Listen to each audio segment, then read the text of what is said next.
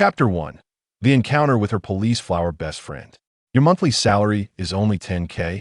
In the CAF, a woman with meticulously applied makeup set down her coffee cup, her demeanor a blend of arrogance and skepticism. At 26, don't you have any aspirations for progress? Lin Yan replied confidently, our company is among the Fortune 500, so my prospects for development are quite promising. Fortune 500? Zhang Zhilei asked in astonishment. What is the name of your company? Mate 1, Lin Yan declared. Zhang Zhilei frowned slightly. Do you own a house? Yes. How large is it? 20 square meters. And how much is it per square meter?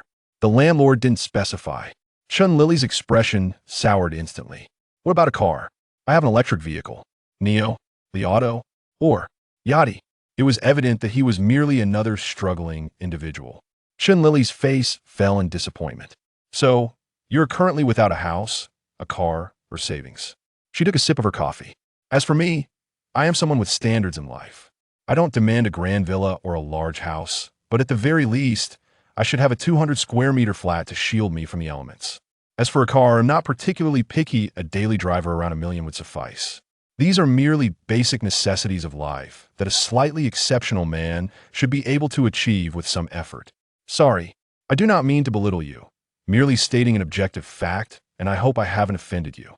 Having said that, she picked up her Chanel bag, took out a mirror and Dior lipstick, and began to retouch her makeup. The only reason she remained seated was that she had arranged to meet her friend here, and she intended to take full advantage of the free coffee. Lin Yan retorted, Then what is your monthly salary? He recognized that the ostentatiously dressed woman across from him was not genuinely interested in a relationship, but rather in securing a wealthy partner. Moreover, she was exceptionally good at putting on an act. Zhang Zhilei hesitated, her expression faltering as she stammered.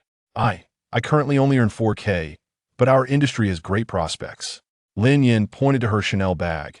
Earning 4,000 means your bag is a counterfeit, right? Zhang Zhilei looked as if he had struck a nerve, her face contorting in distress. Wearing a fake bag and speaking broken English. So you're just trying to put on a show? Lin Yan shrugged. Apologies if I come off as blunt. I hope you don't take it to heart. Zhang Zhilei, furious and humiliated, stood up. You really lack manners. Lin Yan merely shrugged. And what of it? Zhang Zhilei angrily grabbed her fake bag and stormed out. Lin Yan immediately called out to the waiter outside. That lady hasn't paid for her coffee. Zhang Zhilei was infuriated. She had never encountered someone so shameless and stingy. As she fumed while paying, the wind chime at the CAF door chimed, and a tall girl walked in. Lin Yan's attention was instantly captured. A beauty. He was momentarily mesmerized. The woman wore her hair in a sleek high ponytail and a simple white shirt, casually tucked into her jeans. With a standard oval face, her features were harmonious, and her figure was naturally curvaceous and well-proportioned. The simplicity of her attire only served to enhance her allure, compelling one to steal glances. The beauty surveyed the room, and, upon spotting Zhang Zhilei, her eyes brightened as she approached her. They knew each other? Lin Yan was taken aback, and then shook his head with a wry smile. If he couldn't even handle someone like Zhang Zhilei, how could he dare to pursue a goddess? After all, only a rare frog could hope to dine with a swan. Overthinking would only lead to exhaustion. Just then, a voice echoed in Lin Yan's mind. Do you wish to become wealthy? Do you aspire to be the protagonist of your world? Do you dream of marrying a rich and beautiful woman and reaching the pinnacle of life? He instinctively responded, yes. Who wouldn't want to be the lead in this world? Who would willingly remain a mere NPC at the bottom of society? He yearned for wealth, for the goddess, and to see materialistic women like Zhang Zhilei grovel at his feet. Suddenly, a holographic projection appeared before him. System activation in progress. System? Lin Yan was astonished.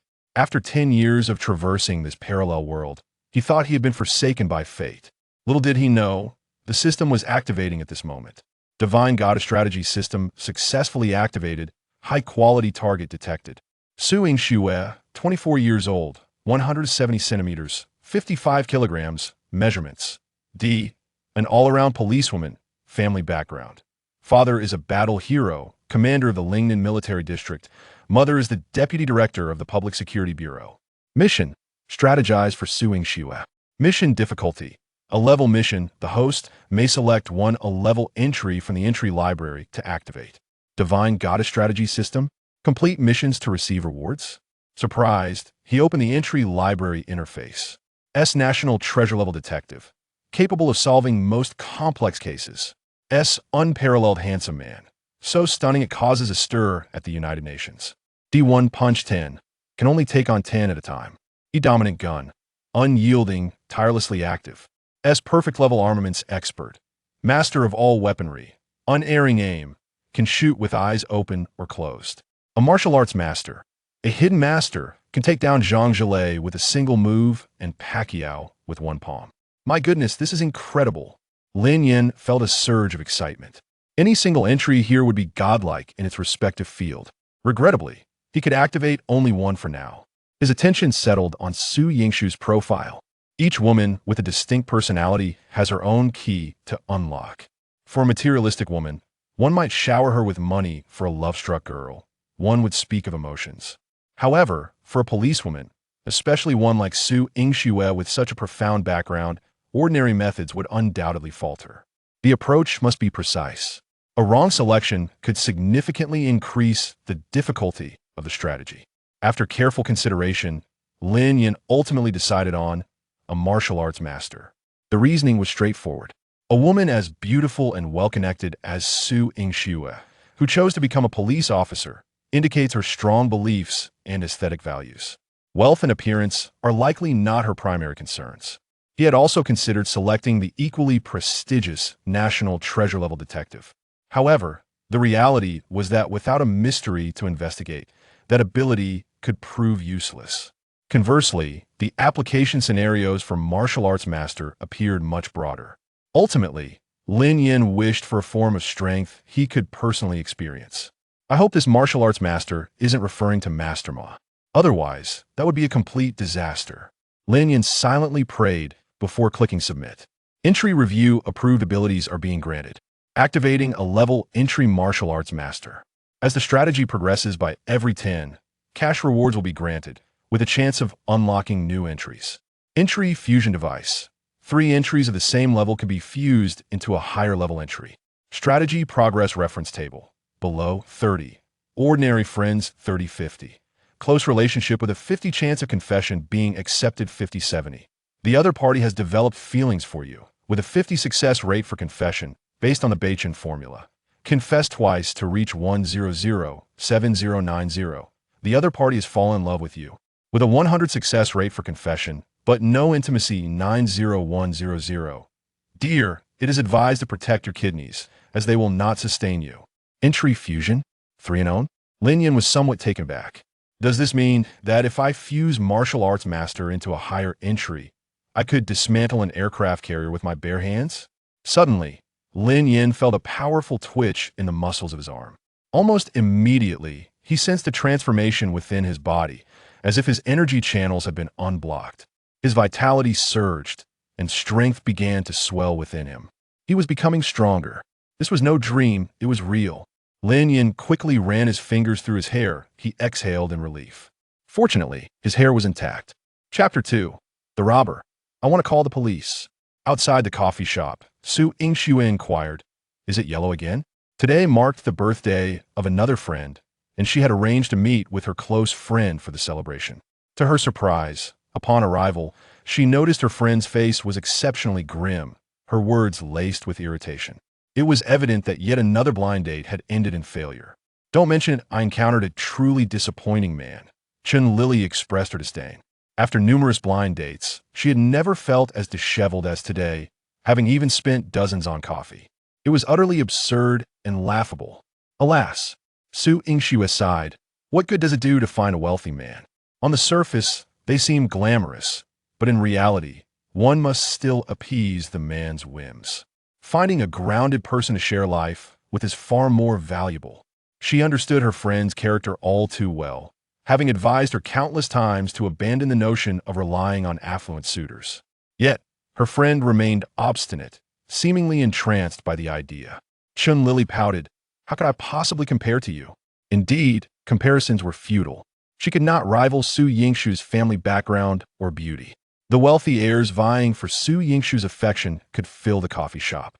Just then, Lin Yan emerged, clad in a loose t-shirt, tall and slender. Zhilei instinctively turned her head away, initially believing their paths would part without further incident. To her astonishment, Lin Yan approached directly. What did he want? Did he intend to continue their argument? Zhilei felt a twinge of anxiety. If Lin Yan were to speak harshly in front of her friend, it would be her face on the line. Hello, I'm Lin Yan. Up close, Lin Yan realized Su Yingxue was indeed striking. Her almond-shaped eyes sparkled with an innate charisma. Her complexion was flawless and radiant. Her figure was well-proportioned, her curves accentuated by the snug jeans she wore. The overall impression was one of subtle strength. Su Yingxue's surprised gaze shifted to Zhilei, and she quickly understood. This must be her friend's blind date today. What surprised her was that such a cliché scenario, usually reserved for television dramas, had unfolded in her own life. Turning her attention back to Lin Yan, a hint of mischief danced on her face. What's so special about you? Is it your physique or your skills? She had encountered many suitors before their intentions were typically superficial. In such situations, she often cut them down to size without hesitation. Lin Yan was taken aback. He hadn't expected Su Yingxue, who appeared so innocent, to be so forthright. The physique is indeed commendable. As for the skills, I cannot comment, for I have not had the opportunity to test them. Lin Yan shrugged. Since Su Yingxue preferred candor, he saw no need for subterfuge. Are you tough enough to take a hit? I believe so. If you can still stand after a minute, I will add you. Deal. Wait, am I invisible here? Zhilei realized the two were already discussing exchanging contact information. What on earth? The man who had failed his blind date was now flirting with her friend right in front of her? How audacious. At the same moment, Lin Yan and Su Yingxue turned in unison to Zhilei, exclaiming, "Go away." Zhilei was left dumbfounded. Who was she? Where was she? What was happening? In the next moment, the two began to distance themselves, taking stances. Lin Yan, possessing the abilities of a martial arts grandmaster, was not concerned about his own stability after a minute, but rather about the possibility of inadvertently injuring the policewoman before him. What if he were accused of assaulting an officer? That would surely lead to dire consequences. You go first, Su Yingxue said, flexing her wrists. She was renowned at the police academy for her prowess in martial arts, having won the championship for 3 consecutive years. Given Lin Yan's physique, she was genuinely worried about hurting him. Suddenly, a shout erupted from across the street. My bag! A middle-aged woman was hopping up and down, yelling, "They stole my bag!" Lin Yan followed her gaze and saw a motorcycle speeding away with 2 individuals aboard, one of whom was clutching a brown handbag. With a leap, he executed a move akin to parkour, swiftly crossing the street to pursue the robbers. Incredible. This was his first time utilizing his newfound abilities, and he was astonished by his own agility. These moves were something he had only witnessed in action movies. Su Yingxue was equally taken aback. She had seen many fast runners, but none quite like Lin Yan. Martial arts? She murmured, then hurried after him. Unfortunately, the green light delayed her on the road. As the evening rush hour approached, traffic thickened, effectively curbing the motorcycle's speed. The light ahead turned red, halting the motorcycle in its tracks. Lin Yan, less than 5 meters from the motorcycle, executed a sliding kick, toppling both the bike and its occupants. The robbers were momentarily stunned, as were the drivers waiting at the red light. Is this a movie? If this goes viral online, it would surely blow up. Wow, this guy must be skilled. Forget skills. Traditional martial arts, our dead boxing reigns supreme. This is merely a show. The yellow-haired thug, quickly regaining composure, scrambled to his feet, drawing a knife and pointing it at Lin Yan. Hey, swords have no eyes. I advise you not to meddle. In such situations, most bystanders would hesitate, reluctant to risk their lives for a handbag. Yet, Lin Yan noticed Su Yingxue rushing toward him. This was a rare chance to showcase himself, couldn't let it slip by. He advanced swiftly, his fingers like nimble vines, wrapping around the thug's wrist with precision. With a gentle twist, seemingly effortless, the thug let out a yelp as the knife clattered to the ground. Slap! Lin Yan delivered a swift strike to the thug's face. Do swords have eyes? The thug was momentarily dazed, unable to comprehend Lin Yan's words. Slap! Lin Yan delivered another strike. Answer, Mado, swords have eyes? Yes, yes. Before he could even begin to cry, the second, heavier robber sensed trouble and attempted to flee. Lin Yan, quick as lightning, seized his hair and yanked him back. A chorus of anguished cries erupted. Ah, no, please. Stop. If you keep hitting me, they'll call the police. The crowd grew, murmuring among themselves. How tragic. Even robbers have it tough nowadays. Wow, on Armageddon's too? This guy's impressive. Hey, stop. You might kill him. Upon hearing this, Lin Yan immediately ceased his actions. He had been so caught up in the excitement that he had overlooked the implications. He was not in a position of authority. Should he cause a fatality, he would undoubtedly find himself behind bars. Please, we were wrong. Just give us back the bag and let us go. The bruised and battered young man with yellow hair pleaded desperately. At merely 18 years of age, he had initially envisioned a life of crime, dreaming of amassing a fortune to procure an AK-47 and a shotgun, with aspirations of rising to prominence as the kingpin of the underworld in Binhai City. However, fate had dealt him a cruel blow, nearly costing him his life before his plans could even take flight. He vowed never to engage in criminal activities again, his thoughts drifting to his mother. Release you? Lin Yan scoffed, contemplating how he could possibly add Su Yingxue on WeChat if he were to let them go.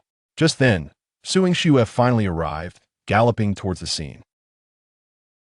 Chapter 3. Lin Yan, are you free tonight? Let us meet up. As Su Yingxue gazed at the scene before her, she was left utterly dumbfounded.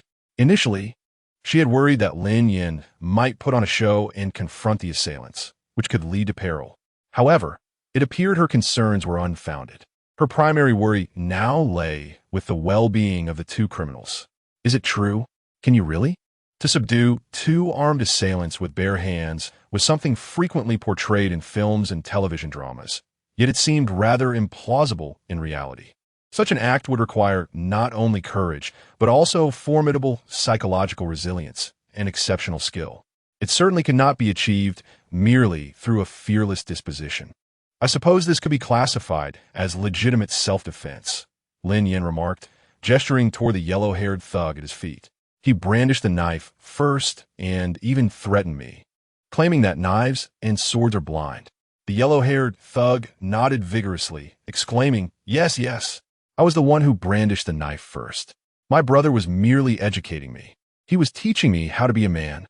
Clearly, he was genuinely frightened. This brother fought differently from others. It appeared he exerted little effort. Yet the pain was undeniably real. After being struck on the back, the yellow-haired thug felt as though his internal organs were misaligned. He believed he urgently required the protection of law enforcement. The sense of insecurity was overwhelming. A few minutes later, the two assailants were escorted into a police vehicle. Su Yingxue turned to Lin Yan, her curiosity piqued. "Have you trained before?" Lin Yan pulled out his phone, opened the QR code, and presented it to her, insisting they add each other as friends first. Without completing the initial task, any conversation would be superfluous. Su Yingxue found herself both amused and exasperated, unable to comprehend why Lin Yan insisted on adding each other first. "What? Are you expecting a money transfer?" She retrieved her phone from her pocket and scanned the code. Ding! Almost immediately, Lin Yan received a notification. "Su has requested to add you as a friend." "Approved. Su is now your friend." "Oh, what a relief." Lin Yan exhaled deeply. "Then congratulations, host, for completing the initial task. Progress towards conquest. 10. Reward. 10,000 yuan. Unlocked S-tier attribute. Perfect Gunmaster.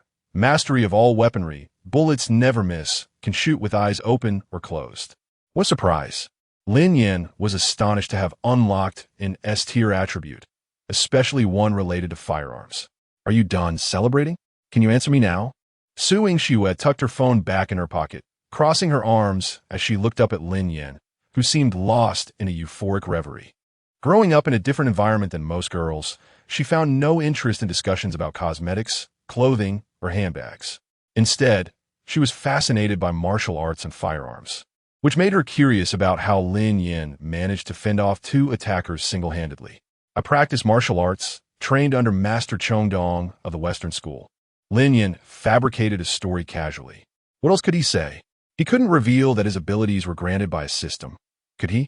Su Yingxue furrowed her brow slightly, murmuring, "Western School. Master Chongdong." She had some understanding of traditional Chinese martial arts, but had never heard of this Western School or Master Chongdong. "By the way, you'll need to go to the police station to give a statement. Isn't it necessary to undergo scrutiny for acting bravely?" A statement is not the same as a confession. All right then, I'll drive. Lin Yan turned towards the CAF. Ding! However, just a few steps out, his phone buzzed. Upon checking, he found a bank notification. The industrial and commercial bank account ending in 8238 received a transfer of 10,000 yuan on September 9th at 1605. Balance 10,732.00 yuan. Industrial and commercial bank. Lin Yan was elated. The thrill of earning money was truly exhilarating. He felt invigorated. He removed the food delivery box from his electric bike. Delivering food was no longer an option. His next goal was to wholeheartedly pursue Su Yingxue, fulfill the system's tasks, and ascend to the pinnacle of life. From the recent events, he deduced a valuable lesson. To swiftly win over Su Yingxue, he must continuously showcase his capabilities. As that was precisely what she found appealing. An idea struck him, becoming an auxiliary police officer. Earlier, he had observed that in the police vehicle, apart from one regular officer, the other two were auxiliary officers. He had never attended a police academy and doubted he could pass the civil service exam. The main appeal of being an auxiliary officer was the lower entry requirements and the quick onboarding process, along with the opportunity to be closer to Su Yingxue and work alongside her. While the pay might be meager, Lin Yan's aim was not to earn a salary. He was not seeking anything in return. Newbie task reminder. Complete a date with Su Yingxue to increase conquest progress by 10. Xiaoxue. You can't be considering that impoverished delivery guy, can you? Zhang Zhilei, who had run slowly, missed witnessing Lin Yan subdue the assailants. However, this detail was not her concern. Yet, a mere delivery person dared to pursue her best friend? What? Was she out her mind? Did he even stand a chance? Zhang Zhilei felt an urgent need to intervene. Is he really that poor? Su Yingxue glanced towards the CAF. Doesn't he have a vehicle? Zhang Zhilei couldn't help but laugh in disbelief. Do you know what kind of vehicle he has? What kind? Su Yingxue intrigued. An electric bike. Zhang Zhilei's face was filled with disdain. Bid? Dream on, it's a Yachty. ISNT, that just one letter different? What's the distinction? Su Yingxue shrugged off the comment. She held no value in material wealth and would not treat Lin Yan differently based on whether his vehicle was two-wheeled or four-wheeled. Even if he drove a luxury car, it would pale in comparison to his recent display of valor in subduing two assailants. Hey, Xiaoxue, you can't be bewitched, can you? Zhang Zhilei grew anxious. What makes him worthy of you? He is poor, and to top it off, he is so stingy he won't even buy you a cup of coffee. If you end up with him, you'll be living in squalor. Su Yingxue replied with a faint smile, isn't it better to be without money? A man without riches is less likely to be unfaithful. How does being broke equate to fidelity? Zhang Zhilei was baffled by her logic. Su Yingxue gazed meaningfully at her friend. Because infidelity requires financial resources. She did not genuinely have feelings for Lin Yan. She simply could not bear to hear her friend's materialistic remarks. Judging a man's worth solely based on wealth was, in her view, exceedingly shallow. As Lin Yan rode his electric bike towards the CAF, he found that Su Yingxue had already vanished. Just then, a message from her arrived. Su, I have other matters to attend to. You go to the police station for your statement. Lin Yan, I have a question for you. Su, go ahead. Lin Yan, are they still hiring auxiliary officers? On the other side, Su Yingxue, seated in a ride-hailing vehicle, paused in surprise. He wants to become an auxiliary officer? What could be his motive? To pursue her? That seemed to be the only reasonable explanation. There were suitors who offered cars, bags, and even houses, but she had never encountered someone who would become an auxiliary officer just to win her over. Su, yes, they're hiring. A talent like Lin Yan would be more than adequate for the role of auxiliary officer. His recent actions demonstrated that he harbored a strong sense of justice and a disdain for wrongdoing. If he were to achieve notable accomplishments in the future, he could even transition into a full-fledged police officer. Su Yingxue refused to let her baseless assumptions hinder his prospects. Lin Yan, I'd like to discuss something. Su, go ahead. Lin Yan, could you help me with an inside connection? I have better things to do than waste time on exams. Also, it would be ideal if we were in the same department, making it easier for us to work together on assignments. Su Yingxue stared at the message, momentarily taken aback. Subsequently, her delicate, fair fingers forcefully typed a single word on the screen. Scram. M9. Lin Yan. All right then. Truly shameless. Su Yingxue couldn't help but laugh in her frustration. At last, she comprehended why her best friend's composure had shattered. It was indeed astonishing not to lose one's composure when confronted with such audacious individuals. Buzzing, Lin Yan sent another message. Are you free this evening? Let's meet up. Chapter 4. The major bank heist. Su Yingxue was momentarily taken aback. Among those pursuing her were individuals dressed in tailored suits, appearing composed. Others flaunted ostentatious hairstyles, and there were also those engaged in the arts. Without exception, these individuals shared a common trait. Regardless of their methods, they all sought to cultivate an image of propriety and establish a favorable impression before her.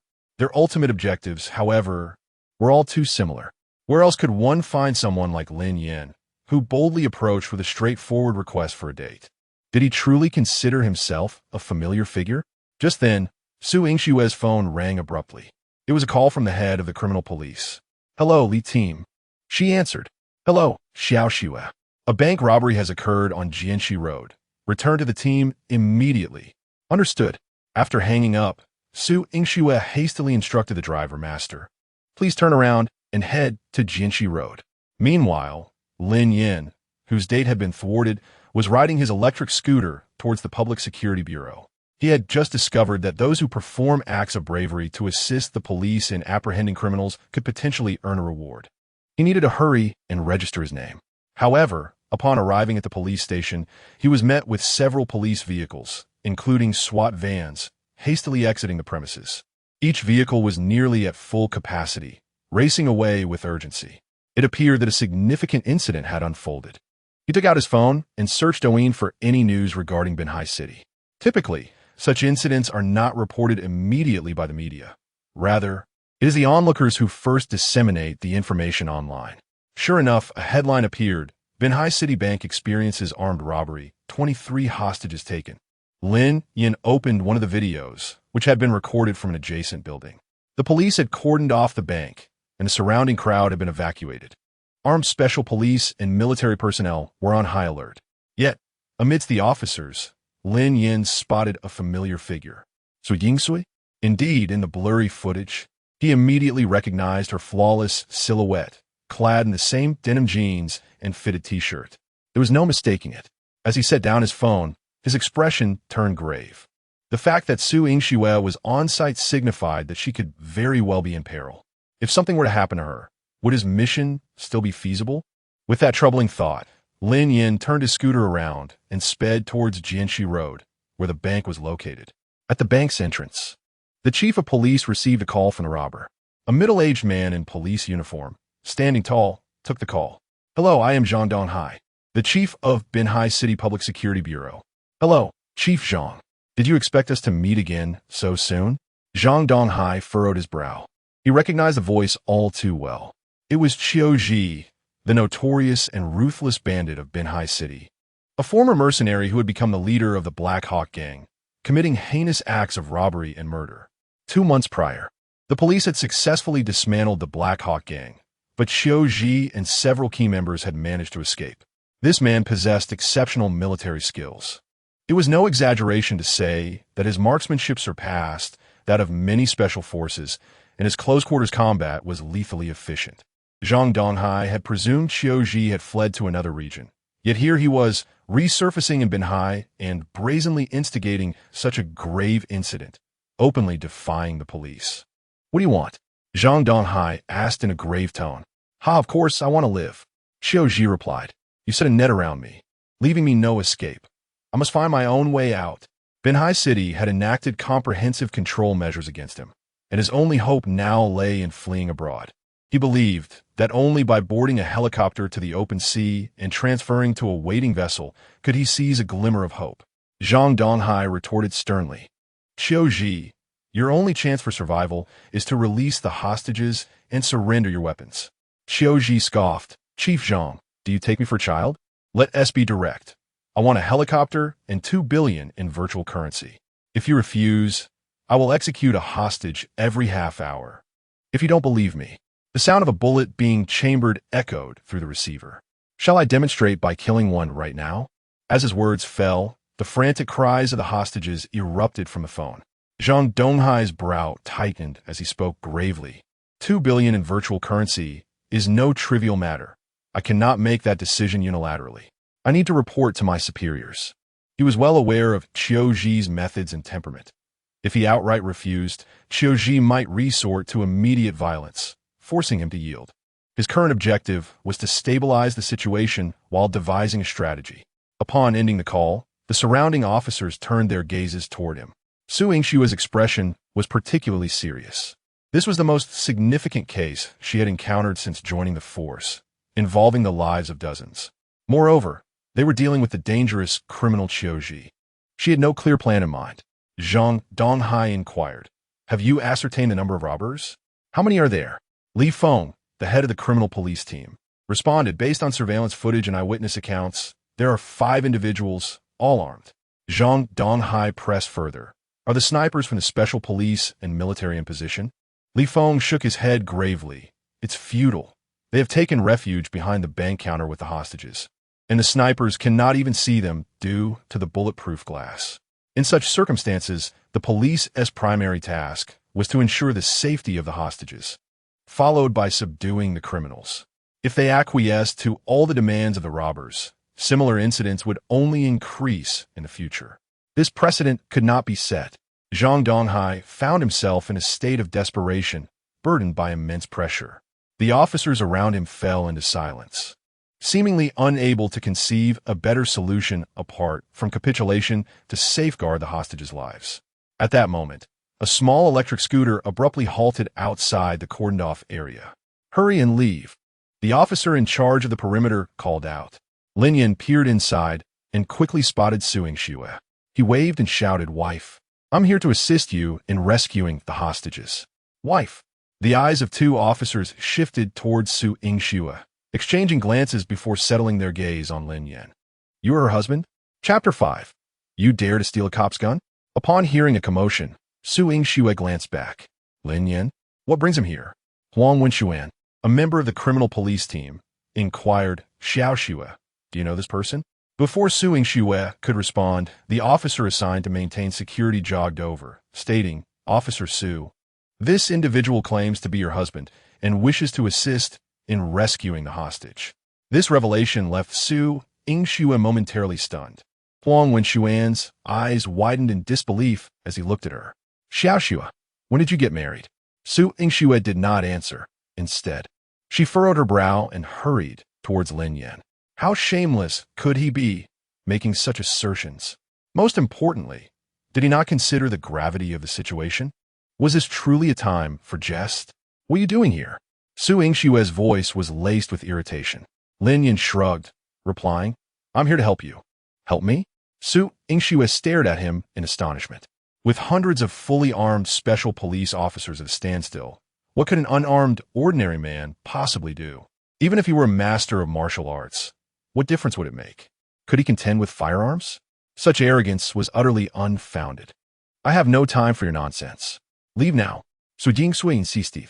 Huang Wenxuan approached, sizing Lin Yan up before scoffing. "Xiao Xue, is this guy really your husband?"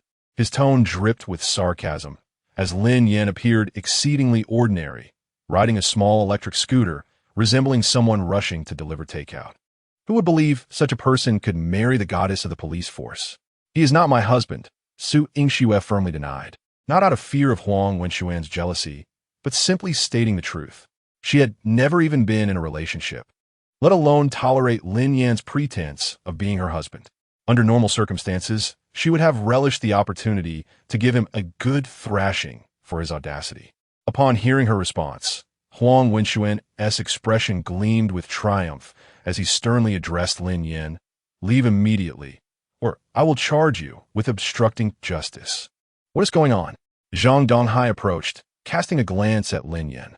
"Director," just as Su Yingxue was about to speak, Lin Yan interjected, "Leader, I am here to help you resolve the issue." Zhang Donghai raised an eyebrow, intrigued by the notion of resolving the problem. Lin Yan nodded, "Yes. I have a plan to rescue the hostage." He had already devised a strategy based on his capabilities during the journey here. Huang Wenxuan laughed derisively. "You? What audacity! Su Yingxue was aware of her own remarkable looks and prestigious background, which attracted many admirers. However, Huang Wenxuan had not anticipated that a lowly individual would dare to harbor such ambitions. It was utterly laughable. He believed that apart from himself, no one was worthy of vying for Su Yingxue's affection, especially since his grandfather was a former superior of her parents, and his father currently held a significant position in the Provincial Public Security Bureau. Competing with someone like Lin Yan was a grave insult to him. Zhang Donghai slightly turned to Su Yingxue, asking, "Do you know him?" Su Yingxue affirmed, "Yes, Director. He single-handedly subdued 2 armed assailants today." Upon hearing this, a look of surprise crossed Zhang Donghai's face, while Huang Wenxuan's expression froze. As police officers, they were well aware of the implications of subduing 2 armed criminals unarmed. Zhang Donghai scrutinized the young man once more. "What is your plan?" Lin Yan, maintaining his composure, asked, "May I inquire about the current demands of the robbers?" He had watched enough crime dramas to know that, in such situations, robbers typically made certain demands to ensure their escape. "Director, this information is confidential and cannot be disclosed to him," Huang Wenxuan cautioned. Su Yingxue countered, "Do you have any alternative solutions at the moment?" Seeing Lin Yan's serious demeanor, her prejudice began to waver. After all, Lin Yan had proven his capabilities. Perhaps he could indeed devise a solution. Huang Wenxuan was rendered speechless. If even the director had no viable options, what could he possibly offer? Zhang Donghai fell silent. He had already reported the situation to his superiors. However, after decades of service as a police officer, he understood the gravity of the current circumstances better than anyone, regardless of the directives from above. It ultimately fell to him to resolve the issue. Even if they agreed to the demands of the desperate criminals, could they guarantee the safety of the hostage? Negotiating with fugitives and expecting them to honor their word was sheer folly. If something went wrong, he would bear the brunt of the blame. With a mindset of desperate measures, Zhang Donghai stated, "They are demanding a helicopter and 2 billion in virtual currency." "Grant them," Lin Yan replied decisively. "Are you out of your mind?" Huang Wenxuan reacted vehemently. "Director, this person is clearly suspicious. He might even be in cahoots with the robbers." This response seemed to catch Su Yingxue off guard as well. She turned to Lin Yan. "Do you realize what that implies? If such a solution were effective, wouldn't we have implemented already?" Zhang Donghai's gaze sharpened as he regarded Lin Yan, sensing that the young man was not merely boasting. He might genuinely possess a solution. Lin Yan declared, "Arrange for the helicopter and let me be the pilot. I am confident that I can handle them once on board." Huang Wenxuan erupted in derisive laughter. "You think you can take them on? Do you even know who he is?" "He is the notorious criminal Qiu Ji from Binhai City. Have you ever even held a gun? He has fired more bullets than you have eaten meals in your lifetime. Don't end up as a target yourself." However, before he could finish, Lin Yan suddenly moved with astonishing speed, appearing beside Huang Wenxuan, reaching for his holstered weapon. Huang Wenxuan's eyes widened in alarm. But before he could react, Lin Yan had already drawn his service pistol. With a series of crisp metallic sounds, within mere seconds, the police handgun had been disassembled, leaving only the dark barrel pressed against Huang Wenxuan's forehead. "You're the one who talks the most." Chapter 6. The policewoman begins to succumb. This spectacle dumbfounded the officers on guard duty and left Su Yingxue in stunned silence. Huang Wenxuan's mouth fell slightly ajar, yet he could not utter a single sound. Zhang Donghai's brow furrowed even more deeply. Having handled firearms for the better part of his life, no one present was more acutely aware of the implications of the events that had transpired in those mere 2 seconds. The young man's comprehension of firearms was nothing short of terrifying. Despite not having discharged a single round, none dared question his marksmanship. Su Yingxue was astounded twice in a single day. The initial act of disarming a knife-wielding assailant with his bare hands was astonishing enough. Yet now, Lin Yan had utterly upended her perception. It was crucial to remember that firearms were strictly prohibited in China. Beyond the military and law enforcement, ordinary citizens were afforded no opportunity to handle guns. The manner in which Lin Yan had disassembled and reassembled the handgun necessitated countless hours of practice and an intimate familiarity with firearms. It was simply unfathomable. Are you truly capable of this? Zhang Donghai's voice was tinged with a hint of trepidation, yet resonated with an even greater degree of exhilaration. For he perceived a glimmer of hope in Lin Yan's recent actions. I believe it should pose no significant challenge, Lin Yan responded, tossing the barrel back into Huang Wenxuan's grasp. Huang Wenxuan, gazing upon the scattered components of the handgun, wore an expression of profound dismay. As a law enforcement officer, to have his firearms seized in such a public manner was an egregious humiliation. Composing himself, Zhang Donghai's countenance assumed a somber demeanor. Why are you offering us assistance? He inquired. Numerous individuals in this world possessed extraordinary skills, yet not all were willing to step forward in times of dire need. Moreover, given Lin Yan's ambiguous background, he needed to ascertain the young man's motivations. Lin Yan reflected for a moment before elucidating. Firstly, I harbor aspirations of becoming an auxiliary police officer, yet I am disinclined to take the examination. He turned his gaze toward Su Yingxiu, adding, secondly, I wish to court her, yet she remains resistant. Zhang Donghai was rendered speechless. Huang Wenxuan was utterly bewildered. Su Yingxiu wore an expression of utter disbelief. The surrounding officers wore expressions of astonishment. Su Yingxiu was utterly perplexed. What was wrong with this man to make such a proposition in such a solemn setting? Was he mentally deranged? Huang Wenxuan was dumbfounded. He had never encountered such an audacious individual. To brazenly propose a rendezvous with the beautiful policewoman in front of the director of the Public Security Bureau and so many police officers? He must have the audacity of a bear and the courage of a leopard. Ahem. Zhang Donghai cleared his throat, that is. The first condition I can acquiesce to. As for the other, it is beyond my purview. Absolutely not. Su Yingxiu interjected immediately. Lin Yan furrowed his brow. Why? It's merely a meal. Is such a vehement reaction warranted? Su Yingxiu comprehended the situation. Could it be that the rendezvous he spoke of was not of that nature? Was her imagination running wild? At this realization, her cheeks flushed slightly. She had been consuming too much romantic literature and was now ascribing ulterior motives to everyone. She resolved to uninstall the app upon her return. Nevertheless, she found Lin Yan increasingly peculiar. First, he had proactively sought to add her as a contact, and now he was insistent upon a date. Crucially, his actions were exceedingly mechanical, akin to predetermining each subsequent action in advance, as if completing a task. What kind of suitor pursued a woman in such a manner? It was utterly absurd. Director, he is merely an ordinary citizen and lacks the requisite authorization to engage in such a mission, Huang Wenxuan asserted. Zhang Donghai remained silent. To involve a civilian in such a high-stakes operation was unprecedented, not only in Binhai, but nationwide. It was self-evident that reporting the matter to his superiors would meet with categorical rejection. To proceed would necessitate assuming the risks himself, concealing the matter from his superiors, and entrusting the task to Lin Yan. Success would be commendable, yet failure would not only cost him his position, but could also subject him to imprisonment for gross negligence. At that moment, Li Feng approached, bearing a telephone, and presented it to him. It's Chou Ji. Zhang Donghai's countenance darkened as he accepted the call. Hello, Director Zhang. 15 minutes have elapsed, and you have yet to reach a decision? Chou Ji inquired. Suddenly, a gunshot and the cries of over 20 hostages erupted from the receiver.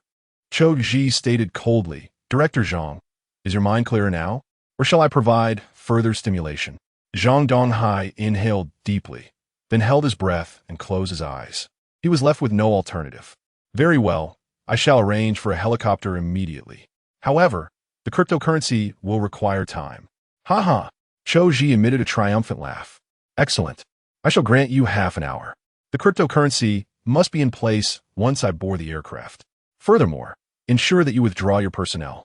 Should I encounter a single uniformed officer en route, I shall discharge my weapon. And, aside from the pilot, I expect no extraneous individuals aboard the helicopter. Otherwise, you comprehend.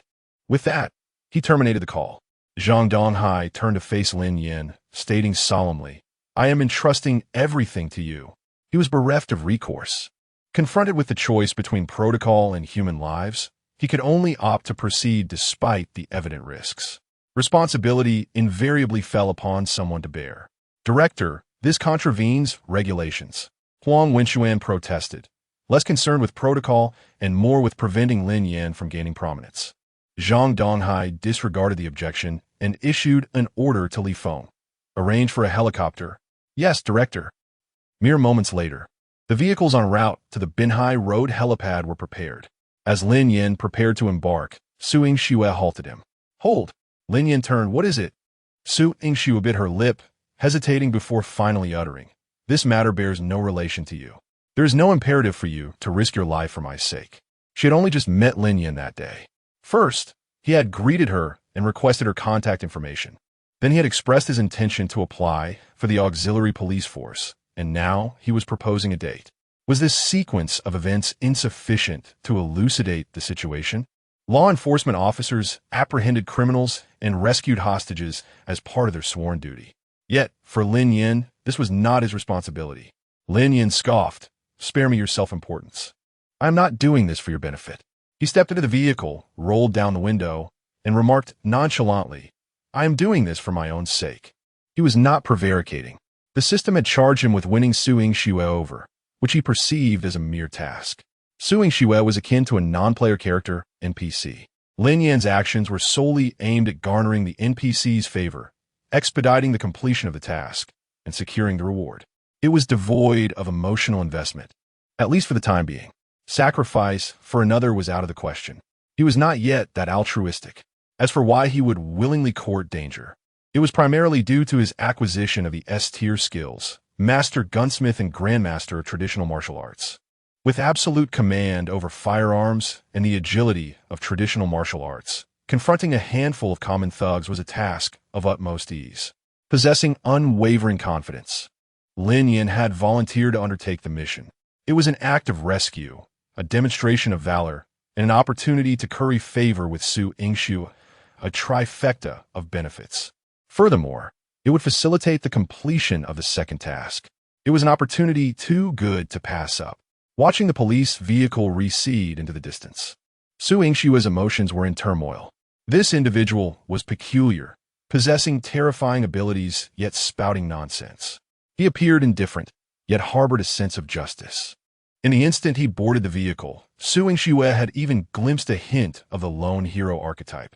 She slowly retrieved her mobile device, opened WeChat, located Lin Yan's contact, and typed a brief message, "Return alive, I will accept your invitation." In the face of the task, confronting Lin Yan, the matter of a date seemed insignificant. But apart from fulfilling his trivial demands, what more can I do? Xiaoxua, such a person only seeks to show off. If the task fails, we shall all bear the consequences together. Huang Wenxuan cast a disdainful glance in the direction Lin Yan had departed. This immediately earned him a roll of the eyes from Su Yingxue. "If you're so capable, why don't you take charge?" Huang Wenxuan found himself at a loss for words in response. Chapter 7. Welcome to the moment of the hunt.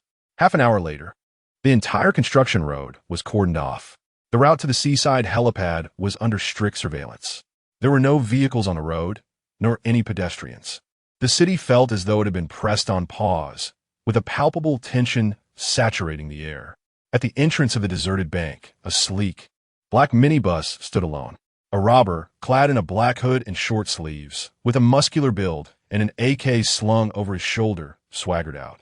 He surveyed the surroundings before signaling to the inside of the bank. Soon after, another masked robber emerged, escorting several hostages with their hands bound behind their backs, directly boarding the minibus. Their roles were clearly defined and meticulously planned. No more than 2 individuals were ever exposed to view at one time, constantly maintaining a threat to the lives of the hostages. Consequently, even if police snipers were concealed nearby, they dared not fire. Minutes later, over 20 hostages were ushered into the vehicle. A man dressed in tactical gear, with a rifle strapped to his chest, exited the bank. He was tall, slender, and his gaze exuded a predatory ferocity. A chilling smile adorned his face as he stood at the bank's entrance, pointed 2 fingers at his forehead, and made a provocative gesture toward the camera before boarding the minibus. This man was none other than the notorious coastal bandit, Qiuji. "Boss, is it really wise for the police to have so readily accepted our terms? Could it be a trap?" One of the robbers questioned as the minibus headed towards the seaside helipad. Qiuji tightened his grip around the neck of a female bank employee and chuckled. Let him find out for himself. As long as he isn't afraid of over 20 lives being lost alongside him. He had already resolved that once the helicopter reached international waters, he would sink it. Release them? These hostages were his lifeline.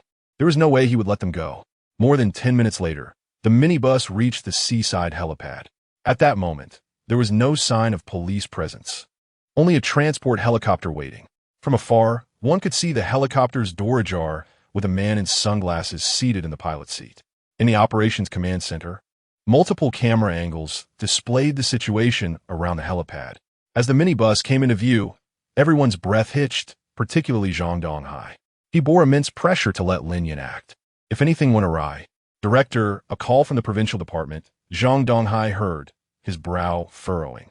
Hello, this is Zhang Zhilei. He answered, only to be met with an enraged voice on the other end. Zhang Zhilei, you are audacious beyond measure, allowing an ordinary person to execute such a critical task. Do you comprehend what this entails?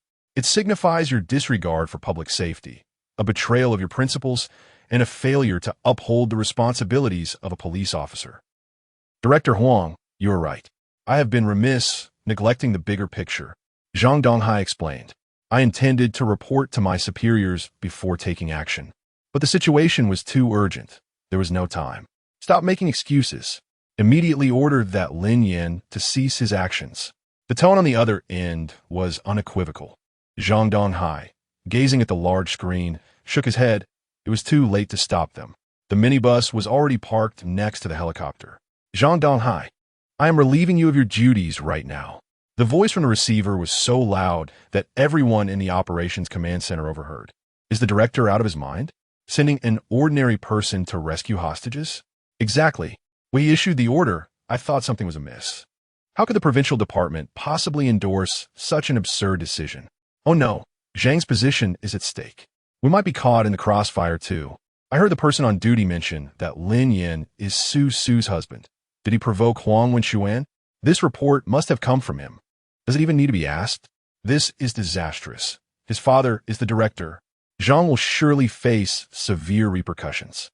Meanwhile, on the other side, Qiuji leaped from the vehicle, his sharp eyes scanning the vicinity. He then turned to one of his subordinates, Old Four. Check the plane and keep an eye on him.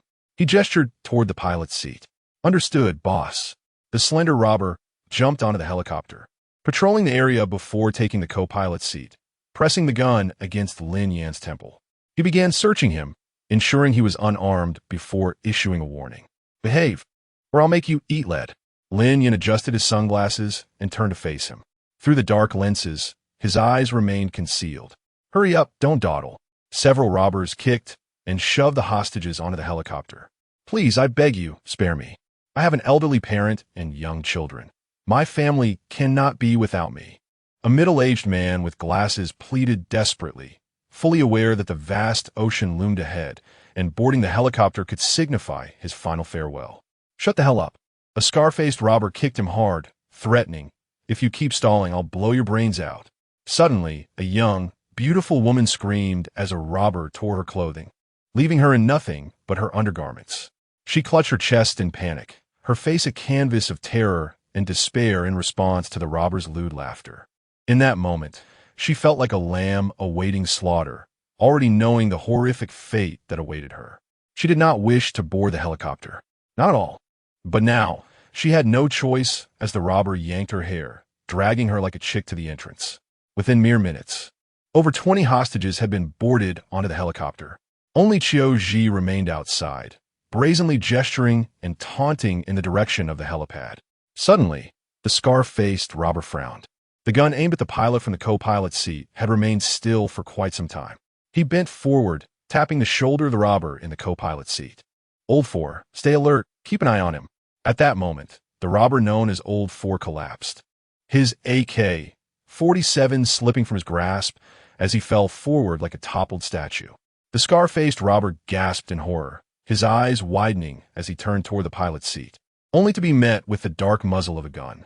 Bang! Before he could react, a bullet pierced through his forehead. Bang, bang, bang. 3 shots rang out in rapid succession.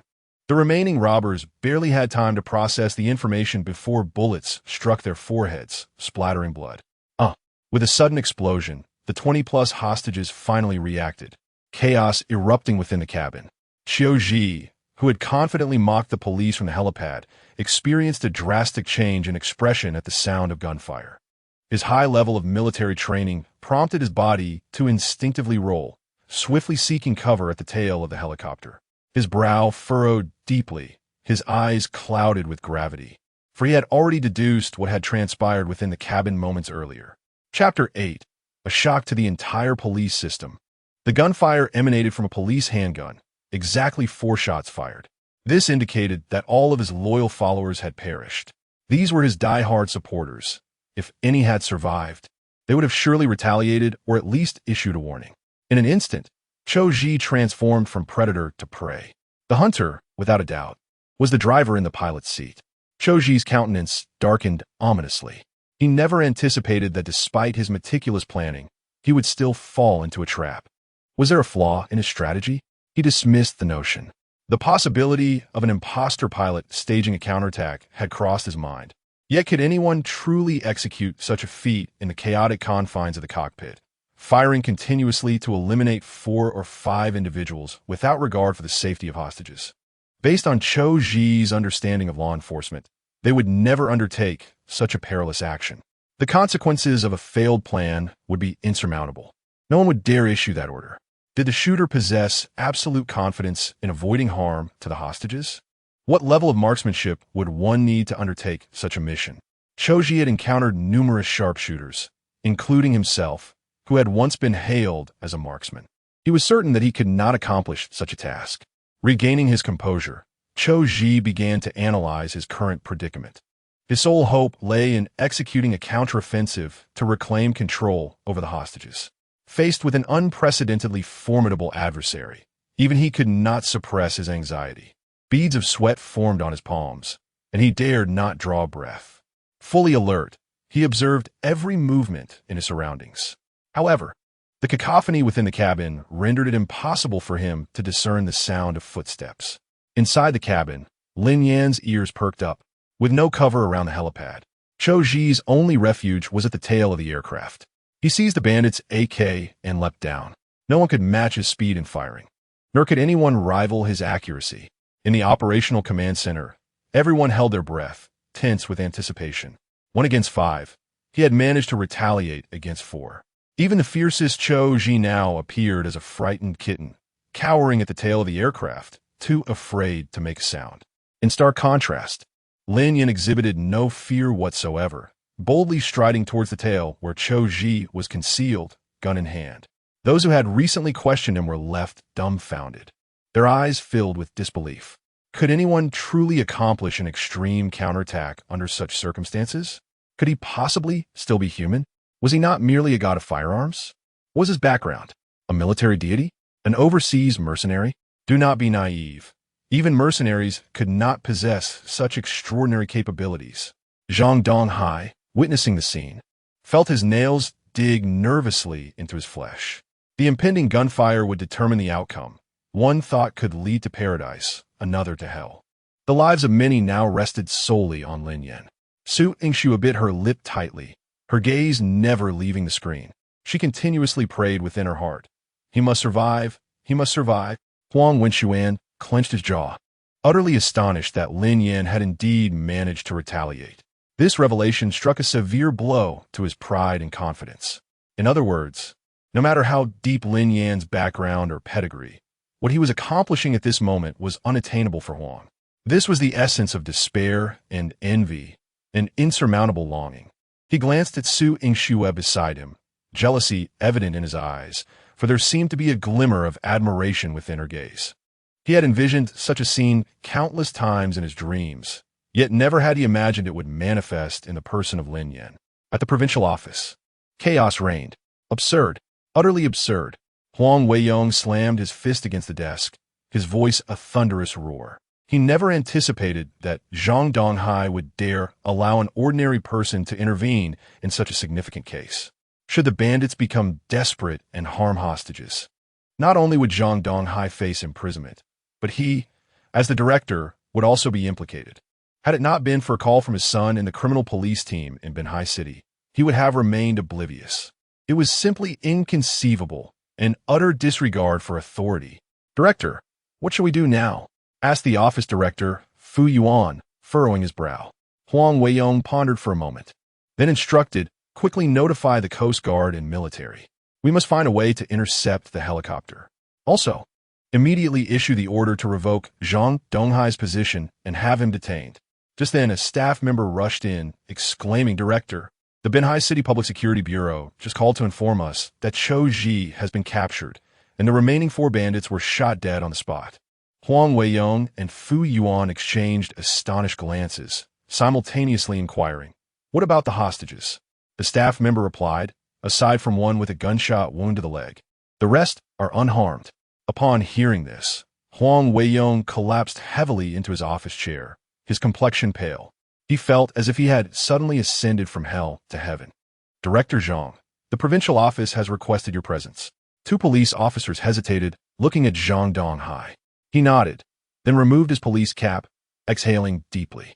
As expected, he murmured. Turning his gaze to the large screen replaying the footage, he saw Lin Yan donning sunglasses, wielding an AK-47, escorting over 20 hostages toward the camera. Moments later, countless police cars and ambulances surrounded him. Zhang Donghai released a long sigh of relief and smiled. He had gambled once in his life and won. Enough was enough. He never wished to gamble again. The following day, news of the bank heist circulated only locally in Binhai City, with virtually no mention online. Any videos or posts that surfaced were swiftly removed. At Wang Erji's food stall, Lin Yan and Su Yingxue sat across from one another. She wore a floral dress, her hair cascading gracefully over her shoulders, accompanied by a subtle fragrance and soft lipstick. Clearly, she had taken great care in her appearance today. The table was adorned with a plate of steamed pork, garlic sauce pork, and a dish of cold cucumbers. "Is this what you chose for our date?" Su Yingxue asked, pointing at the dishes. Lin Yan nodded as he served himself rice, explaining that given the current circumstances, it was prudent to save a little. Su Yingxue accepted her bowl, smiling helplessly. She did not mind the food. Rather, she found it peculiar that such an important meeting would occur at a roadside stall. Was this truly a date? One might mistake it for a work lunch. If you could help me apply for a bonus, I would treat you to a grand meal. What do you think? Lin Yan said earnestly. 2 acts of heroism, even at 10,000 each, would amount to 20,000. Not a small sum. That's not within my purview, Su Yingxue replied, popping a piece of cucumber into her mouth. To her surprise, the food stall's flavors were quite delightful. She continued, however, "I could advocate for you regarding the auxiliary police issue. Who knows? Chapter 9. Is the second system task really that challenging?" Zhang Donghai has now been dismissed from his position, and the entire Binhai Public Security Bureau is enveloped in an atmosphere of trepidation. Discussions surrounding the matter are shrouded in silence. The commitment he made to Lin Yan remains unfulfilled, leaving no one willing to take up the task. Consequently, Su Yingxue must assume the responsibility herself. She calls her mother for inquiries, and the response she receives is unexpectedly intriguing. What could that be? Lin Yan inquires with curiosity. There might be an opportunity to be specially recruited into the police force, officially becoming a police officer. Upon hearing this, Su Yingxue casts an expectant glance at Lin Yan, seemingly awaiting his surprise and excitement. However, her hopes are dashed when Lin Yan merely responds with a nonchalant "oh," devoid of any trace of astonishment. With a hint of disappointment, Su Yingxue remarks, "However, it may take some time. The procedures are not that swift." Indeed, Lin Yan replies without urgency. Their date has concluded, and he has successfully completed his second novice task. After receiving his reward, he plans to indulge himself at home with video games, preferring not to venture elsewhere. 20 minutes later, Lin Yan contentedly sets down his bowl and chopsticks. To be honest, he rarely treats himself to such a feast while delivering takeout. It is typically either noodles or instant noodles. It has been a long time since he has felt this satisfied.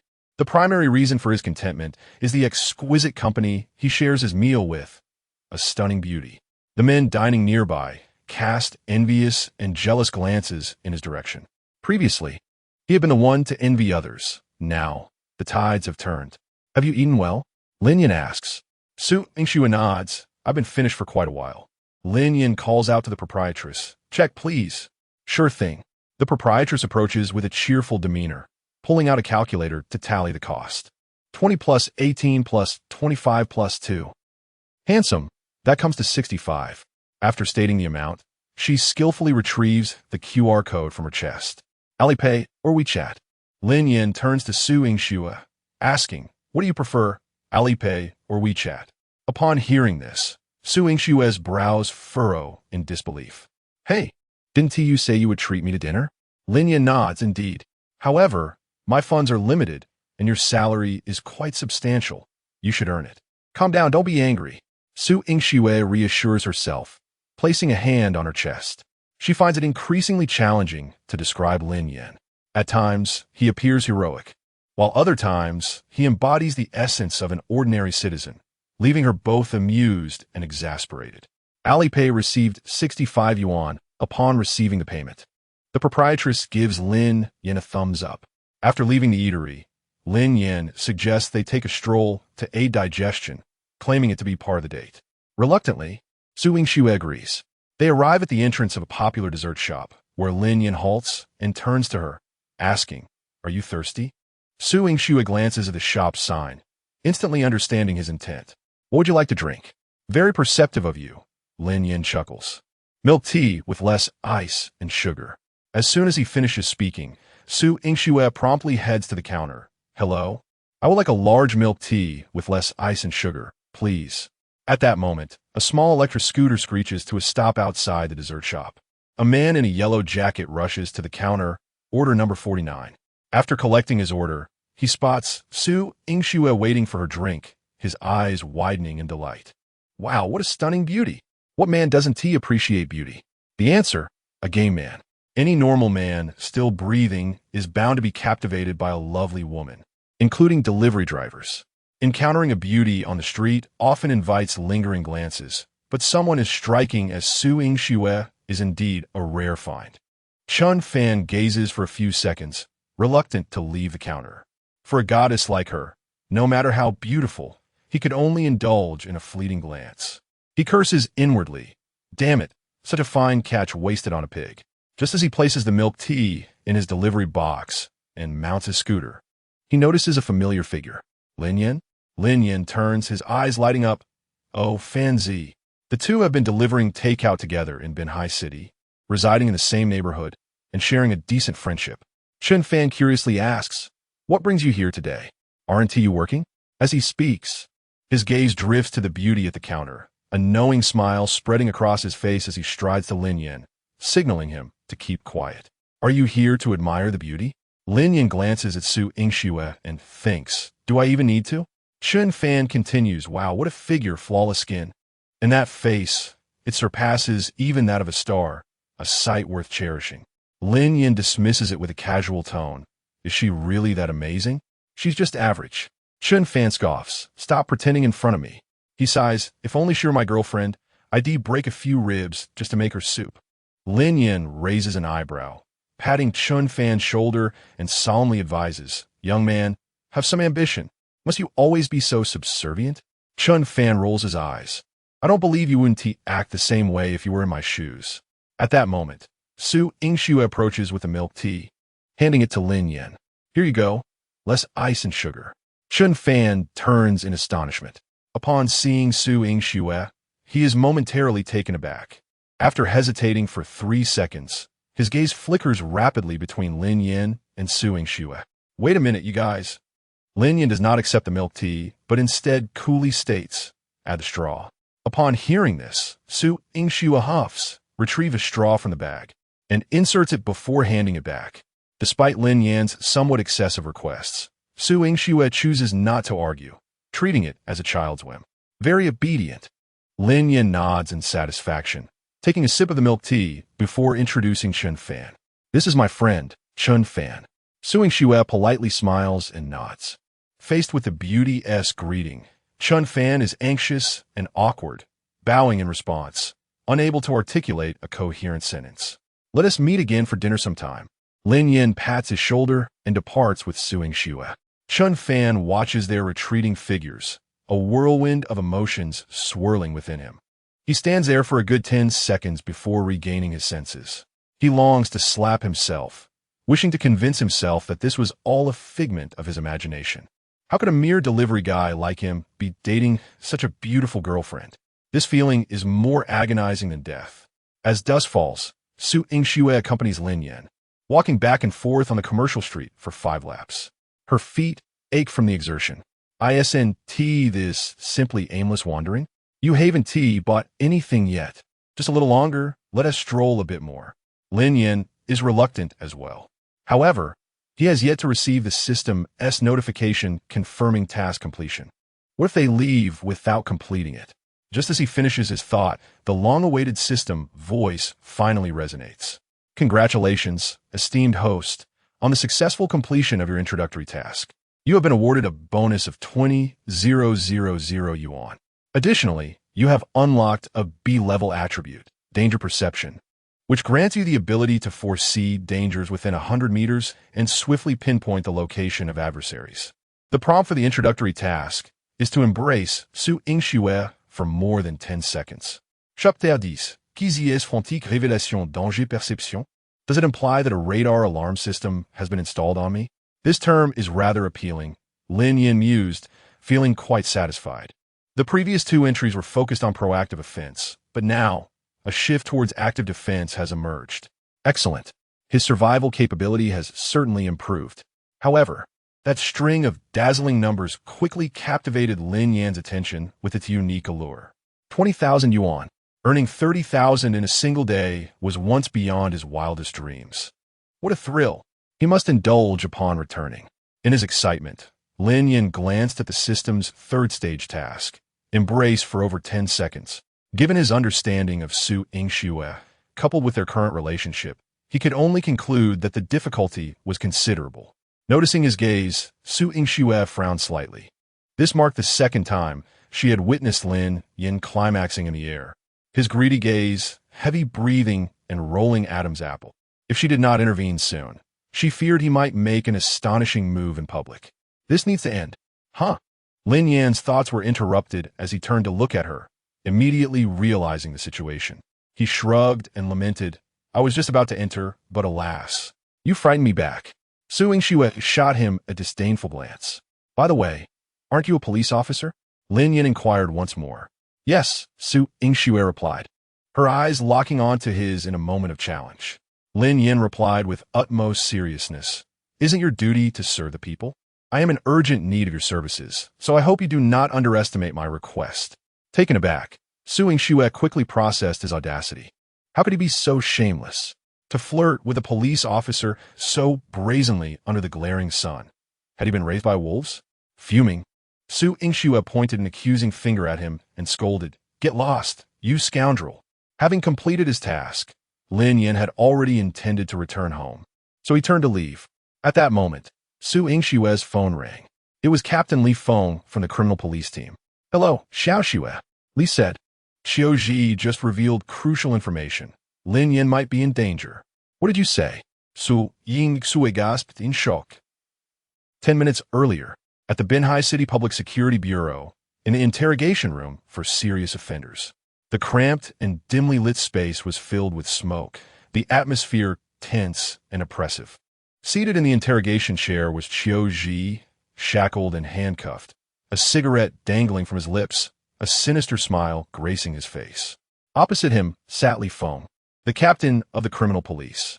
Qiu Ji took a deep drag from his cigarette, the paper quickly igniting, emitting a hissing sound, exhaling a cloud of smoke. He spoke slowly. I'm truly unwilling to accept this. If it weren't for that person, there is no way your incompetent bunch could have captured me. As his words fell, a vivid scene began to play in Qiu Ji's mind. The moment he experienced despair like never before. He clutched a gun, crouched at the tail of a helicopter. That person jumped from the helicopter, followed by the sound of distinct footsteps. It was coming from the left. With 10 years as a Special Forces soldier and 5 years as a mercenary, he was accustomed to living on the edge. Sound localization was a fundamental skill he had mastered.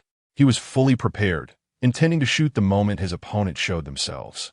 Yet, to his utter disbelief, before he could pull the trigger, gunfire erupted. In his panic, he squeezed the trigger, only to find that his trigger was gone, snapped off by the opponent's bullet. What did this signify? It represented absolute confidence, a complete domination in marksmanship. If the opponent had wished, Qiuji had no doubt that bullet would have pierced his forehead without hesitation. Battle-hardened, Qiuji had encountered countless experts, yet he had never felt so utterly powerless, so engulfed in despair. In that fleeting moment, his gun had become nothing more than a useless stick.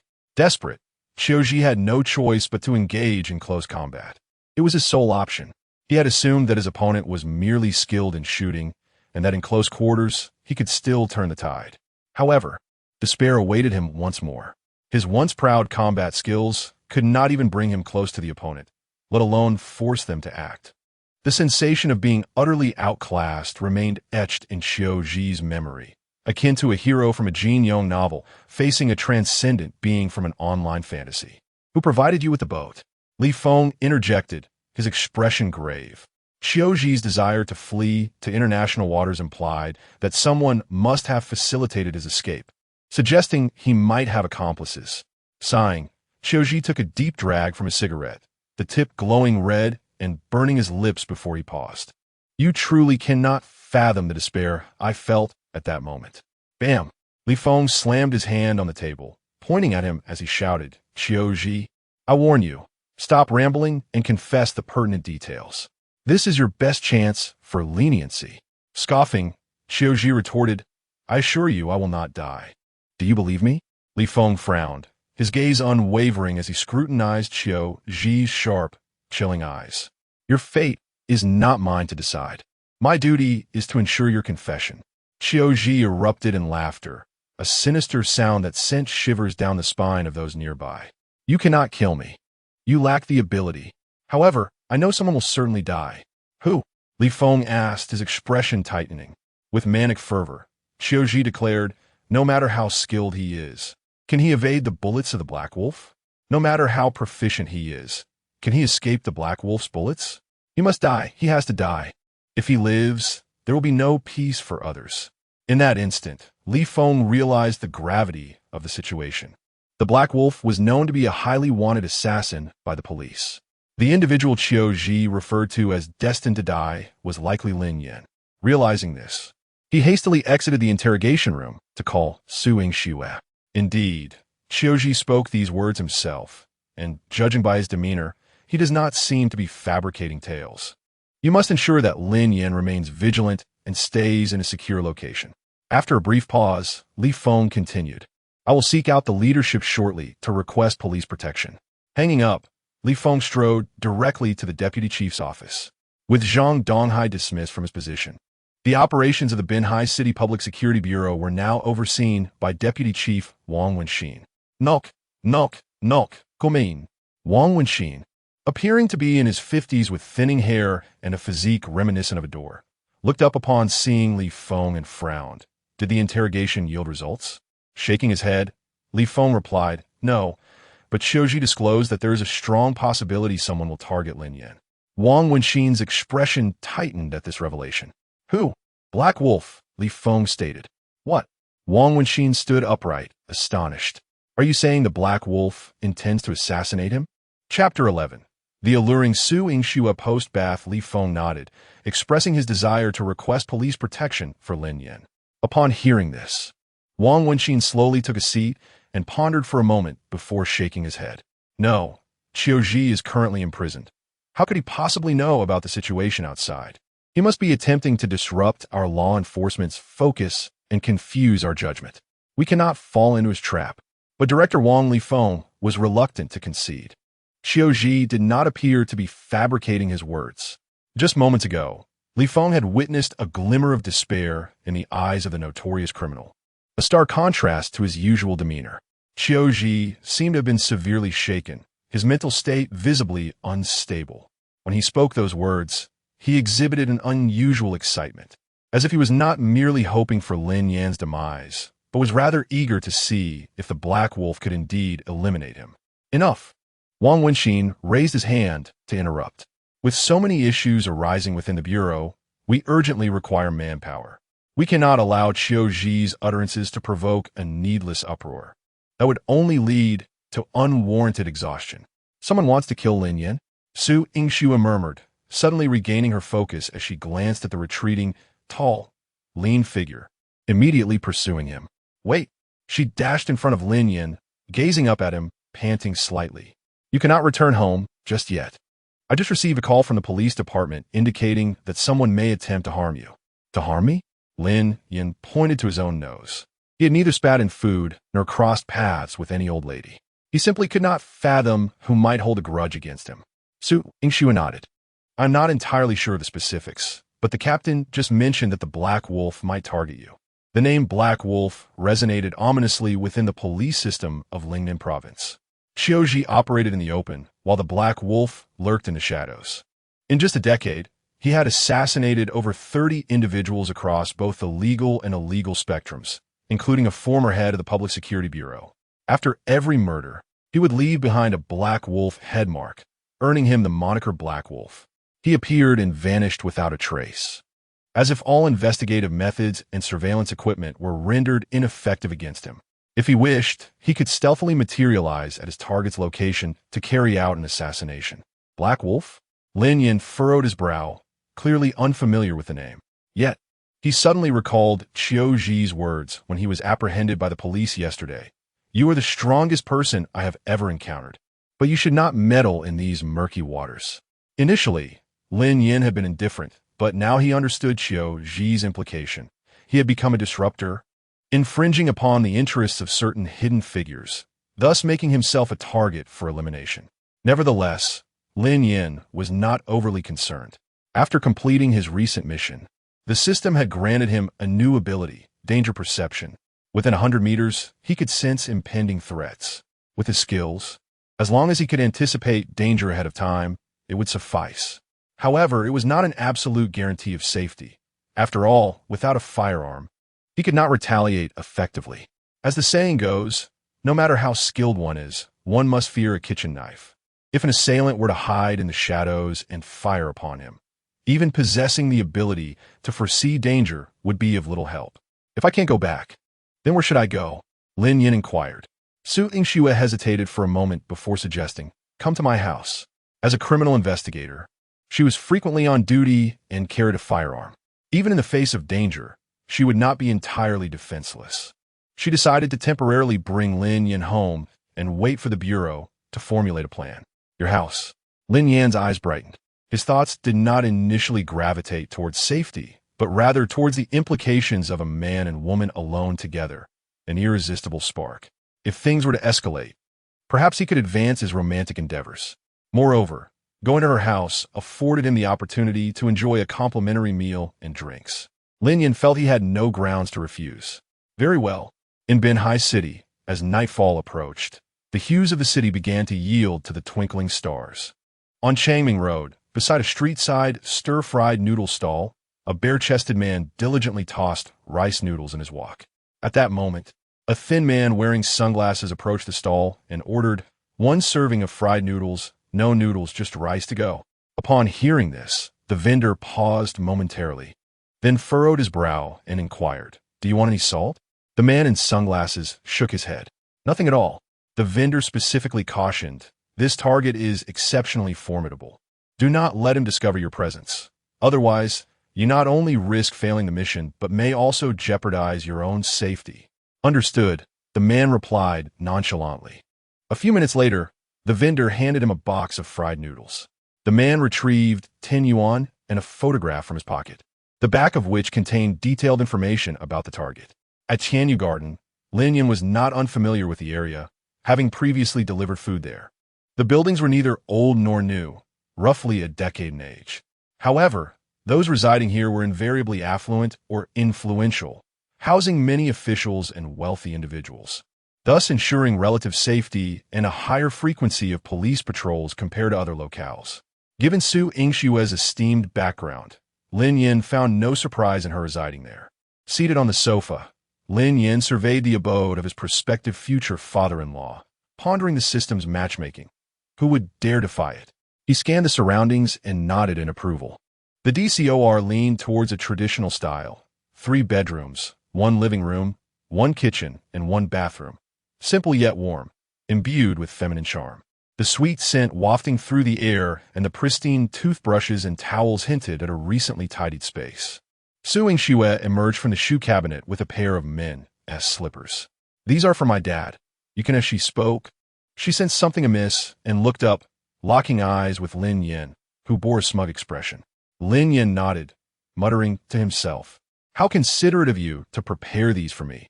You truly have worked hard. Taking advantage of me will only lead to your downfall." Su Yingxue thought, feeling a surge of irritation. "Should I also take a bite from the refuse truck passing by?" Lin Yan shrugged, unfazed. Su Yingxue rolled her eyes. "You're only permitted to remain in the living room." With that, she retreated to the bathroom, locking the door with a click. Almost immediately, the sound of running water followed. Regrettably, nothing was visible to Lin Yan. He withdrew his thoughts and began to contemplate the challenges he faced. Su Yingxue resided on the 15th floor, and while the living room's balcony lacked another building, the bedroom window offered a view of the adjacent structure. If he remained indoors, relying on his danger perception, he could ensure his safety, unless, of course, the adversary launched an RPG. The sole issue was the restriction on leaving the apartment. However, with the enemy concealed and uncertainty surrounding Qiu Zhi's warnings, Lin Yan resolved to observe for a couple of days. After all, staying at Su Yingxue's home ensured he would not want for food or drink, nor would it hinder his mission. There was no need for haste. 20 minutes later, Lin Yan reclined comfortably on the sofa, eyes fixed on the beauty emerging from the bath. The bathroom door swung open, releasing a wave of steam that enveloped Su Yingxue as she stepped out. Clad in a beige silk nightgown, her fair skin was tantalizingly exposed, showcasing her exquisite collarbone and alluring legs, exuding an irresistible charm. Her damp hair cascaded casually over her shoulders, and in that moment, Su Yingxue epitomized femininity. Lin Yan felt a surge of blood rushing through him, awakening primal instincts. Indeed, being in the company of a beautiful woman often results in either the son becoming overly attached or overly clingy. Su Yingxue, with a towel in hand, tilted her head to dry her hair, only to lift her eyes and find a pair of inquisitive eyes fixated upon her. "Do I look beautiful?" Chapter 12. Lin Yan and Su Yingxue slept together as if he were in his own home, without the slightest reservation. Lin Yan nodded without batting an eye. "Not bad." "Get out," Su Yingxue retorted, rolling her eyes. She was utterly helpless against this shameless individual. She might not even be able to win in a physical altercation, and she couldn't very well arrest him and accuse him of indecent behavior, could she? Especially since he hadn't committed any actual act. At that moment, Su Yingxue felt speechless and despondent. "I can depart," Lin Yan stated, rising to his feet with utmost seriousness. "But I have a stipulation." "What is it?" Su Yingxue inquired, her brows furrowing slightly. She wondered what sort of person he was, always attaching conditions to everything. Lin Yan declared, "Grant me a 10-second embrace, and I shall promptly vanish. Wherever you bid me to go, I shall go." Su Yingxue's head tilted in bewilderment. What? What is he saying? An embrace? And it must last precisely 10 seconds? Did his brain fall out of Teddy Bear's neck? An unidentified aerial object is approaching from your southwest. Warning. An unidentified aerial object is approaching from your southwest. Warning. In a flash, Su Yingxue snatched up a slipper and hurled it at Lin Yan. Whoosh! Lin Yan reacted swiftly, executing a flawless limbo. The slipper grazed his body and struck a bottle of Matai on the mirrored cabinet behind him, shattering it with a resounding crash. Su Yingxue shrank back in alarm. That was her father's prized liquor. Half an hour later, Lin Yan emerged from the bathroom, draped in a bath towel. Su Yingxue had already cleared away the shards of glass, but the room still reeked of alcohol. At that moment, Su Yingxue reclined on the sofa, engrossed in her phone, her fair legs curled up beneath her. Lin Yan's Adam's apple bobbed involuntarily as he beheld the sight, a surge of ardor coursing through him, even prompting a fleeting impulse to feel the texture of her skin. But upon catching sight of the police-issued firearm beside Su Yingxue's hand, He instantly regained his composure. "Where shall I rest tonight?" Lin Yan inquired.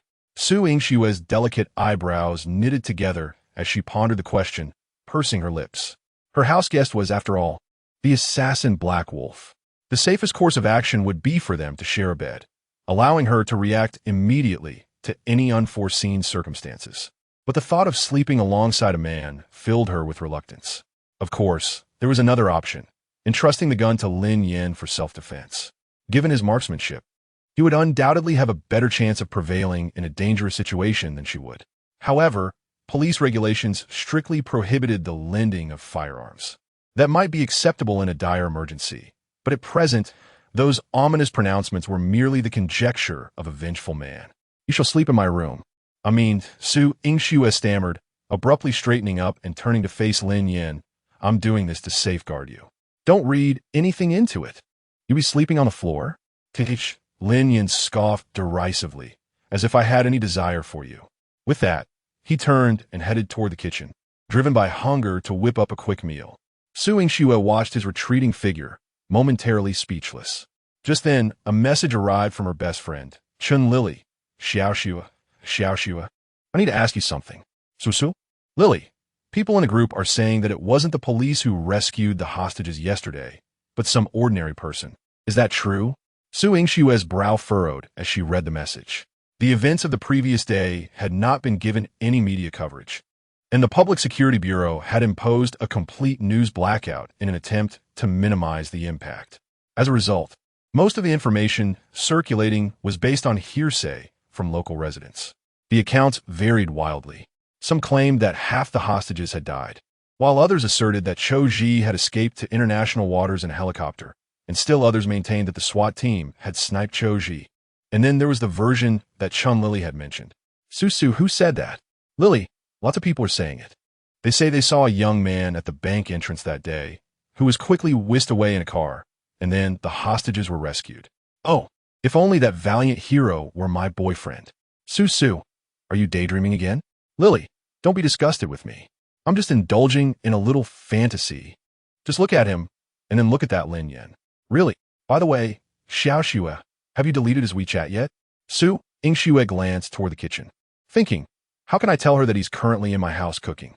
An hour later, Lin Yan was lying on a makeshift bed on the floor of Su Yingshue's bedroom. The room was cloaked in darkness. "How did you develop such extraordinary marksmanship?" Su Yingxue inquired. She had long been curious about the origins of Lin Yan's abilities, even suspecting that he was a mercenary who had returned from abroad. However, a background check conducted by the Bureau yesterday revealed that Lin Yan hailed from a small county in Binhai City, that his parents were ordinary people, and that he had no record of having traveled abroad. Furthermore, there was no evidence of him having practiced marksmanship or martial arts. The only explanation that anyone could come up with was that he was a prodigy, a natural military and martial arts enthusiast who had secretly honed his skills into those of a sharpshooter. Otherwise, it was simply inexplicable. "Oh, I bought a toy gun when I was a child, and I just kept practicing until I got the hang of it," Lin Yan replied flippantly. It was clearly not the truth, but Su Yingxue did not press the issue. The law did not forbid people from having secrets, and as long as no crime had been committed, the police had no right to interfere. However, one thing was certain. Lin Yan was unequivocally a firearms genius. Like mathematical and physical prodigies, he possessed the ability to perceive things that others could not, and to accomplish feats that ordinary people could only dream of. Then why didn't you consider participating in shooting sports, becoming a professional marksman? Su Yingxue pressed. With his marksmanship, Lin Yan could easily become a professional athlete, and she wouldn't be surprised if he won an Olympic gold medal.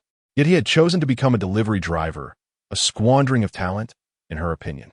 "Well, I'm naturally low-key and I dislike ostentation," Lin Yan responded.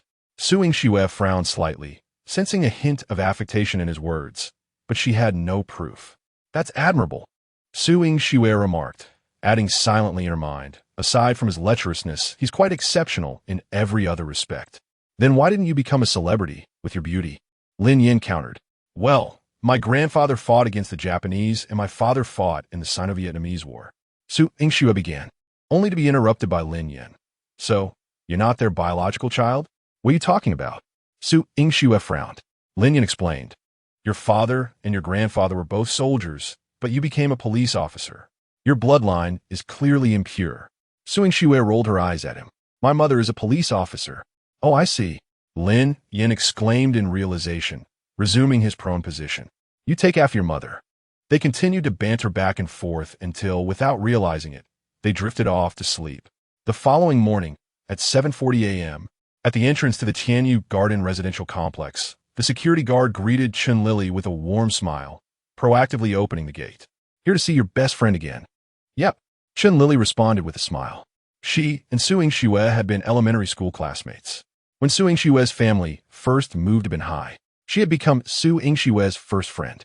Later, Su Yingxue's father was transferred to another job, but her mother remained at the Binhai Public Security Bureau. Su Yingxue completed high school there, and she became Su Yingxue's closest confidant. Later still, Su Yingxue's mother was also transferred, but Su Yingxue became a police officer in Binhai City. She was the only one living there, so she gave Chen Lili a key to allow her to come and go as she pleased.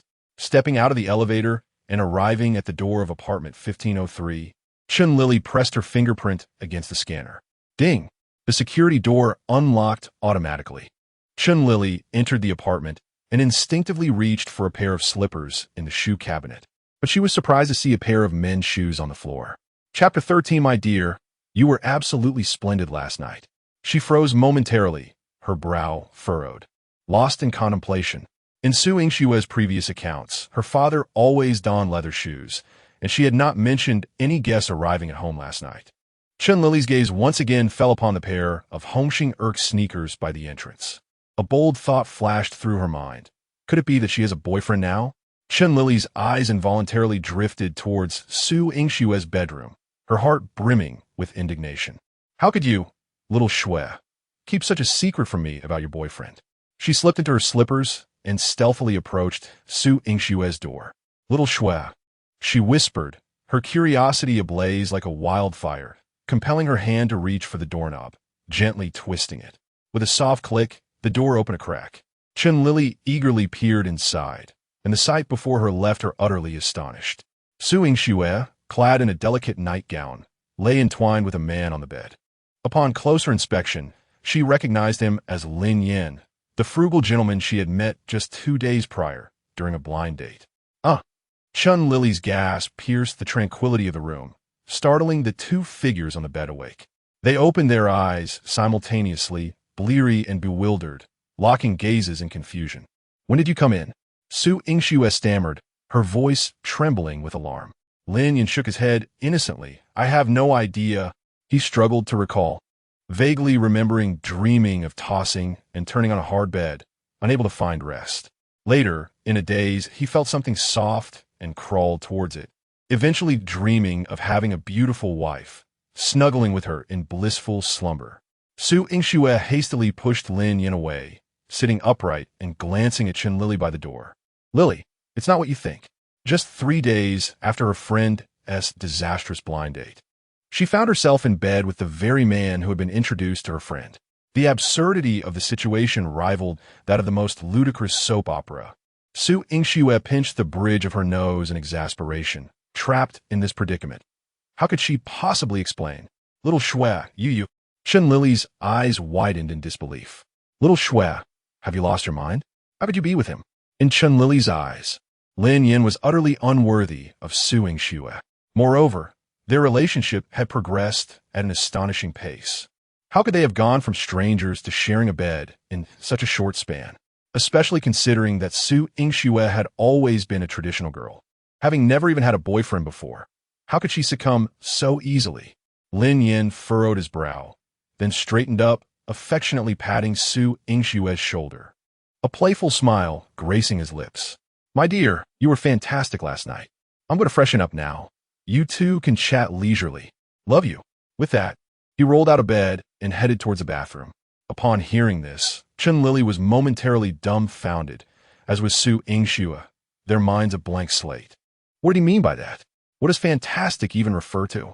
Little Shui, you're being foolish. Chen Lili finally regained her composure, her expression one of exasperation. How could such a stunning police officer be swept away by a loser like Lin Yan? I didn't. Su Yingxue protested, her face a portrait of helplessness, her eyes revealing a sense of unspoken grievance. Lin Yan stepped into the bathroom, closing the door behind him, promptly activating the system interface. As expected, the task assigned yesterday had been successfully completed. Congratulations to the host for completing the system task. Progress, 10. Reward, 30,000 yuan. Newbie task alert. Hold hand with Su Yingxue for no less than 1 minute. Current progress, 30. Lin Yan gazed at the system rewards, a satisfied smile spreading across his face. He had never anticipated that this task would be accomplished so effortlessly. Initially, he had planned to exhaust all possibilities to embrace Su Yingxue for 10 seconds, yet he had achieved it merely by sleeping. The sensation was akin to winning a 4-match lottery, only to discover the next morning that he had won them all. It was incredibly surprising and utterly delightful. Account ending in 8238, Industrial and Commercial Bank, September 10th, 7:58. Transfer income, 30,000 yuan. Balance, 6732,00 yuan. Industrial and Commercial Bank. Watching his bank balance grow, Lin Yan felt a twinge of reluctance to spend, transitioning from 3 figures to 5, and eventually eyeing the prospect of 7 and 8 figures. Who could understand the joy of saving? A few minutes later, Su Yingxue, employing some tactic, finally managed to send Zhang Zhilei away. Lin Yan was indifferent to the affairs between the two friends. In truth, he had never held a favorable impression of Zhang Zhilei. Witnessing her discomfort brought him a sense of satisfaction. While Lin Yan brushed his teeth, Su Yingxue entered the bathroom in her nightgown, her fair face shadowed with a hint of frost. Throughout the night, she had felt as though something was pressing against her. Initially, she thought she was dreaming, but now she realized it was Lin Yan's presence. Huh? Lin Yan turned in surprise, his mouth full of toothpaste bubbles, mumbling, "Vigilante justice is illegal. As a police officer, you must uphold the law." Oomph. Su Yingxue shot him a glare before turning to leave the bathroom. When Lin Yan emerged from the bathroom, Su Yingxue had already donned an apron and entered the kitchen. The pink apron adorned with a cartoon dog softened her previously icy demeanor, adding a touch of youthful charm. Su Yingxue expertly prepared eggs, boiled noodles, and warmed milk. Lin Yan marveled at the fact that a girl with such a remarkable background and beauty had chosen to become a police officer while possessing remarkable self-sufficiency. In stark contrast, Zhang Zhilei seemed to be her polar opposite. How could you and that guy possibly connect? Lin Yan inquired, puzzled. Which guy? Su Yingxue tilted her head, frowning, and then quickly realized he was referring to her friend. Chapter 14. Su Yingxue suspects Lin Yan is the reincarnation of a teddy bear as she stirred the noodles in the pot. Su Yingxue remarked. The formation of one's character is influenced by both innate and acquired factors. The ability to forge a friendship with someone hinges on how they treat you, rather than how they behave towards others. Moreover, I have known her for quite some time, and she was not like this back then. Lin Yan pursed his lips, acknowledging the wisdom in her words. It is akin to a childhood friend. Even if he were to suddenly become a criminal one day, in Lin Yan's heart, he would still be that cherished companion from their youth, merely having made a grave mistake. Their years of camaraderie would not be negated by a single transgression. What do you plan to do about the Black Wolf? Well, Lin Yan mused, stroking his chin in contemplation. Before he could articulate his thoughts, Su Yingxue turned to him, her gaze resolute. This matter arose because of me. Although the Public Security Bureau has yet to dispatch officers to protect you, I will see this through.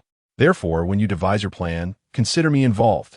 Hearing this, Lin Yan felt a flicker of warmth in his heart. He could not deny that Su Yingxue was indeed remarkable. Her beauty, physique, amiable nature, and sense of responsibility made her a wonderful partner. What joy it would be to have such a wife at home. Do we have any specific information on this Black Wolf? He asked. The art of war teaches us.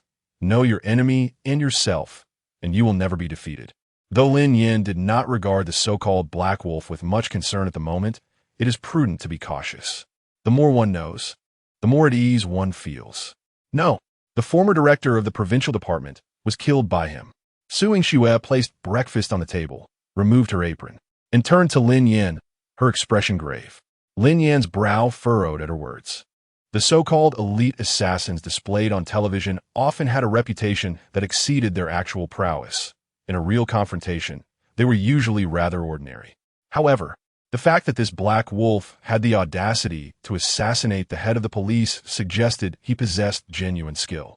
Yet, that was merely a one-sided account from Qiu Ji, and the authenticity of the assassination claim remained dubious. Lin Yan responded with unwavering certainty. What he said is true. His convictions stemmed from the system's alert labeled danger warning. If the system had flagged it, there must be some merit to the claim. How do you know? Intuition. Regardless, we cannot afford to be complacent. You eat first. I will freshen up. Su Yingxue turned and walked into the bathroom. Lin Yan gazed at the sumptuous breakfast before him, realizing that in just 2 short days, half of his dream of a warm family life had already come to fruition. Now, all that remained was a child. Perhaps he should consider planting that seed soon. Yes, it was a delightful decision. He picked up his chopsticks and began a feast. Currently residing in Su Yingxue's home, with doors and windows securely shut, the Black Wolf would need to breach the premises to carry out any assassination attempt. Furthermore, Lin Yan possessed several formidable advantages and a danger warning, coupled with the protective barrier provided by Su Yingxue. He could assert with confidence that whether the foe was a black or white wolf, should they dare to enter, their demise would be inevitable. Hence, staying here felt safe. Yet, Lin Yan pondered another concern. He could not remain hidden indefinitely. A few days might be manageable, but a week or 2 would be excessive. If time stretched on, he might find himself in a position where he and Su Yingxue would soon welcome a child. After much reflection, Lin Yan concluded that he should take the initiative and draw the Black Wolf out. 10 minutes later, "What? You want to borrow a gun?" Su Yingxue exclaimed, her expression one of shock as she sat at the breakfast table. He actually intended to confront the Black Wolf with a firearm? What an absurd notion. Moreover, as a police officer, it was standard protocol to keep a weapon at hand, let alone entrust one to an ordinary citizen for a showdown with an assassin. If she were to be exposed, not only would she be in jeopardy, but so too would her superiors. "What else can we do?" Lin Yan replied, exasperated. "You police have no means to protect me. I am unarmed and cannot live in constant fear." Su Yingxue had just spoken to Li Feng, who informed her that Wang Wenxin refused to authorize police protection for Lin Yan. It seemed they would have to devise their own strategy to confront the impending threat. However, Lin Yan's plan was too reckless. It concerned not at her. You are in the open, while he lurks in the shadows. Even with a gun, what difference will it make? I have my strategy. Lin Yan leaned back in his chair, his eyes radiating confidence. Rather than living in fear, it would be better to lure the snake from its den for a decisive resolution. Su Yingxue pondered for a moment, but shook her head. No, what if something goes wrong? I cannot account for that. In truth, her worry for Lin Yan's safety surpassed her concerns about accountability. It felt akin to a lover preparing for a perilous mission. Lin Yan leaned forward, closing the distance between them, and fixed his gaze on Su Yingxue's eyes. If I do not take the initiative and end up being assassinated by the Black Wolf, will you not feel guilt? Will you not wonder if lending me the gun might have averted such a tragedy? Su Yingxue fell silent. Lin Yan was right. If such a calamity were to occur, she would undoubtedly be filled with regret. Therefore, it was futile to wait until the sheep had strayed to mend the pen. Hearing his words, Su Yingxue found herself in a quandary. Lin Yan's voice turned steady, and his gaze remained unwavering as he reassured her, "Trust me, when it comes to firearms, a mere assassin is no match for me." Su Yingxue lifted her head to meet Lin Yan's profound gaze. There was a powerful confidence emanating from him that compelled her to believe in him. Gradually, she pushed the handgun across the table towards Lin Yan. "No matter what, you must ensure your safety." Her tone was both commanding and reminiscent of a lover's promise before parting. Lin Yan accepted the gun, his fingers gliding over its cold surface. A wave of security washing over him. How comforting it would be to carry a firearm year-round. Su Yingxue shot him a look of disdain. How could he appear so enamored with a gun? What on earth was going through his mind? Suddenly, Lin Yan sat up straight and asked, "Do you want to capture the Black Wolf alive?" "Alive?" Su Yingxue momentarily faltered.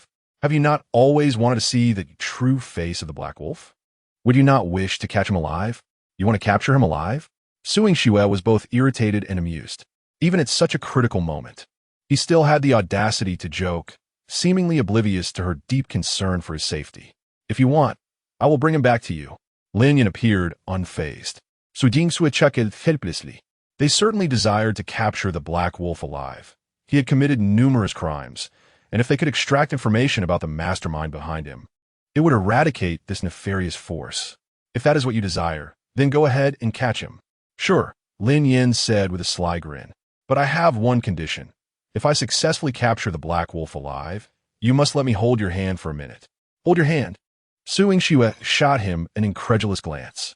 Even with the stakes so high, he still occupied himself with such ridiculous thoughts. Perhaps it was time to take him to a specialist to see if he had been bitten by a teddy bear in his childhood. Chapter 15. This killer is a bit clumsy. In the office of the deputy director, Wang Wenxin, Li Feng, and Huang Wenxuan were present. Knock, knock, knock, come in. Suing Xue pushed the door open. Xiao Xue, is there something you need? Huang Wenxuan asked with a smile. Ignoring him, Suing Xue walked straight to the desk and addressed Deputy Director Wang Wenxin. Director Wang, I have something to report. With that, she placed her police badge on the desk. The three exchanged bewildered glances. What could this mean? Wang Wenxin quickly questioned. Xiao Xue, what are you doing? Taking a deep breath, Suing Xue confessed, I lost my gun. At her words, everyone was taken aback. In Huaxia, gun possession is strictly forbidden, whether in the police force or the military. Losing a firearm is an exceptionally grave matter. Where did you lose it? Li Feng asked, his expression tense. I'll send someone to find it immediately. Suing Xue shook her head. I lent it to Lin Yan. The revelation left everyone speechless. Losing a gun was shocking enough, but to think she had lent it to an ordinary person was astonishing. Xiao Xue, how could you lend your gun to an ordinary person? Huang Wenxuan exclaimed, his eyes wide in disbelief. Wang Wenxin stood up abruptly, his corpulent frame trembling with anger, his face contorted like a crumpled newspaper. Xiao Xue, do you realize the magnitude of the trouble you've caused? He never anticipated that such a significant incident would occur shortly after taking charge of the bureau. However, given Suing Xue's unique status, he pondered what benefit he might gain from reporting this incident truthfully. Wang Wenxin moved to the door, closing it firmly. For now, only we know about this. Xiao Xue, you need to retrieve your gun immediately. Act as if nothing has happened. Li Feng nudda vigorously. As long as nothing serious has occurred, there is still a chance to rectify it. Huang Wenxuan added, Xiao Xue, I've told you countless times. Lin Yan is not a good person. Now he has tricked you into giving up your gun. Who knows what else he might deceive you about in the future? Suing Xue shot a cold glance at Huang Wenxuan before turning to Wang Wenxin. This is my decision, and I will bear the consequences. Lin Yan has gone to find the Black Wolf. What? The three exclaimed in unison, their faces filled with shock. With a loud bang, Wang Wenxin slammed his palm on the desk, causing the papers to flutter. Absurd. The police have pursued the Black Wolf for years without catching even a glimpse of him. And he dares to claim he will capture him alive? Is he trying to show off his abilities while making us look incompetent? Huang Wenxuan scoffed. Last time he got lucky and caught Xiu. Now he thinks he is invincible. The provincial director was killed by the Black Wolf. He is just an ordinary man with decent marksmanship. If he encounters the Black Wolf, he might not even know how he met his end.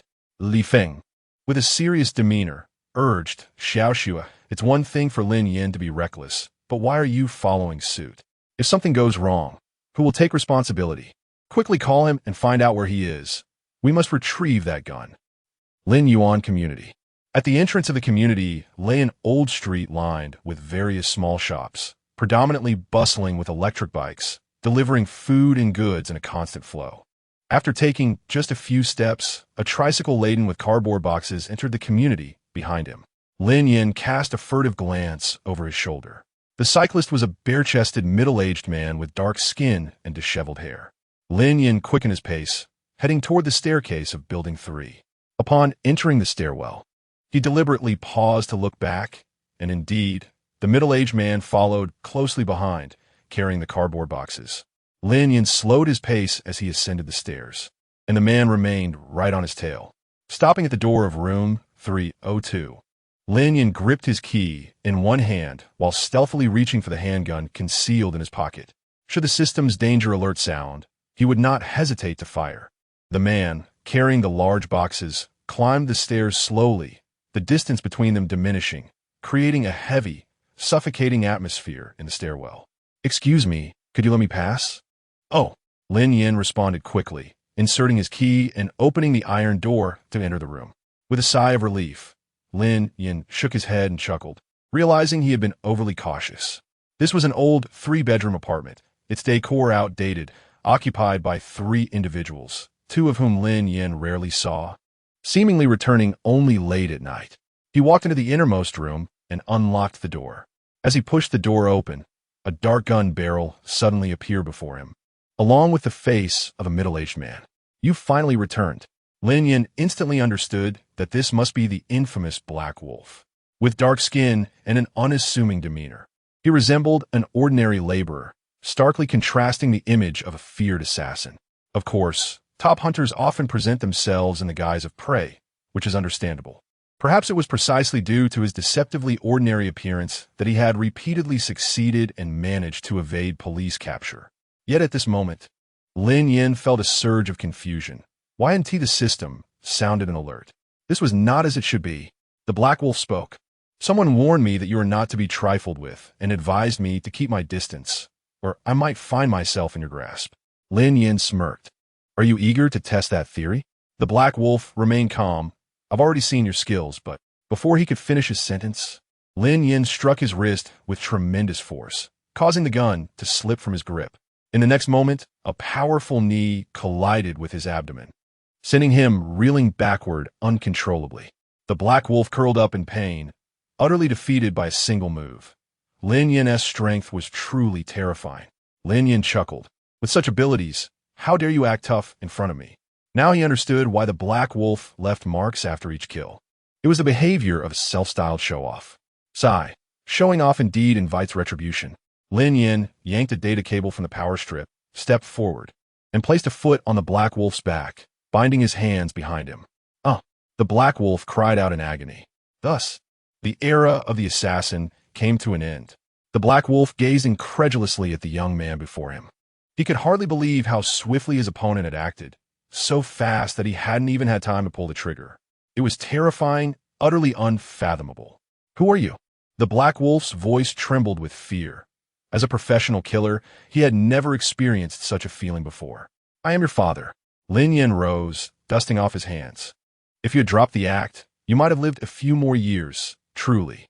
In your next life, remember not to be such a show-off." With that, he picked up the gun from the floor and dialed Su Yingxue. Chapter 16. Lin Yan successfully cohabits with the police flower inside the office. Wang Wenxin and his colleagues were as anxious as ants on a hot stove. "Xiaoxue, you have landed yourself in serious trouble this time," Li Feng exclaimed, his expression one of frustration. Wang Wenxin spoke in a low voice. "Hurry and send someone to apprehend Lin Yan. We must retrieve both him and the weapon without delay." At that moment, Su Yingxue's phone rang unexpectedly. It was Lin Yan calling. "Hello, how are you?" she asked. "I'm fine. I've captured him, and he's alive, at Building 3, Room 302 in Lin Yan Community. You need to send someone quickly to take him away." "What?" Su Yingxue's face turned pale. Wang Wenxin and Li Feng exchanged worried glances and quickly inquired, "What happened?" Wang Wenxuan leaned in. "Could be that Lin Yan has been killed?" Su Yingxue hung up the phone, her face still pale with shock, and turned to Wang Wenxin. "Director Wang," he said, "the Black Wolf has been caught, and he is alive." Upon hearing this, Li Feng smacked his thigh. "Ah, I knew something bad would happen. If he has been caught, he is as good as dead." "Wait, hold on. What did you say? The Black Wolf has been apprehended?" Su Yingxue nodded. "That is what he said at Lin Yan Community, Building 3, Room 302. Hearing this, the three exchanged shocked looks, each reflecting disbelief. Could they really have captured the Black Wolf? Was it truly so easy to apprehend a top assassin? Aren't police supposed to maintain some semblance of dignity? At Lin Yan Community, several police vehicles, accompanied by a couple of SWAT vans, arrived in a flurry. The sound of tires screeching and doors slamming echoed as armed officers began to secure the scene, instantly enveloping the once lively street in a tense atmosphere. Bystanders were bewildered, halting in their tracks, eager to witness the unfolding drama. "What on earth is happening at Lin Yan community?" one exclaimed. "With this kind of commotion, they must be capturing a murderer, right? Could it be that there are terrorists in Lin Yan community?" Another speculated. That is not entirely impossible." Su Yingxue and Li Feng, accompanied by the SWAT team, rushed towards the third floor where Lin Yan was located. The door was slightly ajar. Exchanging a knowing glance, they raised their hands in unison to push the door open. The dimly lit room was filled with armed personnel, cautiously advancing in search of any threats. Although Lin Yan had called, who could guarantee he wasn't setting a trap under the Black Wolf as coercion? There were 3 rooms. 2 doors were tightly closed, while the one directly opposite stood open, faint sounds of keyboard typing emanating from within. Everyone held their breath, stealthily approaching. As they neared the entrance, Su Yingxue dashed into the room, gun raised. However, what met her was a pair of bewildered eyes and a look of confusion. At that moment, Lin Yan was seated at a dilapidated computer desk by the window, engrossed in playing League of Legends. Beneath the desk, a man had his hands bound behind him and a foul sock stuffed in his mouth. A silenced pistol lay on the bed. Su Yingxue posed, utterly perplexed. What was happening? Playing a game while stepping on a Black Wolf? My goodness, who could possibly do such a thing? Li Feng and the others rushed in as well. In an instant, the small room was crowded with people, all staring in disbelief at the scene before them. "You're telling me this is the Black Wolf? If it weren't for that gun on the bed, they wouldn't believe he was a notorious assassin. Whereas the assassin's aura. Oh, it's being trampled underfoot." Minutes later, the Black Wolf was taken away, leaving only Su Yingxue and Lin Yan in the room. Su Yingxue surveyed her surroundings. The walls were peeling. The furniture was worn, and the lighting was dreadful. She couldn't help but ask, "You live here?" "Yes," Lin Yan replied, standing up as he finished his game. "How do you manage meals?" Su Yingxue inquired. Lin Yan shrugged. "I eat out. When I'm hungry, I grab a bowl of noodles or a box meal. When busy, I skip it. I one-tea starve." Su Yingxue felt a pang of sympathy. This only strengthened her resolve to advocate for Lin Yan's formal recognition. Lin Yan walked over to the wardrobe and opened it, saying, "All my belongings are here. You can see what to take." "What? Take them where?" Su Yingxue asked, her face a picture of confusion. "To your house," Lin Yan replied earnestly. "With all this commotion, I can't stay here anymore. I have to move in with you." "Move into my house? For the long term?" Su Yingxue was taken aback. Lin Yan nodded, pulling out his phone to reveal a WeChat conversation. "Look, I've already told the landlord I'm vacating." Su Yingxue was utterly bewildered. Lin Yan sighed. "Earlier, when I said I'd help you capture the Black Wolf, you wouldn't agree to hold my hand for just a minute. So, let us consider this as payment for rent." Su Yingxue sighed in resignation. Compared to holding hands, she found the idea of rent payment more palatable. Yet, the thought of cohabitating with this man, who was also her friend's blind date, made her feel uneasy. Ultimately, she could not refuse. Was it the dire state of Lin Yan's living conditions, the exchange for capturing the Black Wolf, or some other reason she could not articulate? In any case, the words of refusal remained unspoken. Chapter 17. The name of Lin Yan resonates throughout the conference hall of the provincial department in the conference room of the provincial department. The attendees comprised the leadership team of the provincial office. Huang Weiyong surveyed the room and spoke. Regarding Comrade Zhang Donghai, who acted unilaterally and disregarded the safety of hostages, I invite everyone to share their opinions. Upon hearing this, the crowd exchanged glances, yet none seemed inclined to voice a response. The situation had yet to be clearly defined. Expressing opinions would necessitate taking a stance. The members present were seasoned veterans, well aware of the implications involved. Moreover, they had no vested interest in Zhang Donghai. None wished to be the scapegoat should adverse consequences arise. They awaited a signal. Before Huang Weiyong could continue, a striking woman in uniform seated at the front left interrupted. "I believe Comrade Zhang Donghai's actions were exceedingly reckless. He is at fault." As her words lingered in the air, all eyes turned toward her. The woman, Zhang Xiaomei, is the deputy director of the Provincial Public Security Department and the mother of Su Yingxue. A smile emerged on Huang Weiyong's face, and the others, seemingly emboldened, began to discuss. Indeed, there was a significant error. Fortunately, the hostages are unharmed. Otherwise, who could bear such responsibility? Absolutely. This incident not only violated protocol, but also lacked a risk assessment.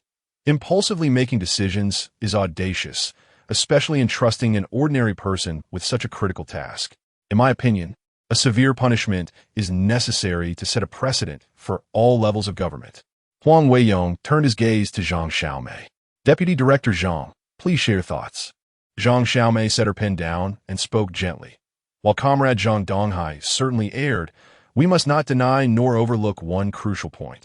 The room fell silent as the attendees exchanged bewildered glances.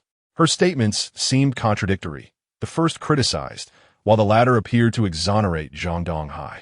Even Huang Weiyong furrowed his brow in contemplation. Zhang Zhilei continued. You are all experienced members of the criminal investigation system, having dedicated your lives to policing. Let us consider the position of Zhang Donghai. What did he face?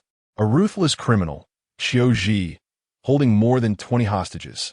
Her words ignited a wave of introspection among the attendees. They were familiar with Qiu Ji, having served in grassroots leadership roles.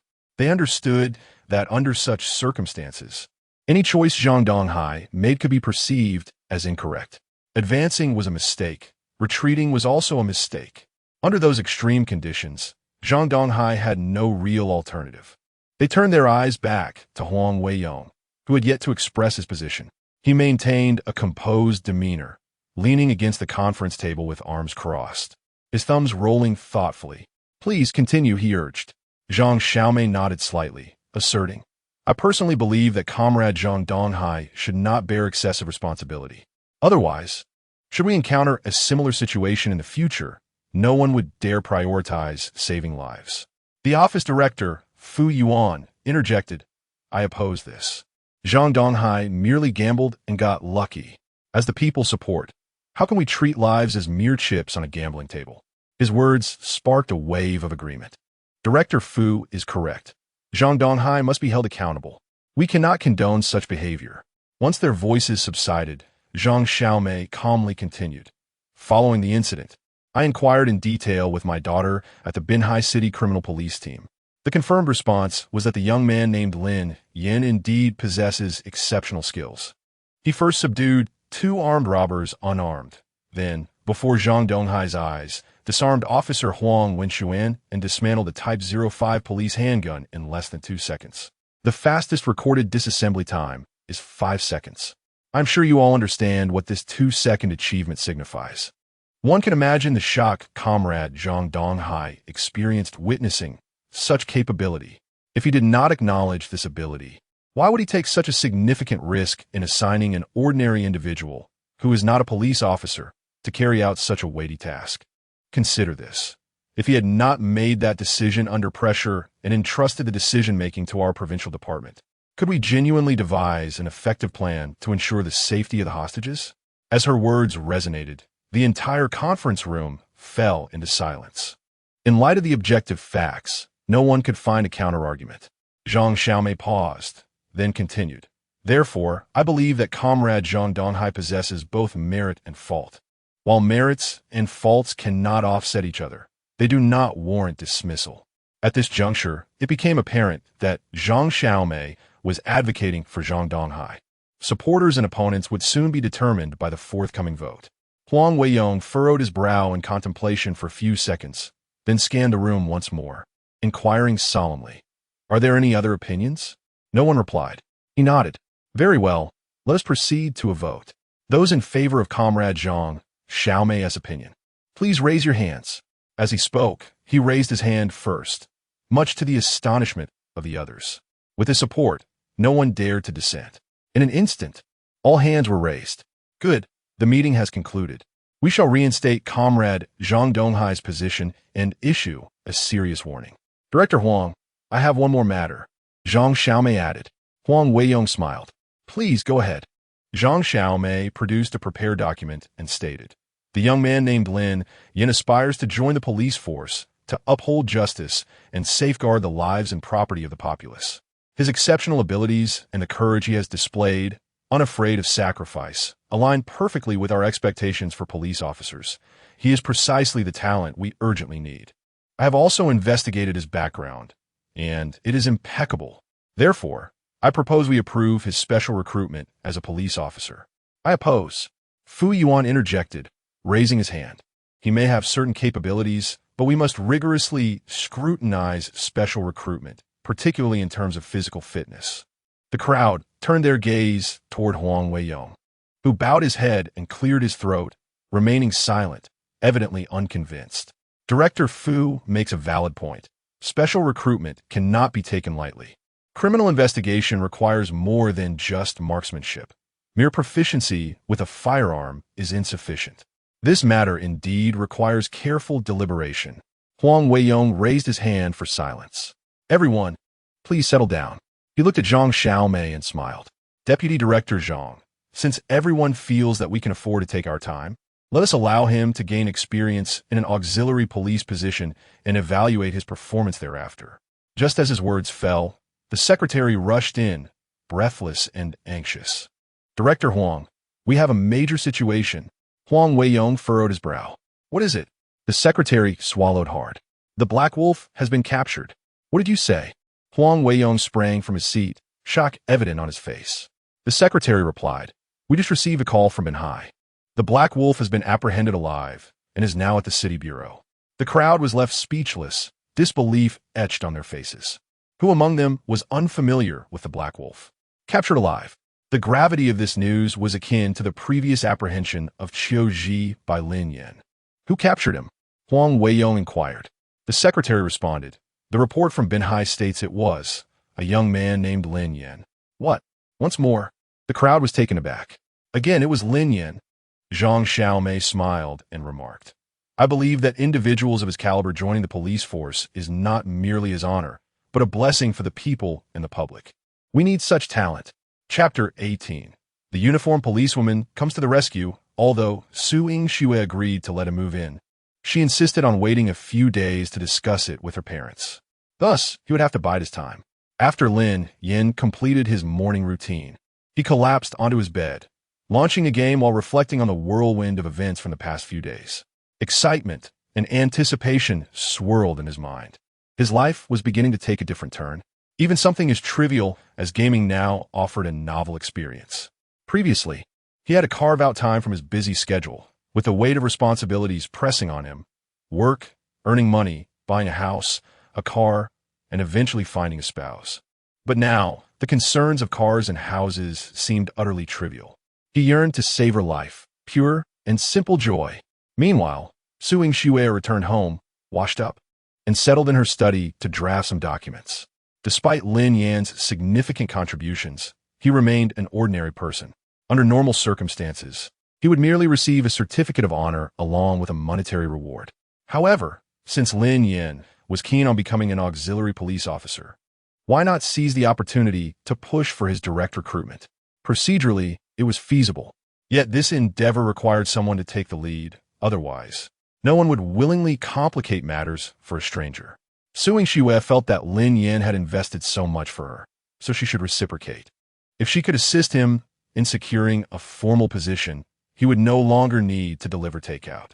Moreover, with Lin Yan's capabilities, he might shine within the police force and potentially evolve into a figure of great distinction. As this thought crossed her mind, a subtle smile graced Su Yingxue's lips. For this cause, she was about to make her first request for help from her mother. Buzz. Her phone vibrated twice on the desk. Quickly, she picked it up to check. It was a message from her friend, Chun Lily. Chun Lily, Xiao Xue, you haven't been in touch with that Lin Yan, have you? For some reason, the mere thought of Lin Yan being associated with Su Yingxue unsettled her. Chun Lily felt it her duty to frequently caution her friend, lest she fall into a pit. After a moment of silence, Su Yingxue replied, we had a meal together. Chun Lily, shocked. JPG, he actually treated you to a meal? What did you eat? Su Yingxue, street food. Chun Lily, see what I mean? This person is so stingy that he took a girl to eat at a street stall. To think he would spend a mere few dozen yuan to win over a girl is utterly ridiculous. Xiao Xue, you mustn't associate with such a person. It will tarnish your reputation. Suing Shue. I didn't let him pay. I covered the bill. She merely intended to state an objective fact, clarifying that Lin Yan had no intention of spending money on courting her, for he didn't wish to spend a single penny. Upon reading this, Zhang Zhilei was utterly flabbergasted. Xiao Shue, have you lost your mind? You actually paid for him. She felt the world had gone mad.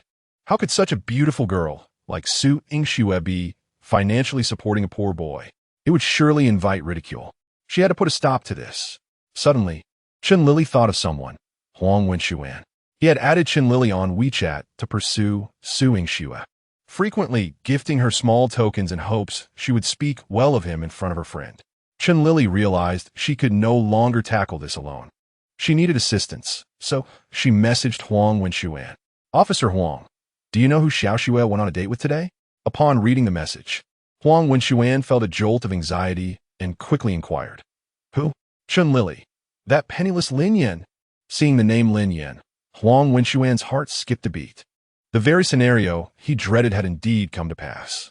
Noon arrived, and Lin Yan awoke, reveling in the pleasure of waking up naturally without financial worries. This was the life he had always envisioned. After lounging in bed for half an hour, he got up, washed up, and ordered takeout. After his meal, Lin Yan sat down at his computer. Observing the bare desktop case, he frowned. In a world filled with wealth, how could he still be using such a dilapidated computer? As the saying goes, one should never compromise on gaming. One must always invest in quality equipment. Lin Yan resolved to purchase a new computer. It was well known that computer markets often preyed on novices, so he decided to send a message to Su Yingxue for assistance. On the other side, Su Yingxue had just exited the cafeteria when she received his message. She paused, and her previously somber, stunning visage began to soften. Her delicate fingers tapped out a single word on the screen. Speak. Lin Yan, are you free this afternoon? Su Yingxue, speak. Lin Yan, could you accompany me to the computer market? Oh, and it would be best if you wore your police uniform. What do you need the uniform for? Su Yingxue thought, slightly furrowing her brow. What was he up to now? Xiao Shue. Huang Wenxuan emerged from the cafeteria. Upon seeing him, Su Yingxue's previously relaxed brow furrowed once more. What is it? Huang Wenxuan smiled. There's a case that requires some field work. Would you join me this afternoon?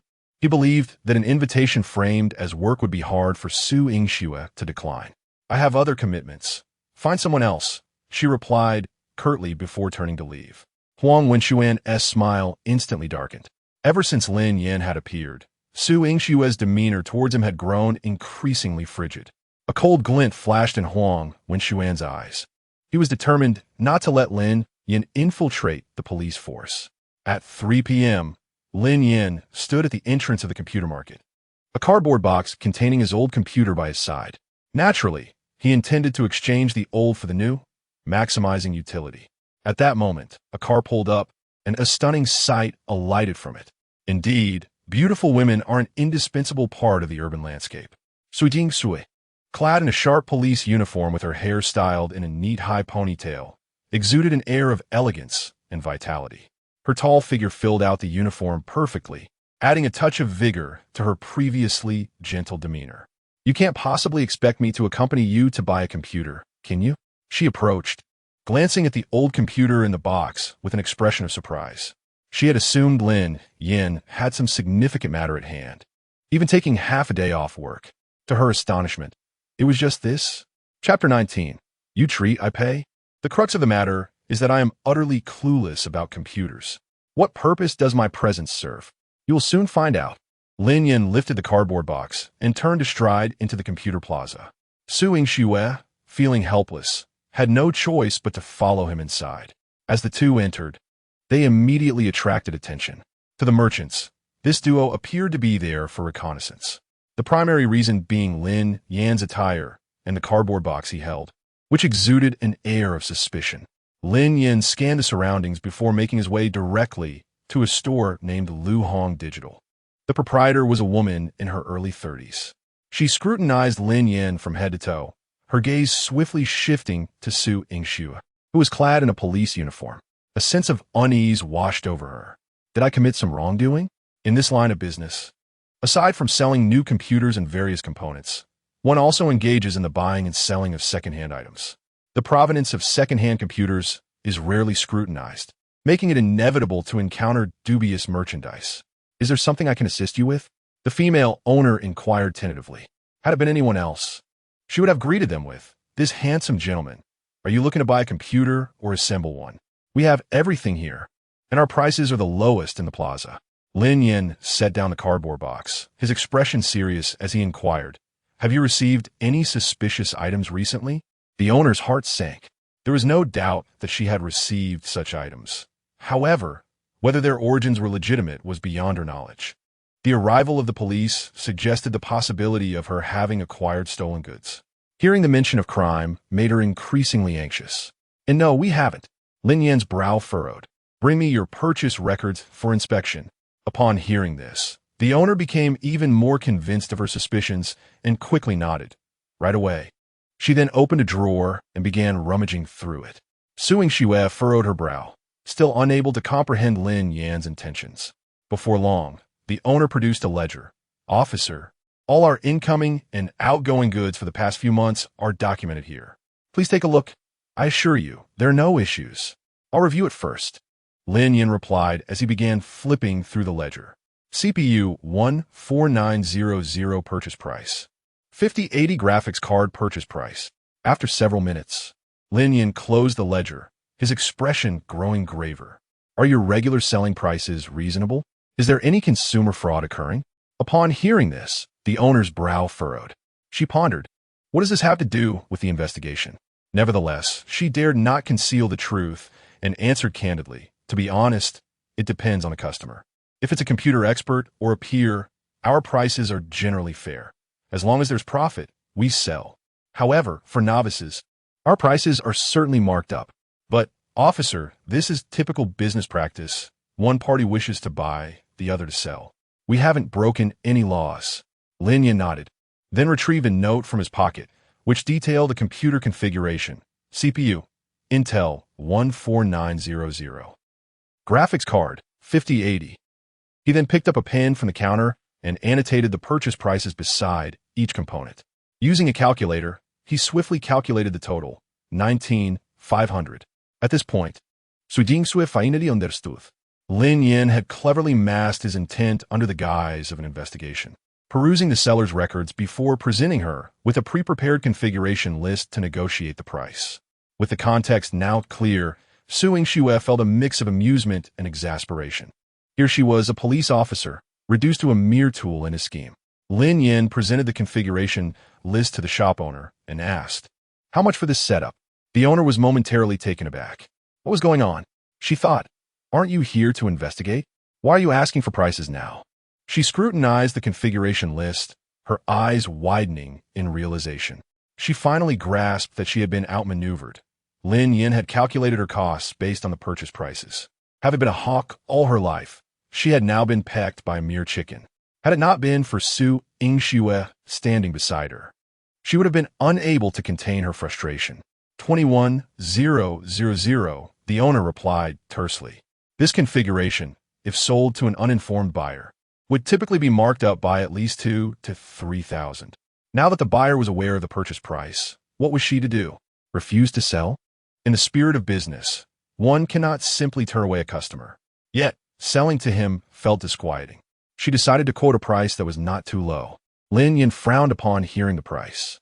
This configuration was one he had learned about on Douyin, and the online prices were similar. However, purchasing online would mean waiting several days for delivery, and he was unwilling to wait. "Would you sell it for 20,000?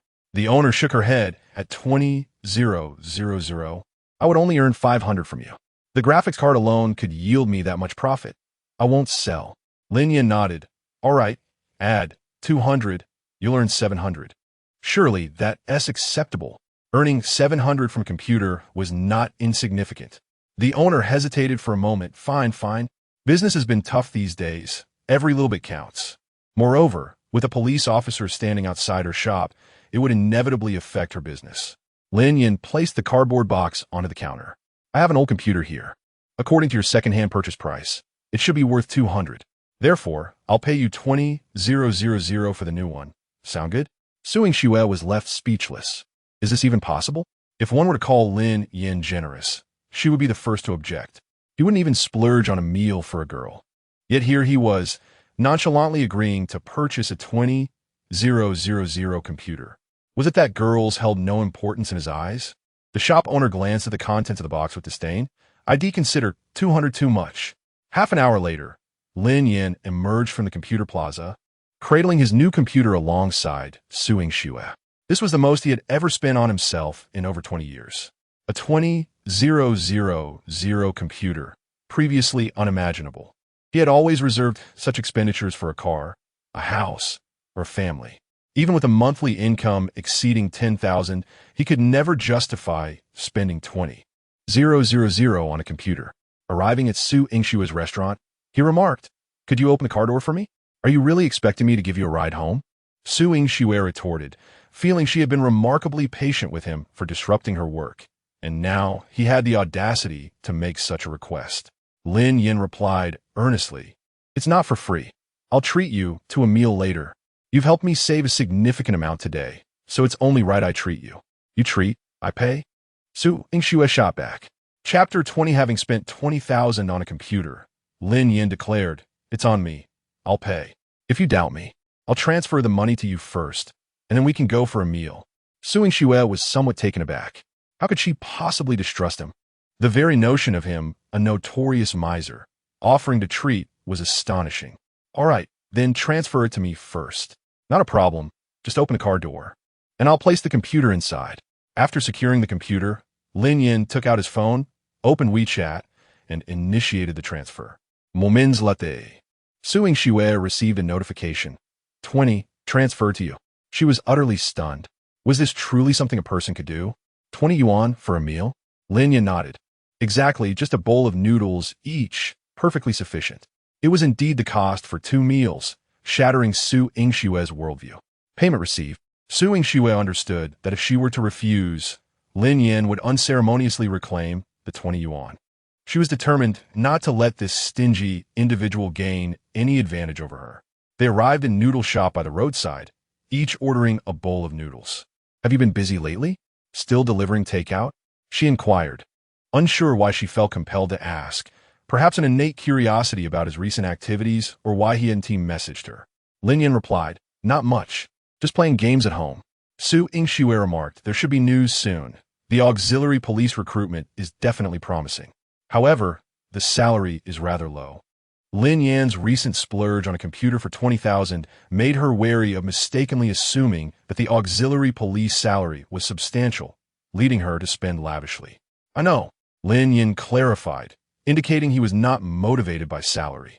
Su Yingxue continued, "Regardless, with your capabilities, you will undoubtedly be valued highly. Even if you aren't directly recruited this time, opportunities will arise in the future." At that moment, an abrupt voice interrupted their conversation. "Xiao Xue." Su Yingxue frowned and looked up, spotting Huang Wenxuan standing on the sidewalk outside, accompanied by another female officer from the police force. Lin Yan turned, squinting his eyes. Recognizing this was the officer from whom he had disarmed a weapon that day.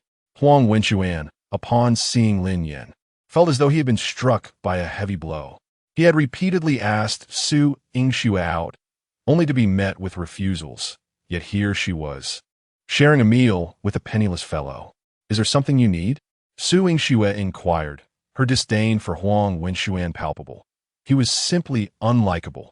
They had known each other since childhood, and he was known for his vindictiveness and small-mindedness. Whatever he desired, he sought to possess, whether through tears or underhanded tactics, as he grew older. After graduating from the police academy, Su Yingxue was assigned to Binhai, and Huang Wenxuan had immediately leveraged his connections to follow her there. He had never missed an opportunity to show off his affections, and rumors circulated in the security bureau that Su Yingxue was destined to marry into the Huang family. If not for Su Yingxue's equally formidable background, she suspected he might resort to even more despicable measures. Originally, Lin Yan's special recruitment was supposed to proceed smoothly, but it had become complicated due to Huang Wenxuan's interference. This only deepened Su Yingxue's aversion to him. Huang Wenxuan wore a grim expression, but could not show his irritation. He shot Lin Yan a glare and coldly remarked, "Nothing, just passing by." With that, he turned and left. After taking a few steps, he told the female officer beside him, "You go ahead and wait for me up front." He then pulled out his phone and dialed. "Hello, Dad. We absolutely cannot allow that Lin Yan fellow to join the police force." Huang Weiyong responded, "The meeting has already approved it." "What?" Huang Wenxuan exclaimed, "Dad, didn't you promise me? How could it still go through for him?" Huang Weiyong explained, "It was Zhang Zhilei who strongly recommended him. He was fully supportive of his son's pursuit of suing Xue, not only because she was exceptional and beautiful, but also due to her prestigious family background. Suing Xue's father was a prominent figure in the military. If this match could be secured, the Huang family's standing in Lingnan province would become even more solidified. However, at the meeting today, Zhang Zhilei had expressed her support for Zhang Donghai while also advocating for this young man named Lin Yan. To oppose this would mean potential animosity between their families. Huang Weiyong was not one to sacrifice the bigger picture for trivial matters. Huang Wenxuan muttered, "Her recommendation means, from here on, you must rely on yourself." Huang Weiyong concluded. In the Lin Yuan community, the car came to a halt. Lin Yan exited, retrieved the computer, and waved at Su Yingxue, expressing his gratitude. She rolled her eyes and stepped on the gas, departing. Back home, Lin Yan eagerly set up the computer, plugged it in, and powered it on.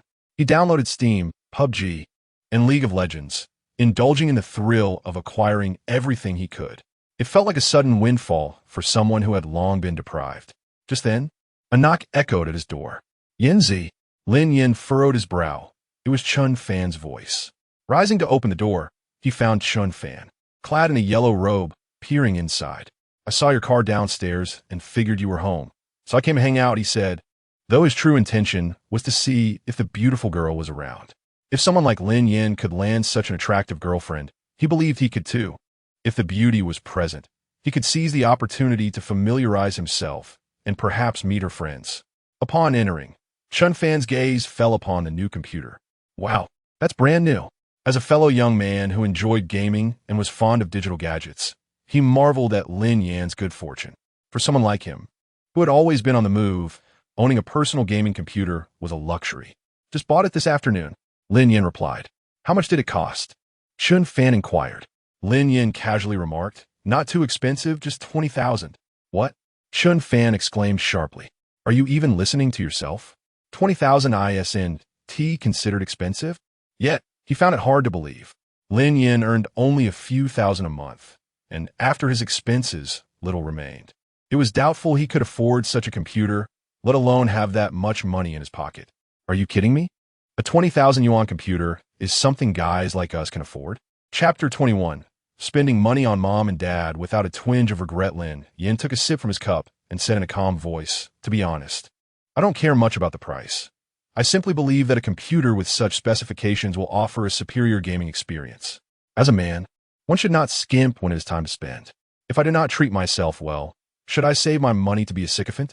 Upon hearing this, Chun Fan felt a pang of introspection. He had been pursuing a girl for 3 long years, gifting her presents on holidays and creating opportunities to give her gifts even when there were none, besides hoping to win her over with his sincerity and devotion. He also sought chances to engage her in conversation. He even contemplated bringing her flowers during the Qingming festival. Just last month, in celebration of his goddess's birthday, Chun Fan had scrimped and saved for 2 months to purchase an Oppo phone for her, only to be met with disdain for not having an iPhone. Thus, when he saw Lin Yan walking beside such a beautiful woman, his heart ached even more. Why was it that this man, whom he considered an equal, had such fortune? Was that computer truly worth 20,000? Chun Fan still could not believe it. Lin Yan chuckled and nodded. "Why would I deceive you? Take a look." Chun Fan grabbed the mouse and opened the desktop's Loom Master application to check the computer specifications. To his astonishment, the computer ran seamlessly. The graphics were so fluid that he could hardly contain his admiration. When a configuration list popped up, his eyes widened in disbelief. CPU, Intel 14900, motherboard, Z790. Graphics card, 5080. All with the top-tier components he had longed for. Just yesterday, he had been envious watching others assemble such a computer on Douyin, and now, He was witnessing it firsthand. What he did not expect was that this magnificent machine belonged to Lin Yan. They were both delivery workers, and he could barely afford a basic computer. How could Lin Yan possess such an exquisite one? This was a bitter pill for Chun Fan to swallow. This computer, you didn't buy it yourself, did you? Chun Fan turned and asked seriously, pointing at Lin Yan. Seeing the envy radiating from Chun Fan's eyes, Lin Yan affirmed, yes. Yes, I thought so too. Where would I get the money for such a fine computer? Chun Fan felt a little better. After all, they were both in the same boat, and it seemed only fair. Is it a friend's computer that you're just holding temporarily? Or what? He casually inquired. Of course. I'm far too poor to afford such a splendid computer, Lin Yan replied, following Chun Fan's lead. Chun Fan chuckled. Your friend must be quite wealthy, huh? This computer is truly impressive. Lin Yan remarked, it's just average. She doesn't play games, so she just left it with me. What did he mean by that? A hint of something amiss struck Chun Fan, causing his smile to falter. A woman who doesn't play games yet owns such a remarkable computer. Could it be that beautiful lady from before? The realization hit him like a thunderclap. Lin Yan was being supported by a wealthy woman, and not just any wealthy woman, but a stunningly beautiful one. His mind reeled, and he felt a rush of blood to his head. If Lin Yan had purchased this $20,000 computer himself, he could have accepted it. But if it had truly been a gift from a woman, Chun Fan felt as if his heart were bleeding. Why was it that he, a mere delivery worker, had to suffer while Lin Yan enjoyed such good fortune? With a heavy heart, Chun Fan turned to leave. Lin Yan scoffed, returning to his computer. He understood all too well what his so-called friends were thinking. It was always the same, afraid that their brothers might experience hardship, yet equally terrified if they achieved greater success. If you were struggling, it was acceptable, but if you surpassed them, well, you could only hope they wouldn't curse you behind your back. Of course, there were genuine friends out there, but they were few and far between. Just as he was lost in thought, his phone rang. It was his mother. Hello, Mom. Hello, Lin Yan. What is up? Nothing. Can't I call you just because there's nothing happening? You haven't called home in days. Living alone in the city, you must take care of yourself. Be careful while delivering. Don't rush and don't run red lights. Safety first, okay? Lin Yan felt a lump in his throat. He had indeed rarely called home or returned, and the reason was simple. At over 20 years old, he had neither money nor a career. He wanted to honor his parents, yet he couldn't even take care of himself, constantly worrying them. I understand, Mom. By the way, I have good news. What good news? His mother, Wang Xiufang, paused. Did you find a girlfriend? No, I got a new job. What job?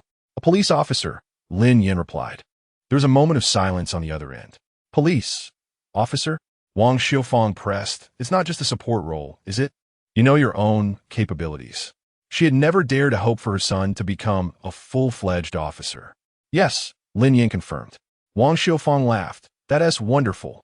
At least it's safer than delivering food and not as exhausting. Work well in the police force. Your mother supports you. Hearing his mother's joyful laughter warmed Lin Yan's heart. By the way, on the 8th of next month, your cousin is getting married. Your uncle specifically asked me to remind you. Don't forget to come back. Is my cousin getting married?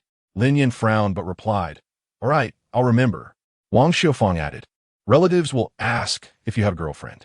If you could bring one back, your mother would be so happy. Sure. Lin Yan understood his mother's intentions.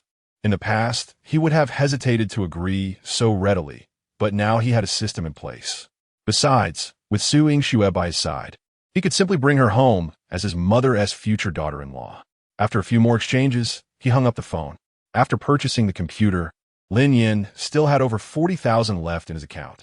His mother had back problems, and he wanted to buy her a nice massage chair. His father loved fishing, and he planned to give him a set of high-end fishing gear.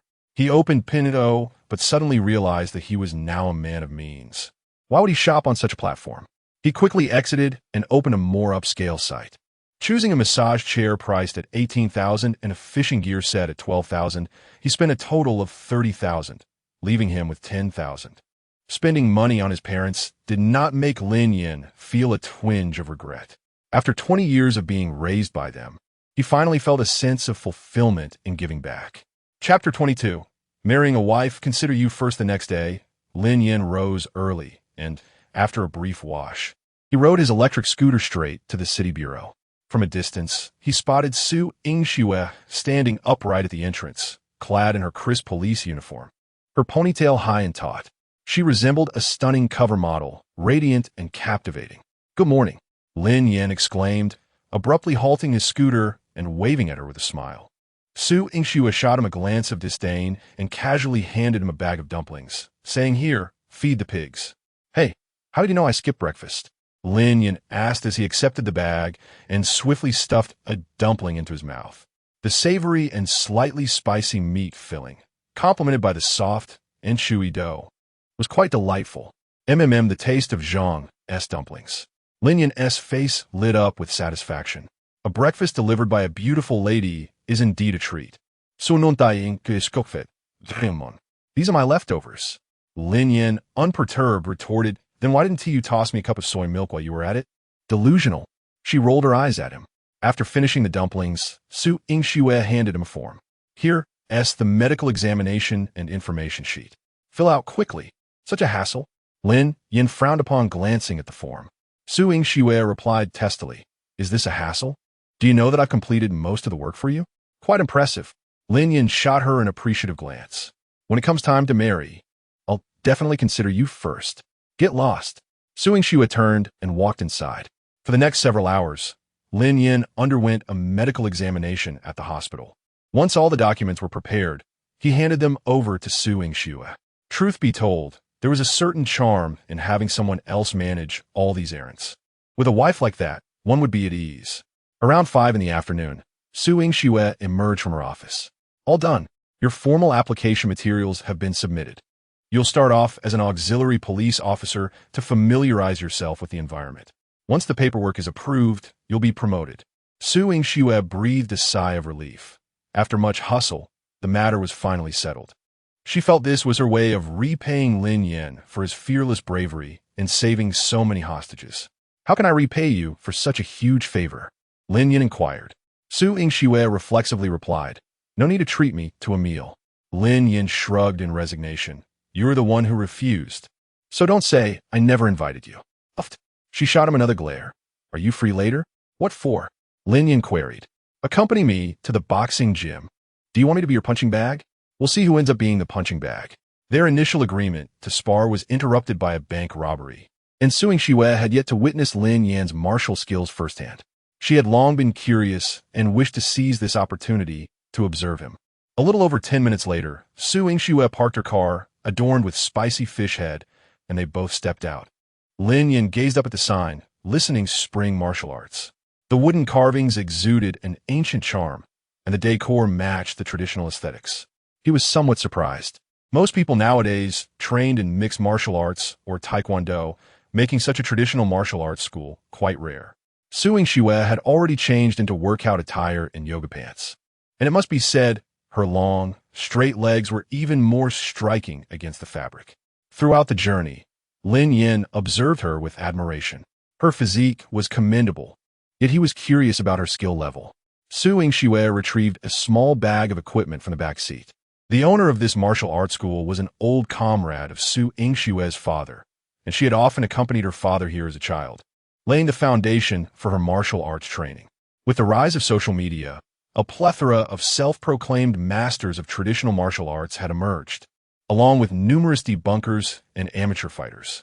Initially, many believed that traditional Chinese martial arts held considerable prowess. However, as these masters were repeatedly knocked out, the spectacle became increasingly absurd, leading to widespread disillusionment with traditional martial arts. Perhaps traditional techniques were slightly superior to the average person, but when faced with modern combat skills, they often fell short. Yet, in Su Yingxue's heart, she believed that the Liu family fist at listening spring martial arts still possessed genuine skill. "Didn't you say you trained under the Shitong school? I brought you here to take a look," Su Yingxue remarked as she stepped into the dojo. "You're taking me to meet them? So I can challenge the dojo?" Lin Yan muttered as he followed her inside. "Hey, Xiaoxiu, it's been a while." A man in his 50s approached them, sporting a lively crew cut and dressed in a traditional martial arts uniform with black pants and cotton shoes, exuding an air of a master of traditional martial arts.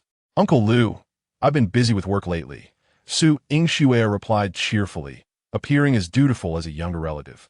By the way, Uncle Lu, how have you and Aunt Qin been? Lu Shizhao nodded with a smile. All is well. How is your father? He must be nearing retirement? Su Yingxue shook her head. Not quite sure. I haven't been home in a while. By the way, today I brought a colleague to train, she added, finally directing Lu Shizhao's attention to Lin Yan, who was being scrutinized from head to toe. Lin Yan, slender in build, appeared to lack the robust foundation typical of martial arts practitioners. He wishes to learn the Lu family fist. Lu Shizhao inquired. The Lu family fist was a family heirloom.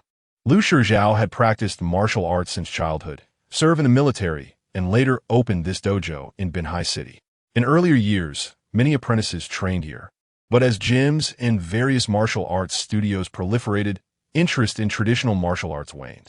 Fortunately, with ownership of the property and a pension, Lu Shizhao continued to operate, occasionally posting videos on Douyin for promotion and to advocate for traditional Chinese martial arts. Su Yingxue clarified, no, he is also a practitioner of traditional martial arts. Oh, Lu Shizhao's interest peaked as he approached Lin Yan and inquired, young man, which school do you belong to? Traditional martial arts emphasize lineage, and each school boasts unique skills. An expert can easily discern the heritage of a practitioner with just a glance. I am a disciple of the Shitong school. Under Master Chongdong, Lin Yan declared with a serious demeanor. Shitong school? Lu Shizhao's face displayed confusion. He had a deep understanding of Chinese martial arts and had interacted with various schools, yet he had never heard of the Shitong school. Does your school focus on internal or external techniques? Lu Shizhao continued to probe. Chapter 23. Dare to insult my wife? Lin Yan exclaimed, both internal and external cultivation. He could handle anything that came his way. Wasn't that the essence of being well-rounded? At that moment, a young man emerged from the inner room, clad in martial arts attire, resembling Lu Shizhao to a significant degree. He stood tall, his gaze sharp, exuding an aura of competence. Xiaoxue, you've arrived. Ipanspating Su Yingsui. His previously tense expression transformed into a radiant smile. Jiwu. Su Yingxue greeted him with a smile. Lu Jiwu's gaze shifted to Lin Yan, and his smile vanished instantly. This is? He inquired. Su Yingxue introduced, this is my colleague. He also practices traditional martial arts, so I brought him along to observe. Upon hearing this, Lu Jiwu's brow furrowed. Over the years, Su Yingxue had never brought a male friend to the martial arts school, igniting a strong sense of rivalry and hostility towards Lin Yan. Traditional martial arts? Lu Jiwu clasped his fists, asking, may I have the honor of knowing your name?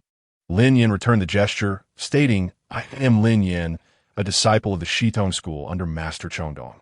He anticipated that Lu Jiwu would inquire further, so he stated it plainly. Lu Jiwu had never heard of the Shitong school, let alone Master Chongdong. A trace of disdain crept onto his lips. I wonder if Brother Lin would be willing to engage in a friendly spar? For martial artists, the best form of communication was through sparring. Victory and defeat would reveal the truth far better than words ever could. Lin Yan did not respond immediately, but turned to Su Yingxue, asking, should I fight? His tone resembled that of seeking permission from his wife, further aggravating Lu Jiwu.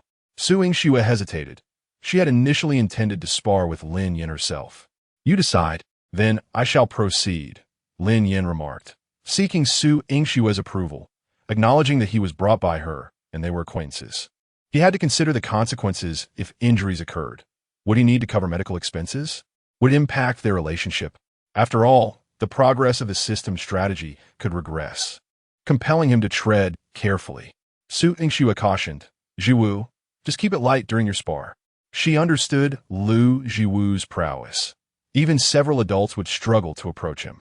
Though Lin Yan could disarm an assailant, he was only accustomed to dealing with ordinary robbers, while Lu Jiwu was a genuine martial artist. After speaking, she turned to Lin Yan, adding, if you cannot handle it, do not force yourself. Although reluctant to admit it, she genuinely worried about Lin Yan's safety.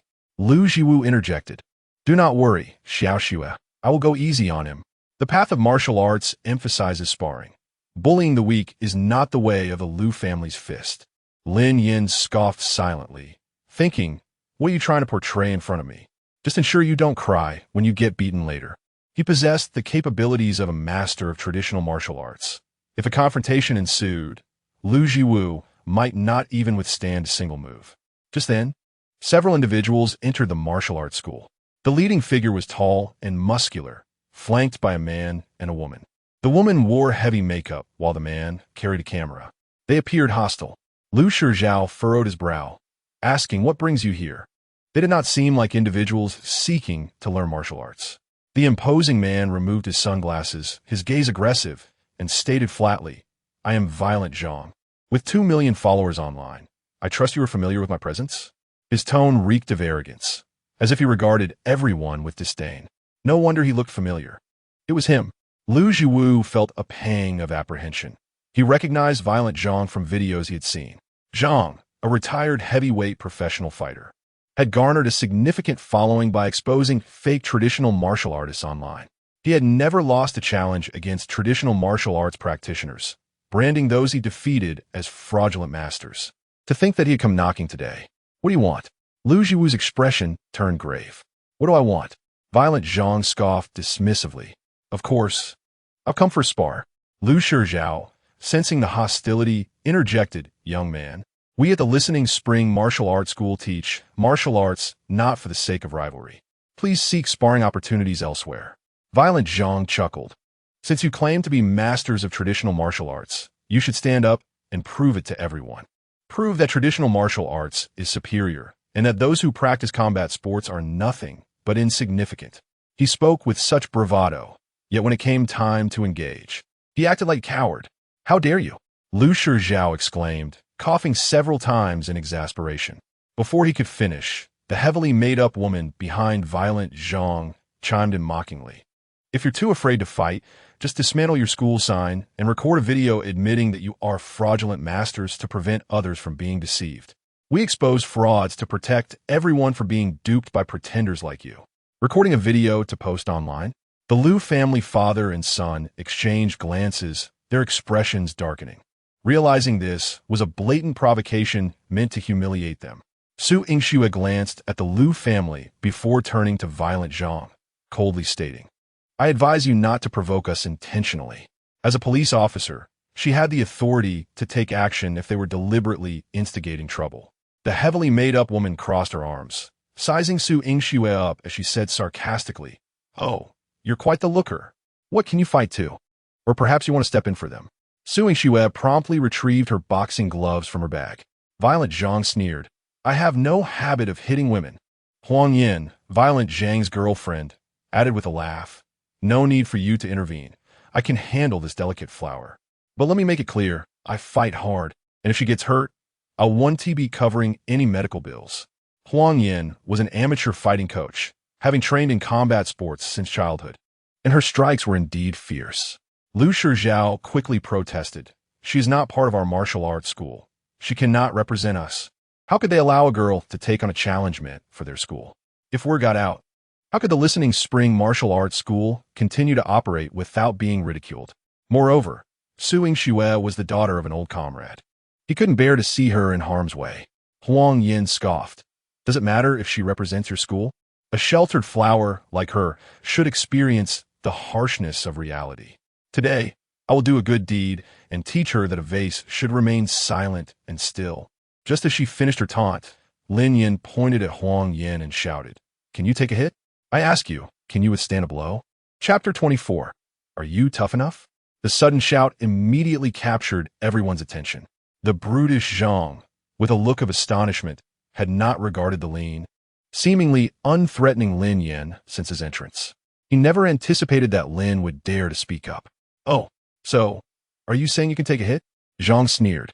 Lin Yan, undeterred, raised his chin defiantly and locked eyes with Zhang. "If you're not convinced, come and have a go." For reasons unbeknownst to him, hearing others mock, Su Yingxue ignited a surge of courage within him, a wicked fire that urged him to retaliate. Huang Yin chuckled softly. "I didn't expect to encounter such an entertaining scene today. Xiao Wu, make sure to capture this. It's a rare find." Seeing Lin stand up for her, Su Yingxue felt a warmth spread through her heart. Yet, her rational mind warned her that this was not the time for impulsive actions. She quickly whispered a caution, This man is a professional boxer. Don't act recklessly. Her caution wasn't born from underestimating Lin Yan, but rather from her deep understanding of the chasm between an ordinary individual and a professional fighter, being an enthusiast of combat sports herself. Even if Lin had some knowledge of martial arts, it would suffice against regular people, but against a seasoned boxer, the odds were nearly insurmountable. The difference in resilience alone was staggering. Moreover, Zhang was a heavyweight. A regular person's punches against him felt akin to mere tickles. Professional boxer or not, Lin Yan declared boldly, pointing at Zhang, "I'm going to fight the elite." At that moment, Lu Jiwu stepped forward. "I'll take on the challenge." As a disciple of the boxing gym, he could not afford to back down from such provocation. To do so would be more humiliating than losing in the ring. Zhang's eyes lit up, his gaze shifting from Lin Yan to Lu Jiwu. He was eager to confront a true martial arts master. Lin Yan was merely a minor annoyance, devoid of any real value. Engaging with him would only invite ridicule from online spectators. He turned to Lu Jiwu with a grin. "Now that's the spirit. This is the bravery a martial arts master should possess." "Ha ha, enough chatter. Let us see who truly excels in the ring," Lu Jiwu proclaimed as he strode purposefully towards the platform. After a brief interval, both parties signed the pre-fight agreement and positioned themselves on the stage. Lu Jiwu, standing at around 175 centimeters and possessing a slender frame, contrasted sharply with the towering Zhang, who exceeded 190 centimeters. Zhang's live stream had just begun, and within minutes, thousands flocked to watch. Most were there for the spectacle, eager to see how so-called fake masters would be knocked out by a professional, only to witness their subsequent attempts at justifying their defeat and making excuses for martial arts. Of course, there were also those who firmly believed in the prowess of traditional martial arts. Old Zhang, focus on his jaw later. Let us see him get humiliated. Do masters still exist in this day and age? Ridiculous. If they're so skilled, why don't they compete? Traditional martial arts are lethal techniques. What do you know? Absolutely laughable. In this era, who still believes in traditional martial arts? Lethal techniques? Let us see him try to kill someone. How many rounds do you think it will last? Rounds? If he lasts a minute, he's impressive. Will he win? Lin Yan inquired of Suing Xue. Although he possessed the skills of a martial arts master, he was not well versed in the nuances of combat sports. Suing Xue's expression grew serious as she shook her head. Unlikely. Zhang has a significant advantage in size and is a retired professional with formidable resilience. Even if he exposes a flaw, Lu Jiwu will find it difficult to capitalize on it. The only chance lies in targeting vital areas. But strikes to those areas are prohibited in sparring. Lin Yan pondered. So he is destined to lose? Suing Xue did not respond, but her expression spoke volumes. For safety reasons, both fighters donned gloves and protective gear. Unexpectedly, just before the bout commenced, Zhang removed his headgear. "Let me give you a chance. We would want the viewers to think I'm bullying you." With that, he tapped his fists together, provocatively challenging Lu Jiwu. "Come on, master. Unleash your lethal techniques. Don't hold back. Let us go." Humiliated by Zhang's taunt, Lu Jiwu lost his composure, taking small steps forward and launching a powerful punch at Zhang. Zhang smirked dismissively, effortlessly blocking the strike with a guard, sustaining no damage. The crucial aspect was that Lu Jiwu had exposed a vulnerability, yet Zhang refrained from retaliating, knowing he would undoubtedly win. In fact, he controlled the timing and manner of his victory. His true intention for confronting the martial arts community was to gain attention through humiliating them. A single knockout would extinguish the viewer's excitement. Thus, he danced around Lu Jiwu, evading and blocking while taunting him. Lu Jiwu, filled with frustration and urgency, felt utterly helpless. Minutes later, he was drenched in sweat, gasping for breath. In stark contrast, Zhang wore a mocking smile. "Come on, master, don't stop now. Use your legendary skills to teach me a lesson." In a moment of sheer humiliation and desperation, Lu Jiwu summoned the last remnants of his strength to throw another punch. Zhang's expression suddenly turned serious. He sidestepped swiftly and delivered a powerful blow to Lu Jiwu's abdomen, causing him to double over and collapse to the ground. At that instant, Lu Jiwu felt as though his very organs were shifting within him. What filled him with despair was the realization that no matter what technique he employed, he could not penetrate Zhang's defense. In that moment, Lu Jiwu's faith in traditional martial arts began to waver. Could it be that traditional martial arts were truly obsolete? Zhang stood triumphantly on the platform, facing the camera, raising his hands high in declaration of victory. The chat room erupted, comments flooding in rapidly. What traditional martial arts? Just a bunch of deceitful nonsense. Still boasting about the superiority of Chinese martial arts? Utterly absurd. Look at the boxing prowess abroad. What's truly impressive. With that level of skill, he dares to call himself a master? I could easily make him lose his way. Master, the ground is cold. Don't lie there playing dead. Get up. In that moment, those who had steadfastly believed in the strength of traditional martial arts fell silent. The reality was undeniable. They were powerless to refute it, forced to watch as their hopes were systematically crushed. Has the art of Chinese martial arts truly declined? Are they genuinely incapable of standing against these foreign fighting styles?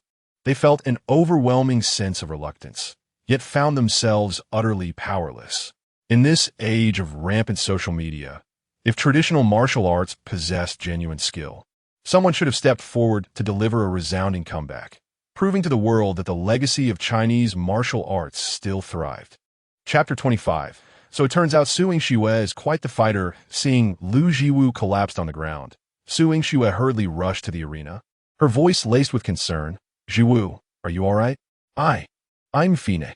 Lu Jiwu averted his gaze, unwilling for Su Yingxue to witness his disheveled state. He had cherished her since childhood, yet she seemed as distant as the stars in the sky. In the past, when Su Yingxue came to the martial arts school to practice, he took immense joy in guiding her as her senior. However, now, his once proud Lu family fist had suffered a humiliating defeat at the hands of another. He felt utterly disgraced and believed he no longer deserved her admiration. Huang Yan, wearing an expression of triumph, taunted, "What's this? Master is channeling energy to heal? Surely, he is holding back a powerful move. Everyone, step back. We wouldn't want the master to accidentally hurt us." "Jiwu, are you really okay?" Su Yingxue asked again, fully aware that continuing the fight was futile. Yet she wished to honor Lu Jiwu's dignity. No, Lu Jiwu shook his head, struggling to rise from the ground, his spirit visibly crushed as he made his way down from the arena. Lu Shizhao swiftly approached to support his son, asking with genuine concern, "Jiwu, are you all right?" Lu Jiwu shook his head, filled with self-reproach. "Dad, I'm sorry. It's my fault for being useless." Lu Shizhao, filled with paternal affection, comforted him. "Xiao Wu, you did your best. I don't blame you." Turning his gaze towards the arrogant Zhang, he declared loudly, "I will confront you. As the saying goes, brothers fight tigers. Fathers and sons go to battle together. If a son had lost, a father must not retreat." Hearing this, Su Yingxue quickly intervened. "Uncle Lu, you're not well. You can't fight." Lu Shizhao had been diagnosed with diabetes years ago, and his health was far from what it used to be. While he could manage some practice, stepping into the ring for a match was beyond his capabilities. "Dad, please don't fight. If it comes to it, we can close the martial arts school," Lu Jiwu urged, having just faced Zhang and knowing full well that even if his father entered the fray, victory was impossible. The school could be closed, but his father's safety was paramount. Huang Yan sneered, "Uncle, you look pale and weak. We wouldn't dare fight you. If by chance we hurt you, your son might come after us, and we certainly don't want that trouble." As she spoke, her gaze shifted to Su Yingxue.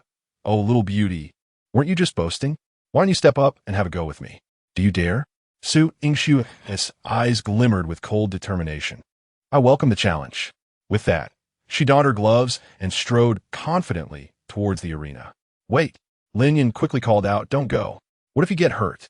For reasons unknown, he felt an inexplicable anxiety at the thought of Su Yingxue fighting, as if he were worried about his wife being bullied. "I'll be fine." Su Yingxue turned to him, offering a reassuring glance. "I know what I'm doing." She then proceeded to the arena without hesitation. "Well, you may be confident, but I'm not." Lin Yan watched a retreating figure, feeling helpless. Moments ago, Zhang had mocked the master of traditional martial arts, and the excitement in the live stream had begun to wane. However, with two women set to spar on stage, one of whom was a stunning beauty. The atmosphere in the stream surged back to life. Wow, this beauty has an incredible figure and is so pretty. Stop fighting. I can't bear to watch. I'm rooting for the beauty. I can't help it. I'm just drawn to looks. What is the beauty's TikTok handle? I need to follow her. Dad, do you think Xiao Xue can manage? Lu Jiwu asked anxiously. Lu Shizhao's expression turned serious as he pondered. It's hard to say. The opponent's arrogance suggests she possesses considerable skill. Although Xiao Xue has practiced martial arts since childhood and learned combat techniques in the police force, she is not a professional. If her opponent is also an amateur, then she stands a decent chance. Lin Yan, overhearing their conversation, interjected, "What are her chances?" Lu Shizhao replied, "If they are both at an amateur level, I believe Xiao Xue has an 80% chance of winning." Only 80%? Lin Yan felt a tightening in his chest. With such odds, how could they hope to succeed? At that moment, Huang Yin donned her gloves and swaggered onto the arena, casting a provocative glance at Su Yingshu. Smirking disdainfully, "If I hurt you, don't start crying." Su Yingshu took a step back, her eyes icy. "You talk too much." Huang Yin shook her legs, mockingly replying, "Then I want to hold back." "Wait." Lin Yan hurried to the center of the arena, raising his voice, "I will be the referee." He had no knowledge of the rules, merely acting out of concern for Su Yingshu, hoping to intervene if necessary. Upon hearing his declaration, Zhang and Huang Yin exchanged glances, a smirk playing at the corners of their mouths. In their eyes, no amount of favoritism could alter the outcome of sheer strength. "I have no objections." Huang Yin shrugged. Lin Yan stood between them, scanning their faces, then abruptly brought his hand down, shouting, "Begin." Su Yingshu made the first move, her left leg sweeping towards Huang Yin like a flash of lightning, accompanied by the rush of wind. Huang Yan's expression hardened. Surprisingly, she did not evade but braced herself to take the low kick head-on. With a resounding thud, their shins collided. In that instant, Huang Yin swiftly twisted her waist, unleashing a right hook like a cannonball, its speed astonishing as it grazed Su Yingshu's chin, the force stirring a strand of hair by her ear. "Not bad." Huang Yin licked her sharpened canines, her fighting spirit intensifying as she launched a flurry of jabs towards Su Yingshu like a tempest. Su Yingshu reacted swiftly, leaning back just enough to avoid Huang Yan's punches, her nose almost brushing against the force of the blows. Just as Huang Yin believed her attack had missed, Su Yingshu's waist suddenly coiled with power, delivering a rapid punch from an awkward angle. Bang! Su Yingshu's glove struck Huang Yin squarely in the cheek. Chapter 26. Did the referee just intervene? Huang Yin reacted swiftly. At the moment the glove made contact, she spun to dissipate the force.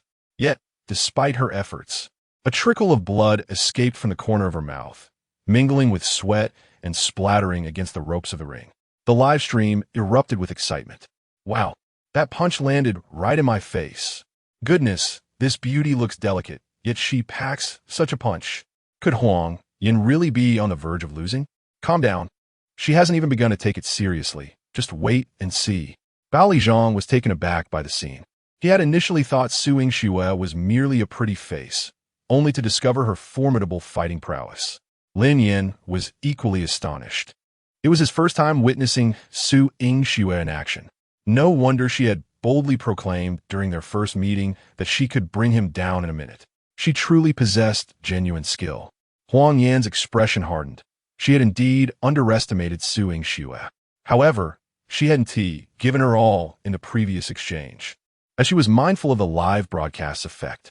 Now, recognizing her opponent's strength, she knew it was time to get serious. "Surprising, you do have some skill." Huang Yan's tone was frigid, "But from this moment on, I shall give it my all."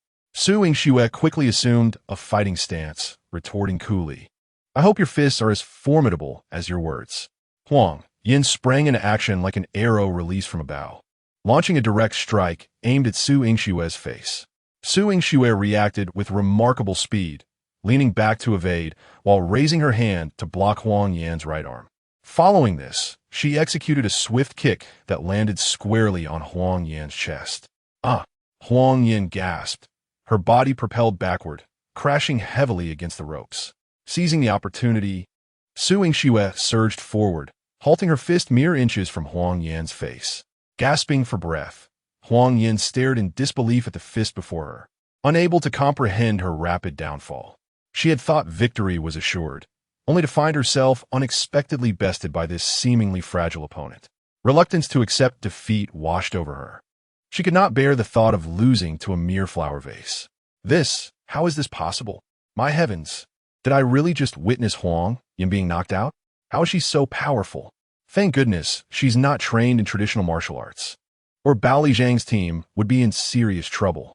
You've lost, Su Yingxue declared, her brow furrowed in seriousness.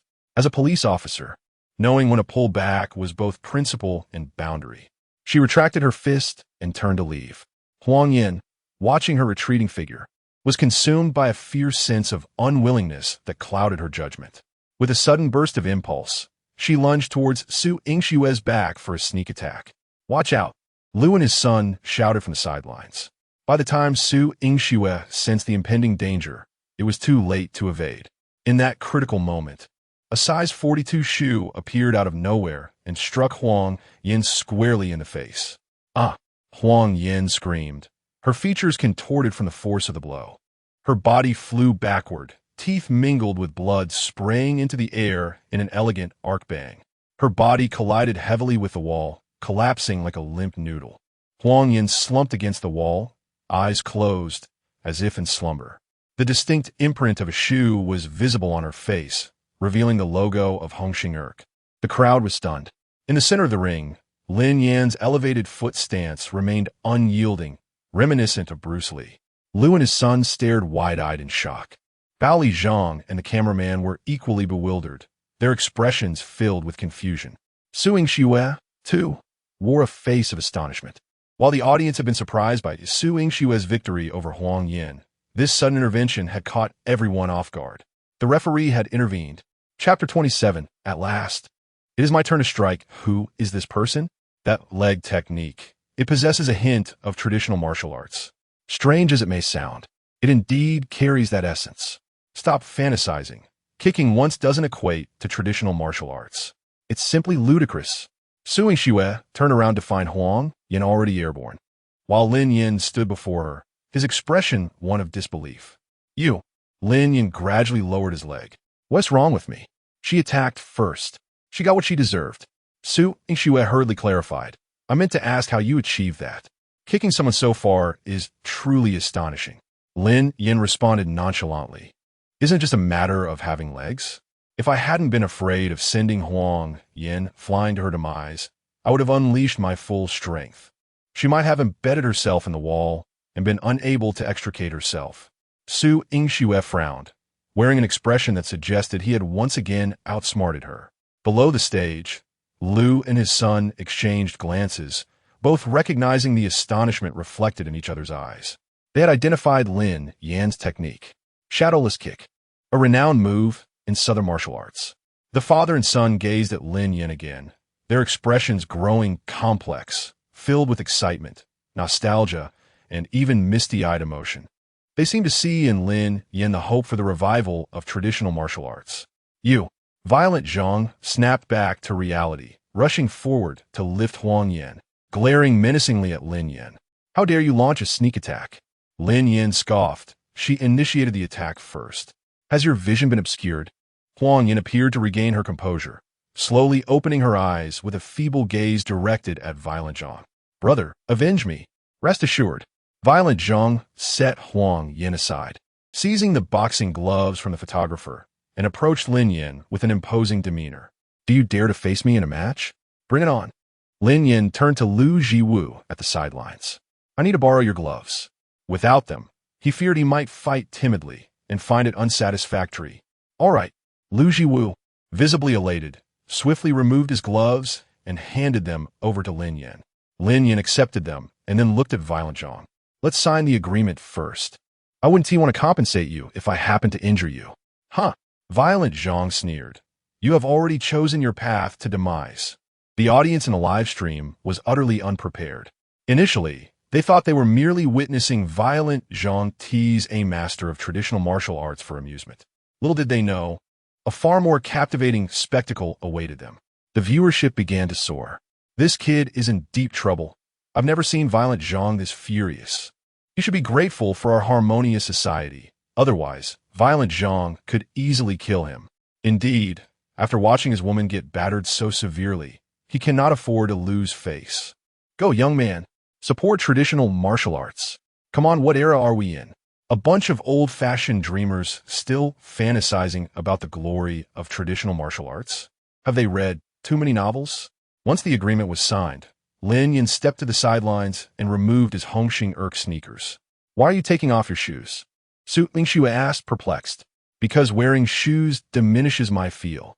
Lin Yan answered as he donned the boxing gloves. Su Jingsue responded. Be careful. Su Mingxue softly advised, her expression filled with concern. If you can't win, just concede. There is no shame in that. In her heart, the outcome mattered little. She merely wished for Lin Yan to remain unscathed. Lin Yan smirked, revealing a mischievous grin. Are you worried about me? Su Mingxue immediately shot him a glare. Stop being vain. I'm just concerned that you might get hurt and miss work. All right, I understand. Lin Yan waved his hand dismissively and strode towards the center of the arena. Father, can he win? Lu Jiwu asked once more. Compared to his father, who had trained in boxing for a lifetime, his discerning eye and experience were vastly inferior. Lu Shizhao's gaze remained fixed on the arena, his brow furrowed, and he did not respond.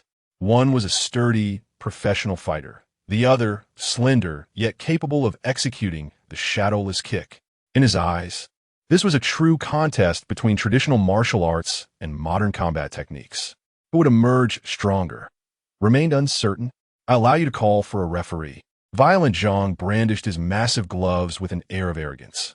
Lin Yan replied calmly, No need. I am the referee. Then prepare to meet your end. Violent Zhang bellowed, unleashing a heavy punch aimed at Lin Yan, accompanied by a whistle of wind. Chapter 28. The shadowless kick shocks the entire internet in an instant. Everyone held their breath, their hearts racing for Lin Yan as sweat trickled down their brows. Lin Yan's figure flickered, narrowly evading the massive punch aimed at him. Following this, his wrist coiled around the brawny arm of Violent Zhang like a serpent, and with a swift tug, he sent Zhang's towering frame stumbling forward as if his footing had faltered. Seizing the opportunity, Lin Yan bent his right leg back and delivered a precise kick to Zhang's face, producing a crisp sound that echoed through the air. This unexpected turn of events left the spectators in stunned silence, their jaws nearly dropping. How could Lin Yan so effortlessly neutralize his opponent's attack and counter with such finesse? Su Mingxue's mouth fell agape in disbelief. Was it truly possible to dissolve such a powerful strike with such ease? The absurdity of it all was overwhelming. At that moment, she comprehended why Lin Yan had removed his shoes. He intended to use his bare feet to deliver a resounding slap to his adversary. Such confidence was remarkable, especially considering his opponent was a seasoned retired professional fighter. How self-assured must one be to exhibit such audacity? Tai Chi Lao hence, Lu Shizhao exclaimed with excitement, leaning forward with trembling fists, his eyes brimming with exhilaration. Utilizing the principle of leverage, this was a quintessential Tai Chi maneuver, one he was intimately familiar with. What? Did you say Tai Chi cloud hands? Lu Jiwu's face mirrored his astonishment. Could it be that someone had truly applied Tai Chi techniques in a real combat scenario? Traditional martial arts often rely heavily on forms, showcasing a great deal of aesthetic appeal, yet they frequently fail to translate into practical effectiveness in actual combat. Hence, Tai Chi has often been criticized as mere ceremonial exercise. Su Mingxue, puzzled, inquired, Uncle Lu, what exactly are Tai Chi cloud hands? Lu Shizhao responded, brimming with enthusiasm. It is a technique within Tai Chi, and I never imagined I would witness someone utilizing it in actual combat. Su Jingsue listened, perplexed, as the live stream exploded with fervor. Is this person really employing traditional martial arts Tai Chi? Critics, speak up. How do you feel about traditional martial arts now? In that moment, enthusiasts of traditional martial arts felt as if Lin Yan had bolstered their spirits. Keep shouting. A professional fighter in Sanda? Is this all you've got? Chinese traditional martial arts are exceptional. China is exceptional. Having suffered the blow, Violent Zhang retreated to the ropes, wiping the blood from his nose. His gaze towards Lin Yan had transformed, losing its previous contempt. No one, not even he, who had experienced it firsthand, could deny the astonishing display he had just witnessed. A full-force strike that should have incapacitated Lin Yan had been evaded with ease, and the momentum had been deftly turned against him. It was as if Lin Yan had effortlessly sidestepped the attack. Zhang could even recall seeing Lin Yan evade, just as his fist was less than an arm's length away. A skill that was nothing short of uncanny. Lin Yan looked at the now-cornered violent Zhang and scoffed. Weren't you so adamant about exposing fake martial arts? Well, today I offer you that opportunity. With that, he raised his fists above his head and proclaimed loudly, I, a disciple of the Shitong school under Master Chong Dong, acknowledge that I am indeed the traditional martial arts master you speak of. He then fixed his gaze on violent Zhang, challenging him, come on, hit me. What? Are you afraid now? Hiding by the ropes, trying to act as the referee? Just a moment ago, you were so arrogant. Go on, unleash your signature moves, whatever it is. From shaking steps to butterfly steps, and even your strangling techniques. Faced with this provocation, violent Zhang struggled to maintain his composure. His opponent was simply too formidable, capable of transforming the mundane into the extraordinary within the blink of an eye. This was no longer merely a contest of strength and skill, but rather a clash of dimensions. He needed to remain utterly focused, fearing even the slightest lapse in concentration or reckless advance. Wow, amazing! Where's the Shitong school? I'm going to seek a master there tomorrow. Master Chong Dong? Is there really such a figure in the realm of Chinese martial arts? Look, violent Zhang is afraid. He's genuinely afraid. Just how strong must Lin Yan be to instill such fear? Brothers, traditional martial arts have hope now. There's a glimmer of hope. Lin Yan advanced step by step, forcing violent Zhang into a corner, until Zhang could no longer contain himself and executed a high whip kick towards Lin Yan. In a swift motion, Lin Yan bent his body low, his feet moving as if they were attached to a spinning top, simultaneously dodging and shifting sideways before raising his right foot high, with a series of crisp sounds echoing. Lin Yan was indeed delivering slaps to violent Zhang's face with his feet, his precision rivaling that of his hands. Zhang appeared dazed, standing motionless, his eyes vacant and swollen like a pig's head. Yah! Lin Yan bellowed, executing a beautiful spinning kick that struck Zhang squarely in the face. Blood spewed from Zhang's mouth, and his massive frame was sent flying. Upon hitting the ground, he fell into a deep slumber, just like the previous contestant. Youthful energy was fleeting. Once down, he slept soundly. Lin Yan rubbed the top of his foot, having exerted himself a bit too forcefully, leaving it slightly numb. In the audience, Su Yingxue, the Lu father and son, along with Huang Yan and the cameraman, stared in disbelief, their expressions identical. The outcome was far beyond their expectations. Prior to the match, they had never anticipated that Lin Yan could triumph. Who would have thought that not only would he win, but he would do so with such effortless grace? It was utterly inconceivable. Chapter 29. Lin Yan, your future husband is prone to infidelity in the live stream. The fans of traditional martial arts were as exuberant as during a festival. Wow, it's heating up, brothers. Traditional martial arts are incredible. I'm in tears, truly. We have endured so much injustice, and today we can finally hold our heads high. Is violent Zhang putting on an act? Act. If you're so capable, why don't you go up and perform? Come on, bring it on. Sanda, kickboxing, Muay Thai, let us do this together. After a considerable while, Su Yingxue regained her composure, her breath quick and her chest rising and falling. The earlier scene had ignited her passion, and she had truly witnessed Lin Yan's prowess.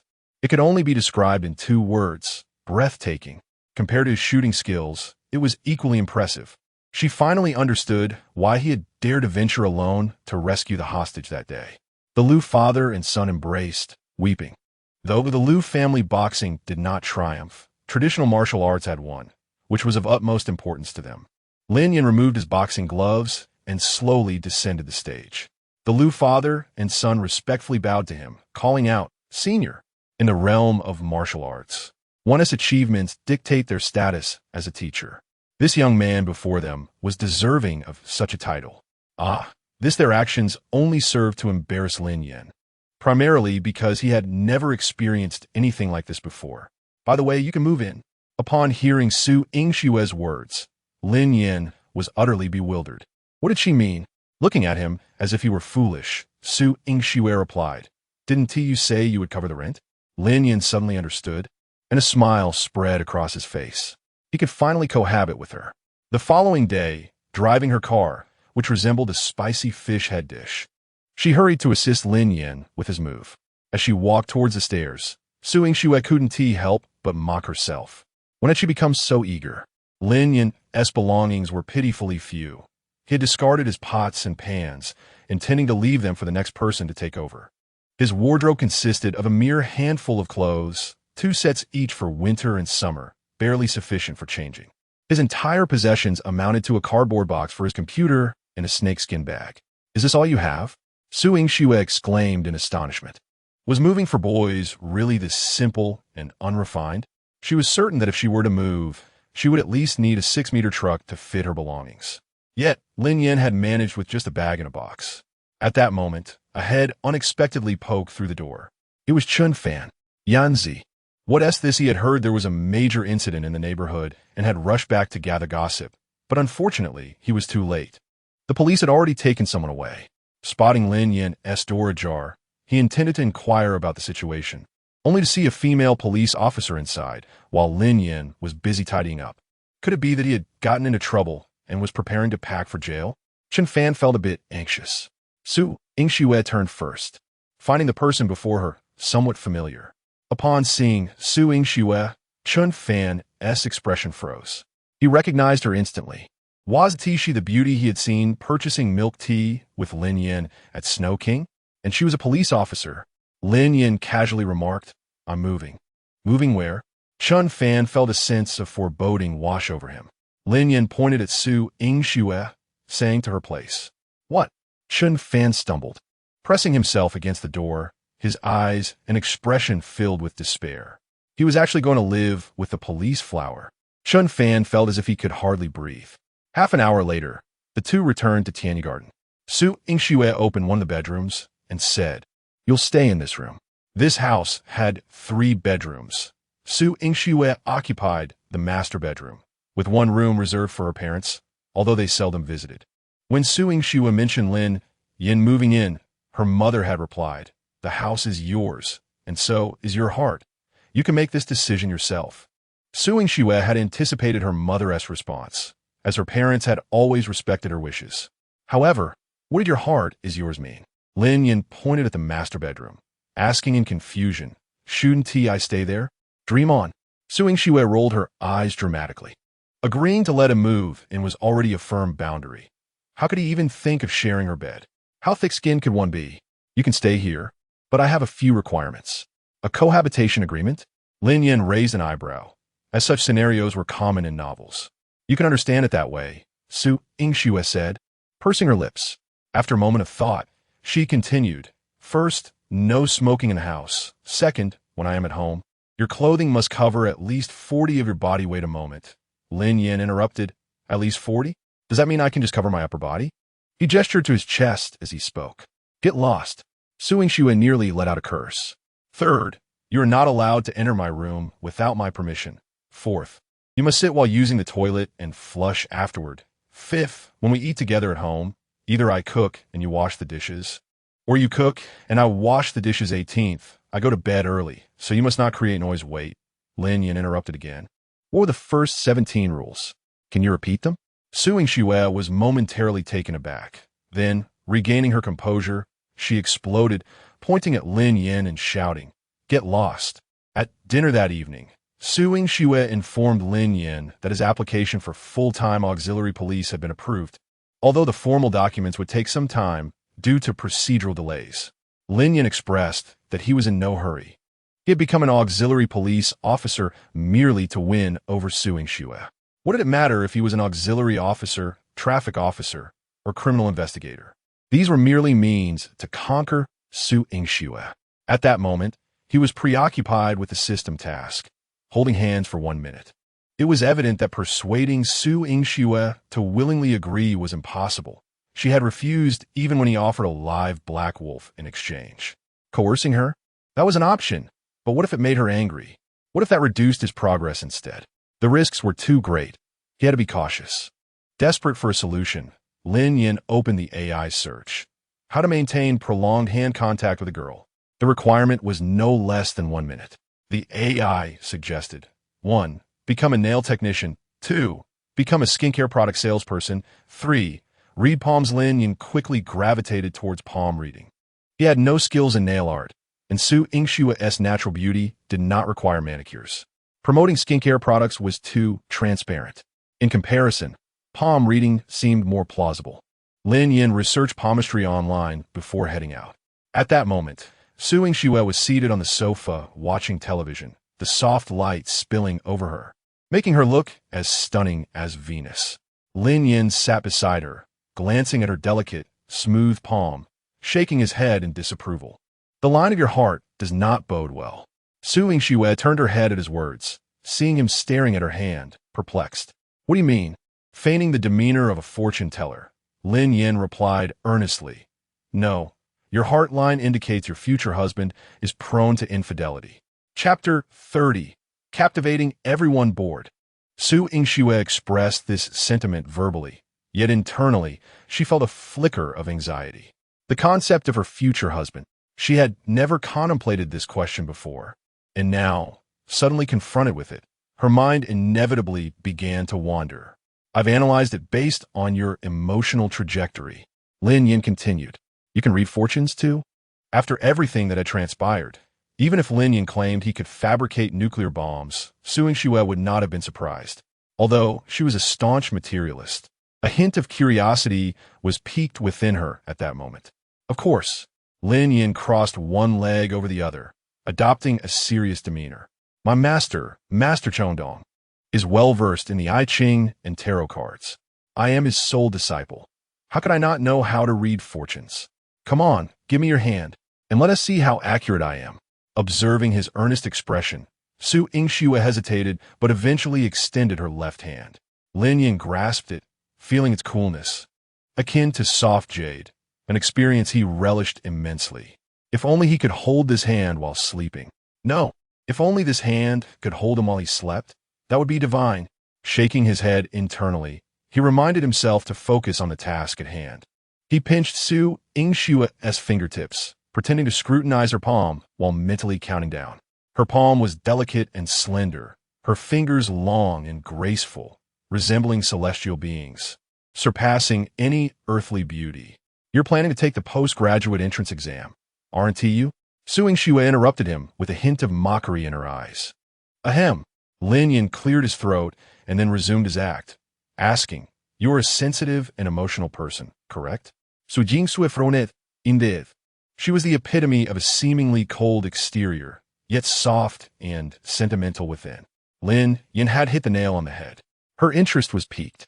What else could he discern? Lin Yan continued his fortune-telling. Your career line is promising, and your lifeline is quite long. However, as for your wisdom line, what is wrong with it?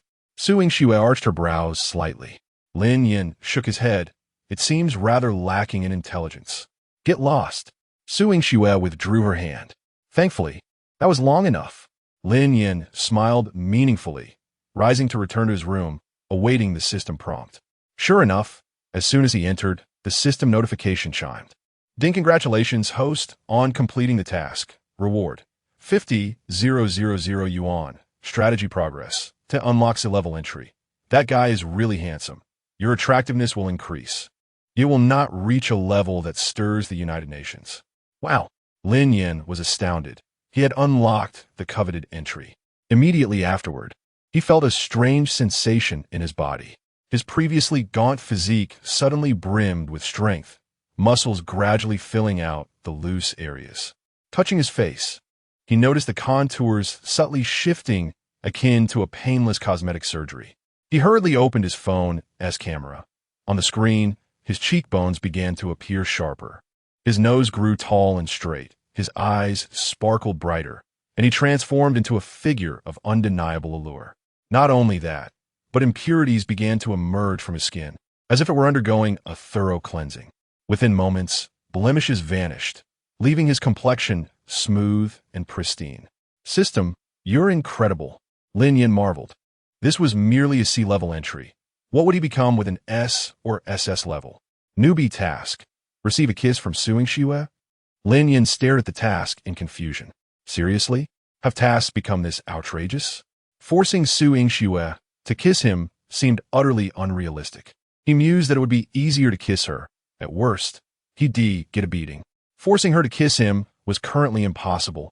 A long-term strategy was needed. At that moment, a bank notification pinged in. It was time for his favorite segment. Bank of Industry and Commerce card, ending in 8238, received a transfer of 50,000 yuan on September 11th at 2103. Balance, 60,702,00 yuan. Lin Yan inhaled deeply. The money he had spent was now replenished. More importantly, this figure would continue to grow. Just a thought brought him comfort. He waited for Su Yingxue to fall asleep before heading to the bathroom to freshen up, so as not to startle her. He planned to change his attire and hairstyle the next day for a complete makeover, making it more convincing to impress her. The following day, Lin Yan awoke naturally at noon. As he opened his eyes, sunlight streamed through the gaps in the curtains, casting bright beams on the floor. Just a short while ago, he had been in a cramped rental, barely making ends meet. Who would have thought that now? He had 6 figures in his bank account and was sleeping on the bed of a charming policewoman. After an hour of playing on his phone in bed, hunger finally drove him out. Upon exiting his room, he noticed breakfast on the table. Su Yingxue maintained a regular schedule, sleeping by 10 and rising at 6, washing up, eating breakfast, and heading off to work. The youtiao, soy milk, and xiaomai gone cold. Clearly, these breakfast items were purchased for him by her before she left. Merely a tactic to please me, Lin Yan thought, taking a bite of xiaomai.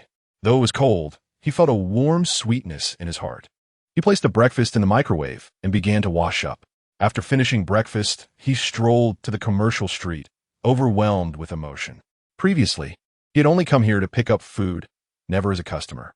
Now that he had money, returning here felt as if the very air around him became refreshed. He decided to treat himself to a cup of milk tea. Glancing at the signs for Mishuai City and Nayuki, he decisively chose Snow King.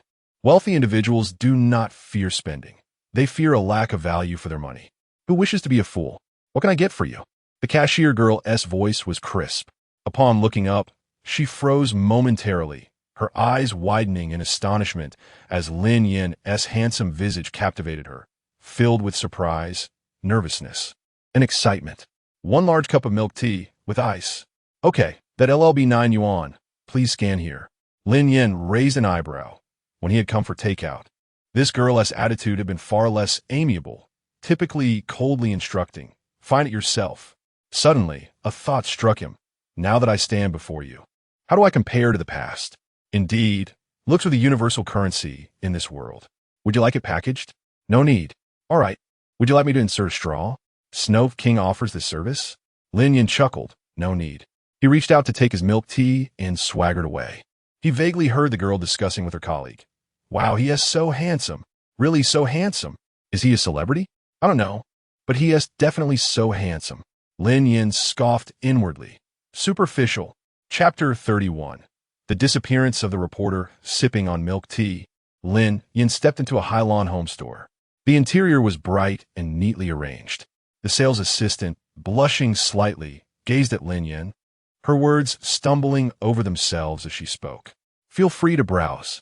Lin Yan ambled through the store, intrigued by how effortlessly one could find stylish clothing nowadays. Simply grabbing any piece and trying on rendered one impeccably fashionable, almost like a walking mannequin. Was this the experience of every handsome man?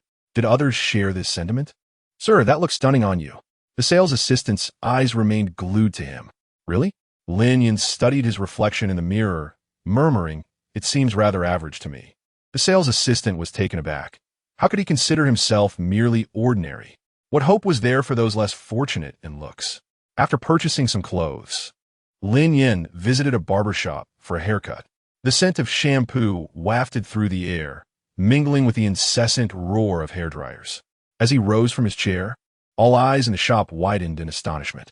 Is he not a celebrity? Excuse me, Can I add you on WeChat? A beautiful woman, seated nearby, interrupted the barber, her smile bright and her gaze filled with anticipation. Lin Yan, who would have once felt unworthy of even a glance from such a beauty, now found himself in an unexpected position. Thank you, but I have a girlfriend, Lin Yan replied politely, striding confidently out of the shop. The woman's smile faltered, her face flushing crimson. It was her first failed attempt at flirting. Is being handsome that impressive? I wasn't even looking for a relationship. What a peacock. Lin Yan then made a stop at the supermarket to buy some ingredients. He was not being stingy. He had long intended to treat Su Yingxue to dinner, but previously, finances had been tight. With a six-figure savings now, he could finally afford a nice meal for her. Determined, he planned to cook that evening. Spending 25 yuan, he purchased a pound of meat, a pound of water spinach, and a block of tofu. Eggs were already at home. 3 dishes and a soup, quite a lofty standard. Returning home at 5 in the afternoon, Lin Yan took a shower, brushing off the hair clippings from his recent haircut.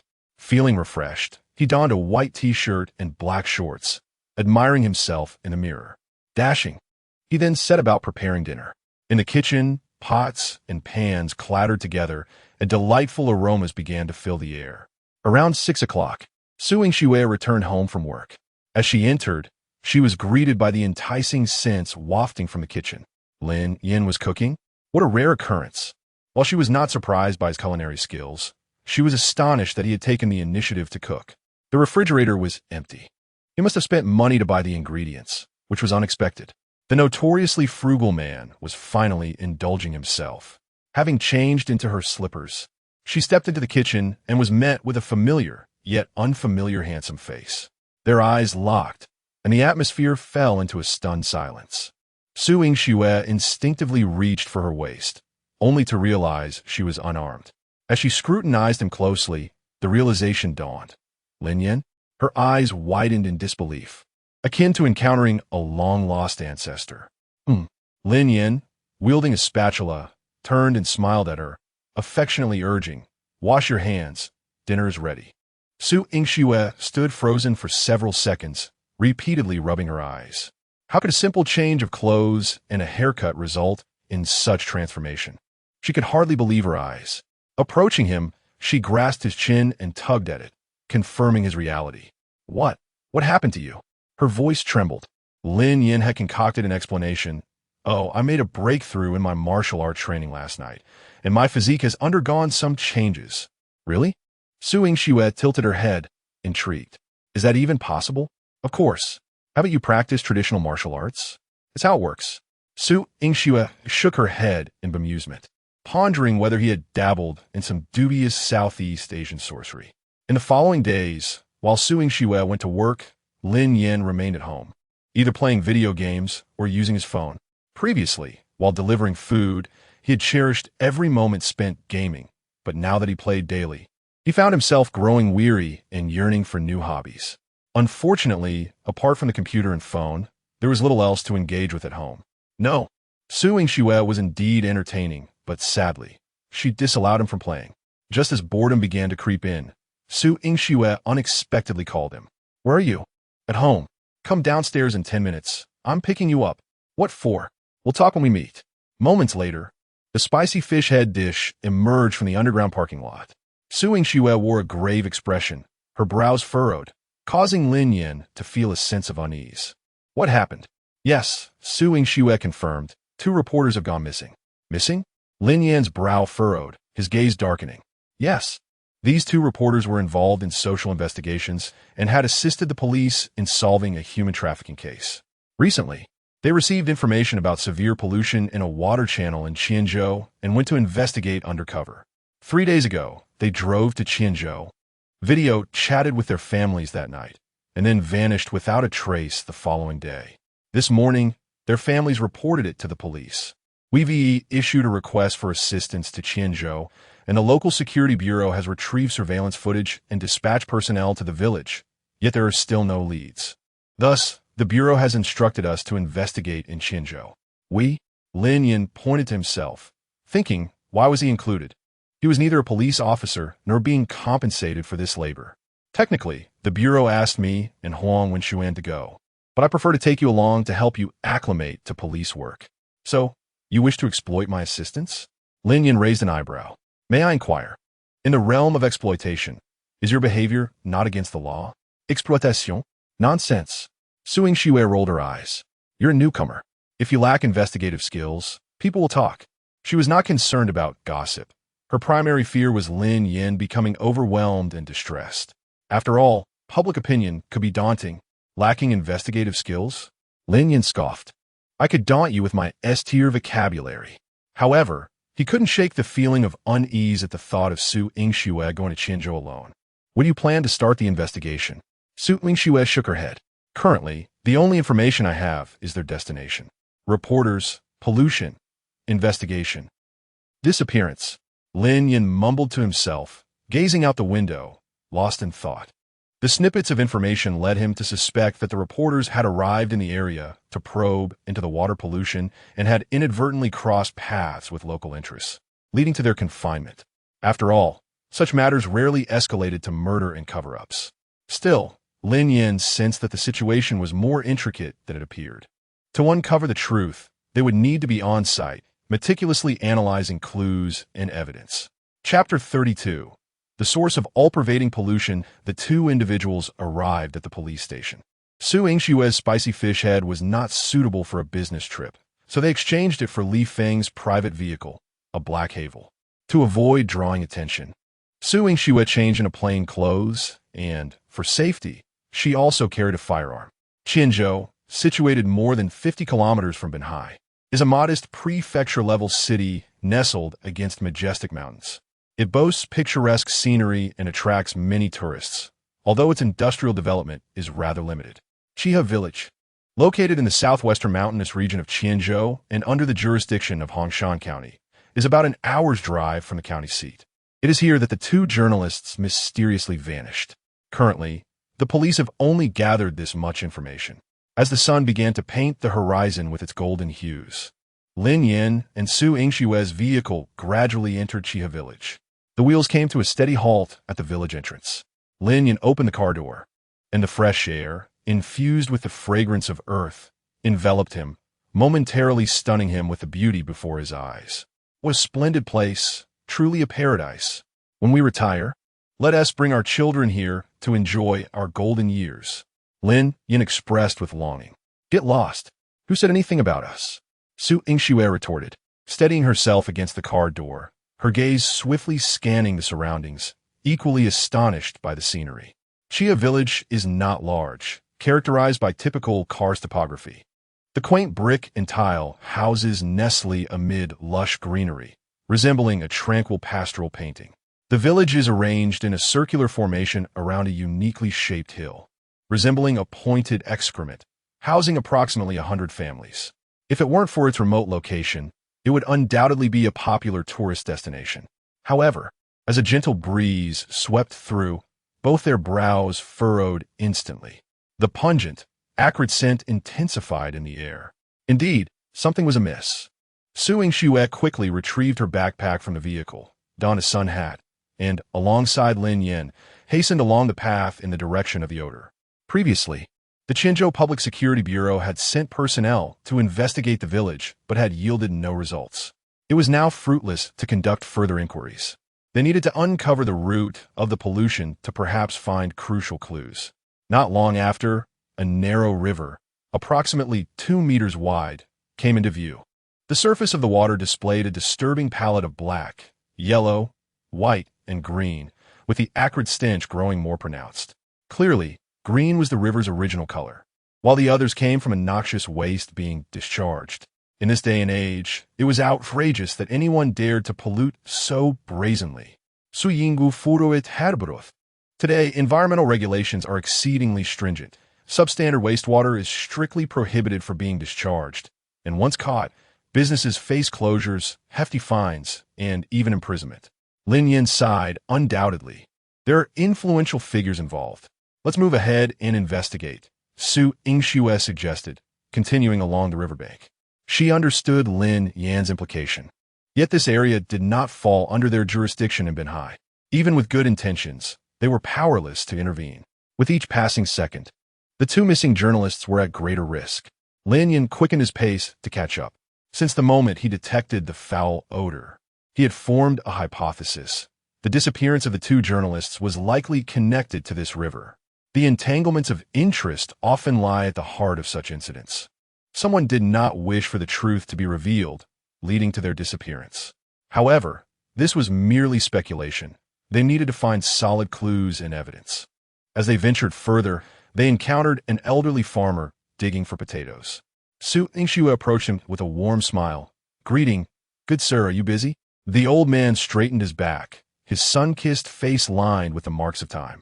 After appraising Su Yingxue, he turned his gaze to Lin Yan and replied in a thick accent, "Just digging some potatoes for dinner."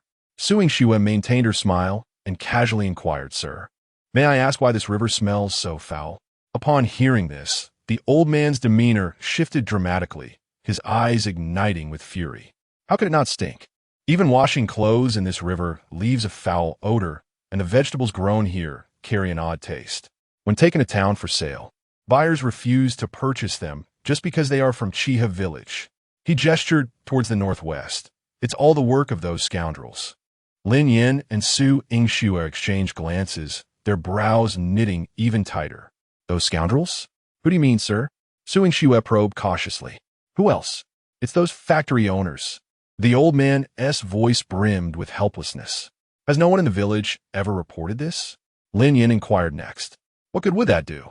The old man thrust his hoe into the ground with force, as if venting his frustrations. "Whenever the officials come, they put on a show for a day or two, and as soon as they leave, the pollution resumes." But haven't the villagers thought of organizing protests against the factories? Lin Yan asked tactfully. In other places, such situations would have prompted villagers to confront the culprits directly. "We're too afraid to go." The old man's hands waved in dismissal, his expression betraying fear. "Last time, Samuel went to protest and got crippled. Now he can hardly walk. Who would dare go again?" Lin Yan's brow furrowed deeply as he looked at Su Yingxue. He understood that Sanwa was likely the villager injured during the protest. "All right, sir, please continue with your work," Lin Yan said, and he and Su Yingxue turned to leave. "It seems the situation here is quite complex," Lin Yan remarked with a smile. "Let us first explore the area around the factories." Su Yingxue did not respond. The two retraced their route, driving northwest. A few minutes later, the road widened, revealing a cluster of factories sprawled across the plain in the valley.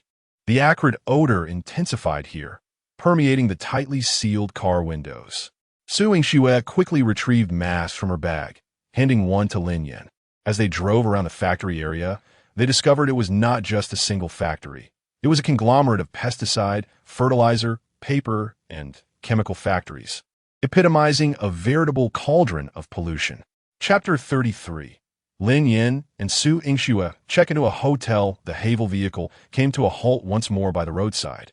Su Yingxue methodically began to piece together the clues. The current situation was becoming increasingly clear. The untreated wastewater from this industrial park was being discharged directly, resulting in severe pollution of the surrounding rivers, which in turn sparked significant discontent among the villagers. The villagers had lodged complaints and attempted resistance, yet the issue remained unresolved. The contaminated water had seeped underground, affecting the villagers' drinking supply, and in their desperation, they resorted to contacting a newspaper journalist, hoping that exposure would prompt environmental remediation. However, during the investigation, the journalist was discovered by the factory personnel and subsequently detained. Lin Yan nodded in agreement. Thus, the urgent task at hand is to search these factories and locate the journalist. Su Yingxue sighed in resignation. It's not that simple. A search requires a warrant. And besides, this area is not under the jurisdiction of Binhai. Why not have the Qianzhou Public Security Bureau conduct the investigation? Without hesitation, Lin Yan proposed. What if we let them handle it? Su Yingxue shook her head. It's more complicated than that. These factories have been operating illegally for a long time. There must be someone protecting them. Even if we could obtain a search warrant through the Binhai Public Security Bureau, the information would likely be leaked by then, rendering it futile. Then what should we do? Lin Yan pondered, feeling as if they were at a dead end. Su Yingxue rolled down the car window. Gazing intently at the factory area, her expression resolute, We must find a way to infiltrate and investigate secretly. Lin Yan raised an eyebrow. What if we get caught? Turning to him, Su Yingxue teased, "Oh, can a distinguished disciple of the Shitong faction really be subdued by a mere group of ordinary people?" Lin Yan scoffed. "I'm more concerned about you getting caught." "You're overthinking it," Su Yingxue replied confidently as she exited the vehicle. This time she was armed, and in a critical moment, she could always reveal her identity as a police officer. Did they truly dare to abduct an officer? The two arrived at the entrance of a Changhong paper mill. The entrance featured a facial recognition system, with security booths flanking either side, one for inspecting incoming personnel and the other for outgoing. "What brings you here?" The stout security guard scrutinized them with a wary gaze. "We're here to apply for jobs," Lin Yan replied calmly. The guard frowned, his eyes drifting to Su Yingxue. Despite her mask, her bright eyes, fair skin, and striking figure made it hard to believe such a beauty would seek employment in a place like this. "Applying for jobs? With looks like yours, why not pursue a lucrative career elsewhere?" The guard remarked with a hint of mockery. Su Yingxue shot back, "And you with that face, why not sell pancakes instead?" The guard paused in surprise, glancing down at his own short stature. Then his eyes lit up. "Hey, that is not a bad idea. I could buy a set of Wu Dalong's outfit online and start live streaming pancake sales. Is that even possible?" Lin Yan thought to himself, astonished by the guard's train of thought. He then asked, "Could you let us in to see if there are any suitable job openings?" Upon hearing this, the guard's expression turned serious. "No, the factory is not hiring right now. You need to leave immediately." Reluctantly, the pair had no choice but to depart and seek alternative methods. Speaking too much would only raise suspicion. Back in the car, Lin Yan contemplated for a moment before suggesting, "What if we come back at night?" Su Yingxue looked puzzled. "Why come back at night?" Lin Yan pointed to the factory's tall, 3-meter-high walls, topped with barbed wire. "We can scale the wall under the cover of darkness, unnoticed." Su Yingxue turned to examine the wall, astonished. "It's so high, with barbed wire. How can we possibly scale it? Even if we get over, how will we come back? Is it really that difficult?" Lin Yan patted his thigh. "We just need legs to do it." However, Su Yingxue responded with an exaggerated eye roll. They arrived in Hongshan City, where Su Yingxue booked 2 rooms online. After parking, she prepared to collect the room keys at the front desk. "Your ID, please." Su Yingxue instructed. "What ID?" Lin Yan replied, bewildered. "You left without your ID?" Su Yingxue glared at him with disdain. "Who carries their ID everywhere?" He retorted defiantly. Sighing heavily, Su Yingxue then canceled both rooms and opted for a standard double. The thought of having to share a room with Lin Yan filled her with trepidation. The embarrassing memories of their last encounter still vivid in her mind. A little over 10 minutes later, the sound of rushing water echoed from the bathroom. In September, the temperature in Xinzhou still hovered above 35 degrees, and stepping away from the air conditioning felt sticky and uncomfortable. Thus, as soon as Lin Yan entered the room, he eagerly dashed for a shower. Noticing the clothes carelessly strewn about, Su Yingxue frowned slightly and prepared to hang them up. However, as she picked up a pair of pants, something clattered to the floor. Upon closer inspection, it was a resident's ID card. Su Yingxue turned towards the bathroom, her eyes blazing with fury. That deceitful scoundrel. At 2 a.m, the Black Havel returned to the factory area, stopping several hundred meters away from the paper mill. Su Yingxue and Lin Yan were clad in black clothing, their shoes and masks also dark. They stealthily approached the wall. Su Yingxue looked up and frowned, murmuring, "How we get up there?" "That's easy," Lin Yan exclaimed, and before he finished speaking, he propelled himself off the wall, executing a graceful backflip. Ryup, his pant leg snagged on the barbed wire.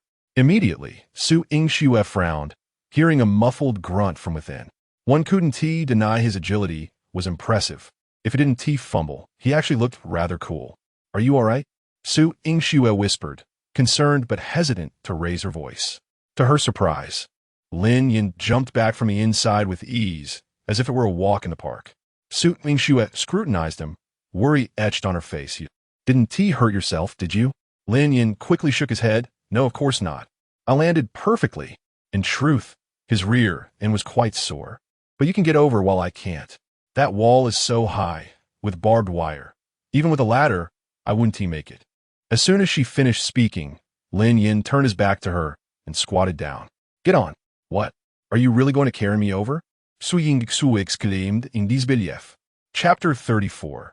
Finally finding the key clue. Lin Yan was already taken aback when he jumped in alone, but to her astonishment, he was now going to carry someone as well. Wasn't that rather exaggerated? What else? Are you still keen on investigating? Stop dawdling, Lin Yan said impatiently. After a moment's hesitation, Su Yingxue leaned against his back.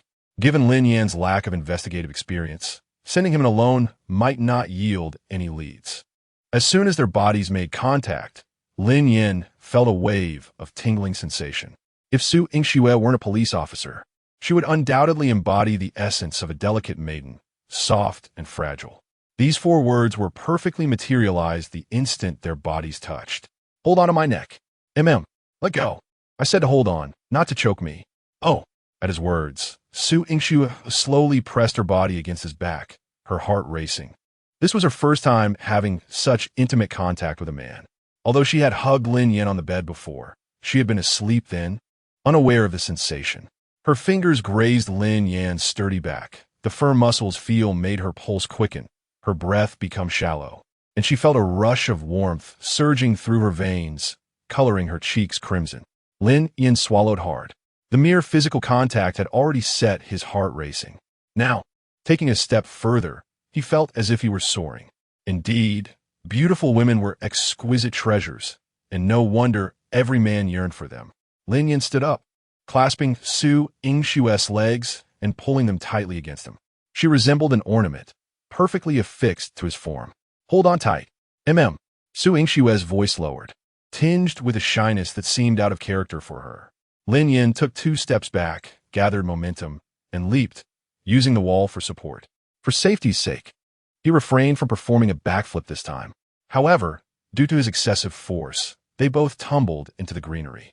Moments later, the sounds of their muffled exclamations and branches snapping echoed through the air. After a brief pause, they clambered to their feet in disarray. Su Yingxue brushed the dirt off her clothes. Didn't you just come in here? How did you not notice the greenery? Lin Yan feigned innocence. I just fell in. There wasn't any greenery at the corner. Su Yingxue refocused her thoughts and began surveying their surroundings. Ahead were 2 workshops, and behind them stood a row of 3-story office buildings.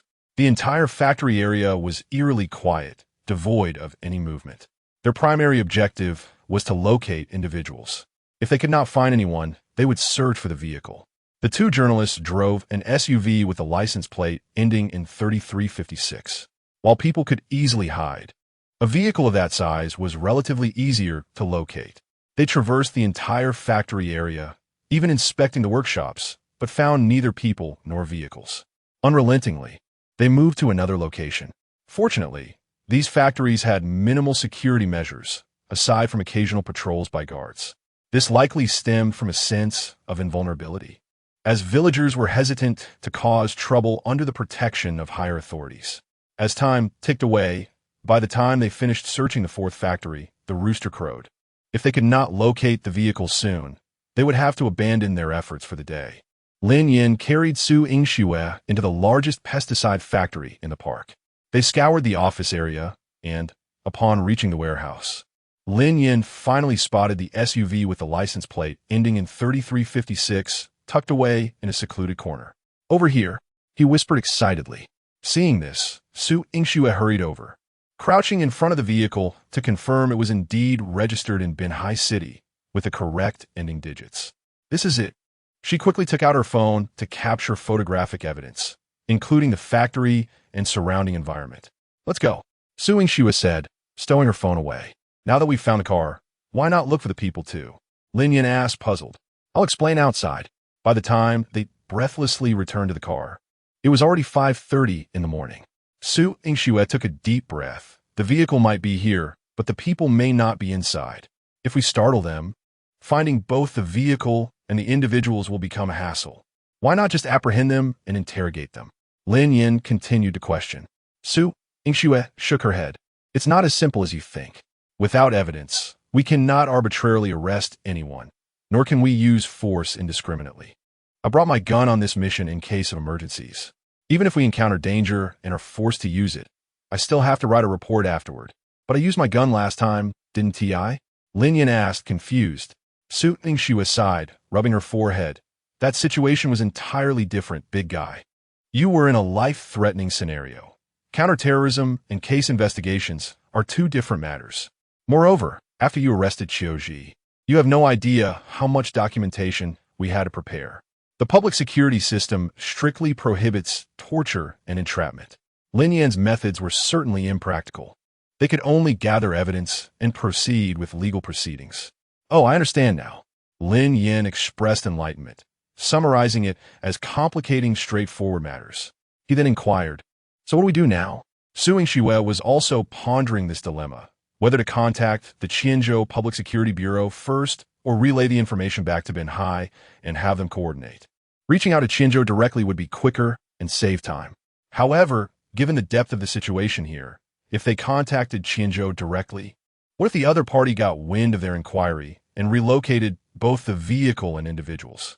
If they reported to Binhai first, there was a chance to bypass Qianzhou and potentially intercept the vehicle beforehand. Having made up her mind, Su Yingxue said, let us first report the vehicle we found to the bureau and then see how they arrange it. All right, let us hurry. I'm feeling quite drowsy. Lin Yan yawned. To avoid being seen in the county seat, the two of them stayed in the hotel and ordered takeout for meals. Lin Yan was a night owl. He couldn't fall asleep early, so he stayed awake until midnight, only managing to get an hour of sleep before waking up. After a hectic morning, he had practically pulled an all-nighter. Upon returning to the hotel, Lin Yan collapsed into bed. Su Yingxue took out her notebook, organized the photos she had taken into a report for Li Feng, and then quickly washed up before falling asleep herself. In truth, she was quite tired too.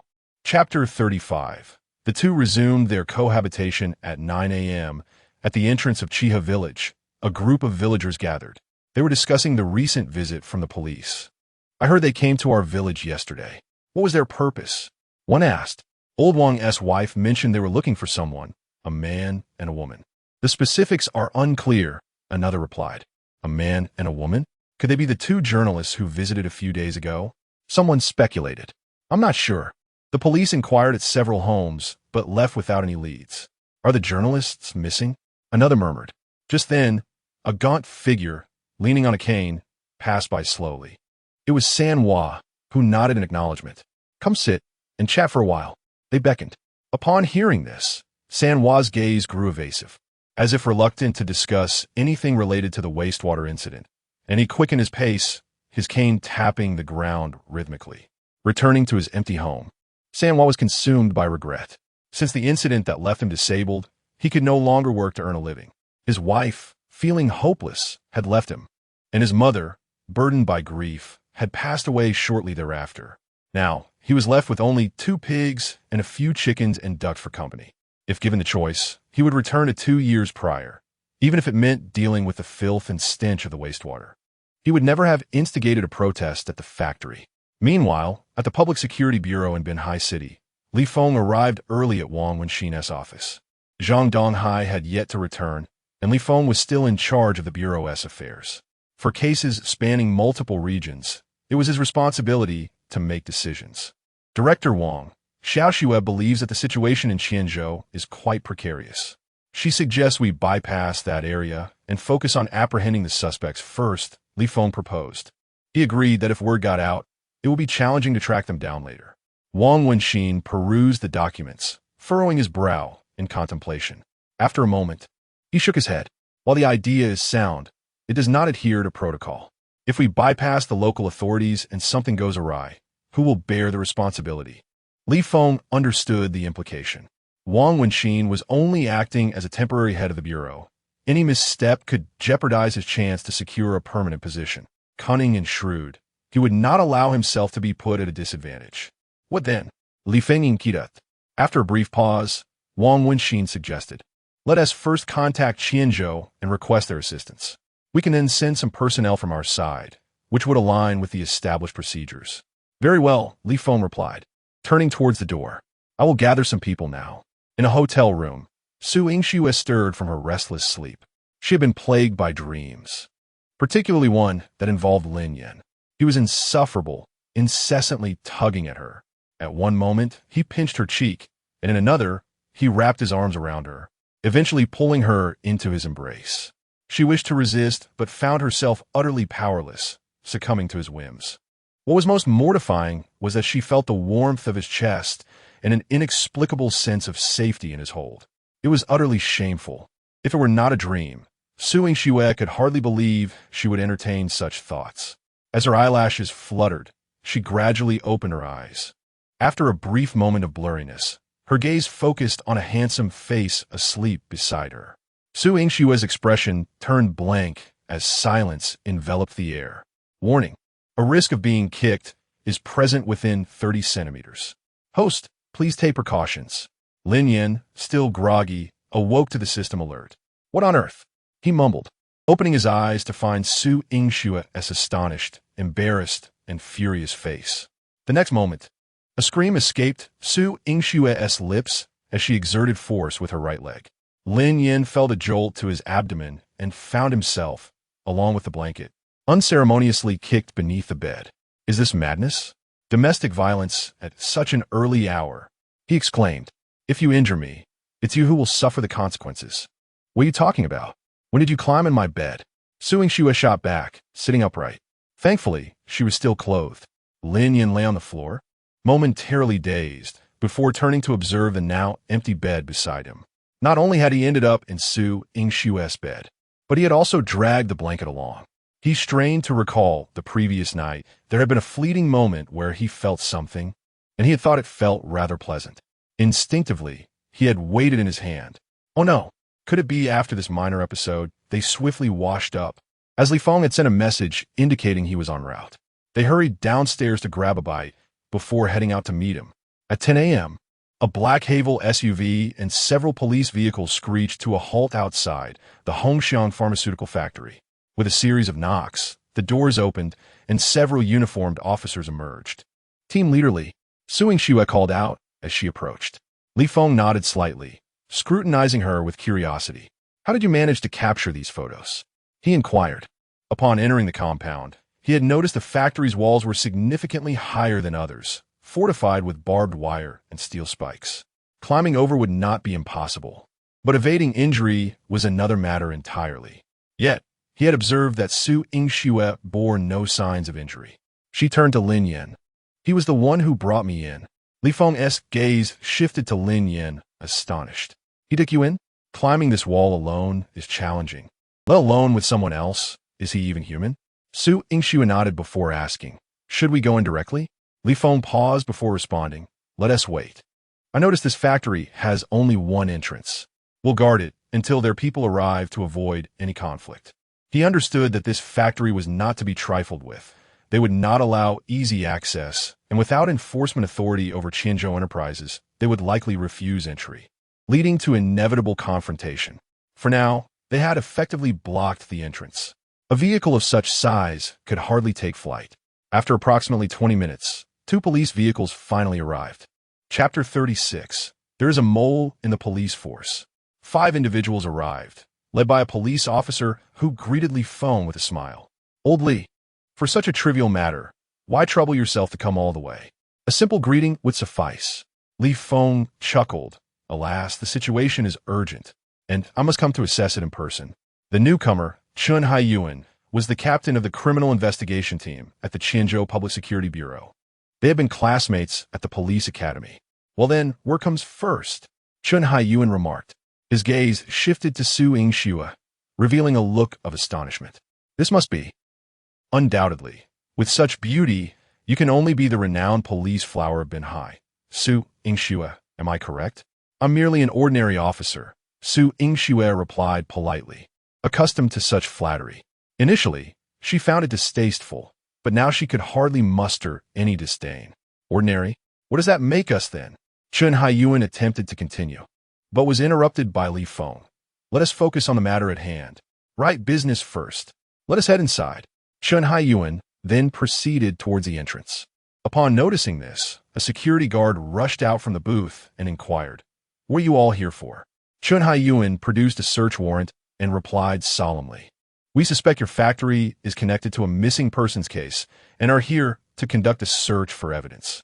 Open the door. The guard hesitated, instead opting to make a call. Hello, Captain. A group of police officers has arrived at the gate, claiming they need to enter for a search. Let them in. Understood. After receiving the go-ahead, the guard finally pressed the button to open the electronic sliding gate, allowing the officers to enter. Lin Yan and Su Yingxue walked briskly at the forefront.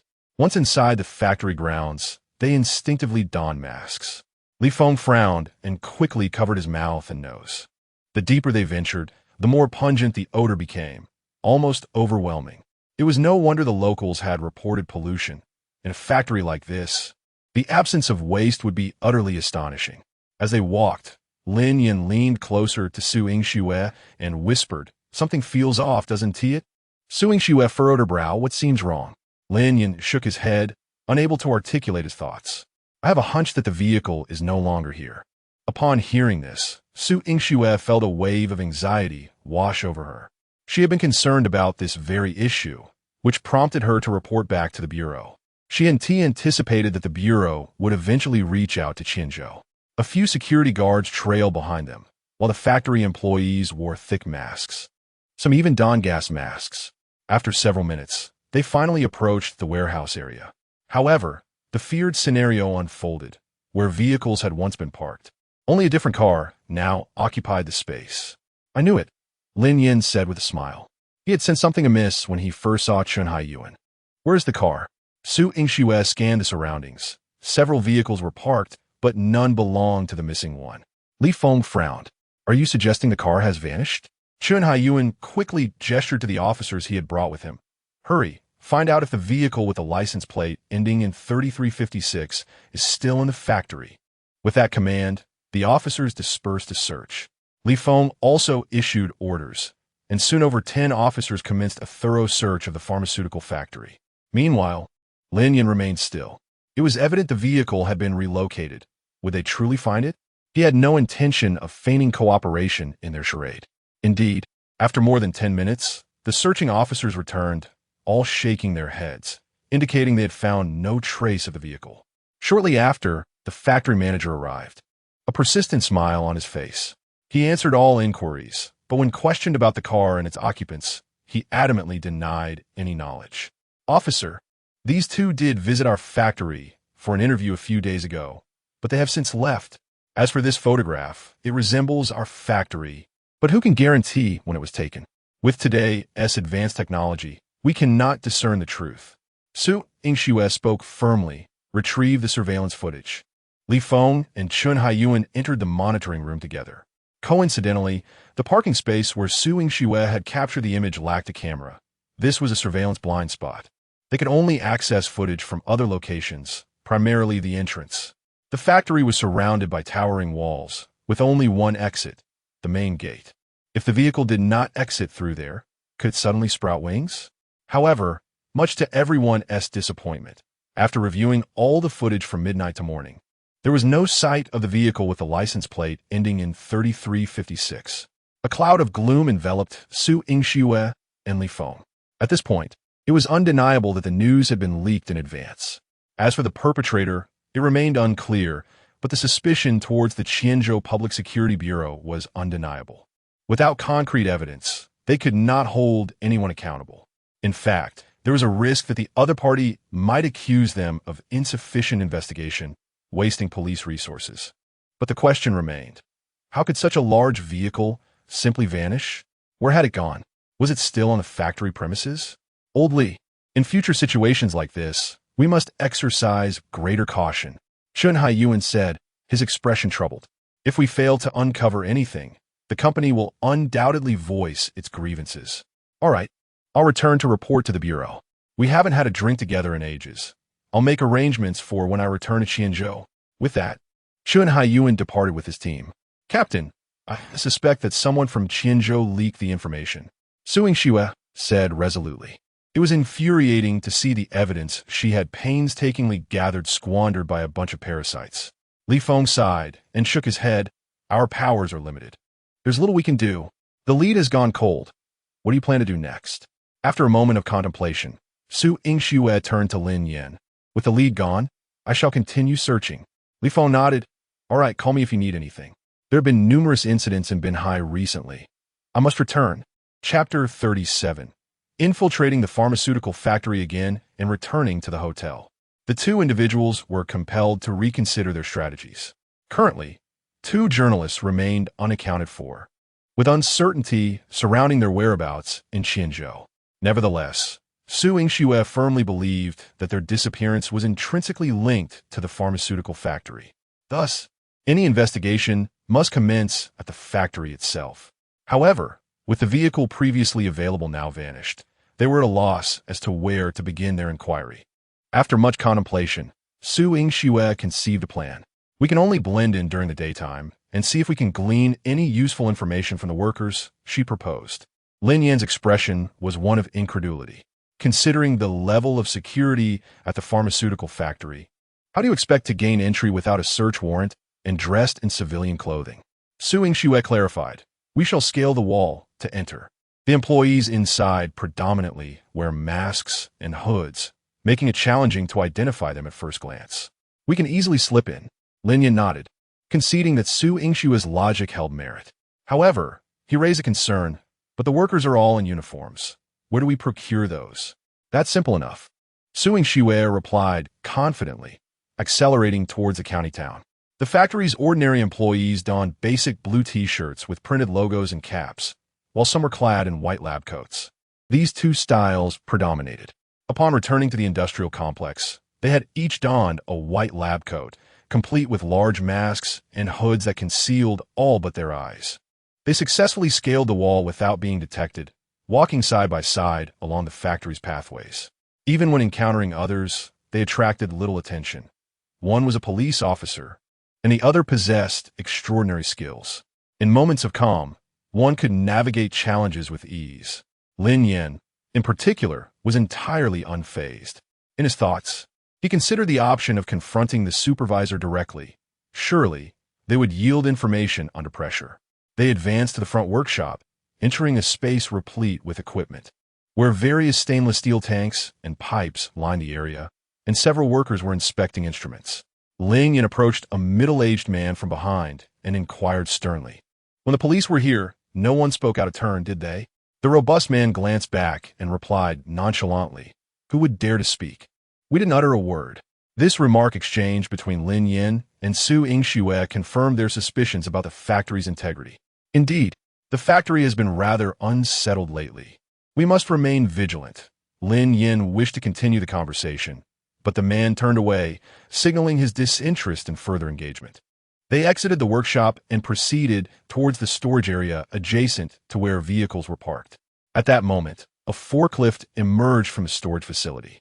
The two exchanged knowing glances, their brows furrowing in unison. Let us investigate further. Su Yingxue seguistif. They approached the area, but refrained from immediate interaction, opting to circle around before addressing the forklift operator. Lin Yan initiated the conversation. Master, if any suspicious individuals approach you with inquiries, you must keep your lips sealed. Understood? The forklift operator scrutinized him, sensing a familiarity in his tone despite his unfamiliarity. He nodded in agreement. Rest assured, I shall only speak of what is necessary. Very well. Carry on with your work. They quickened their pace and exited the storage unit. What are you thinking? Lin Yan prompted. Speak your mind first, she replied. Let us corner him. They exclaimed in unison. Once again, they stealthily exited the factory, with Lin Yan carrying Su Yingxue on his back. After entering the vehicle, they removed their lab coats and masks, exhaling deeply in relief. That forklift operator must know where the vehicles are headed, Su Yingxue asserted confidently. Lin Yan nodded as he sipped water, agreeing that it was highly probable the vehicles had been relocated elsewhere. They must have been taken away by vehicle, Su Yingxue added. They waited until 6 in the evening when the factory gates swung open, releasing a throng of workers. While some drove cars, the majority opted for electric scooters. Soon, Lin Yan spotted the forklift operator among the crowd. Su Yingxue started the car, maintaining a discreet distance behind him. After approximately 10 minutes, they arrived at a place called Shilu Village, situated a few kilometers from Qi Village. The absence of a polluted river nearby contributed to the superior quality of both air and water in this area. Furthermore, Most of the factory workers hailed from this village. The forklift operator turned into a modest courtyard, prompting Su Yingxue to park at a nearby open space. They both exited the vehicle and followed discreetly. What if he doesn't speak? Lin Yan inquired. Su Yingxue frowned, contemplating for a moment before responding. Then we must find a way to elicit his words. As time slipped away, the urgency of uncovering clues about the missing journalists weighed heavily upon them. Are we permitted to take action? Lin Yan questioned. Su Yingxue cast a sidelong glance at him, her eyes filled with uncertainty. Principally, police should not engage in such conduct. But I'm not a police officer right now, Lin Yan retorted. I find your reasoning sound. Su Yingxue was not one to adhere rigidly to rules. In exceptional circumstances, unconventional measures might be warranted. We must prioritize saving lives. Hand me your handcuffs, Lin Yan requested. Without hesitation, Su Yingxue removed them from her waist and passed them to him. The courtyard door stood ajar, allowing them to enter without obstruction. Chapter 38. The big fish surfaces. The courtyard was modest in size, with a row of chicken coops on the right and a small flower bed on the left. Scattered about were various tools, including hoes and shovels. At that moment, the kitchen was bustling with activity, while the foreman, relaxed and nonchalant, lounged in the living room, sipping tea and awaiting the meal. Suddenly, he turned his head and noticed two figures entering the yard, his demeanor shifting to one of vigilance as he stood and inquired, "Whom do you seek?"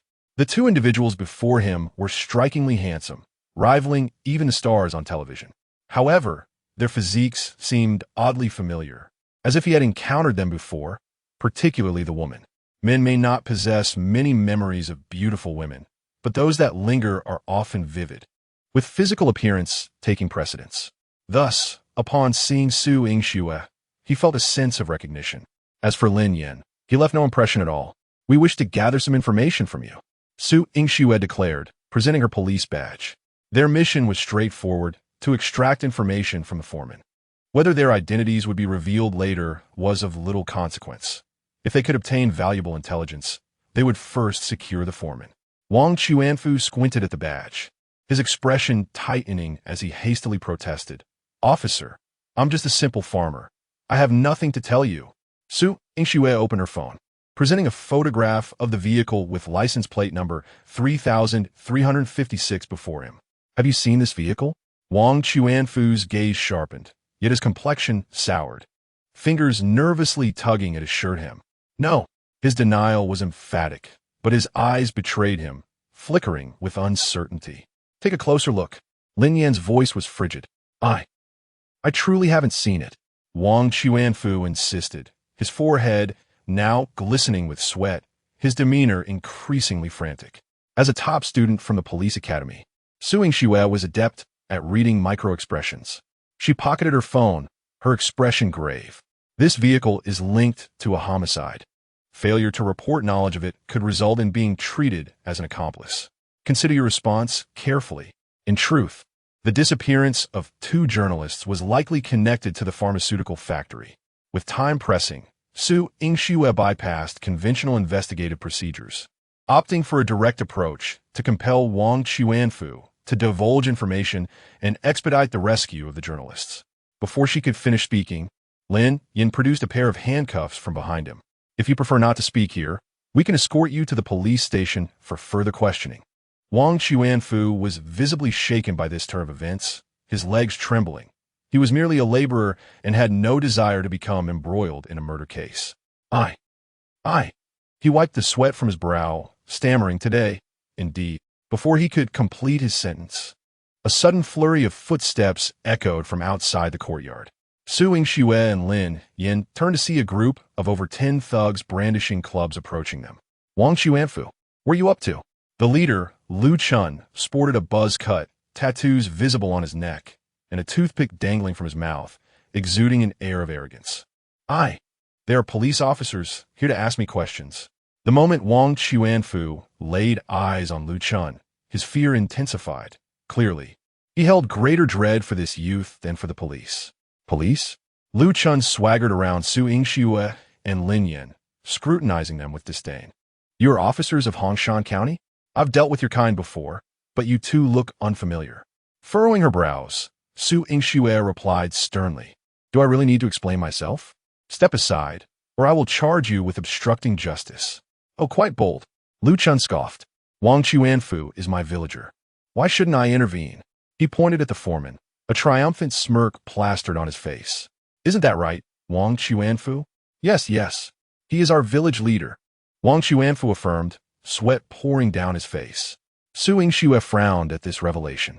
Indeed, the situation was far more intricate than she had anticipated.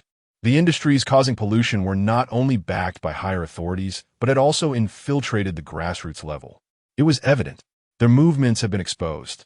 Having tracked Wang Chuanfu home, these individuals sought to stymie any further investigations. It was highly probable that the two missing journalists had been taken in a similar manner. To avoid unnecessary complications, Su Yingxue produced her police badge. Since you are the village leader, it is your duty to assist the police in their investigations. However, before she could finish, Lu Chun snatched the badge from her grasp, examined it, then derisively remarked, "You claim to be a police officer, but how can we trust that? I can procure as many such badges for you as you desire." What do you mean? Su Yingxue inquired, her voice low and serious. Lu Chun's lips curled into a mocking smile. Is my meaning not clear? I suspect you are imposters, and I intend to expel you from Shiliu village to protect the property and safety of our villagers. Lin Yan stepped forward, towering over Lu Chun, his tone equally mocking. And what if we refuse to leave? I hardly regard you as a threat, let alone your band of ruffians. In truth, after all this time activating his abilities, he yearned to test his skills against these thugs. Lu Chun, standing at just under 1.7 meters and of a lean build, was dwarfed by Lin Yan, who resembled a formidable truck compared to Lu Chun's modest car. Lu Chun, undeterred, retorted, "If you don't leave, I shall have no choice but to cripple you and toss you out. Go ahead, try it." Lin Yan's gaze turned icy, a palpable aura of menace emanating from him, causing even Lu Chun and his cohorts to momentarily retreat from their bravado. The atmosphere was charged, teetering on the brink of violence. Yet at that moment, Su Yingxue stepped between the two men, turning to Lin Yan and shaking her head. With that, she reclaimed her badge from Lu Chun and departed alongside Lin Yan. Lu Chun watched their retreating figures, a derisive snicker escaping his lips.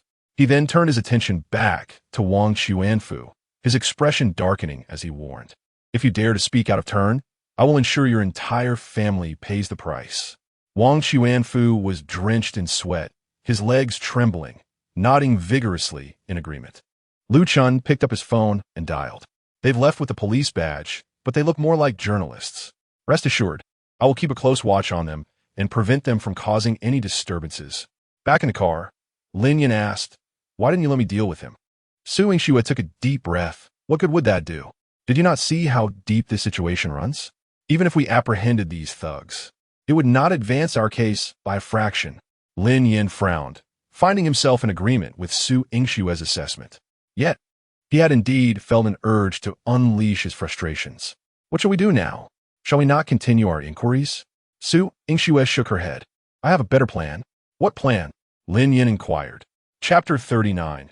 Terrifying revelations. As the sun dipped below the horizon, darkness began to envelop the land. A man clad in work attire and donning a cap entered the village of Shiliu. He navigated the familiar terrain with ease and approached a courtyard. He rapped on the door with firm knocks. Moments later, a middle-aged woman opened the door, her face etched with confusion as she gazed at the man before her. Whom are you seeking? She inquired.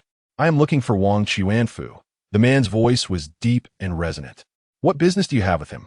The woman asked, her brow furrowed, as she did not recognize the stranger nor recall her husband mentioning any such acquaintance. Who is it?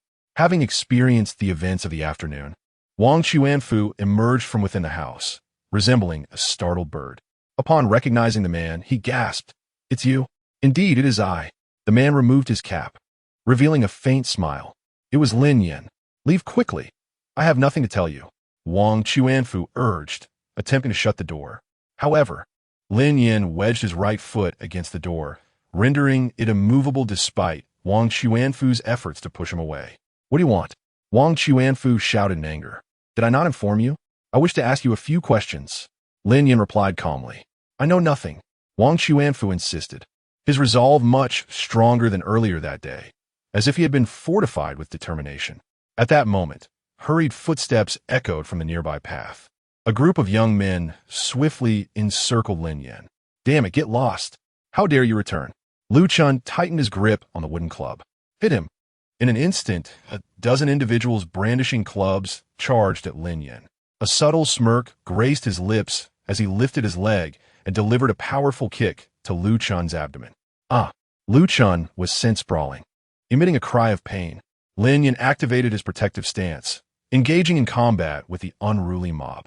After toppling 5 or 6 of them, he was ultimately subdued and lost consciousness. Damn it, he dares to fight back. Take him away. Lin Yan was forcibly escorted forward. In the darkness, he released all his weight onto the 2 individuals holding him, burying his head and maintaining a smile on his face. Good grief, don't faint on us. You're too heavy. One of them grunted. Stop talking and just pull. Minutes later, Lin Yan was thrust into a vehicle. The 2 thugs who had been carrying him were nearly exhausted. The car started, winding through the village before entering a large courtyard. Once parked, Lu Chun exited the passenger seat and spoke to those inside. We captured a journalist posing as a police officer investigating the situation. We chased him away this afternoon, and he sneaked back in at night.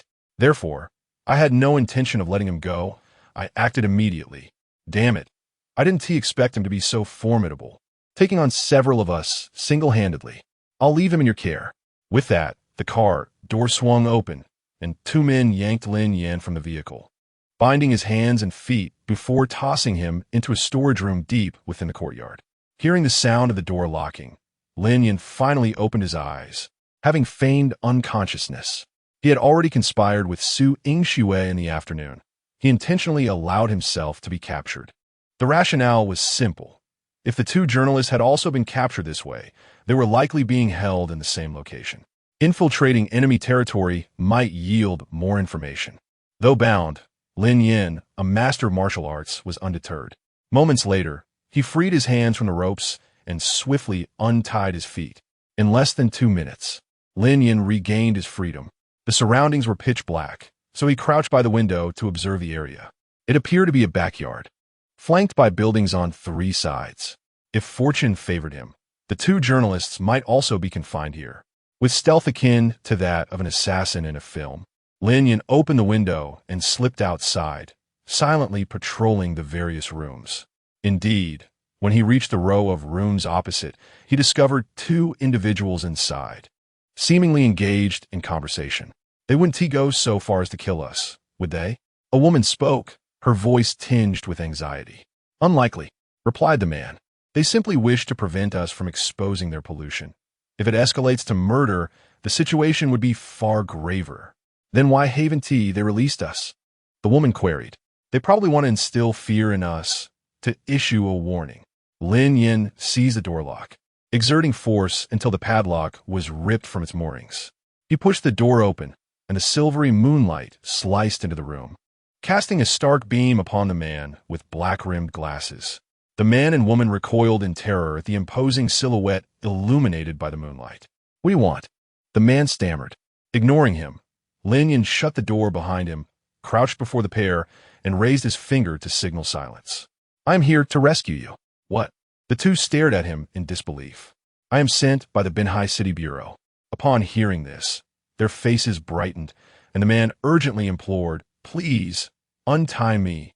They have been bound for 3 days, and their hands have begun to lose sensation.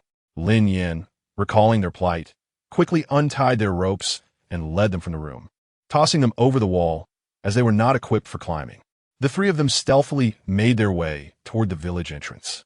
After introductions, Lin Yan learned that the man was named Chen Xiaodong and the woman was called Zhu Ling. Both were reporters who had been captured while investigating in Shiliu village. Why go to such lengths to investigate here? Lin Yan inquired, puzzled. As reporters, we only need to document the pollution from the chemical factories and the contamination of the rivers to expose them. Why come to Shiliu village? If anything, we should have gone to Chiha village. That's where the pollution is most severe. Chen Xiaodong glanced around and lowered his voice. We uncovered crucial leads. Lin Yan halted, intrigued. What leads?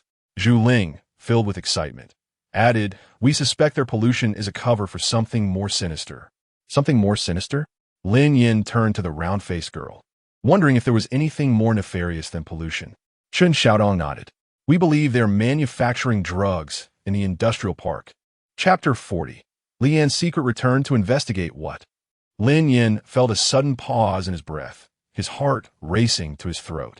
Drug production. What a sensitive and niche term this was. Previously, he had only heard of such matters through television news. He never imagined that someone would mention it directly in front of him. Do you have evidence? During his time with Su Yingxue, he had subtly learned an important principle. Everything must be substantiated by evidence. Mere speculation cannot serve as a basis for judgment. Zhu Ling nodded emphatically, her tone resolute. "We extracted samples from the river and sent them for testing. The results revealed the presence of cyanide, iodine, phosphorus, and various other compounds. Moreover, the discharged wastewater contained a distinctly mixed, milky substance, which are typical characteristics of drug production waste. Others might be oblivious to this, but as professional undercover reporters, they had previously assisted the police in solving numerous cases, and this knowledge was deeply ingrained in them, making them particularly vigilant during investigations. So, those individuals are still unaware that you have uncovered this matter?" Lin Yan pressed further. Both shook their heads. They believe we are merely investigating the sewage issue. Upon hearing this, Lin Yan fell into deep contemplation. At that moment, he instinctively wanted to inform Su Yingxue of the situation, so she could decide the course of action. However, fearing that his phone might be confiscated, he had not brought it along. As for Chen Xiaodong and Zhu Ling, their phones had long since been seized. With no other option, the three quickened their pace toward the outskirts of the village. In a private room of a certain club in Qianzhou, Director Feng, "You must keep a close watch on the coastal area. If they send people over to disrupt us repeatedly, I will have a hard time explaining." A man with a shaved head, clad in a black t-shirt and possessing a robust physique, spoke in a low tone. The Director Feng he mentioned was Feng Ji, the head of the Qianzhou Public Security Bureau. Rest assured, Feng Ji set down his chopsticks, his demeanor calm. "We will receive immediate updates if there are any movements on their end, and it will not interfere with your operations. By the way, what do you intend to do with those two reporters?" The man in black, coldly chewing his food, replied, "I initially planned to detain them for a few days and then release them, but today we received news from the village that 2 more reporters have arrived. It seems we must make an example of them to deter future interference." Feng Ji frowned slightly, cautioning, "What if things spiral out of control? It could be difficult to cover up." The man in black's gaze turned icy. "Then let them meet with normal accidents." Feng Ji pondered for a moment before nodding. "Very well." Lin Yan and his companions walked for more than 20 minutes before finally exiting the village and stepping onto the main road, where they spotted a black Havel parked by the roadside. The two had not eaten for 3 days, their energy severely depleted, and their steps were unsteady. Once inside the car, Chen Xiaodong recounted everything they had discovered to Su Yingxue. She was even more shocked than Lin Yan. "What shall we do now?" Lin Yan inquired. Su Yingxue furrowed her brow, lost in thought, and did not respond immediately. After the previous incident, she was now hesitant to report anything to the Bureau. If what Chen Xiaodong and the others said was true, once the information leaked, the opposing party would undoubtedly destroy the evidence swiftly, without solid proof. She was also reluctant to escalate the matter to her mother. Otherwise, if they mobilized without concrete evidence, her position within the police force would be precarious. First, we must get them to a safe place. Su Yingxue's immediate priority was to find people, and now that the individuals were located, the task was complete. As for other matters, they would need to be deliberated over time and could not be rushed. Thus, they set off back to Binhai that very night. Meanwhile, Lu Chun was playing a game of poker with a few lackeys when his phone suddenly rang. "Damn it! Who is calling at this hour?" He cursed as he picked up the phone, glancing at the number, and immediately tossed aside his cigarette, respectfully exclaiming, "Hello, Longo? What can I do for you?" A low voice came from the other end. "Release those reporters. Someone will bring a car shortly." "What?" Lu Chun thought he misheard. "Longo, are you saying to let them go? Do you not understand my words?" The voice on the line grew colder. Yes, Longo, I will do it right away." Lu Chun hung up the phone, grabbed the money from the table, stuffed it into his pocket, and hurried towards the backyard. He arrived at the door of the room, where Chun Xiaodong and the others were held, humming a tune as he reached for his keys, only to find that the lock was missing, not even a door latch remained. Panic set in as he looked around, then he pushed the door open. In an instant, his mind went blank. The floor held only a few ropes. There was no sign of the prisoners. This is bad. Lu Chun rushed to another room, where the lock was still intact. But upon opening the door, he was dumbfounded. There was no one inside. Lu Chun felt his head spin. How would he explain this? He dared not conceal the truth, and immediately called Long Ge back. Hello, Long Ge, the people are gone? What? We just locked that kid in there. Unexpectedly, in just a short time, they all disappeared. Damn it. Find them quickly. Alive or dead, I want to see them. Yes. Lu Chun hung up and immediately gathered his men to conduct a thorough search. An hour later, in Binhai City, Suing Xue handed Chen Xiaodong and Zhu Ling over to Zhang Donghai. However, she did not disclose the information regarding drug production and instructed them not to share this matter with anyone else for the time being. After all, there was a mole within the bureau, and she could not yet determine who it was. Although she felt Zhang Donghai was unlikely to be the mole. Nothing in life is absolute. Caution is the mother of safety. Xiao Xue, you have worked hard, Zhang Donghai said, turning to Lin Yan. I am grateful for your assistance. Rest assured, I will do my utmost to advocate for you. Just a small favor. Remember to give me a little bonus. Lin Yan replied with a smile. Zhang Donghai nodded. I will do my best. Suing Xue said, Director, I am a bit tired and wish to rest for 2 days. Zhang Donghai responded, That is only right. I will handle the remaining matters. You should go home and rest well. The two drove away from the police station. What shall we do now? Lin Yan inquired. Suing Xue replied solemnly. We return to Qianzhou. This time, they must return unnoticed. For only then can they let their guard down.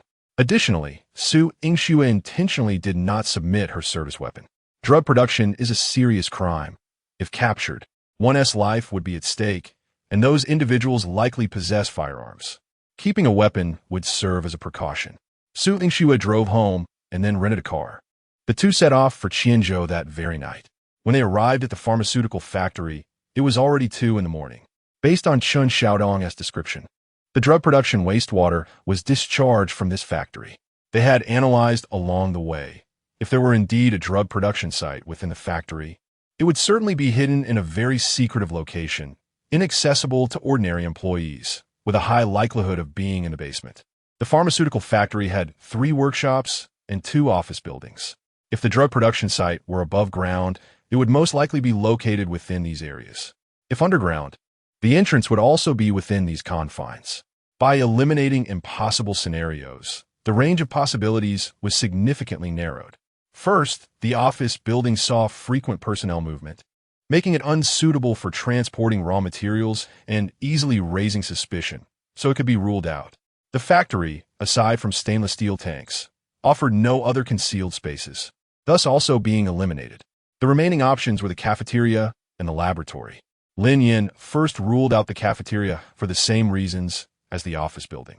The storage room was temporarily dismissed as well, and ultimately, the laboratory emerged as the most suspect. Firstly, transporting drug production raw materials would not easily raise suspicion. Secondly, the production personnel could masquerade as laboratory staff to come and go freely. Thirdly, experiments conducted in laboratories often involve various tests, making discharge and odors normal occurrences. Based on this, Suing Xue resolved not to accompany Lin Yan, instead entrusting him with the firearm, allowing him to venture alone to assess the situation. Lin Yan, possessing agility and stealth, would be less likely to attract attention. Armed, he would also be capable of handling unforeseen circumstances. Should they proceed together, Lin Yan might become distracted, thereby increasing the risk involved. After devising a strategy, Lin Yan approached the base of the wall and leaped gracefully. Upon landing, he surveyed his surroundings with vigilance, ensuring no one was present before sprinting directly towards the laboratory. During the daylight search, he had already noted the laboratory's location. The entrance stood firmly locked, yet a ventilation duct loomed more than 4 meters high. Lin Yan sprang upward, utilizing the wall's reaction force, skillfully tucking his limbs as he squeezed through the narrow opening. Chapter 41. A single strike to eliminate the drug manufacturing den at this moment. The laboratory was shrouded in darkness. Lin Yan activated the flashlight on his mobile phone and discovered that the space was surprisingly spacious. The true laboratory lay in a corner at the far end, surrounded by various experimental materials. Lin Yan made his way towards several labs. Some doors were locked, but he opened the unlatched ones and searched the rooms, finding no suspicious signs. Just then, he heard a noise from outside. He promptly turned off the flashlight and concealed himself behind the door. After a brief moment, he heard the sound of a door opening, followed by the closing of another door and the sound of footsteps approaching. Soon, the individual reached the door of the opposite lab, produced a key, and unlocked it. As the laboratory was made of glass, Lin Yan could clearly see the individual press a concealed switch hidden within a cabinet. The cabinet in the corner automatically shifted aside, and the floor then retracted, revealing a hole approximately 1 meter in diameter. After the person descended, the floor closed, and the cabinet returned to its original position, restoring silence as if the individual had never existed. Witnessing this scene, Lin Yan was convinced that this was indeed a drug manufacturing den. He quickly sent a message to Suing Xue.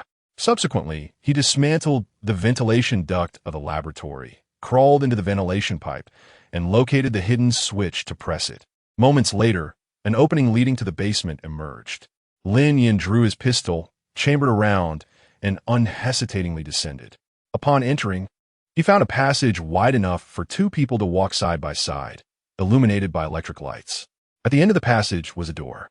Lin Yan approached and turned the knob, only to find that the door was locked from the inside. He knocked on the door with his left hand while gripping the gun with his right. After a moment, the door opened, and a man in a white lab coat and mask appeared, looking utterly bewildered, as if he had never anticipated encountering a stranger here. He neither called for help nor made a sound. It was only when Lin Yan pointed the dark muzzle of his gun at the man's forehead that he raised his hands in surrender. Lin Yan pulled him out and inquired, "How many people are inside? Are there any firearms?" Although he was confident in his own abilities, he understood that caution was paramount. "There are 10 technicians in total and no guns," the man replied, his voice trembling. Lin Yan was somewhat skeptical, but acknowledged that it made sense. If the police had traced the situation to this location, having firearms would be futile. "Go inside." The man obediently turned and walked deeper into the room, with Lin Yan trailing closely behind. The basement was spacious and well lit, equipped with adequate ventilation, and the individuals inside were engrossed in their tasks. Completely unaware of the unfolding situation, Lin Yan observed carefully, finding no weapons. Moreover, there was an alarm system that would provide early warnings in case of danger. Cough, cough. Lin Yan cleared his throat. The group turned in unison at the sound. Upon seeing their comrade with his hands raised, one of them jested, "Are you demonstrating how to surrender?" However, in the next second, Lin Yan's head emerged from behind the lab-coated figure. The group was taken aback, having never encountered a stranger before and momentarily at a loss for action. As they caught sight of the gun in Lin Yan's hand, they quickly set down their tools and raised their hands high. Meanwhile, Suing Xue waited anxiously outside, her heart racing. Her concern was not about the lack of clues, but rather for Lin Yan's safety. Although she was aware of his remarkable skills, having effortlessly dealt with both the Black Wolf and Xiao Ji, her worry was difficult to suppress. But at that moment, her phone rang. It was Lin Yan calling. "Hello, how are you?" Suing Xue asked anxiously. "Caught red-handed." Lin Yan's voice was calm and collected. "What?" Suing Xue could hardly believe it. Originally, she had only tasked him with gathering clues. How had it escalated to capturing criminals? Lin Yan clarified, "It's true, in the basement. Both the people and the raw materials are present. I've got them under control. You need to hurry and call for backup." "All right." After hanging up, Sujing Sui immediately dialed Fandongai. As it was the middle of the night, the phone rang 4 or 5 times before Zhang picked up. "Hello, Xiao Xue. Why are you calling so late? Is something wrong?" "Director, we've discovered a drug manufacturing den in Qianzhou." "What?" Zhang Donghai's voice echoed with disbelief. "Xiao Xue, this is no joke. Are you sure?" "Caught red-handed. Lin Yan has already secured the suspects." Suing Xue's tone was resolute. "Okay, I'll personally lead a team over immediately."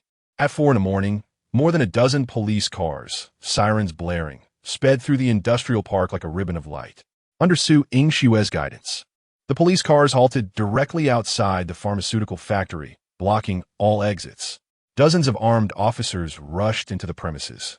The security guards stood frozen, afraid to breathe, as the situation surpassed anything they could manage. Following Lin Yan's instructions, Su Yingxue arrived at the laboratory and activated the basement button. Zhang Doni, Li Feng, Su Yingge, and several officers entered the basement together. Upon stepping inside, they were rendered speechless at the sight before them.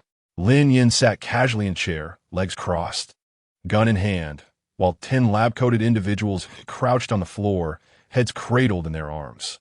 The space was cluttered with various raw materials and finished products, amounting to an estimated several hundred kilograms. "You have truly astonished me." Zhang Donghai gazed at Lin Yan, unable to articulate his excitement. This young man had accomplished feats they had never even dared to dream of. Li Feng clasped his fists in admiration. Lin Yan smiled. "It's merely a small matter. Just remember to send me my bonus later." The lab-coated individuals were escorted out one by one, and Lin Yan and Su Yingxue emerged from the basement. "There is actually a signal here?" Su Yingxue asked in astonishment. Lin Yan spread his hands. "I never expected it either. Everything is fully equipped here with water, electricity, gas, and even signal. Now that we've identified the drug den, these factories surely cannot continue operations, right?" Lin Yan inquired. Su Yingxue nodded. "The director has reported this matter to the higher-ups. These factories will definitely be shut down, and all involved personnel will face severe punishment, including those providing protection. However, this will require some time." Lin Yan nodded. "That's good. It would be a shame for the beautiful Chiha village to be ruined by these people. I hope the villagers can soon have access to clean water so that when we retire, we can enjoy our peace." "Oh, please." Su Yingxue shot him a glare. Chapter 42. The dance teacher murder case. A few days later, at the Qianzhou Public Security Bureau, a young man leaning on a cane limped into the hall. "Excuse me, how may I assist you?" inquired the officer at the front desk. The young man, known as Sanwazi, placed a stack of medical records and photographs onto the table. His expression filled with agitation. "I wish to file a report. I want to accuse Lu Chun of Shiliu Village and his subordinates. They broke my leg with a steel pipe and fractured 3 of my ribs. They forced me into a shattered family, leaving me with nothing. I will sue them. I will." News of the drug manufacturing den discovered in the industrial park had long spread throughout the village. Initially, Sanwazi could hardly believe it and even ventured to the factories to verify. It was only upon seeing the sealed gates and the police cars coming and going that he accepted the grim reality. The dawn had finally broken over Chiha village. Lin Yan listened as Su Yingxue reported that the entire industrial park in Chiha village had been raided, resulting in the arrest of over 500 individuals, including various leaders and implicated employees, most of whom were involved in environmental pollution. All village officials from Shiliu village had been detained on charges of illegal detention, drug trafficking, and murder. Liu Haiyuan and Feng Ji from the Qianzhou Public Security Bureau were dismissed and under investigation. The local criminal elements, including Wu Long, were now fugitives. Every unit related to environmental protection in Qianzhou faced scrutiny, and even the county and city leaders were being investigated. The provincial government had approved a plan for wastewater treatment in Chiha village, promising a thorough cleanup of the polluted rivers, returning to the citizens a healthy, living environment. Witnessing these developments, Lin Yan felt a peculiar sense of satisfaction, as if he had not accomplished anything extraordinary, yet had genuinely contributed to altering their fates. He was also granted approval to begin working at the Public Security Bureau as an auxiliary police officer, ostensibly to familiarize himself with the environment. That evening, after Su Yingxue emerged from her bath, she sat on the sofa, engrossed in her phone, while Lin Yan wore a troubled expression beside her. His system task had been stagnant for some time, and he had yet to devise a solution after being kissed by Su Yingxue. He felt as anxious as an ant on a hot stove. Suddenly, an idea struck him. He approached Su Yingxue and said, "Please close your eyes."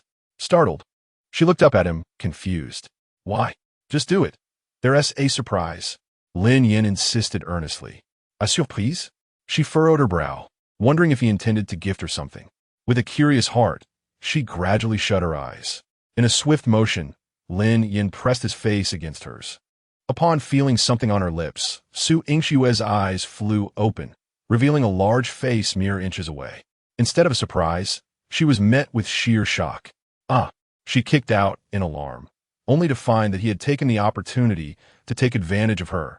By the time she scrambled off the sofa to chase him, he had already retreated to his room and shut the door. Lin Yan's heart raced.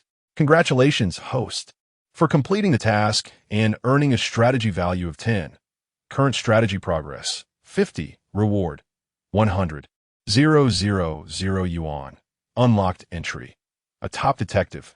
You possess exceptional investigative abilities, yet you remain human, and not every case can be solved. Novice task. Engage in a passionate kiss with Su Yingxue. A passionate kiss? Are you certain?" Lin Yan felt the system was becoming increasingly bizarre. Nevertheless, the reward of 100,000 yuan and a new entry provided him with some consolation. The following day, in the office of the criminal investigation team, Captain Li Feng entered with a grave demeanor, slamming a document onto the desk with a resounding thud. The previously busy team members froze in their tracks, their gazes fixed on him. The atmosphere in the office became stiflingly tense. The case of a nighttime runner's murder remained unsolved. The victim's family had filed complaints, adamantly claiming that the Public Security Bureau had failed in their duties. Li Feng's brows knitted together in frustration, his tone thick with anxiety. This case has stirred up a public uproar online, severely undermining the trust the citizens have in us. Provincial leaders are furious and have given us a month to resolve the case. If we fail, we might as well pack our bags and leave. 3 months prior, in the Guanlan community of Binhai City, a young and beautiful dance teacher had gone missing during her evening jog. 3 days later, her lifeless body was discovered in an abandoned factory, completely naked, with evident signs of violent assault. Following the incident, the Binhai Public Security Bureau swiftly established a special task force to investigate. However, after thorough site inspections, autopsy results, and multiple interviews, the only lead they could ascertain was that the case was likely not perpetrated by someone familiar to the victim. It appeared to be the work of a random stranger. The police had neither collected the killer's DNA nor found any fingerprints. Surveillance footage from the community and jogging route showed the victim leaving at 8 o'clock, jogging along the coastal path for about 10 minutes before vanishing between the 5th and 6th cameras. Due to the lack of surveillance around the abandoned factory, the police were unable to determine when, where, or how the assailant had transported the victim there, nor could they confirm if the factory was the original crime scene. The investigation had reached a standstill. Hearing this, the team began to murmur amongst themselves. "We are not magicians. How can we solve this case in a month? I truly wonder what those leaders are thinking." Indeed, we've exhausted every conceivable tactic and searched every possible location. Yet the perpetrator left not a single clue. What more can we do? Alas, while packing our bags and leaving may be said in anger, it seems we may soon become the laughingstock of Lingnan province. With a resounding clap, Li Feng slammed his hand on the desk. Enough with the chatter. The office fell silent. From today onward, our criminal investigation team will set aside all other duties and devote ourselves entirely to solving this case. Otherwise, we will all be out of jobs in a month. Just then, another person entered the office, dressed in a plaid shirt and khaki pants, with deep-set eyes and handsome features. One might have mistaken him for a celebrity. It was Lin Yan, who had just returned from the restroom. "Quick, take a seat," said Li Feng with a smile. "Yes, Captain," Lin Yan responded, taking a seat. Although he was currently an auxiliary officer, Su Yingxue had brought him into the criminal investigation team to help him acclimate to the police work, as his talents were too great to be squandered on directing traffic or maintaining order. "All right, let us sit down," Li Feng continued. "Next, we will divide into pairs and investigate separately." There were 8 members on the special task force responsible for criminal investigations. Rather than crowding together in anxiety, it would be more effective to disperse and search for useful leads. "Captain," Su Yingxue stood up, "I would like to partner with Lin Yan for the investigation." At this, the others exchanged glances, their eyes wide with shock. It was unprecedented for an auxiliary officer to participate in the Special Task Force's work at the Binhai Public Security Bureau. "I oppose." Huang Wenxuan also stood, asserting, "Captain, He is merely an auxiliary officer. He is not qualified to be involved in such a significant case. Chapter 43. Lin Yan. I am determined to solve this case. Su Yingxue furrowed her brows, suspecting that Huang Wenxuan might intervene. She immediately retorted, "He has no qualifications. Do you? Had it not been for him during the previous bank hostage crisis, we would have been publicly shamed." Upon hearing this, the crowd nodded in agreement. If it weren't for Lin Yan's intervention in dealing with Qiu Ji and rescuing over 20 hostages, the entire Public Security Bureau of Binhai City would have suffered a severe blow, with Director Zhang Donghai bearing the brunt of it. Huang Wenxuan scoffed. "This is a homicide case. What good is marksmanship? He has neither attended a police academy nor possesses any criminal investigation experience. Does he think he can solve the case just by wielding a gun? It's utterly ridiculous." The others, hearing his remarks, found some merit in his words. They believed that Lin Yan possessed the capability to be a special forces soldier, let alone a police officer. However, criminal investigation is different. It requires unraveling complexities and identifying subtle clues within intricate environments to pinpoint the culprit. The former is akin to a valiant warrior in battle, while the latter resembles a meticulous strategist. Each has its strengths and cannot be interchanged. Li Feng pondered for a moment and turned to Su Yingxue, saying, "I have no objections to Lin Yan familiarizing himself with the environment and work in the criminal investigation team. However, this case is of great significance. You should partner with experienced senior team members to maximize your effectiveness. He will have plenty of opportunities in the future." Captain. Su Yingxue wanted to say more, but was interrupted by Li Feng. "Enough, it's settled." A wave of grievance surged within her, akin to a mother whose child is being unfairly targeted, leaving a bitter taste in her throat. "Captain, I believe I can give it a try. Perhaps I can truly solve the case." Lin Yan's declaration struck like thunder, leaving everyone dumbfounded.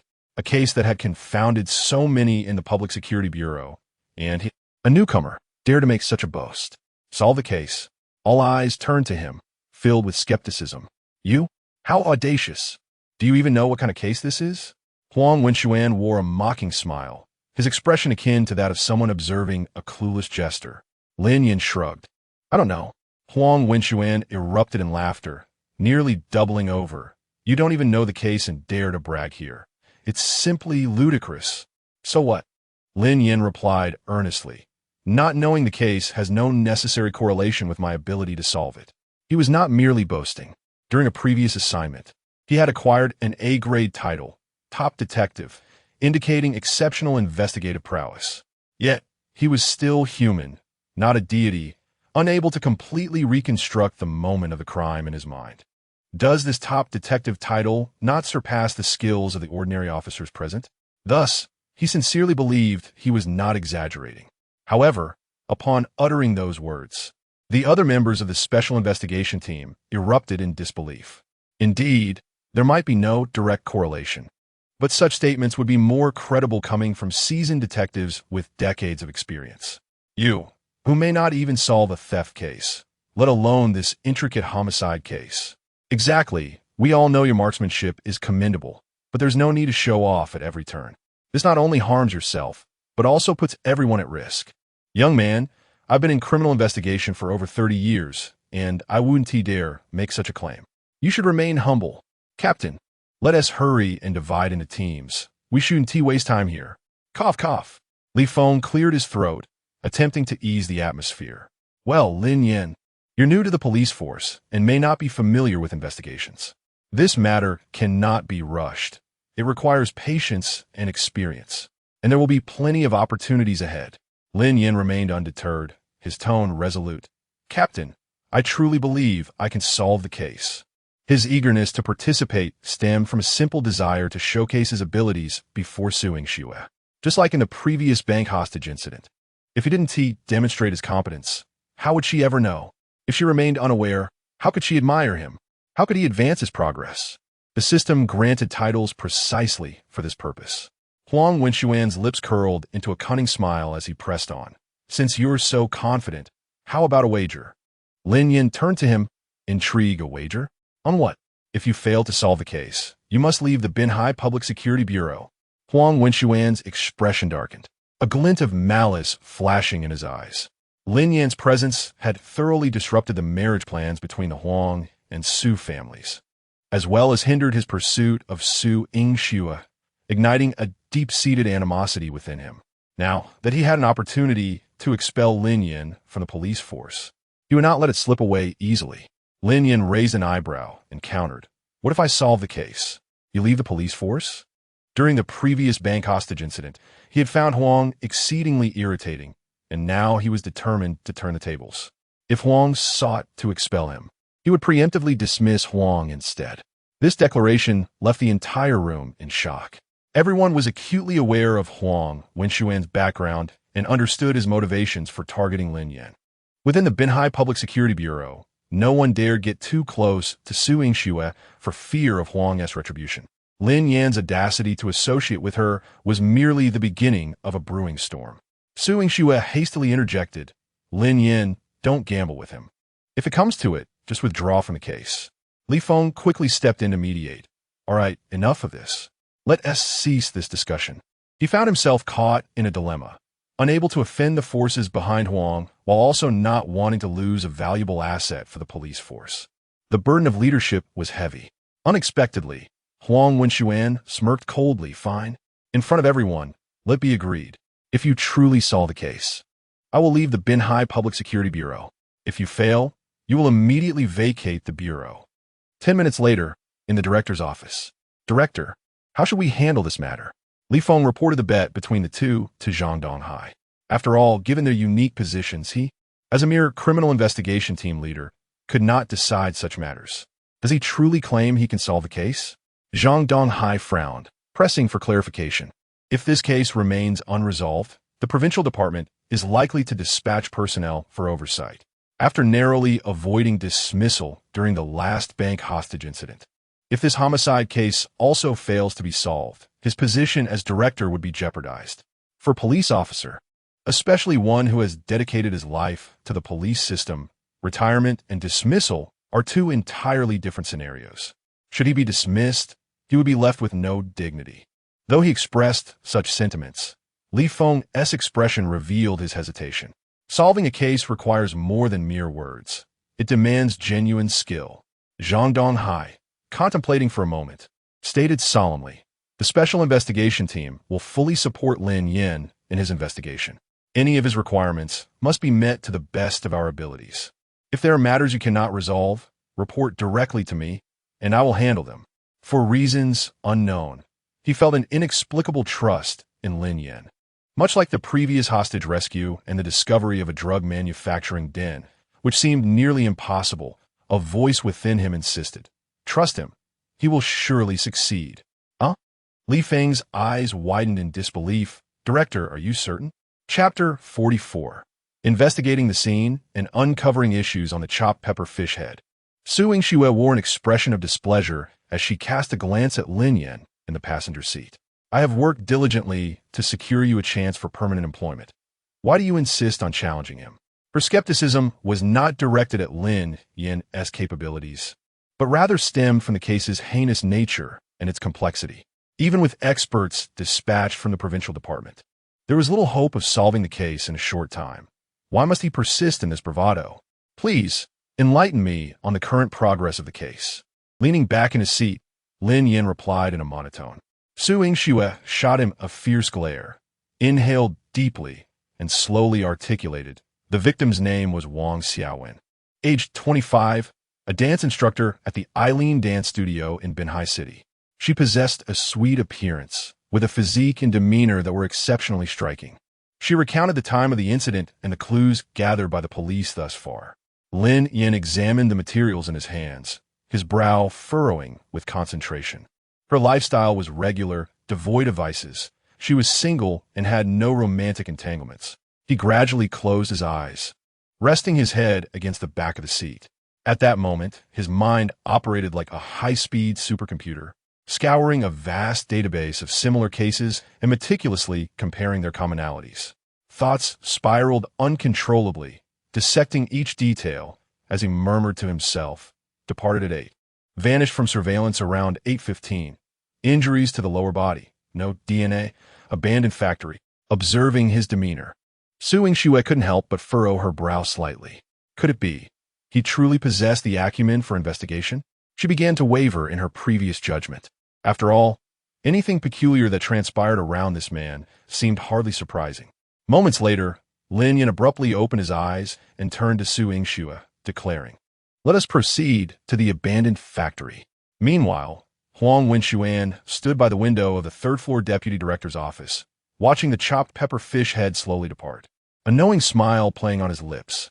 What audacity he has to wager on solving the case. Deputy Director Wang Wenxin remarked, lighting a cigarette.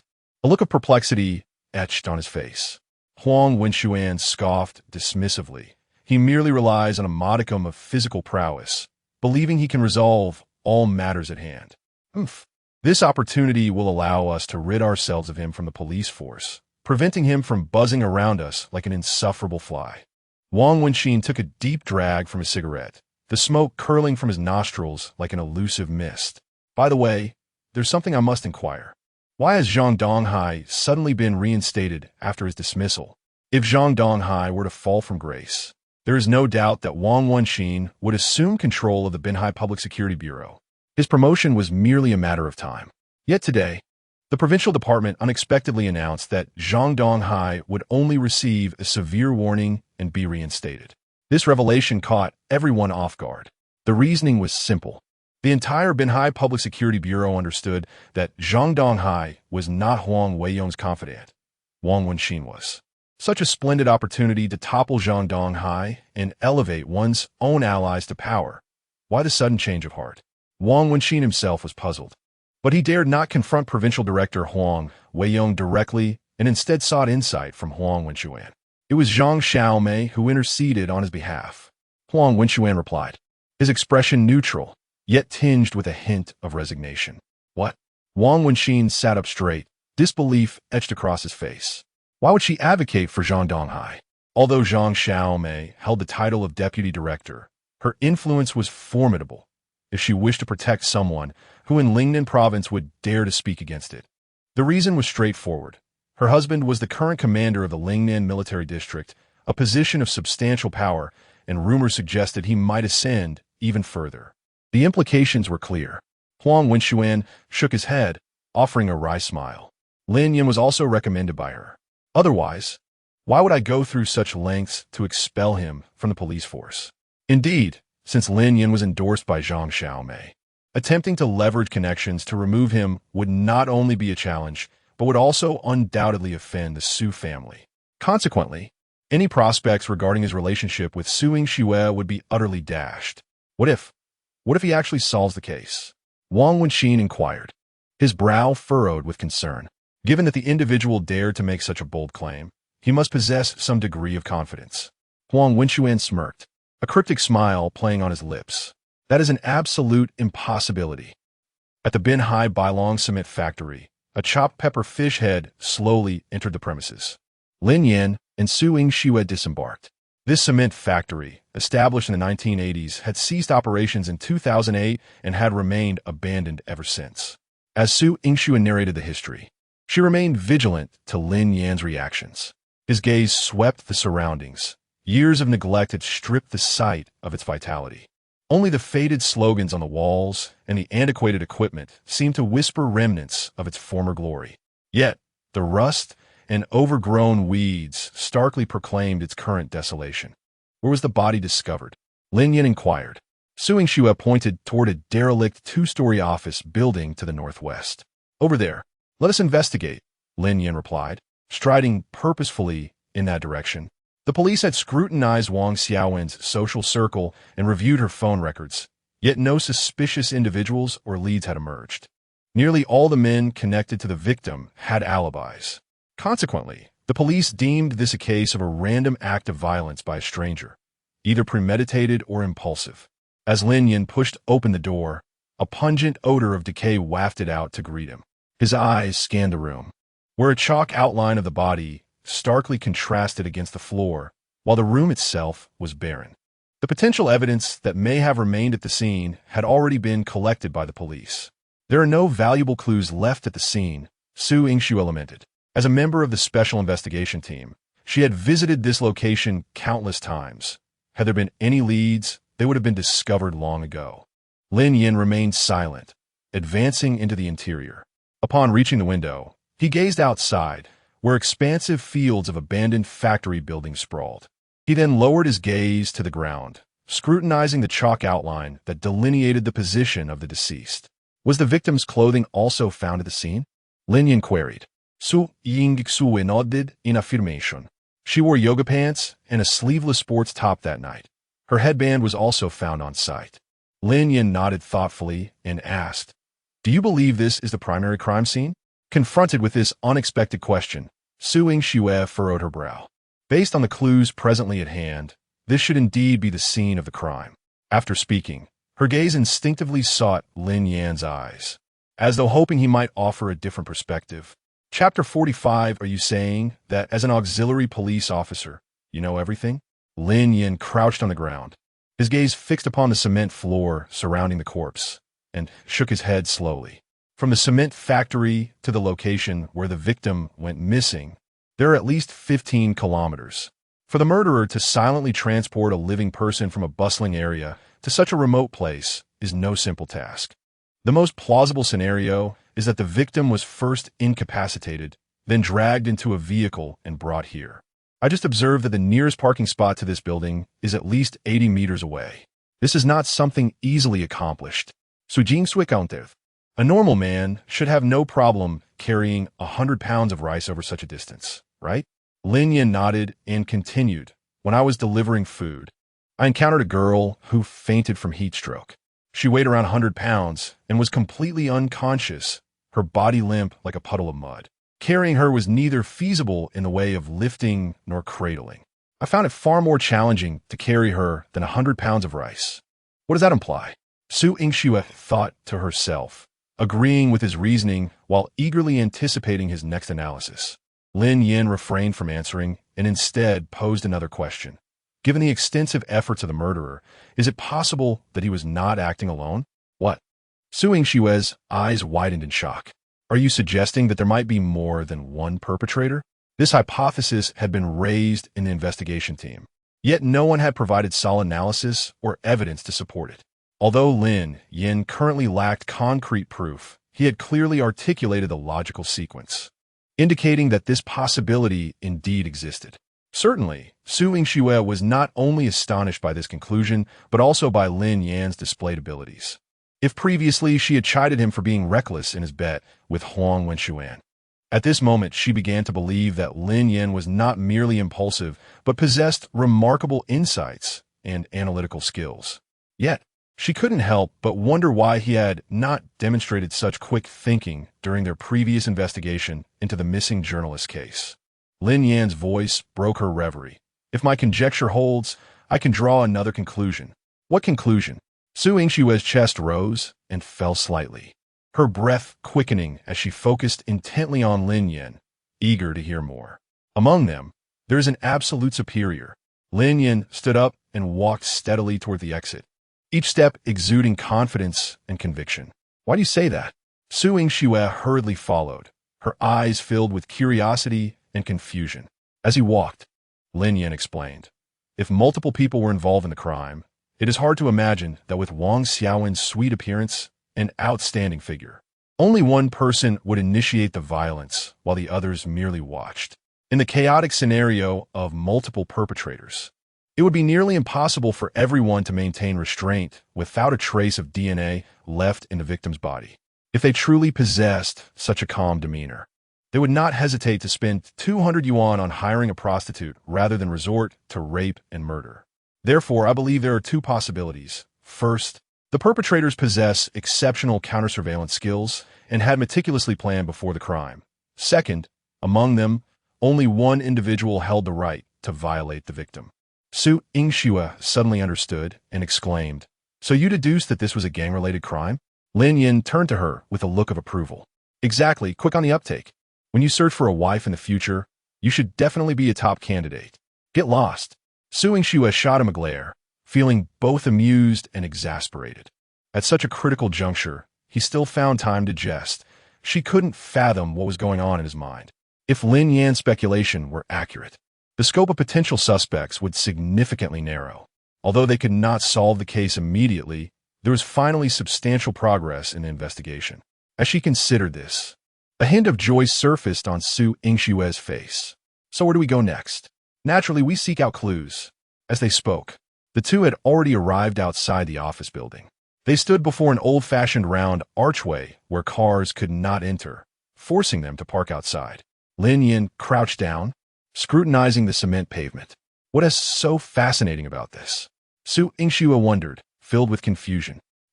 As a criminal investigator, you don't understand this? Lin Yan cast her a disdainful glance, but also understood. During their previous time, they had failed to gather useful evidence, which had been thoroughly destroyed. What do you mean? Su Yingxue was baffled. They had been meticulous each time they came to the scene, fearful of overlooking any trace. So how had it turned into evidence destruction in his eyes? Lin Yan pointed at the intersecting tire tracks on the cement ground. This track on the left belongs to an old Jetta, the one in the middle is from an Iveco, and the one on the right is from a Passat, which recently had its right front tire replaced. This knowledge came to him as if activated, allowing him to discern vehicle types through tire tracks. Of course, it was not merely this. He also possessed formidable skills in case analysis and reasoning. Upon hearing this, Su Yingxue felt as if struck by lightning, her scalp tingling, and goosebumps prickling her body. Who exactly was he? Not only was he skilled, but his shooting and investigative capabilities were also terrifying. If he could indeed identify vehicles by tire tracks, then his claim that the police had destroyed evidence was likely true. The murderer must have used a vehicle to transport the victim here. Since there was a vehicle, it would inevitably leave traces on the dusty cement surface. In the absence of tampering, even rain could not completely wash it away. In that case, tracing the tire marks to identify the vehicle and reviewing nearby surveillance footage might lead them to the perpetrator. Such an ability was nothing short of miraculous. Stop standing there in a daze. Lin Yan turned and walked outside. Su Yingxue hurried to follow. At that moment, she resembled a thirsty apprentice, encountering a hidden master, fearful of missing any opportunity to learn. So, are you implying that our lack of findings at the scene is a deliberate act by the murderer? Lin Yan neither affirmed nor denied. I mentioned earlier that ordinary rapists do not possess such strong counter-surveillance skills. I believe this location is likely not the original crime scene, but rather the site where the body was disposed of. What is the difference? Su Yingxue pressed. There's a significant distinction. Lin Yan scrutinized her. Have you really attended a police academy? His tone was filled with skepticism, as though questioning how she could be unaware of such a basic concept. What on earth did your instructors teach you? What about you? Su Yingxue retorted, feeling both frustrated and indignant. Of course I attended. She had excelled in both academics and physical training during her time at the police academy. Now, to be looked down upon by an auxiliary officer was a source of immense grievance. Chapter 46. Uncovering key information with a sigh, Lin Yan patiently elucidated. Disposing of a body, from a psychological perspective, suggests that the perpetrator may not have initially intended to commit murder, but rather sought to achieve a certain aim blindly. Subsequently, due to unforeseen circumstances leading to the victim's demise, they were compelled to discard the body. The primary crime scene, where the murderer fled, is likely to retain substantial evidence. In contrast, the act of body disposal is typically premeditated, thus making it less likely for the perpetrator to leave incriminating traces for you to uncover. Su Yingxue felt enlightened. In just a few minutes, she sensed that she had gained the knowledge equivalent to a year at the police academy. She even entertained the notion that the case may not be as convoluted as she had initially perceived. Regaining her composure, she inquired, "Now that we have lost the vehicle leads, how can we proceed with the investigation? It has been 3 months since the incident, and many pieces of evidence, including surveillance footage, have gradually vanished with the passage of time." She harbored no doubt that if Lin Yan had arrived 3 months earlier, the case might have indeed been resolved. Yet now, despite knowing Lin Yan's exceptional capabilities, she remained skeptical, recognizing that the search for clues was exceedingly arduous, akin to searching for a needle in a haystack. Shifting his approach, Lin Yan snapped his fingers with a mysterious smile. "We need not rely solely on tangible evidence. Then where do we begin our inquiry?" Suyingu furovit herbro, bildirit. Lin Yan's lips curled into a mischievous grin. Kiss me, and I shall reveal it. What? Suing Xue thought she must have misheard. This was the crime scene of a heinous case, and he dared to make such an absurd request. How utterly preposterous. Get lost. Suing Xue shouted in frustration. All right, no more jokes. Lin Yan composed himself, reverting to seriousness. Conceptual clues, like conceptual stocks, can also serve as leads. If my earlier hypothesis holds true, we can draw another conclusion. The perpetrator had already set their sights on Wang Xiaowen prior to the crime. Therefore, we can trace back her life trajectory and scrutinize the individuals she interacted with before her untimely demise, potentially uncovering groundbreaking leads. Individuals with the capacity to commit the crime? Suing Xue's eyes brightened. Are you suggesting we deduce the motive and feasibility of the crime from the identity of the perpetrator? With satisfaction, Lin Yan nodded. Indeed. A teachable spirit. I understand now. Suing Xue hastened towards the chopped pepper fish head restaurant. She finally grasped why Lin Yan referred to these clues as conceptual. They were merely hypotheses. First, a plausible inference must be constructed, and then individuals capable of committing the crime can be sought based on that inference. In other words, if those within the protagonist's social circle possess neither motive nor opportunity, one must expand outward, perhaps uncovering the answers. While this still sounded like searching for a needle in a haystack, at least there was now a direction. Coincidentally, the police station possessed records of the investigation into the victim's social circle. Suing Xue led Lin Yan directly to the police station. After more than 2 hours of review, the records indicated that the deceased, Wang Xiaowen, indeed had no detrimental habits. From Tuesday to Friday, she attended dance classes every afternoon, teaching throughout the weekends. She maintained amicable relations with her colleagues, never having any conflicts.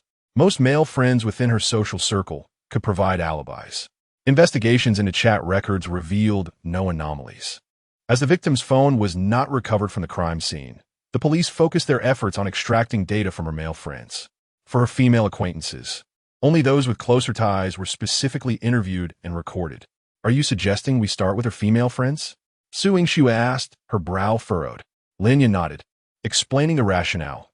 Due to Wang Xiaowen's remarkably clean personal life, the police concluded that the crime was committed by a stranger at random. However, you overlooked a crucial issue. What issue? Suing Xue inquired. Lin Yan set down his mouse and looked at her. Connect this question to our previous deductions. Connect it, Suing Xue murmured, and after a moment of contemplation, her eyes lit up.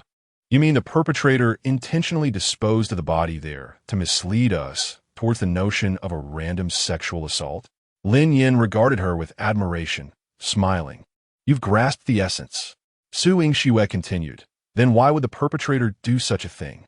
By retracing, it implies that the perpetrator likely had a connection with the victim. Only by allowing the police to classify it as a random act could they evade detection. You're nearing the correct answer. Lin Yan took out a sheet of paper, writing Wang Xiaowen on the left and perpetrator on the right.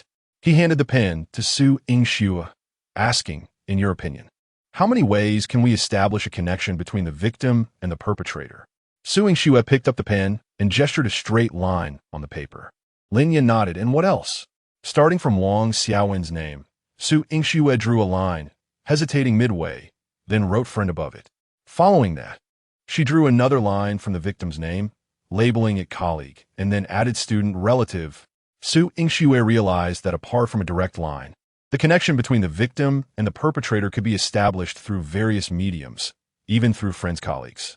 Having graduated from the police academy just over 2 years ago, this line of reasoning was not commonplace for her. From a moment they arrived at the abandoned factory until now, she had never felt so close to the truth of the case. Her gaze shifted towards Lin Yan seated in the chair. What manner of person was he? How could he possess such extensive knowledge and exceptional abilities? At that moment, Lin Yan appeared to her as nearly perfect, with the exception of his lecherous tendencies, excelling in every aspect. Initially, she had harbored doubts about his investigative prowess, but now she was convinced, even if they ultimately failed to solve the case. Suing Xue would never again question Lin Yan's criminal investigation capabilities. She even felt that the abilities he displayed thus far surpassed those of so-called veteran detectives and experts. It was simply astonishing. Suyu pressed on. Are you suggesting that the perpetrator likely met Wang Xiaowen through her social circle and may have even pursued her? Given that Wang Xiaowen rejected him, or for other reasons, they lacked means of contact, allowing the perpetrator to seemingly vanish from the victim's life, thus evading police scrutiny? Lin Yan did not respond, but took the pen and circled the various social connections they had discussed. Now, our task is to identify this key person, and the rest will naturally fall into place. All right, I will immediately retrieve the data on Wang Xiaowen's female social circle. Next, they would need to interview each of Wang Xiaowen's second-tier friends. Whether they could extract useful information would depend on their skills. After all, not everyone's lies could be easily uncovered. Chapter 47, She is lying. Once the two departed, the individuals in the office began to speculate. Uncle Xiong, they just took the files of the deceased friend and colleague from me. Are they preparing to investigate the deceased's female acquaintances? Technician Wang Fong inquired.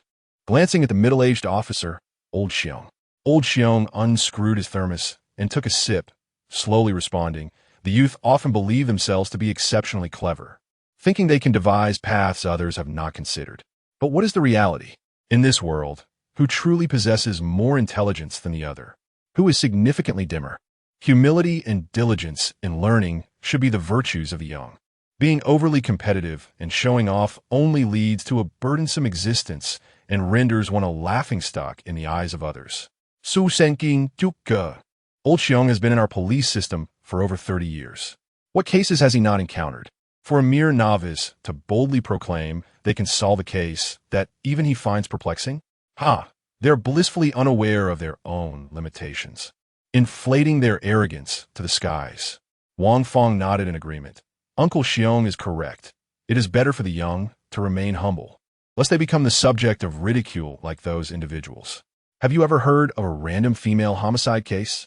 How can they possibly connect it to the deceased friend? It's utterly nonsensical. Old Xiong scoffed. Xiaoxue too. What is she doing following him around? If they could solve the case, I would cook fish for them in the palm of my hand. Su Xingqiang laughed. If this case were that easily solvable, would Huang Wenxuan have made such a wager with him? How naive! They have fallen into another's trap without even realizing it. Wang Fong curiously asked, do you think Su Yingxue might have feelings for Lin Yan? Su Xingqiang coldly shook his head. What does it matter if she likes him or not? With Huang Wenxuan present, the closer he gets to Su Yingxue, the more perilous it becomes. His sole option is to recognize this and withdraw before it's too late. In the director's office, Li Feng entered and approached Zhang Donghai at the desk, saying, Director, Lin Yan and Xiao Xue just returned after reviewing some materials. Oh. Zhang Donghai set down the documents in his hands and asked, what did they discover? Li Feng replied, they examined our previous records and files, as well as the list of the deceased's female friends. Upon hearing this, Zhang Donghai raised an eyebrow. What does that imply? Li Feng, somewhat anxious, responded. What else could it mean? They now suspect the murderer is one of the deceased's female friends. Don't you see, this is sheer folly. The police took months to classify it as a random homicide. They return and aim to overturn our findings. Is this a joke? Director, I believe you should intervene and reassign Lin Yan to the local security bureau for training to prevent him from clashing with Huang Wenxuan and causing discord. Zhang Donghai remained silent for a moment, refilling his cup with water as he gazed out the window at the distant skyscrapers. He mused. As for his matters with Huang Wenxuan, they are not my concern. He sipped his tea. As the city bureau chief, Zhang Donghai understood, well, why Huang Wenxuan willingly took on the role of an ordinary detective at the Binhai City Public Security Bureau. With his background, he could choose any position he desired. Lin Yan, though a minor figure, was competent and courageous, having not only achieved significant merit, but also garnered Zhang Xiaomei's admiration. In Zhang Donghai's eyes, although Lin Yan lacked connections, he was more deserving of Su Yingxue. Subjectively, he had no intention of transferring Lin Yan. Objectively, whether he stayed or left, the outcome might remain unchanged. This matter was beyond his control. As for the investigation, Zhang Donghai paused before continuing. Let them indulge in their endeavors. Perhaps they may indeed uncover some clues. But director, Li Feng attempted to protest, only to be interrupted by Zhang Donghai's wave. It is settled then.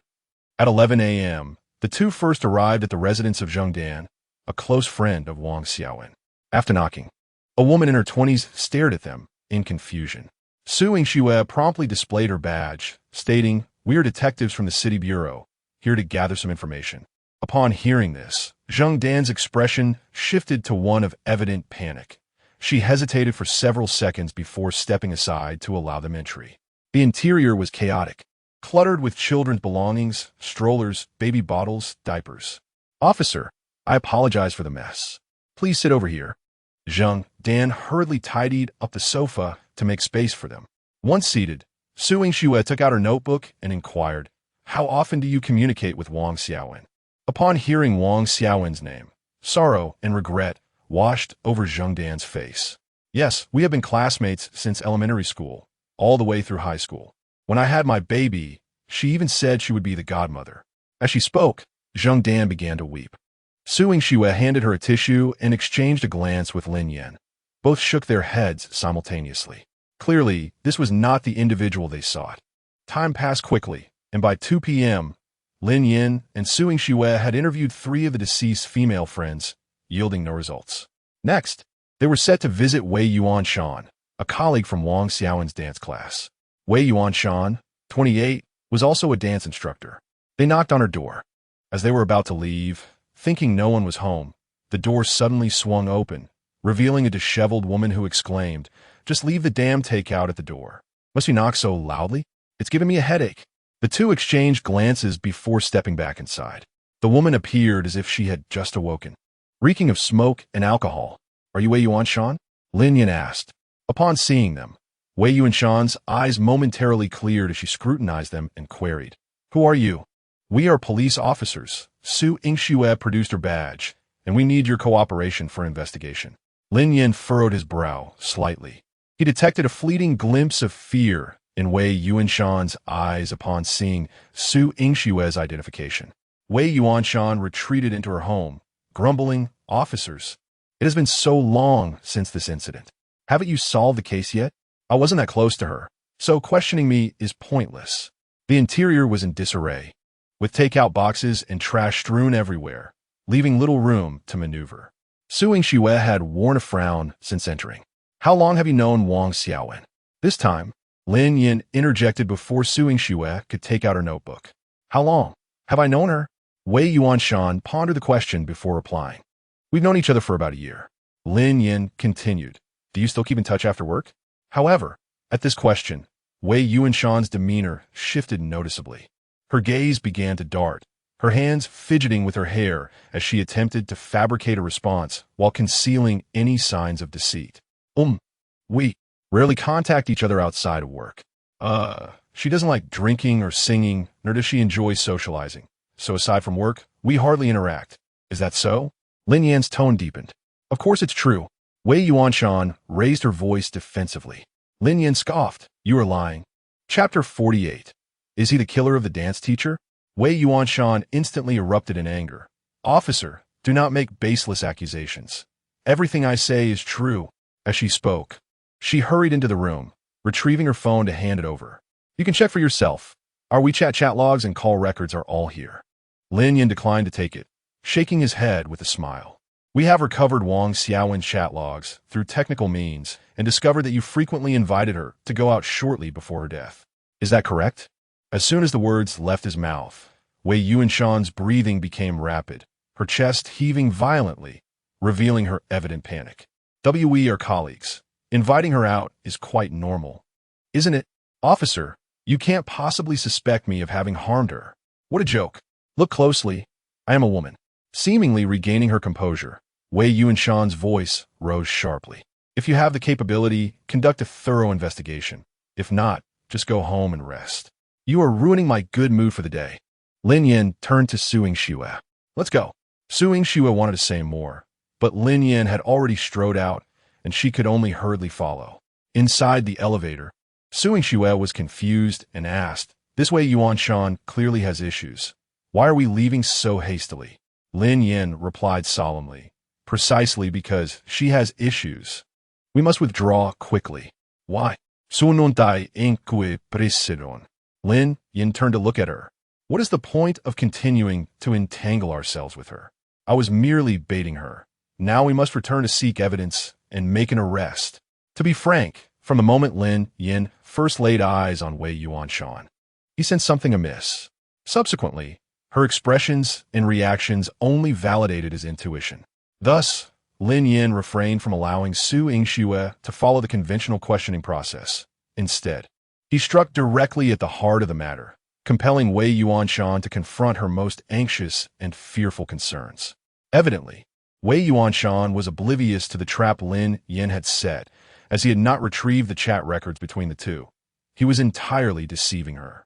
The outcome was as Lin Yan had anticipated. Wei Yuanshan deliberately concealed her private communications and invitations with Wang Xiaowen. While it is entirely normal for colleagues to dine together, the stark differences in their personalities and lifestyles suggested that they would hardly enjoy each other's company. So why did Wei Yuanshan still invite her? And why did she panic upon encountering the police, concealing the truth? Her level of suspicion was significant, even to Su Yingxue. However, domestic law adheres to the principle of presumption of innocence. Mere intuition and suspicion from the two could not lead to a conviction or arrest. Their current objective was to retrieve the WeChat chat logs between Wang Xiaowen and Wei Yuanshan. Perhaps the answers lay within. For reasons unknown, Su Yingxue felt that Lin Yan seemed to have transformed, becoming more handsome and charming. Since their encounter that day, she found herself unable to resist focusing her attention on him, occasionally stealing glances. In the past, such sentiments would have been utterly impossible. Although she held a favorable impression of Lin Yan, aside from his slight lecherousness, it was not sufficient to evoke such feelings. Especially just now, when Lin Yan was analyzing and reasoning. Su Yingxue felt as if he emanated a radiant glow that rendered her momentarily entranced. Upon returning to the police station, they immediately sought out the technical department to request the recovery of the chat logs between Wei Yuanshan and the deceased. Before long, Li Feng entered the room. Xiaoxue, do you think this Wei Yuanshan might be related to the case? He cast a puzzled glance at Lin Yan, as the special investigation team had never entertained such a hypothesis from the outset. Due to the absence of the deceased's mobile phone at the scene, recovering the chat logs would prove exceedingly troublesome. Initially, the team's focus was on surveillance footage from near the location of the victim's disappearance and the male social circles. No one had suspected the deceased's female friends. The reason was simple. From any analytical perspective, the likelihood of a female perpetrator was almost negligible, which was why Li Feng expressed his doubts. After spending half a day in their inquiries, the two returned and completely overturned all the previous work done by the special investigation team. Was this mere folly, or had they genuinely uncovered a lead? Su Yingxue explained. During our investigation today, we found that this girl, named Wei Yuanshan, exhibited signs of anxiety and provided evasive answers. Lin Yan pressed her with a question and discovered she had deliberately concealed the truth, which is why we rushed back to retrieve her chat logs. She refrained from divulging Lin Yan's earlier deduction, as it was too audacious and, lacking evidence, would not yield further assistance, but rather invite trouble and ridicule. Li Feng nodded. If you have any results, inform me. With that, he turned and exited. Zhang Donghai had instructed that they provide all possible assistance to these two. So even if he disapproved of their investigative methods and direction, he felt it inappropriate to voice his concerns. The immediate priority was to report the developments to Zhang Donghai. As he entered the chief's office, Huang Wenxuan was present. Li Feng spoke up, "Chief, they have returned." Zhang Donghai leaned against his desk, arms crossed, and inquired, "Is there progress?" Li Feng responded. Xiaoxue said that during their visit to one of the deceased colleagues today, they discovered some unusual circumstances. At this, Zhang Donghai and Huang Wenxuan exchanged astonished glances. The city bureau had been busy for several months without any breakthroughs, and now, after just half a day's work, these two had uncovered a lead? It seemed rather exaggerated. What unusual circumstances? Zhang Donghai pressed urgently. Li Feng Rablia. She mentioned that the deceased had a colleague named Wei Yuanshan, who appeared anxious upon seeing them and deliberately concealed the truth. They are now retrieving the chat logs between Wei Yuanshan and the deceased for further confirmation. As soon as he finished speaking, Huang Wenxuan leaped to his feet, visibly agitated. "Chief, this is sheer nonsense. They spent an entire afternoon and have entirely negated our past efforts. Are we, the police, all fools, inferior to a mere auxiliary officer?" Zhang Donghai raised an eyebrow, casting a glance at Huang Wenxuan before rising to head outside. "I'll go take a look." Li Feng closely followed behind. Once outside, Huang Wenxuan collapsed back into his chair. At that moment, his complexion was pale, lips quivering slightly, and his eyes were filled with terror and fear. Chapter 49. Su Yingshua's strategy progresses rapidly in the Technical Investigation Department. The personnel worked diligently to recover all chat logs between Wei Yuanshan and the deceased Wang Xiaowen, including call records. This information acted as a potential key, perhaps capable of unlocking the door to the truth behind the case. June 11th, 1944, the day before the incident. Wei Yuanshan, Xiaowen, come out to play for a bit. A few friends are gathering for drinks. Wang Xiaowen, I really can't. It's too late. I have to sleep by 10. June 6th, 17:35, Wei Yuanshan. Xiaowen, where are you? Let us have dinner together, and then head to the live house tonight. Wang Xiaowen, oh, I'm on my way home. Sorry. I promised my mom to have dinner at her place tonight. June 1st, Monday, dance studio closed. Wei Yuanshan. Xiaowen, where are you up to? Want to go out this afternoon? Wang Xiaowen. I'm doing yoga at home. Go out? What for? Wei Yuanshan. Just a few friends. Let us go eat, drink, and chat a bit. Wang Xiaowen. Sorry, I don't drink, so I'll pass. As they reviewed this series of messages, solemn expressions emerged on everyone's faces, including Zhang Haidong. The timeline of their conversations spanned no more than a year. Yet Wei Yuanshan had repeatedly extended invitations to Wang Xiaowen in the month leading up to the incident. This behavior was evidently inconsistent with normal social logic and contradicted the typical interactions among colleagues, suggesting that something clandestine lay beneath. From the chat records, it appeared that Wei Yuanshan was likely attempting to arrange meetings for someone else. Li Feng was the first to break the silence, voicing his deduction. Su Yingxua nodded in agreement. Under normal circumstances, a female colleague would have no reason to be so proactive, especially when repeatedly rejected. Immediately summon Wei Yuanshan. Zhang Donghai commanded in a low voice. As an experienced detective, he could not directly ascertain Wei Yuanshan's involvement in the case. Yet his intuition hinted that valuable leads could be uncovered from her. Understood, Li Feng replied, turning to Lin Yan and Su Yingxua. You two, come with me. A few minutes later, a police car sped away from the precinct towards their destination. Li Feng, curious, couldn't help but ask, what made you think to investigate the deceased's close friend? After all, this is a case of a nighttime murder, which seems unrelated to a friend like that. Upon hearing his question, Su Yingxua, seated in the back, glanced at Lin Yan, ready to speak, but was interrupted by him. Captain Li, it's like this. When we visited the scene today, Xiaoxua suddenly noticed a detail, and while discussing it, we felt it necessary to look into the deceased's female friends. That is how it came about. Lin Yan, uninterested in personal accolades, viewed his role as a means to more effectively pursue Su Yingxua. Thus, he selflessly attributed the credit to her, recognizing that she needed it more. Really? Li Feng turned his gaze toward Su Yingxua, his tone laced with skepticism. This case had been under investigation for several months, and she had not uncovered any details previously. How could a single outing with Lin Yan yield new insights? Could it be that Lin Yan had a knack for bringing her luck? Captain, it's not like that. It was Lin Yan who figured it out. Su Yingxua understood that Lin Yan had deduced everything, and she had even questioned him initially. She didn't want to take undue credit and felt undeserving of the praise. Upon hearing this, Li Feng looked at Lin Yan. It was absurd that a newly appointed auxiliary officer had uncovered crucial clues in a case that had stumped seasoned detectives for months. Yet, this rationale was not entirely unacceptable to him. I apologize for my earlier biases and doubts. Li Feng said sincerely, you are indeed more capable than us. Lin Yan turned to Su Yingxua, silently gesturing for her to remain quiet, and then denied, Captain Li, you know Su Yingxua's character well. When she says that, she means to encourage me to achieve more, hoping for my successful transition to a permanent position, and thus she deflects the credit onto me. Is that so? Li Feng turned back to Su Yingxua. Just as she was about to respond, Lin Yan's fierce look silenced her. The vehicle halted at the entrance of the Anha Garden community, and upon seeing the police car, the security guard immediately granted entry. Following Lin Yan's lead, they arrived at the foot of Building 5. The trio quickly disembarked and raced up to the 5th floor. Knock, knock, knock. Knock, knock, knock. They knocked repeatedly, yet received no response. Exchanging glances, an unsettling premonition surfaced. She has gone. Lin Yan's brow furrowed. Damn it. Li Feng slammed his fist against the wall. This indicates she must be involved. Su Yingshu anxiously inquired, "What should we do now?" Lin Yan responded gravely. Establish surveillance along the coastline. Thoroughly inspect all vehicles leaving the city.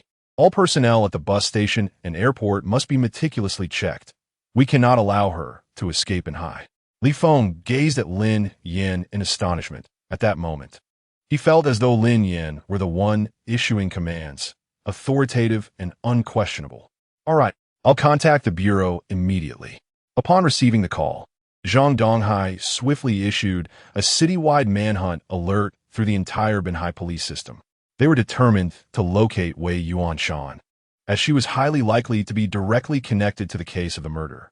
Subsequently, the task force members arrived at the Anha Garden community to conduct a forcible search of Wei Yuanshan's residence, gathering substantial evidence. Other team members rapidly began questioning Wei Yuanshan's acquaintances and relatives. However, by 8 in the evening, no information regarding Wei Yuanshan's whereabouts had been received. What are you planning to do next? Su Yingshu asked Lin Yan.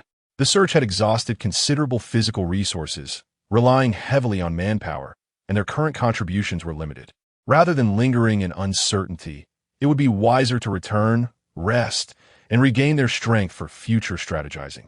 Preparing to go to your house, Lin Yan blurted out. Su Yingshu paused in surprise, feeling as if a wheel had rolled over her head. Yet she had no evidence to contest it. LSP, Lin Yan patted her shoulder, feigning seriousness. Comrade, please think of me more innocently. Going to your house is merely due to its proximity, facilitating the investigation. Stop browsing Zaihongshu. Your mind is filled with nonsense. Su Yingshu felt utterly wronged. It was he who was the LSP, yet she found herself bearing the brunt of the accusation. As the car entered the underground garage of Tianyu Garden, Lin Yan suddenly heard the system's voice in his mind. Congratulations, host. Strategy value has reached 50. Reward, 80,000 yuan. Unlocked B tier, entry 1,000-mile tracking. Your sense of smell surpasses that of a police dog, allowing you to lock onto targets and track them for miles. Chapter 50. Lin Yan's intention to force Su Yingshu. Lin Yan was momentarily taken aback, as all of his focus converged upon the 50 progress of his strategy. According to the progress chart, achieving over 70 indicated that the other party had fallen in love with him, significantly increasing the likelihood of a successful confession. The goal was drawing ever closer. As for the B-level clues that had emerged, Lin Yan could easily deduce that they were meant for investigation. However, he felt no urgency. Pursuing the goddess was his primary objective. After parking the car, Su Yingshu unfastened her seatbelt and turned to glance at the passenger seat. Her brows furrowed suddenly. For this marked the third occasion she had witnessed Lin Yan reaching a climax while seemingly staring into thin air. Was that truly pleasurable? A mix of confusion and curiosity washed over her face. Ahem, we've arrived. Perhaps it's time to rein in your powers. Oh, Lin Yan unbuckled his seatbelt, casually remarking that he had just thought of something amusing. What goddess has captured your thoughts this time? It wouldn't happen to be a teacher from the island nation, would it? Oh, you know about those teachers? Lin Yan replied with surprise, tilting his head to regard the enchanting beauty beside him. Su Yingshu responded, Not only have I seen them, but I've also apprehended one of their students. Care to give it a try? Try. Lin Yan elongated the word. I wouldn't mind at all, but with my exceptional physical condition, I'm not sure if you can handle it. Get lost. Su Yingshu rolled her eyes and exited the vehicle. Lin Yan watched the tall, slender figure before him, ripples of emotion stirring within him. Who could resist such a delicate beauty? Even if one were not captivated, a sense of excitement would surely arise. Should I confess? Lin Yan pondered as he walked, stroking his chin. The system's progress chart indicated that with a 73 completion rate, while a confession might succeed, It could not be taken lightly. For Lin Yan, confessing offered several benefits. First, it would assert his claim, providing a temporary solace for his unfulfilled physical desires. Second, it would likely accelerate the progress of his strategy. However, it also bore the risk of being a double-edged sword. As a boyfriend, performing well would naturally enhance the strategy's progress, yet poor performance could set it back. The last incident with the 7 little fish had illustrated this point thoroughly. Thus, Lin Yan concluded that solidifying their relationship at this juncture would not be wise, primarily because, without intimacy, what purpose would it serve to rush into a commitment? Wouldn't that merely heighten the risk of entanglement in complicated emotions? Upon returning home, Su Yingxue methodically changed her attire, showered, and completed her skincare routine.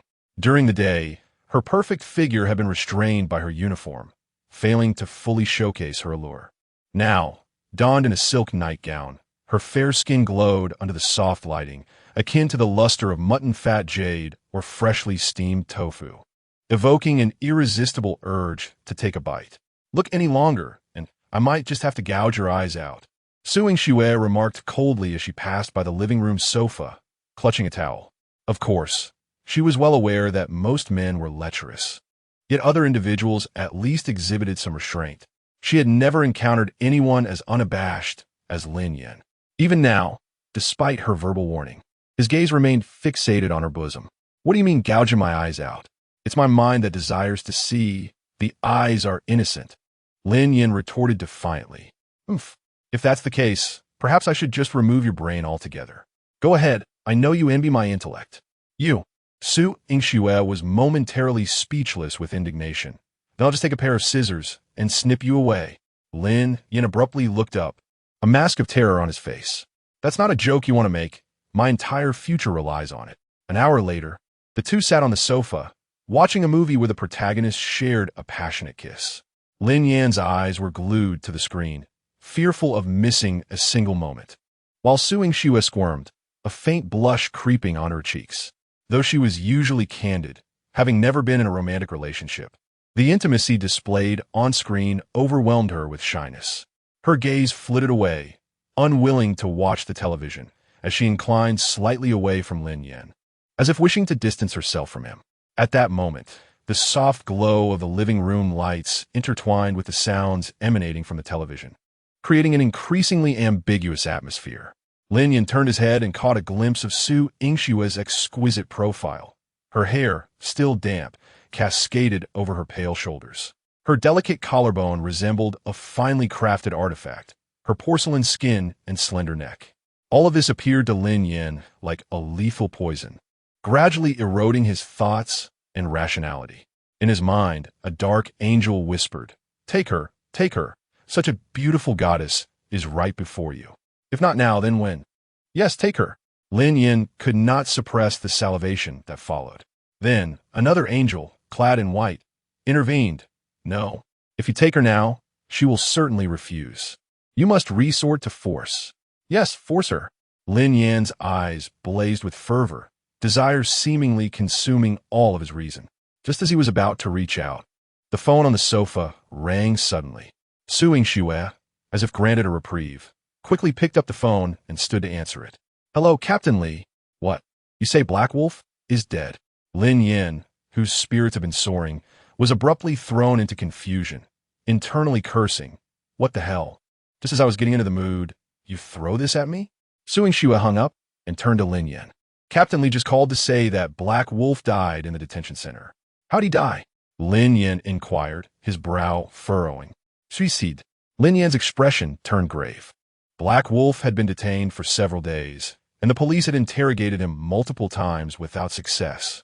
Even now, there was no concrete evidence to definitively identify him as Black Wolf.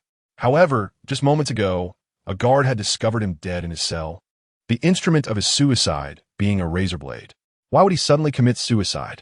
Su Yingxue pondered, deep in thought, unable to fathom the motive. What if it wasn't suicide? Lin Yan's words startled her. What do you mean?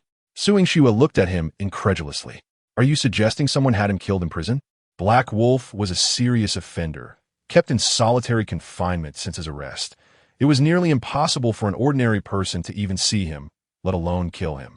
Lin Yan chuckled softly and continued, "Otherwise, what could it be?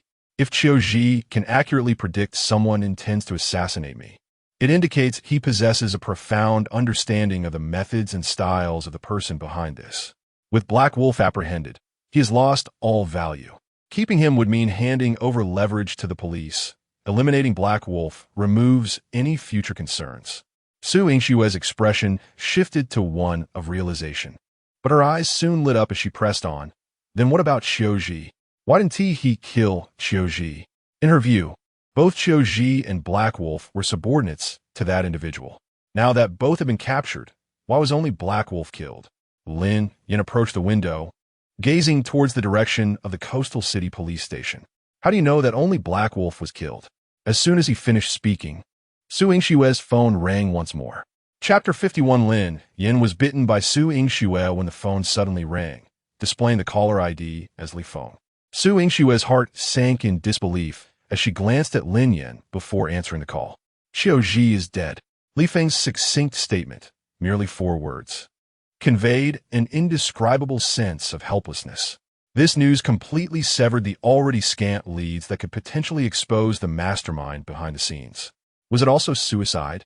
Su Yingxue snapped back to reality and urgently inquired. Indeed, but this time the method was particularly brutal. He had his throat crushed with a toothbrush. Li Feng sighed heavily. "For now, we can only wait for the coroner's report. Let us discuss the details when we meet tomorrow." As Su Yingxue hung up the phone, she gazed at Lin Yan's silhouette. "Just as you guessed, Qiu Ji is dead, another suicide." Lin Yan sighed in resignation and looked out the window into the distance, sneering. "It's improbable that there are so many suicides. Clearly, someone wishes to impede your investigation."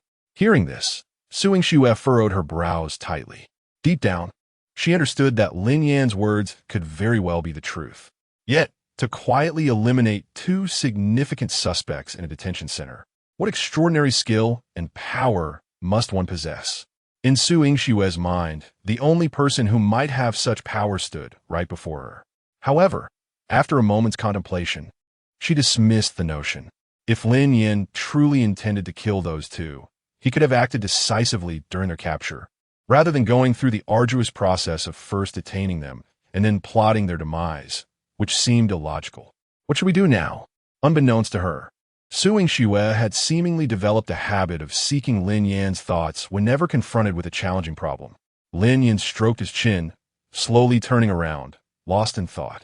The prison initially deemed Qiu Ji's death a suicide, implying that the surveillance had failed to capture any signs of homicide, and there were no eyewitnesses at the scene. In essence, the assassin must have meticulously planned every detail, leaving no trace for the police to follow. To achieve such a feat would require not only extraordinary personal strength, but also the backing of a formidable force, a powerful hand capable of manipulating every network within the prison. With this line of reasoning, if Qiu Ji and the previous Black Wolf had succumbed to the hands of prison guards, everything began to make sense. Following this train of thought, it was not difficult to surmise that this hidden hand likely lurked within the police system itself. Let us hold our positions and observe the changes. Tomorrow, we'll locate Wei Yuanshan and resolve the case of the assault. Lin Yan offered his suggestion. Upon hearing this, Su Yingshue's delicate brows knotted together, her large almond eyes filled with confusion. "You are so confident you can find her?" She was acutely aware that last night, nearly hundreds of police officers had been deployed throughout Binhai City, conducting an all-encompassing search. Yet they found not a single clue regarding Wei Yuanshan. What gave him such certainty that he could uncover her whereabouts tomorrow? Lin Yan did not respond directly. He gently flared his nostrils, tilting his head back, seemingly savoring the scents in the air. After a moment, he suddenly spoke. "You used 2 types of shower gel today, and your shampoo was also 2 kinds, not to mention you've applied a layer of." Before he could finish, Lin Yan abruptly opened his eyes, staring incredulously at Su Yingxue, exclaiming, "No way you smell nice there too?" Su Yingxue was momentarily taken aback, utterly stunned by Lin Yan's nonsensical comment. Upon reflection, she indeed had used 2 types of shower gel while bathing that day. One bottle had caught her attention a few days prior, while browsing Zhihongshi, and she had decided to try it out today. Displeased with the scent, she had switched back to her usual brand. While she had used 2 shampoos, she had applied conditioner after the shampoo. As for her daily ritual of applying body lotion post-shower, that had been a long-standing habit to keep her skin moisturized. Wait, what do you mean by smelling nice there? Realizing the implication, Su Yingshue's gaze sharpened like a blade, her eyes burning with ire as she glared at Lin Yan. What are you trying to imply? Sensing the shift in the atmosphere, Lin Yan instinctively took a step back. I want to... Su Yingxue, now furious, lunged forward and grabbed Lin Yan's arm, biting down fiercely. Ah! Lin Yan's cries of agony gradually diminished. At that moment, he lowered his head, and the breathtaking scenery before him captivated his attention. Compared to the pain radiating from his arm, the splendid view was undeniably more alluring.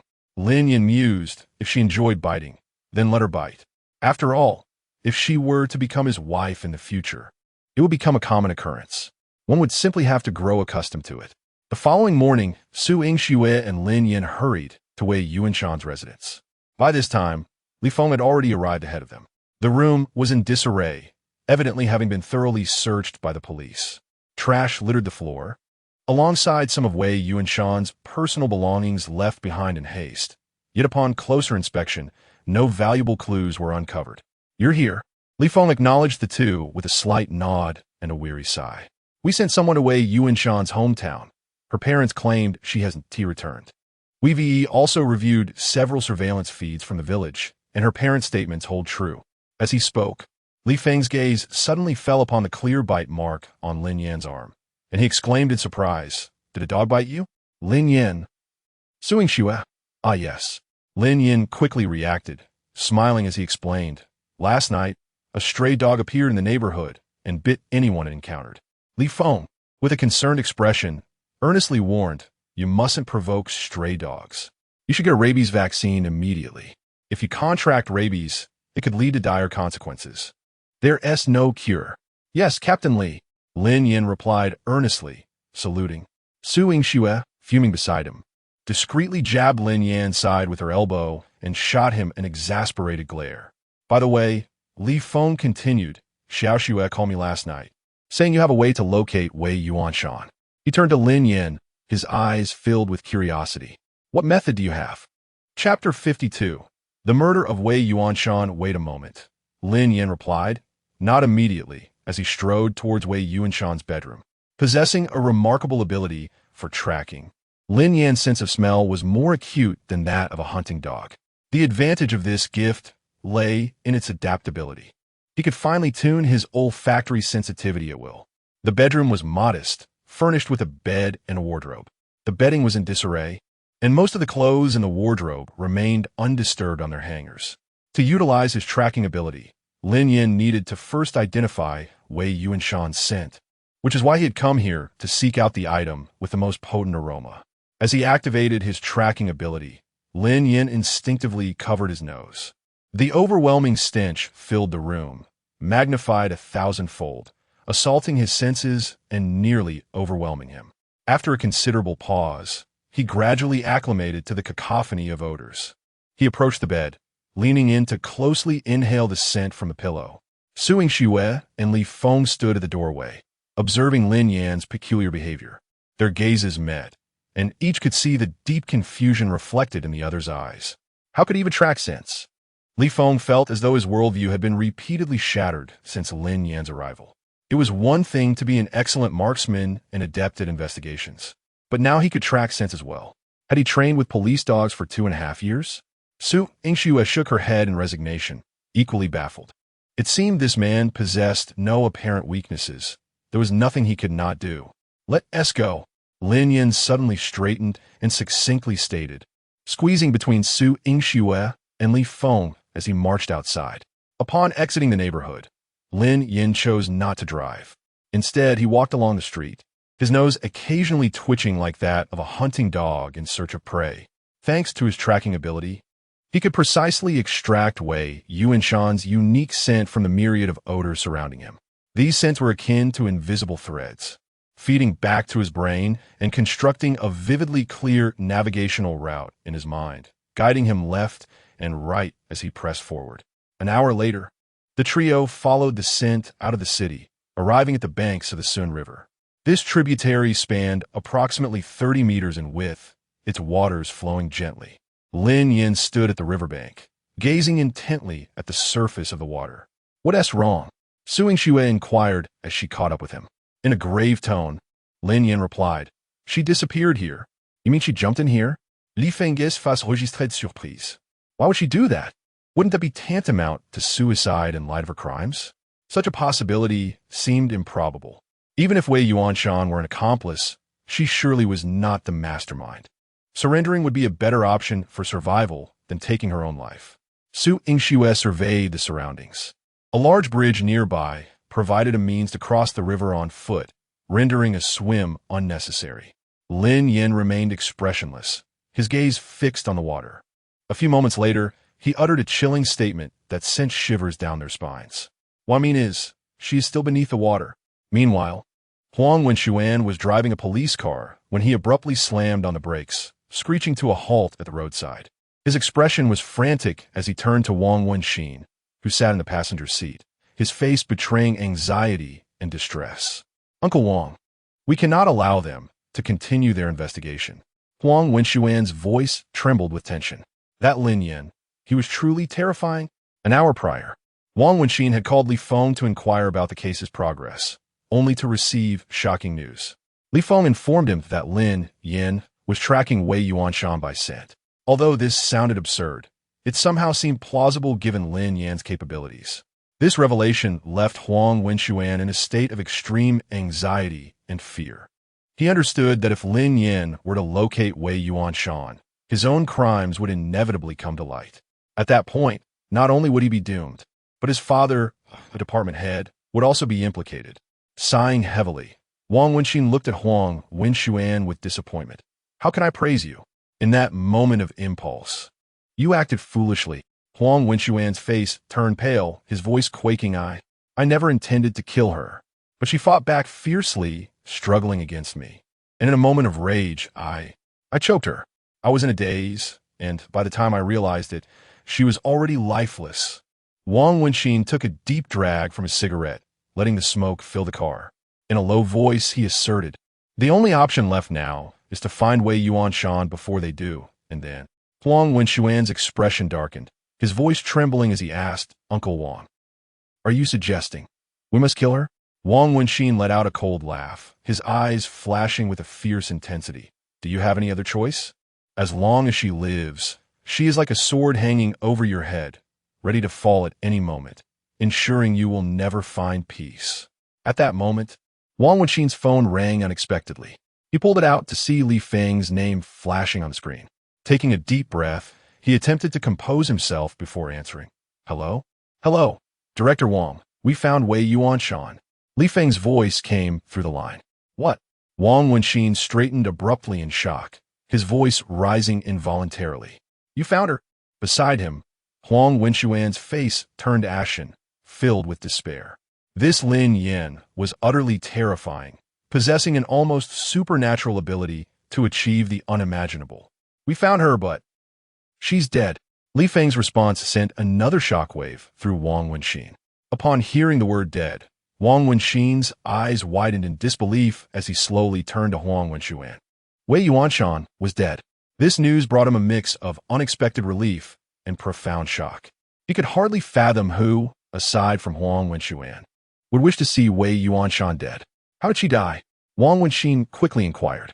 "She was murdered. Her body was stuffed into a suitcase and discarded in a river on the outskirts of Binhai City," Li Feng explained. "Understood. I'll head there immediately."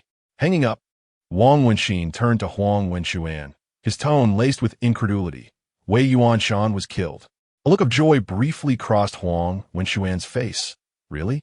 Wang Wenxin nodded, though his expression did not mirror Huang Wenxuan's excitement. The murder of Wei Yuanshan signified the presence of another force orchestrating events from the shadows. No, Huang Wenxuan quickly realized, his earlier joy evaporating as he asked, "Who killed her?" Chapter 53. Unveiling the murderer of Wei Yuanshan by the riverbank, several police vehicles were parked in orderly fashion. their flashing lights illuminating the scene with heightened clarity. The authorities had swiftly erected a barrier, keeping onlookers at a distance. A forensic expert crouched down, conducting a preliminary examination of the corpse. Lin Yan, Su Yingxue, and Li Feng stood nearby, their brows furrowed in concern. Su Yingxue was the first to speak.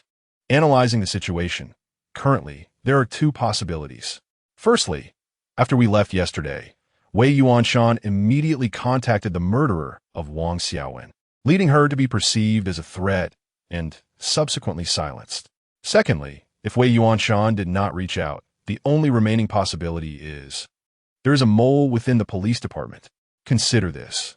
Yesterday, when Lin Yan and I returned to the station to retrieve chat records, the entire process took no more than 2 hours. In such a brief span, if Wei Yuanshan hadn't initiated contact, how would the murderer have known we sought her out? Li Feng, who had not been part of Su Yingxue and Lin Yan's earlier discussion, was taken aback by this audacious conjecture. Are you suggesting we have a traitor within the department? Surely not. In his understanding, while instances of corruption within the police force were not uncommon, they typically revolve around gray areas. Few would dare to act as a shield in a murder case due to the immense risks involved, which most officers would be reluctant to undertake. Speculating further holds little significance now, Lin Yan remarked as he approached the forensic expert, gently parting him from the body to kneel before Wei Yuanshan. He then closed his eyes, activating his unique ability of 1,000-mile tracking. Instantly, a myriad of intricate scents enveloped his senses, the foul odor of river water, the antiseptic aroma of the forensic expert, and a myriad of scents from the various investigators present. Lin Yan's task was to eliminate all the easily identifiable, traceable odors, and from this chaotic amalgamation, to precisely extract and isolate the unique scent of the killer. Possessing the ability of 1,000-mile tracking, even if the murderer had meticulously cleaned up after the crime, leaving no conventional clues such as fingerprints, Lin Yan was confident he could identify them, provided they had made contact with Wei Yuanshan. The forensic expert watched in astonishment, unable to fathom how one could solve a case solely through scent. Minutes later, Lin Yan's eyes snapped open, a sharp golden glint flashing within them. He stood and strode purposefully towards Su Yingxue, his expression grave. "Let us go," he declared, adding, "Follow me to apprehend the suspect." Su Yingxue and Li Feng exchanged glances, their silence a testament to their mutual understanding, and nodded in agreement. Through their recent interactions with Lin Yan, they had come to trust his judgment without reservation. Despite the killer's subtle scent, Lin Yan heightened his olfactory sensitivity to its utmost, still managing to capture it with clarity. Shortly thereafter, Huang Wenxuan and Wang Wenxin arrived at the crime scene. Upon entering, Huang Wenxuan's gaze immediately fell upon Wei Yuanshan's lifeless form, and he felt his taut nerves unwind, releasing a sigh of relief. No matter who had taken Wei Yuanshan's life, it was undoubtedly fortuitous for him. With her demise, the secret of his heinous crime against Wang Xiaowen would remain forever concealed. Wang Wenxin's keen eyes swept the area, quickly noting the absence of Su Yingxue and her companions. He called over a nearby officer, inquiring, "Where's Su Yingxue and the others?" The officer respectfully replied, "They just left." After a brief pause, he added, "That fellow named Lin Yan was by the body for quite some time, seemingly having discovered a crucial lead before hastily departing." "In which direction did they go?" Wang Wenxin pressed, his expression tightening. The officer pointed towards the city, "That way." "All right, you may return to your duties." Once the officer departed, Huang Wenxuan could no longer contain his unease, asking Uncle Wang, "Do you think Lin Yan might have uncovered a lead on the killer?" Wang Wenxin's countenance darkened, his silence heavy with foreboding. Though Wei Yuanshan was deceased, an inexplicable wave of anxiety surged within him.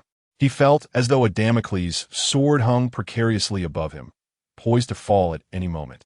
An hour later, Lin Yan, Su Yingxue, and Li Feng arrived at the entrance of the electric power community. Eyeing the rusted sign, Su Yingxue frowned and asked, "Are you implying he entered here?" Lin Yan nodded, his tone resolute. "This is indeed the place." Li Feng, visibly anxious, urged, "We mustn't delay. Let's go inside." Having learned from Wei Yuanshan's unfortunate fate, they dared not waste another moment, advancing directly into the community. In such an age complex, the comings and goings of residents typically went unmonitored. The elderly gatekeeper merely cast a cursory glance at the trio before returning to his beads. This time, Li Feng proactively offered his firearm to Lin Yan, stating earnestly, "In your hands, this weapon will prove far more effective." Lin Yan accepted without hesitation, expertly chambering a round before stowing it away and making his way toward the stairwell of the central building. Upon reaching the third floor, Lin Yan abruptly halted, turning his gaze to the security door of apartment 301. The door, an old-fashioned two-layer style with a protective cover, bore a reverse character for good fortune. Appearing unremarkable at first glance, Lin Yan exchanged a knowing look with Li Feng, who understood the unspoken cue and knocked on the door. Lin Yan discreetly stepped aside, his hand subtly gripping the weapon concealed in his pocket. "Knock, knock, knock, knock, knock, knock, who is it?" A man's voice called from within after a moment. Li Feng responded calmly, "I'm a community grid worker, here to register the residents' information." With a click, the door opened to reveal a gaunt man in his 50s. His pale complexion was marred by patches of vitiligo on the left side of his face, lending him an unsettling appearance in the dim light. As a seasoned investigator, Li Feng immediately recognized the ruthless glint in the man's eyes. Upon seeing Li Feng, the man's expression turned cold, his hand hovering over the second door's handle without opening it. "I don't know you. You're not from the community committee, are you?" he challenged. His tone as frigid as air conditioning, sending chills down one's spine. Chapter 54. The astonishing truth. The newcomer, Li Feng, responded with an unflinching demeanor and a calm tone. "Oh, please wait a moment. The room is a bit disheveled. Let me tidy up." As soon as he finished speaking, the man shut the door behind him.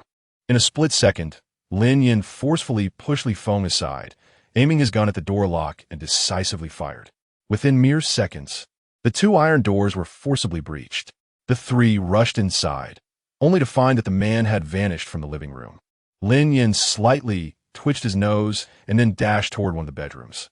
He kicked the door open and grabbed a plastic stool off the floor, hurling it inside. Bang! Bang! The sound of gunfire erupted almost simultaneously. At the same time, Lin Yan unleashed two shots through the wooden door. The interior was immediately filled with the man's anguished cries and the clatter of a gun hitting the ground. Without hesitation, Lin Yan charged in. At that moment, the man's right thumb had been shattered, and he clutched his injured hand, his expression one of intense agony. Upon seeing Lin Yan enter, he turned and attempted to escape through the window. Lin Yan was quick on his feet and kicked the man into a corner. Li Feng followed closely behind, retrieving the handgun from the floor. The man, enduring excruciating pain, flipped over, gasping heavily, his gaze filled with resentment. Realizing there was no escape, he reluctantly spoke. "You can't possibly have found me so quickly. You admit it, then? You killed Wei Yuanshan, didn't you?" Li Feng pressa. The man sneered, "Officer, don't try to extract a confession from me. I haven't said anything. I merely possess a firearm. I did not commit murder." Lin Yan stepped forward, pressing the gun to the man's forehead, his voice icy as he inquired, "Who instructed you to kill Wei Yuanshan?" The man looked up at Lin Yan, devoid of fear, his eyes brimming with admiration.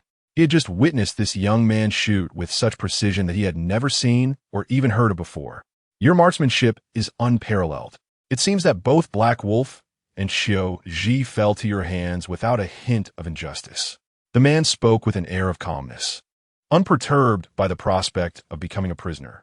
The three exchanged glances, understanding that his words indirectly confirmed his allegiance to Xiao Ji and Black Wolf.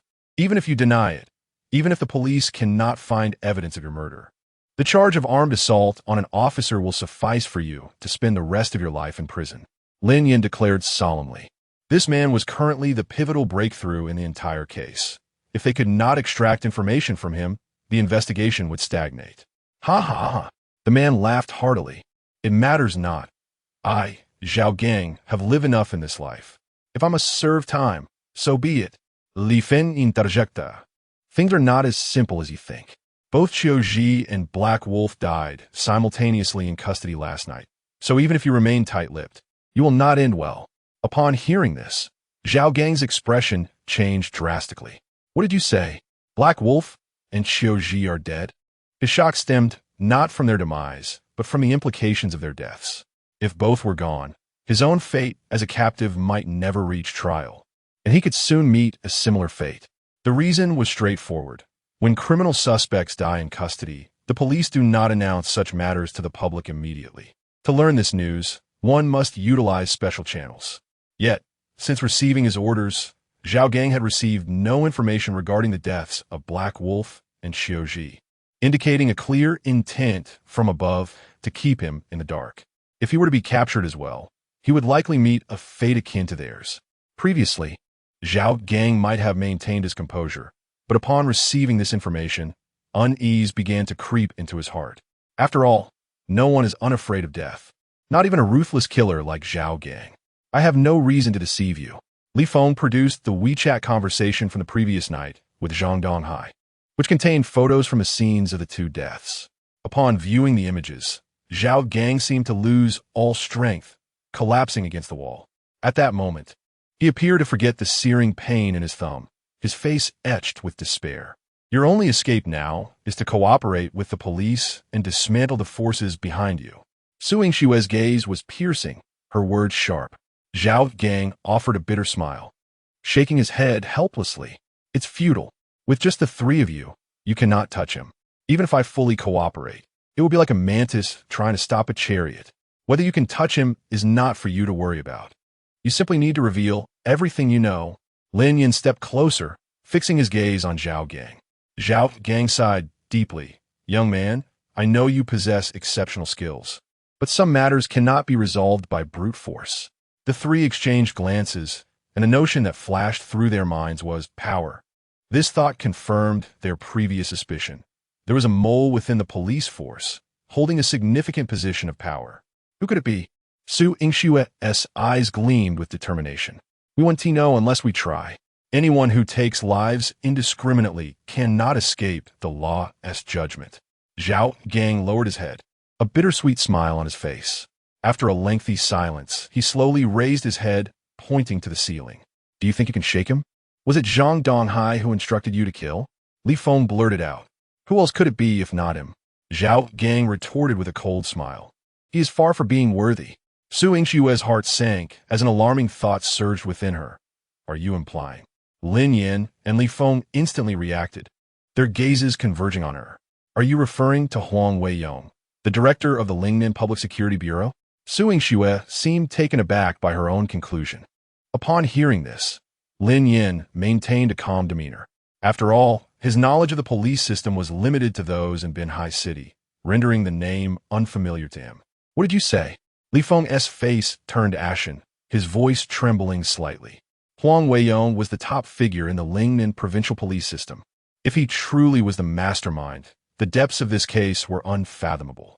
In an instant, all clues converged, under the watchful eyes of the police. To eliminate two key suspects without a trace, only someone as high-ranking as this director could orchestrate such an act. The trio's attention refocused on Zhao Gang, knowing that all their speculations and doubts were about to be confirmed by his words. Chapter 55. The Rise of the Hidden Puppet Master. Zhao Gang cast a complex gaze toward Lin Yan and, with a sense of resignation, remarked, I concede defeat to you. Alas, it is what it is.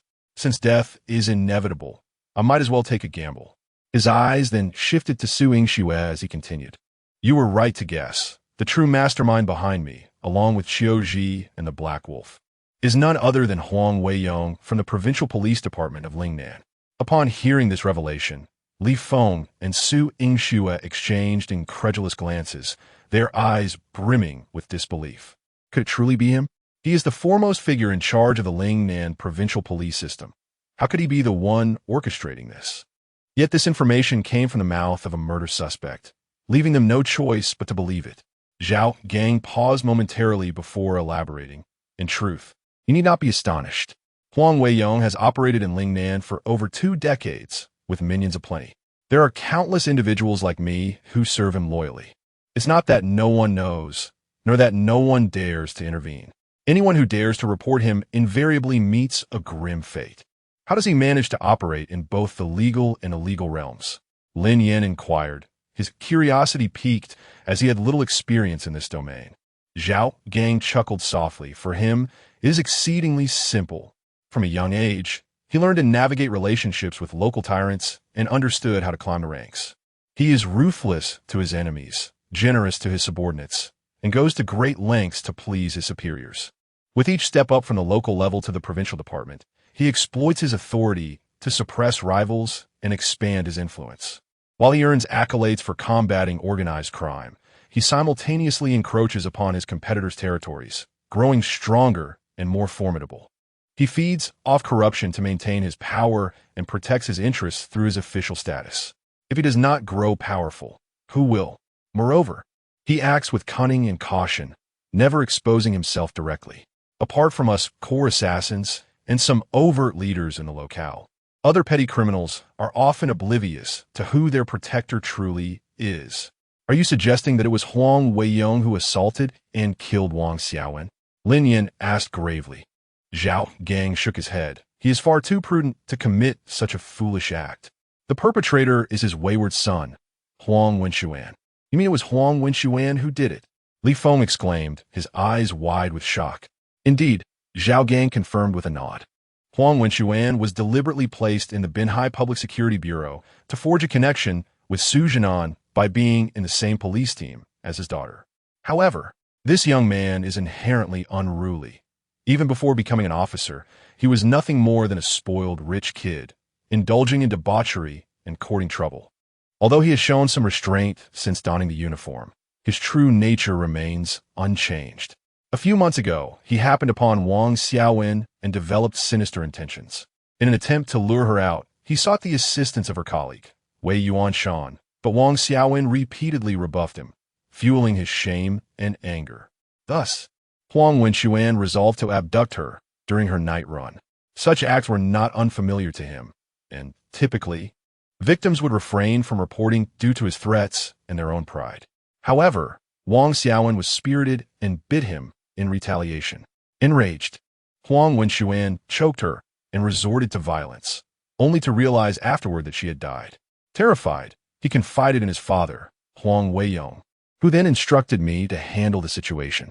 I disposed of the body and fabricated the appearance of a random crime to eliminate loose ends.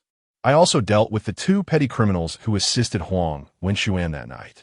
Su Yingxue furrowed her brow in confusion and asked, if you eliminated everyone else, why leave Wei Yuanshan alive?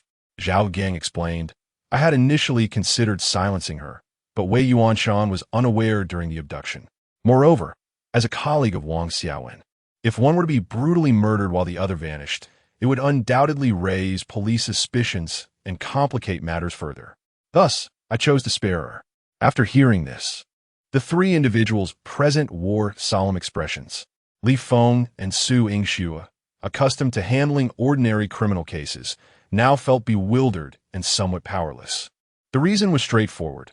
Without solid evidence, Zhao Gang's word alone could not suffice for a conviction, especially against someone like Huang Weiyong.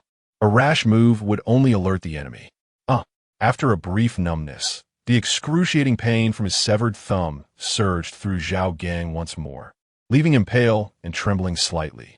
We must get him to the hospital immediately, Su Yingxue insisted. Under normal circumstances, they would have already called for an ambulance to treat Zhao Gang, but the unique situation had delayed their response. Lin Yan shook his head in denial. No, if we take him to the hospital now, Huang Weiyong will certainly send someone to silence him. If he dies, we lose our only witness. What should we do then? Li Feng asked anxiously. Lin Yan furrowed his brow in contemplation for a moment before looking at Su Yingxue.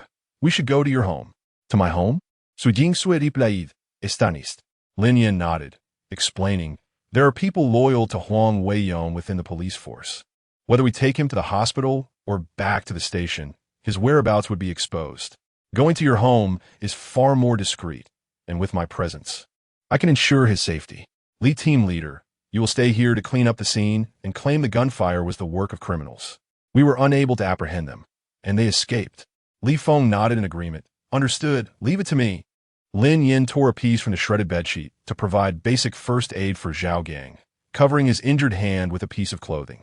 Fortunately, Zhao Gang's injury was limited to his hand, allowing him to walk without hindrance. As the three descended the stairs, they found that the residents in the community had fled in fear of the gunfire. Once outside, they hailed a taxi directly to Su Yingshue's home. Meanwhile, on the other side, "Hello, Dad. Wei Yuanshan is dead, and they are now pursuing the murderer." Huang Wenxuan could no longer contain himself and called his father. "Huang Weiyong, focus on your own matters and do not meddle in others." Huang Weiyong's voice was somber. To protect his son, he had kept him away from the darker aspects of his dealings over the years. Yet, his son's recklessness had led to a tragic incident. In fact, he had received news the moment Wei Yuanshan's body was recovered. What he did not foresee was that this entire sequence of events had been orchestrated by a young man named Lin Yan. Not only had he lost two key allies, but now Lin Yan was also pointing fingers at his son. To safeguard his child, he must eliminate Lin Yan. "Understood, Dad." After hanging up, Huang Weiyong picked up another phone and dialed Zhao Gang's number, preparing to instruct him to leave Binhai for the time being. Inside the car, Zhao Gang's phone began to ring. He pulled it out to find it was a call from Huang Weiyong, immediately handing the phone to Lin Yan. Lin Yan and Su Yingxue exchanged glances, signaling for Zhao Gang to answer. "Hello, Sixth Brother." Zhao Gang spoke in a hushed tone. Sixth Brother was Huang Weiyong's codename, a title his close associates used to address him. Lin Yan reached out and tapped the screen of Zhao Gang's phone to activate the recording function. "They're searching for you. Leave Binhai for now and do not return." Huang Weiyong's voice came through the receiver. Chapter 56.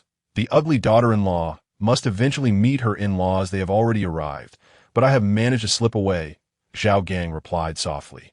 "I am currently in a car and cannot discuss much. I will return your call when I have the chance." After hanging up, Zhao Gang glanced at the driver and shook his head toward Lin Yan, indicating that he could not divulge any further information. The taxi drove directly into the underground parking lot of the residential complex, and the three swiftly took the elevator back to Su Yingshue's home. Upon entering the house, Su Yingxue hurriedly fetched a first aid kit to tend to Zhao Gang's wounds. At that moment, Zhao Gang noticed a group photo on the cabinet and exclaimed in surprise, "You are Su Zhinan's daughter." Su Zhinan, as the commander of the Lingnan military region and a war hero, was a name known far and wide, both in the shadows and in the light. Indeed, Su Yingxue responded while bandaging Zhao Gang's wounds. Zhao Gang chuckled wryly. "So Huang Wenxuan was after you. Thankfully, you didn't end up with him, or your life would have been ruined." Su Yingxue scoffed. "Does he even match up?" Zhao Gang turned his gaze toward Lin Yan and teased, "I actually think you two are quite a pair. The man is handsome, and the woman is beautiful." With Su Yingshue's powerful background and Lin Yan's remarkable skills, they truly made an admirable couple. Upon hearing this, Su Yingshue's cheeks flushed instantly, and she instinctively tightened the bandage in her hand, causing Zhao Gang to wince in pain. "If you cannot speak properly, you can choose to remain silent." Lin Yan, standing idly by, pulled out his phone. After a busy day, he had no time to check his messages, which were now overflowing. "Mom, a massage chair was delivered today. What is going on? Did you buy it? Dad, have you robbed a bank or won the lottery?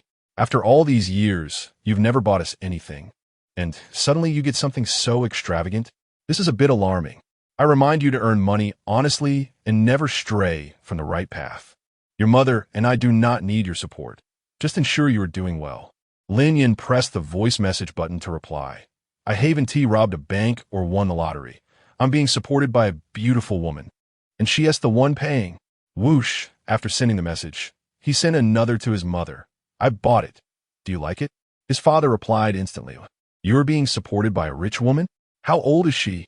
Lin Yan walked over to Su Yingxue, turned on the camera, and pointed it at her. "What are you doing?"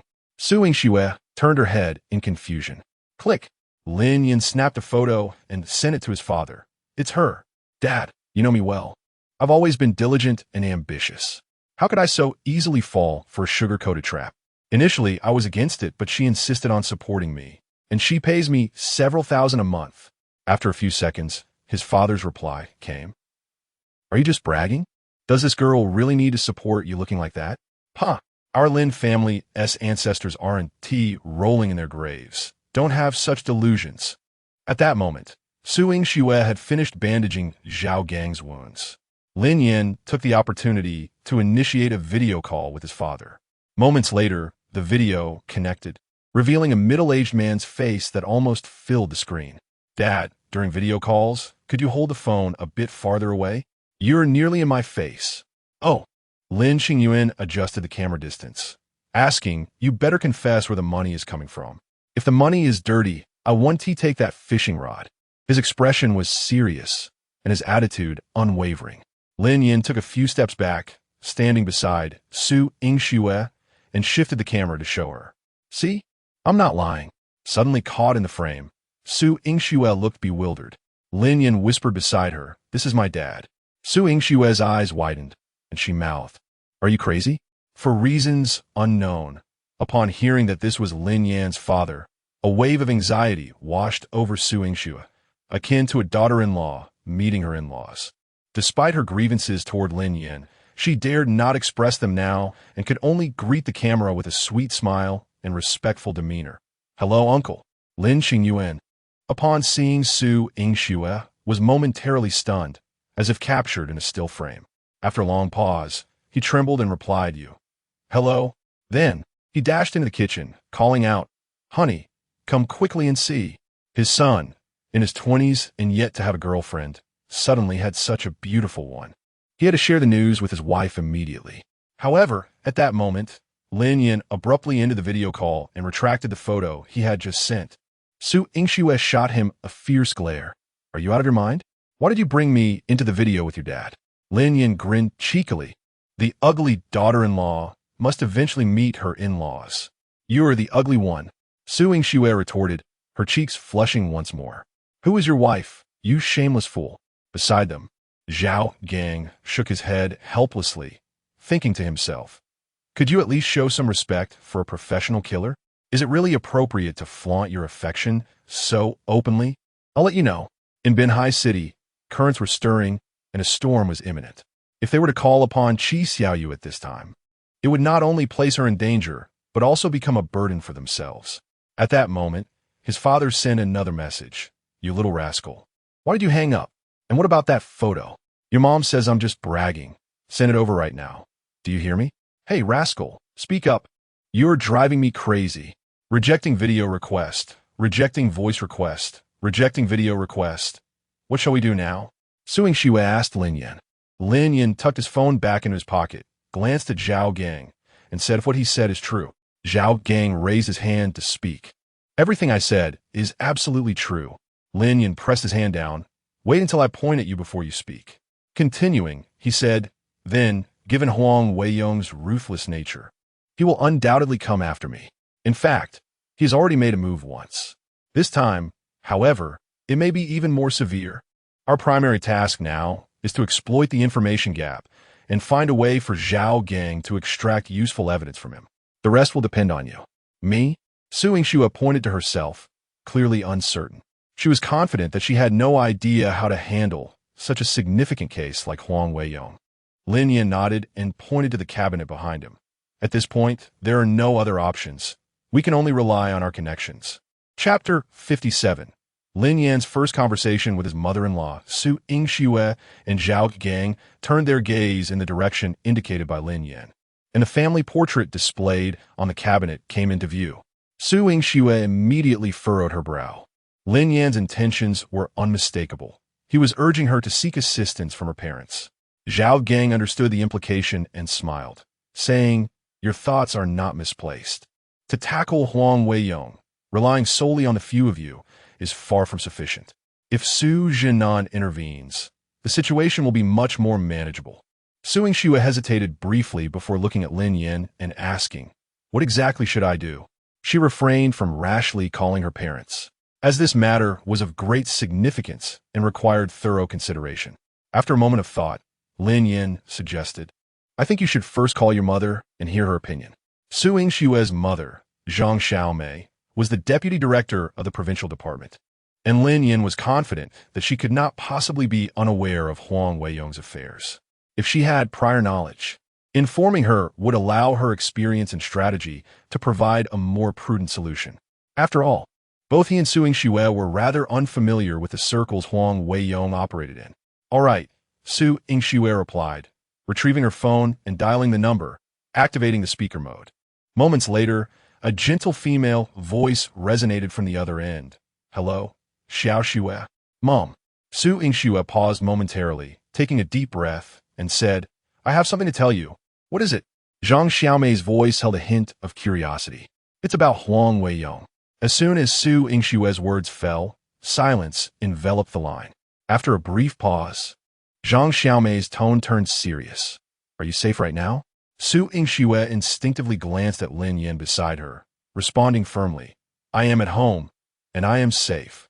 For some reason, she felt inexplicably reassured as long as Lin Yan was nearby. Hearing this, Lin Yan was already certain that Zhang Xiaomei must know something about Huang Weiyong. Zhang Xiaomei continued, Good, then you can elaborate. Su Yingxue recounted the events of the past few days without reservation, covering everything from Qiuji, Black Wolf, to the murder case, and, finally, to Zhao Gang. After a moment of silence, Zhang Xiaomei asked, If the situation is as you described, he is likely already taking action. Xiao Xue, I have only one request of you. Protect yourself, and leave the rest to us. Su Yingxue hurriedly inquired, Mom, you know all of this? Yes. We have been investigating Huang Weiyong for quite some time, but we have lacked some crucial evidence. The evidence you currently possess is our greatest breakthrough. Upon hearing this, Lin Yan and Su Yingxue simultaneously turned their gaze toward Zhao Gang. Andy, what should we do now? Should we stay at home or go out? Lin Yan interjected. Who are you? Zhang Xiaomei asked. My name is Lin Yan. Oh, Zhang Xiaomei responded with a meaningful tone. With you here, I feel reassured. Do not leave Tianyu Garden. It is actually more dangerous for you to go out right now. Keep yourselves well hidden. Someone will come to protect you. Understood? Auntie, Lin Yan replied. After hanging up the phone, Lin Yan approached Zhao Gang, handing him the phone and saying, You can call Huang Weiyong now. I trust you know what to say? During their ride, Lin Yan had taken Zhao Gang's phone to prevent him from seeking help. Zhao Gang smiled nonchalantly, of course. Beep hello. Huang Weiyong's voice came through the receiver. Zhao Gang quickly pressed the recording button and deliberately lowered his voice, saying, Hello, sixth brother. I've already left Benhai. Where are you now? Huang Weiyong asked. Zhao Gang replied, I took a minibus and am on my way to Qinzhou. By the way, who exactly is Lin Yan? How did he find a suitcase I threw into the river so quickly? Moreover, he even captured Black Wolf and Qiuji. Huang Weiyong replied impatiently, That's not your concern. By the way, you need to go to Chun County. Zhao Gang frowned slightly. To Chun County? Huang Weiyong commanded, Xin Yuan Community, Building 3, Apartment 401. Take that couple into custody. Upon hearing this, Lin Yan's expression darkened instantly. Chun County, Xin Yuan Community, that was his home. Huang Weiyong actually intended to target his parents. Zhao Gang continued to inquire, Yes, sixth brother. Should I ensure they stay completely silent? Huang Weiyong replied, No need, just control them. I have use for them. Zhao Gang affirmed, Yes, sixth brother. After the call ended, Su Yingxue and Zhao Gang simultaneously glanced at Lin Yan. Lin Yan's voice turned icy as he gritted his teeth. Damn it. How dare he plot against my parents? I will not let him off easily. To ensure his parents' safety, Lin Yan immediately dialed his mother's number. Hello, Mom. Hello. Your father said you were dating someone. What is going on? Lin Yan quickly concocted a story. Oh, I was just about to tell you. I'm bringing her home to meet you.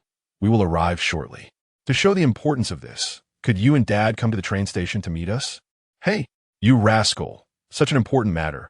And you didn't think to inform me in advance.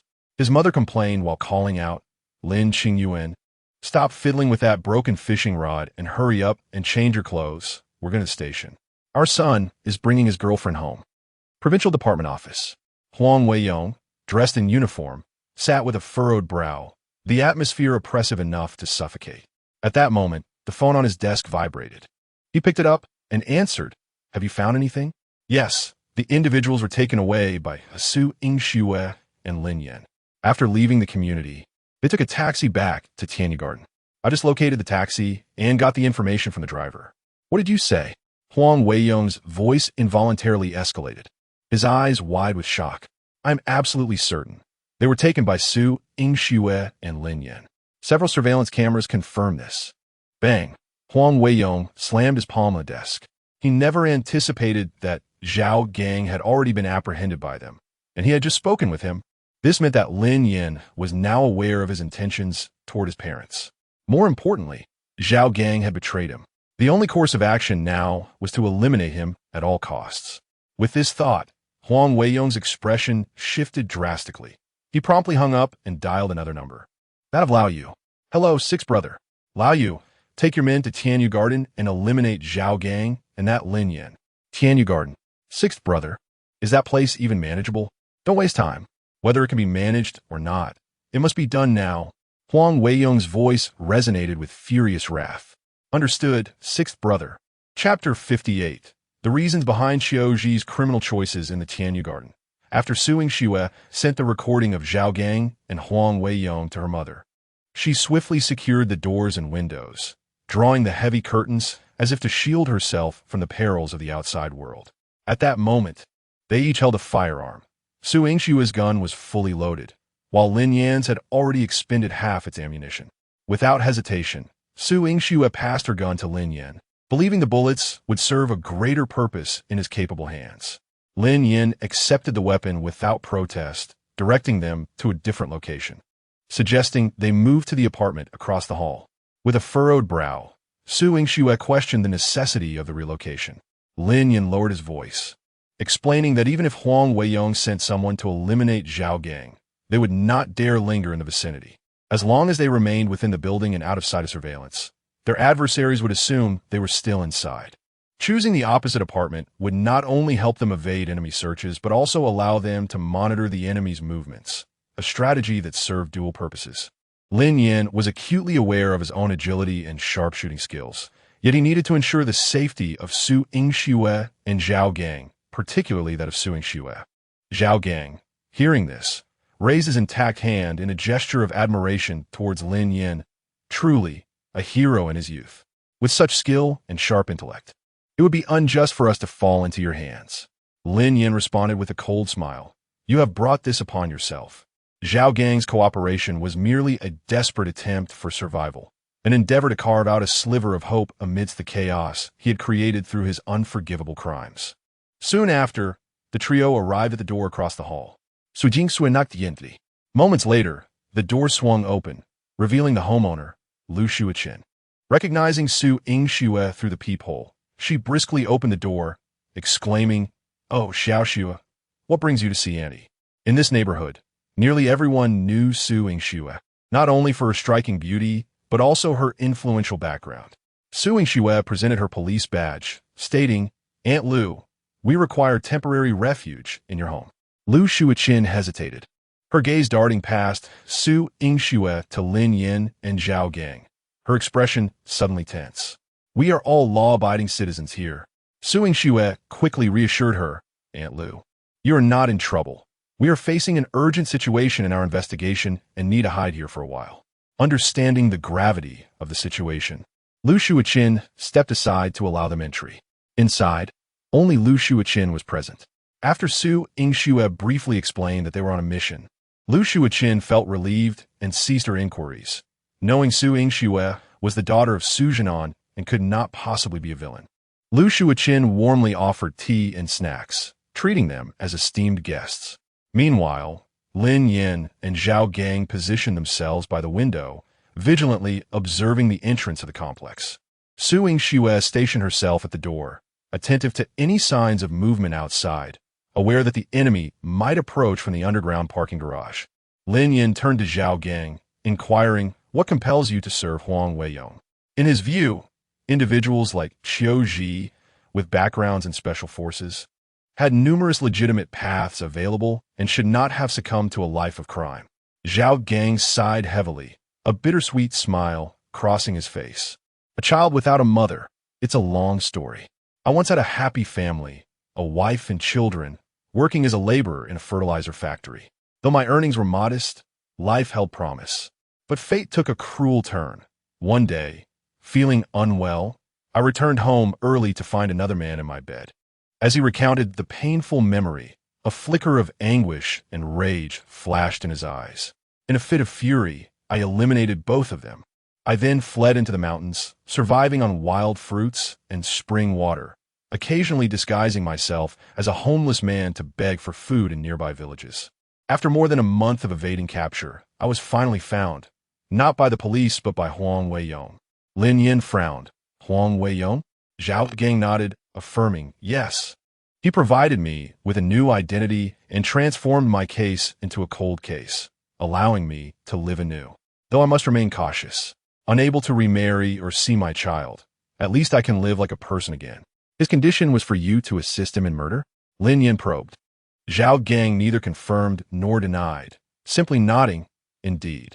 For those of us unencumbered by ties and living under aliases, unafraid of death and willing to take action, we are precisely what he seeks.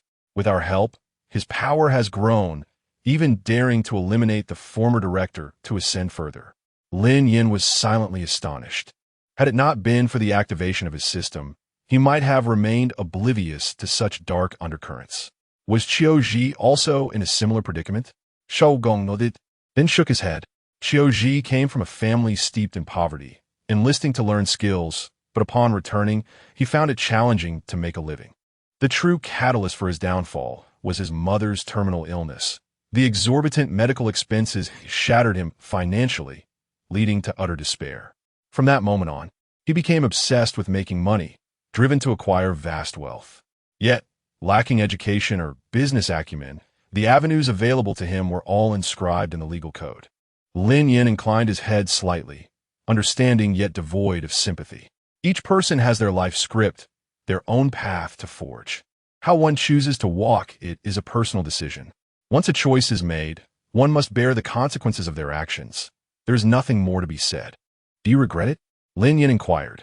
Zhao Gang bore a bitter smile, remaining silent for a long while before finally replying, his voice trembling. Regret.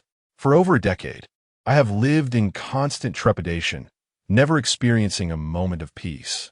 I can only watch from afar as my son progresses from elementary school to high school, entering university, and eventually marrying and having children, yet I cannot acknowledge him. I regret not being able to provide him with a complete family, becoming a blemish on his life. Lin Yan spoke softly. Perhaps this is simply his life script, something he must confront and endure. If the opportunity arises, I will inform him to visit you. Upon hearing this, Zhao Gang slowly turned to him, his eyes brimming with moisture, filled with anticipation and longing. I believe in you. Lin Yan offered a faint smile. That is all I can do. With that, he approached Su Yingxue, who had changed into civilian clothing, peering through the peephole to observe the outside. Clad in simple athletic pants and a t-shirt, her remarkable figure rendered even the most casual attire captivating, especially as she bent slightly forward. Lin Yan leaned in, asking, "When will Dad send someone to assist us?" Su Yingxue glanced back at him, rolling her eyes. "Who are you calling Dad?"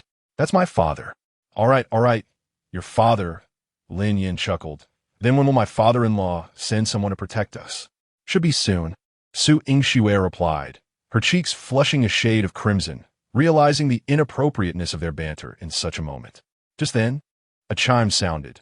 The elevator arrived at the 15th floor, the doors gliding open, and a flurry of hurried footsteps shattered the corridor's stillness. Chapter 59. The Professional Assassin Suddenly. Several shadows emerged in Lin Yan's line of sight. Clad in black attire, they donned hats, masks, and sunglasses, obscuring their identities completely. The leader, a gaunt figure, moved with alarming speed. Despite his slender frame, an aura of chilling menace emanated from him. The group, exhibiting a high level of training, reached the door without uttering a word, communicating solely through precise hand gestures. With a subtle glance from the gaunt man, a stockier member stepped forward and opened a toolbox, skillfully lifting the cover of a fingerprint lock to begin his task. Meanwhile, the others discreetly reached into their inner linings. In less than 10 seconds, a click resonated as the door swung open. The gaunt man tilted his head slightly, signaling, and two individuals behind him swiftly drew their firearms, cautiously entering the premises. This group was clearly a product of rigorous training, starkly contrasting with the brawling antics of typical movie thugs. Their weapons were equipped with silencers, and, as they moved, some provided cover while others kept watch, relying on hand signals throughout. Once the two who entered confirmed the area was clear, the rest followed suit, leaving the door ajar for a quick escape. The gaunt man stood firmly in the center of the living room, gun in hand.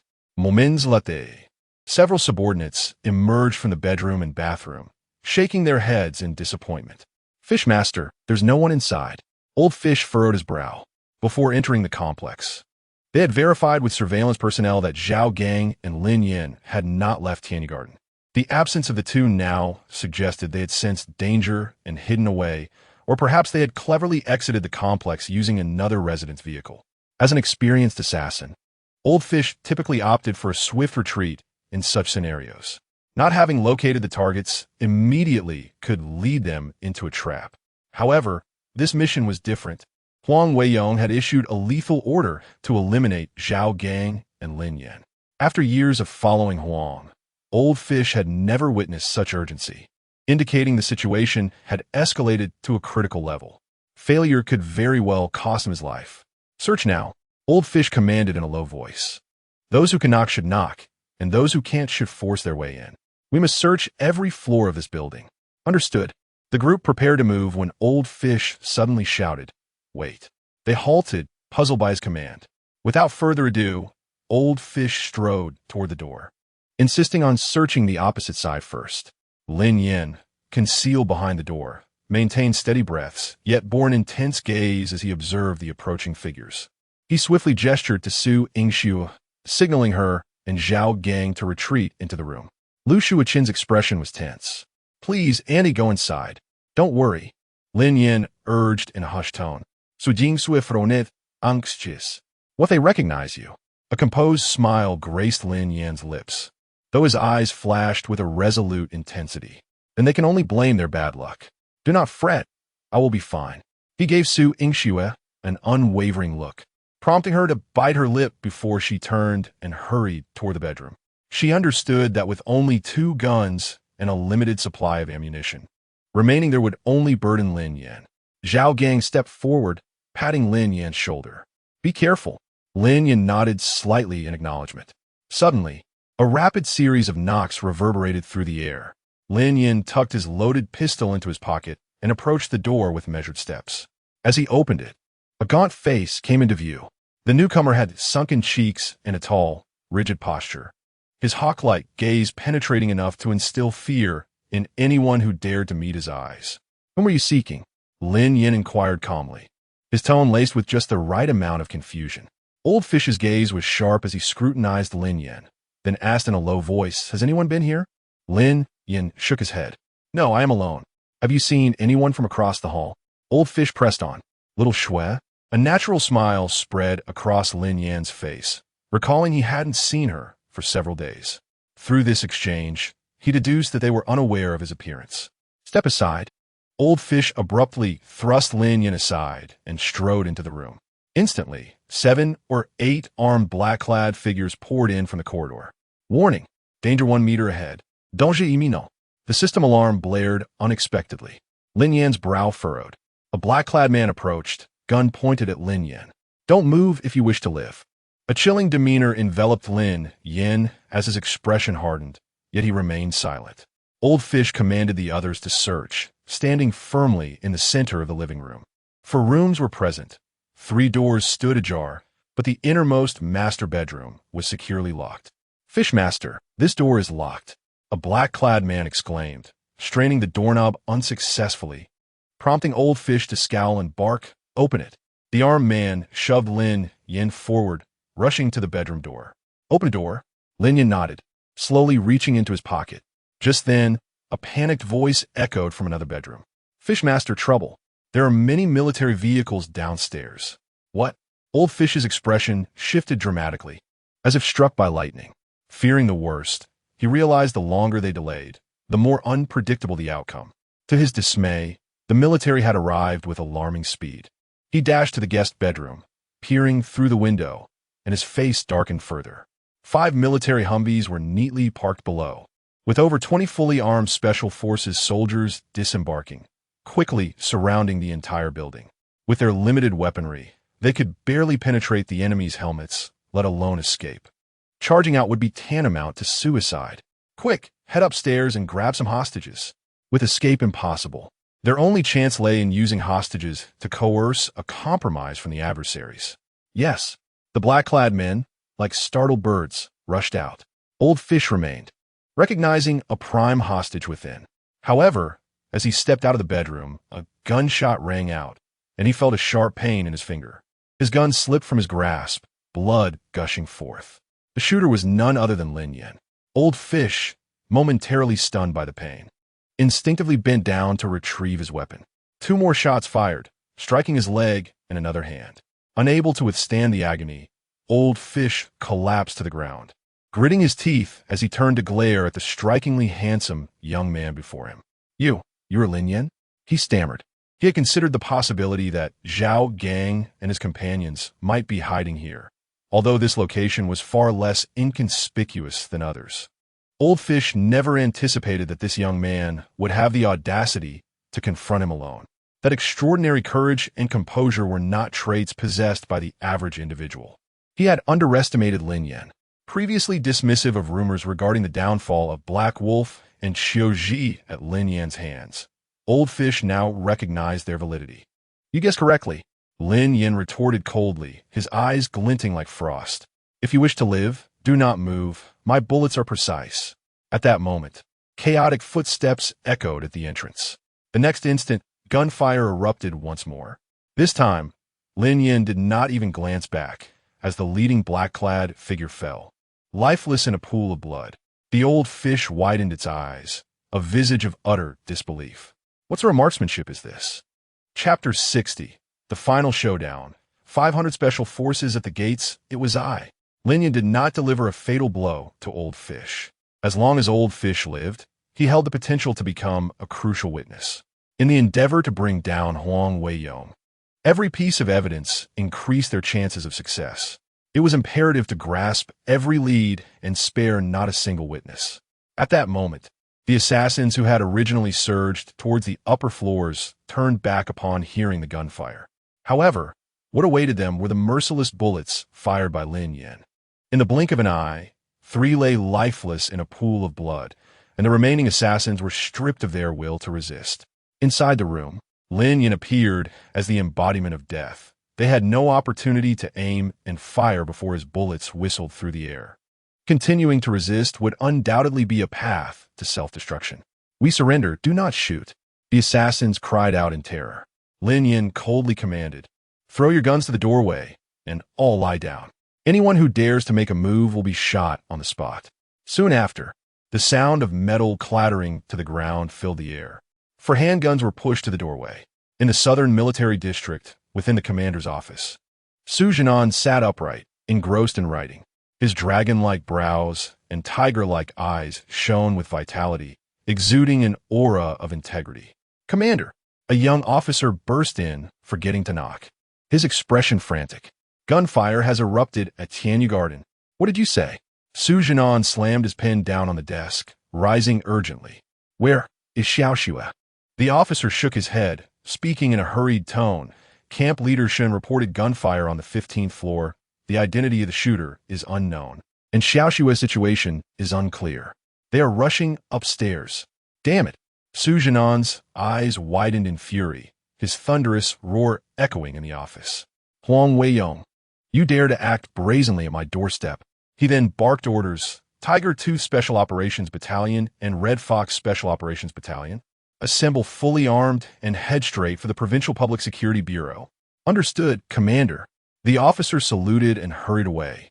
In the Tiger Tooth Special Operations Battalion, Battalion Leader Su Maosheng received the call and instantly erupted in rage.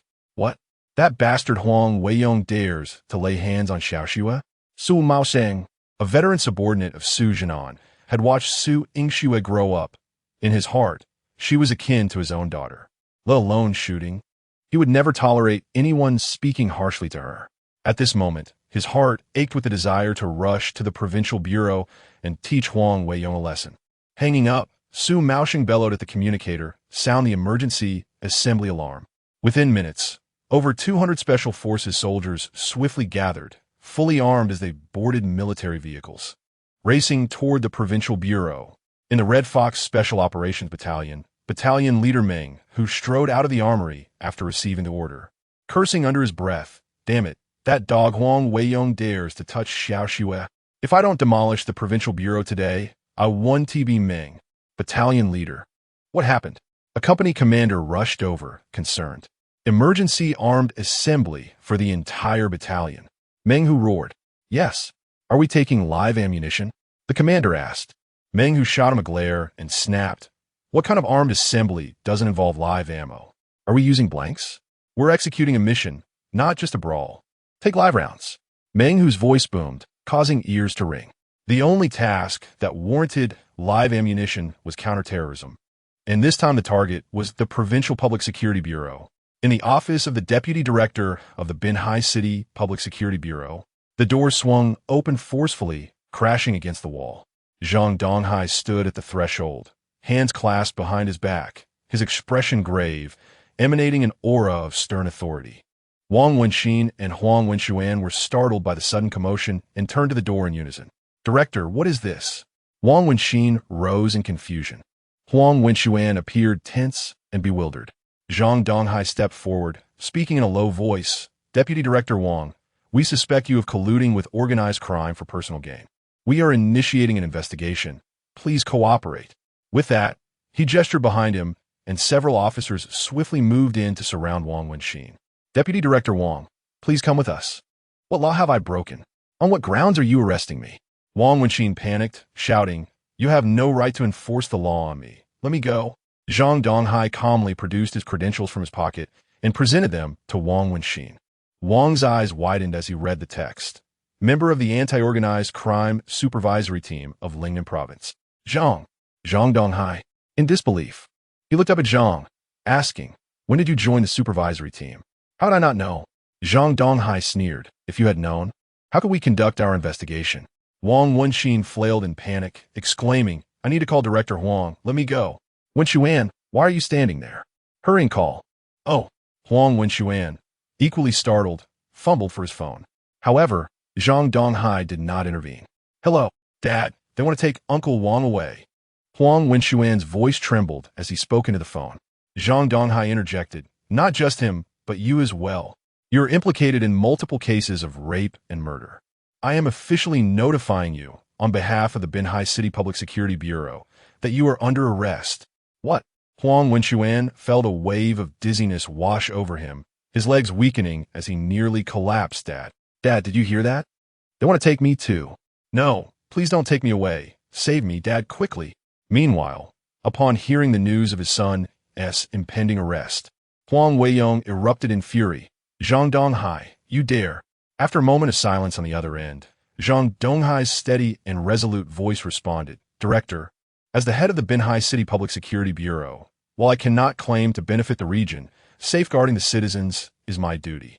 Anyone who violates the law and endangers the populace shall not be spared, even if they are the son of a director. Therefore, there is no question of daring. It is merely my responsibility." You. Huang Weiyong trembled with rage, realizing that further words would be futile. After hanging up, he immediately dialed another number. "Gather everyone immediately. Even if we have to forcibly rescue him, we must get him out." Huang Weiyong had only one son, and he could not allow him to languish in captivity. He would go to any lengths to save him, even if it meant sending him abroad. Just then, Director Fu Yuan Rashdin panikstriken. "Director, it's bad." "What is it?" Huang Weiyong frowned, asking. Fu Yuan pointed out the window, fear etched on his face. "The troops have arrived, fully armed, at least 500 of them." Chapter 61. Lin Yan is the sword of heavenly punishment. The Provincial Public Security Bureau was besieged by hundreds of fully armed special forces, creating an impenetrable barrier. Every 5 steps stood a guard, and every 10 steps a lookout, transforming the Provincial Bureau into a solitary island. The area surrounding the Bureau was completely sealed off, an air of tension permeating the atmosphere. Passers-by hurriedly detoured, and even the birds seemed to sense the oppressive atmosphere, hesitant to linger above. At the entrance of the bureau, the electric sliding door remained tightly shut. A few security guards stood frozen in place, their faces pale and bodies trembling like leaves in the wind. Su Maosheng, with a gun slung across his chest, walked steadily towards the door, his voice low and authoritative. Open the door. The guards exchanged fearful glances, their eyes filled with trepidation and uncertainty. They had just received orders to ensure that the door remained closed at all costs. Leader, our superiors instructed us not to open the door. One guard stammered, his voice quaking. Old Su, stop wasting time with them. Meng Hu charged forward and delivered a powerful kick to the sliding door. The tremendous noise startled the guards, making their fear even more pronounced. At that moment, a group of uniformed officers rushed out of the building, numbering in the dozens. Fu Yuan at the forefront shouted, "What are you doing? This is the Provincial Security Bureau, not your training ground. What do you intend to do?" Su Maosheng's gaze was piercing as he scrutinized Fu Yuan, coldly responding, "I am here on orders. What this place is has nothing to do with me. Open the door." As the saying goes, the people fear the police fear the military. The officers inside, witnessing the formidable standoff, fell silent, too intimidated to speak out. "If you dare to force your way in, we will report to our superiors. Don't think the military district is unaccountable. There is still the military commission above." Fu Yuan's face turned crimson as he bellowed in anger. "Do as you please." Su Maosheng smirked coldly. "I will ask you one last time. Will you open the door or not?" Fu Yuan's determination faltered under Su Maosheng's relentless demeanor. He bit his lip, his gaze wavering. Huang Weiyong had instructed him to stand firm. But how could he withstand the ferocity of these elite forces? "Bring the vehicle over and dismantle the door." Meng Hu shouted. "Yes." The soldiers prepared to execute the command, but suddenly, the 100-strong special forces parted like a tide. A woman in police uniform approached with a steady gait, her posture upright and exuding an air of confidence. Upon seeing her, Fu Yuan's eyes widened in shock. His voice trembling, "Zhang, Deputy Director Zhang?" The newcomer was indeed Zhang Xiaomei. "You need to let them go. Do they intend to dismantle the Provincial Bureau?" Fu Yuan shouted hoarsely. Zhang Xiaomei walked directly to the door and said softly, "Director Fu, please don't be alarmed. They are simply carrying out their orders. Do not make things difficult for them. They are executing orders." Fu Yuan couldn't believe his ears. Could the military truly intervene in police matters? The two entities belonged to different systems. It wasn't merely a matter of whose fist was stronger. With a serene smile, Zhang Xiaomei revealed her credentials. Fu Yuan adjusted his glasses, leaning in to scrutinize the writing. "Supervisory Group. Leader, Zhang Xiaomei." He looked up at Zhang Xiaomei, who wore a knowing smile. You're the leader of the Supervisory Group?" Zhang Xiaomei nodded slightly. "Can we open the door now?" Hearing this, Fu Yuan felt his legs weaken, nearly collapsing. He seemed unable to accept the reality before him. Zhang Xiaomei turned her gaze to the security team leader standing by, stating calmly, "Open the door." "Why, yes." The security team leader, unable to grasp the nuances of their exchange, but recognizing Zhang's authority, complied without question. He hurriedly pressed the remote control, and the sliding door slowly opened. Zhang Xiaomei stepped forward, producing a stack of documents, and said solemnly, "Director Fu, we suspect you are involved in multiple cases of bribery, sexual assault, and conspiracy. Please accompany us for an investigation." As her words fell, several soldiers stepped forward, supporting the limp Fu Yuan. Zhang Xiaomei then turned and walked steadily towards the office building, followed closely by Meng Hu and Su Maosheng, with a squad of special forces trailing behind.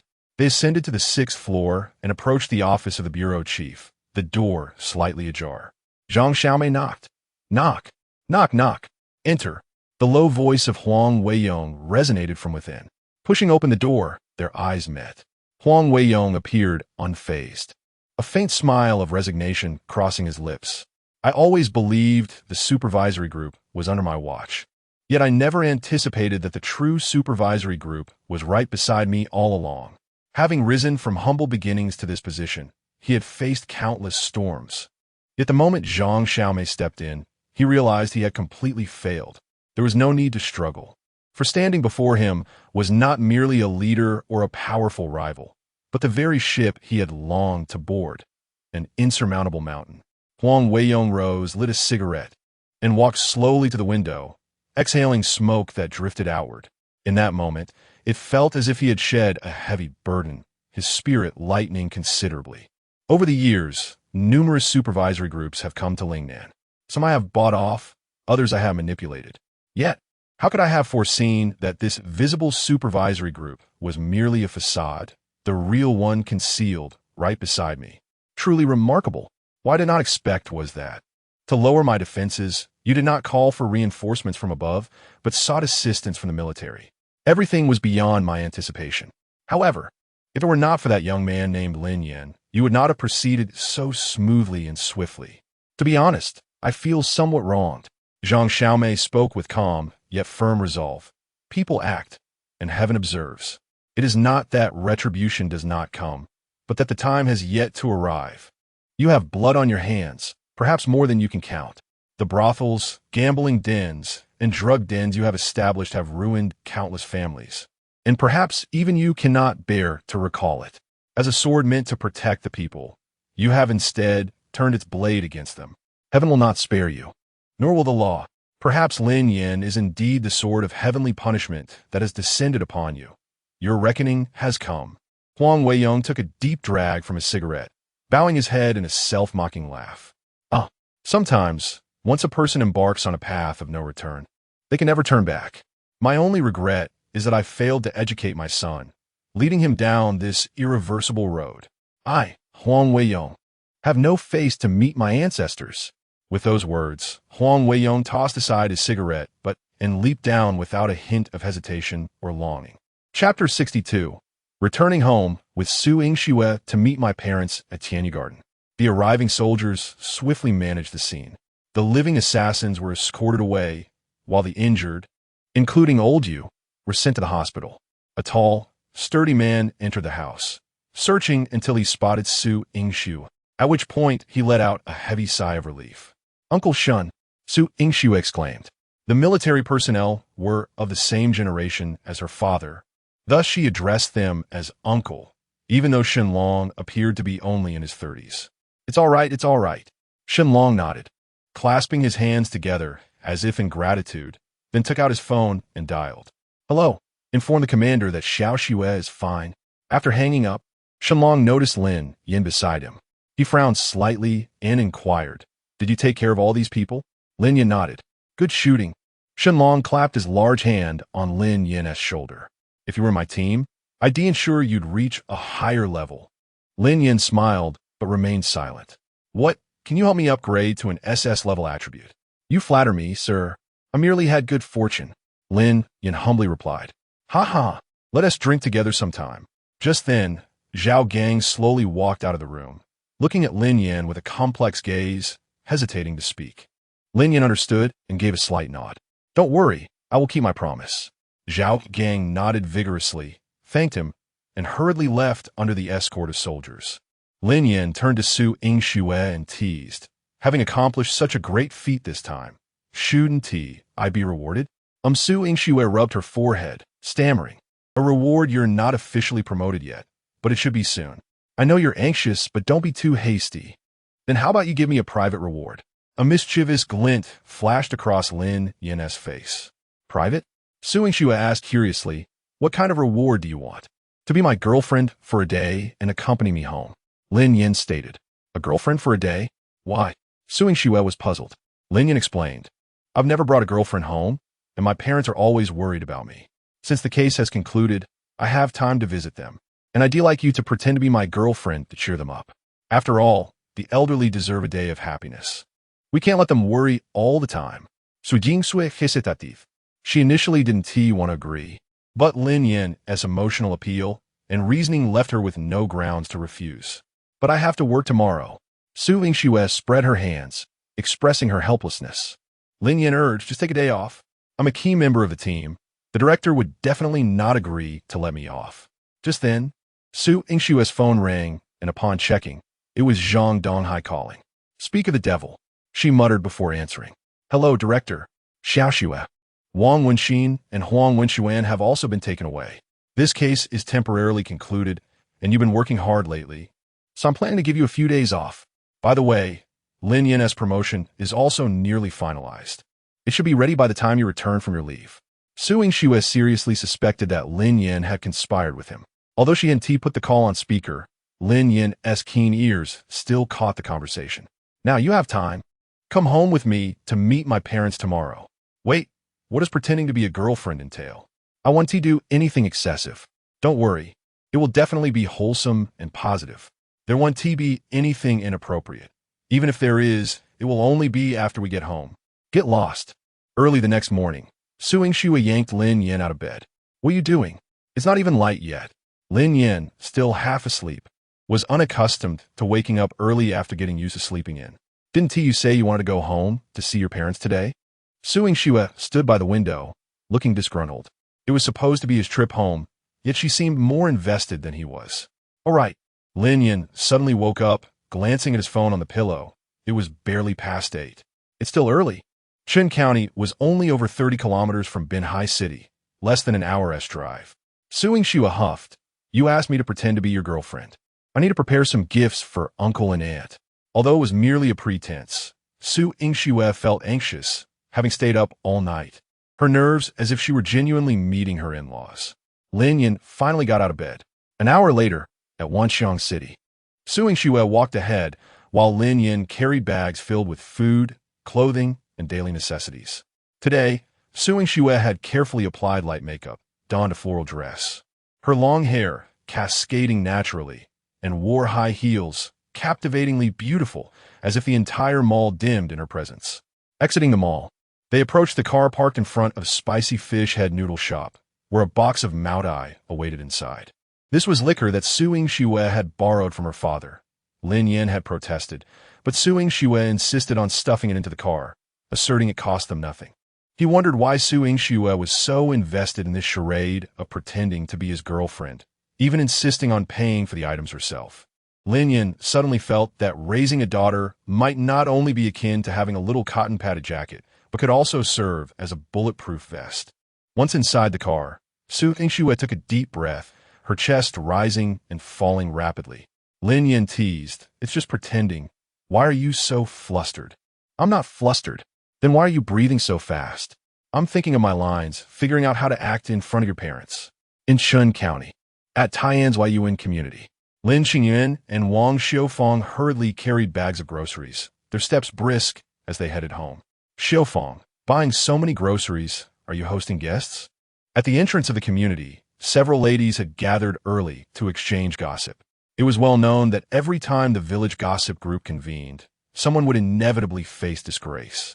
Noticing Wang Xiufeng and her husband's hurried demeanor, they immediately sensed there was a juicy tidbit to be shared. "Yes, Aunt Lu, we have distinguished guests today." Wang Xiufeng replied with a beaming smile. "Distinguished guests? Who?" "Lin Yan's girlfriend." Wang Xiufeng couldn't help but laugh, her expression as if she had been eagerly awaiting this question. "Oh, Xiao Lin has a girlfriend now? Which girl? How old is she? What does she do?" A barrage of questions followed, causing Wang Xiufeng's smile to falter. In her son's call, she had forgotten to ask these details. However, from her husband's description, her daughter-in-law was said to be breathtakingly beautiful. Wang Xiufeng lowered her voice mysteriously. "She's from the city, and she's stunning." "All right, I can't chat any longer. I need to hurry home and cook." "Lin Xingyuan, let us go. I still need to simmer some ribs. If we're late, it will be too late." The couple had just disappeared around the corner when the ladies began to gossip. "From the city? A beauty? I can hardly believe it. Who doesn't he know that kid from their family? He delivers packages in the city and hardly earns anything. How could a beauty marry someone who delivers takeout? Dream on." As they spoke, they merely entertained the notion, and they certainly didn't believe it. Let's not forget, it's been a while since Lin Yan returned home. "I heard that kid owes a lot of money. Apparently, he was scammed by a streamer and borrowed hundreds of thousands online, which is why he hasn't dared to come back." That is possible. Nowadays, which young person doesn't want to show off when they make money? Only those who haven't earned any would be too scared to return home. Just as everyone was discussing, a pink spicy fish head vehicle slowly drove into the community. In the old community, with no underground parking, cars had to be parked on the surface. This unfamiliar vehicle immediately caught the attention of the ladies, their sensitivity to gossip surpassing that of ordinary people. The elderly women fixated their gaze upon the vehicle, observing as it came to a halt at the entrance of the staircase where the couple, Wang Xiufang and her husband, had entered. Everyone held their breath, awaiting the arrival of the individual who would descend from the car. Chapter 63. Lin Yan's dazzling presence. With a crisp click, the car door swung open, revealing a long, fair leg adorned in minimalist high heels that shimmered softly. Several middle-aged women exchanged glances, and even from this beautiful limb alone, they could ascertain that she was undoubtedly a stunning beauty. As the door opened fully, a graceful woman alighted from the vehicle. When the crowd beheld her true visage, they seemed momentarily frozen, instinctively leaning back in astonishment. Her skin was as fair as snow, and beneath elegantly arched willow-like brows, her eyes sparkled like stars. With a high-bridged nose and softly contoured lips, her every movement exuded an irresistible charm. To call her a beauty was an understatement. She resembled a superstar. The appearance of such a luminary in their humble neighborhood was nothing short of remarkable. At that moment, the passenger door opened, and the onlookers were magnetically drawn to it, collectively curious to discern the man worthy of such exquisite company. A tall figure emerged, clad in a fitted t-shirt that accentuated his robust physique. His chiseled features, sharp brows, and a slight smile radiated an air of refined confidence. The middle-aged women furrowed their brows, exchanging knowing glances. Clearly, this pair possessed an extraordinary aura, far removed from the ordinary residents of the community. Were they merely here as guests? Aunt Lu squinted at the handsome man, her familiarity growing as she scrutinized him. She lowered her gaze, her fingers unconsciously fidgeting with her clothing, and after a brief contemplation, her head snapped up as she exclaimed, "Lin Yan." Upon hearing this name, the crowd's expressions solidified, their pupils dilating in unison. In the next moment, realization dawned upon them. It was indeed Lin Yan. He had transformed, standing tall with a renewed presence that made him initially unrecognizable. Lin Yan opened a rear door, retrieving an assortment of bags and handing them to Su Yingxue, while he himself lifted a box of Mao Dai. As he turned, he noticed the group of middle-aged women from the information station gazing at him with intense interest. Lin Yan flashed a bright smile, revealing a set of perfectly aligned white teeth. "Aunt Lu, are you out here gathering intel so early?" Aunt Lu responded with an awkward smile. "Ah, Lin Yan, you're back." Su Yingxue felt a flutter of anxiety akin to a rabbit in her chest. Having never visited her boyfriend's home before, she worried about appearing impolite as she observed Lin Yan greeting others. Thus, she donned a sweet smile, her voice ringing clear, "Hello, ladies." At her words, Aunt Lu nearly lost her balance, instinctively placing a hand over her heart. Previously, she had often boasted about her daughter-in-law's beauty and competence to Wang Xiufang, but now it was evident that her daughter-in-law paled in comparison to this enchanting young woman. This could spell trouble. They could no longer discuss such matters with Xiufang, who would undoubtedly flaunt her own daughter-in-law. With a daughter-in-law so stunning, one couldn't blame her for wanting to show off. As they ascended the staircase, the hallway lights cast a warm, gentle glow. Su Yingxue's heart raced uncontrollably, her grip on the bag slick with sweat. Throughout the journey, she rehearsed in her mind how to greet Lin Yan's parents, crafting the perfect opening line. Yet, as they approached the door, her nerves intensified, causing her to forget even her well-prepared remarks. "Knock, knock, knock, Mom, open up," Lin Yan called out. Having misplaced the house keys during a recent delivery job, he had no choice but to knock. Su Yingxue hid behind Lin Yan, peeking out nervously, afraid to make a sound. After a brief moment, the door creaked open. Lin Xingyuan stood there, wearing a slightly faded shirt, his right hand resting on the doorknob. Upon seeing Lin Yan, he froze, recognizing the familiar face, yet hesitating to accept it, for his son had never looked so handsome. During their last video call, his eyesight had been poor, compounded by the small screen that obscured clear details. "Who are you looking for?" Lin Xingyuan finally managed to utter. "I'm looking for Wang Xiufang." Lin Yan replied. "What do you want with her?"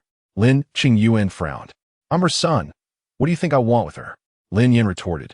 Lin Yan? Lin Qingyuan's gaze scrutinized Lin Yan's face, disbelief etched across his features. Who else? Lin Yan raised an eyebrow in question. Lin Qingyuan continued to stare, scrutinizing Lin Yan for a while longer, suspicion evident in his expression.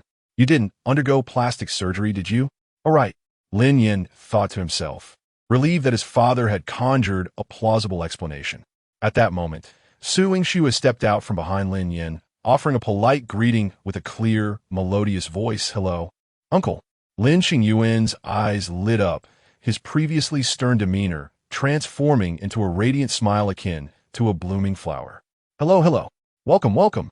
Come in, he exclaimed, turning swiftly to head towards the kitchen, calling out, Hurry up, everyone. Our guests have arrived. Let's go. Lin Yan strode confidently into the house. Hearing the commotion, Wang Xiufeng hurriedly emerged from the kitchen, flour dusting her hands. Upon catching sight of Su Yingxue, she stood transfixed, her eyes sparkling as if illuminated by countless rays of light. Hello, Auntie. Su Yingxue greeted, her sweet smile brightening the room. Mom, this is Su Yingxue, my girlfriend. Lin Yan introduced, changing his shoes. Wonderful. Wang Xiufeng exclaimed, quickly setting aside her tasks to take the items from Su Yingxue's hands. She then dashed to wash her hands before returning to grasp Su Yingxue's hands, inspecting her with delight. How could this girl be so beautiful? Like she stepped out of a painting, Wang Xiufeng mused. She had often envisioned the appearance of her future daughter-in-law, adjusting her standards as her son grew older and his career stagnated. Eventually, she had settled for a girlfriend who could be less than ideal, even a second marriage. Yet today, her son had brought home such a stunning partner. Wang Xiufeng felt as if she had stumbled upon a great fortune, a windfall that would make any adversity faced by the Lin family worthwhile. Though Su Yingxue found the exuberance somewhat overwhelming, she felt a warmth swell within her. Having grown up with parents preoccupied with work, her experiences of affection had been limited. Her father was strict, while her mother embodied a typical wise woman, gentle yet restrained. Thus, she had never encountered such unreserved warmth as that emanating from Lin Yan's mother. My dear, what do you do for a living? Wang Xiufeng inquired, a common opening line among parents meeting their children's partners. I'm a police officer, Su Yingxue replied with poise. Oh, a police officer. How wonderful. Wang Xiufeng beamed, her smile wide. In her eyes, being a police officer signified a good girl, free from vices and embodying perfection. After a lengthy moment, Wang Xiufeng suddenly remembered her son, turning to Lin Yan with a look of shock. As she circled around him, scrutinizing every angle, her eyes brimmed with disbelief. Are you sure this is the child I bore? Chapter 64. My mother-in-law invites me to dinner? Mom, what are you looking at? Lin Yan inquired. Wang Xiufeng approached, reminiscent of the time when Su Yingxue had done the same, playfully tugging at Lin Yan's cheek. Really? Have you had cosmetic surgery? Lin Yan nodded. Yeah. Don't I look more handsome now? Wang Xiufeng initially intended to scold him, but upon glancing at Su Yingxue, she immediately refrained. Having such a wonderful daughter-in-law made the cosmetic alterations worthwhile. After a brief exchange of pleasantries, Wang Xiufeng returned to the kitchen to continue preparing the meal. Su Yingxue offered to help, but was politely declined. The couple's stance was firm. It was hardly appropriate for a daughter-in-law to work on her first visit home. Seated on the sofa, Lin Yan held a clove of garlic in his hands while Lin Qingyuan sat on a small stool, peeling it. The television blared a war drama. Though no one was watching, it seemed necessary to keep it on to alleviate the awkward atmosphere. As a first-time father-in-law, Lin Qingyuan lacked experience and sat in the living room, unsure how to initiate conversation. Thus he spoke in a paternal tone. Lin Yan, let me tell you, mutual deference is the cornerstone of a harmonious relationship. As a man, you must be magnanimous. Lin Yan retorted, we have a good relationship. With that, he seized Su Yingxue's hand and cradled it in his embrace. Right, darling? Su Yingxue turned, her eyes wide, attempting to withdraw her hand. Yet Lin Yan's father was right in front of them. She shot Lin Yan a fierce glare, but ultimately allowed him to have his way. Lin Qingyuan frowned, sensing that his son was putting on a show. Ahem, what I meant was, your relationship should be harmonious. holding hands, and such are expressions of a good relationship. But what if conflicts arise? Uncle is right. Su Yingxue promptly withdrew her hand, smiling as she added, "We will definitely be mutually accommodating in the future." During dinner, Wang Xiaofang served Su Yingxue like a doting mother. This made Su Yingxue feel a tad embarrassed. "By the way, when do you plan to get married?" The question left Su Yingxue momentarily stunned. Lin Yan reacted swiftly. "Mom, you have to give us some time. We just started dating." "Oh, right, no rush. We could discuss it next year." Wang Xiaofang chuckled. Su Yingxue smiled awkwardly, thinking, "Annie, you're overthinking. I'm just pretending."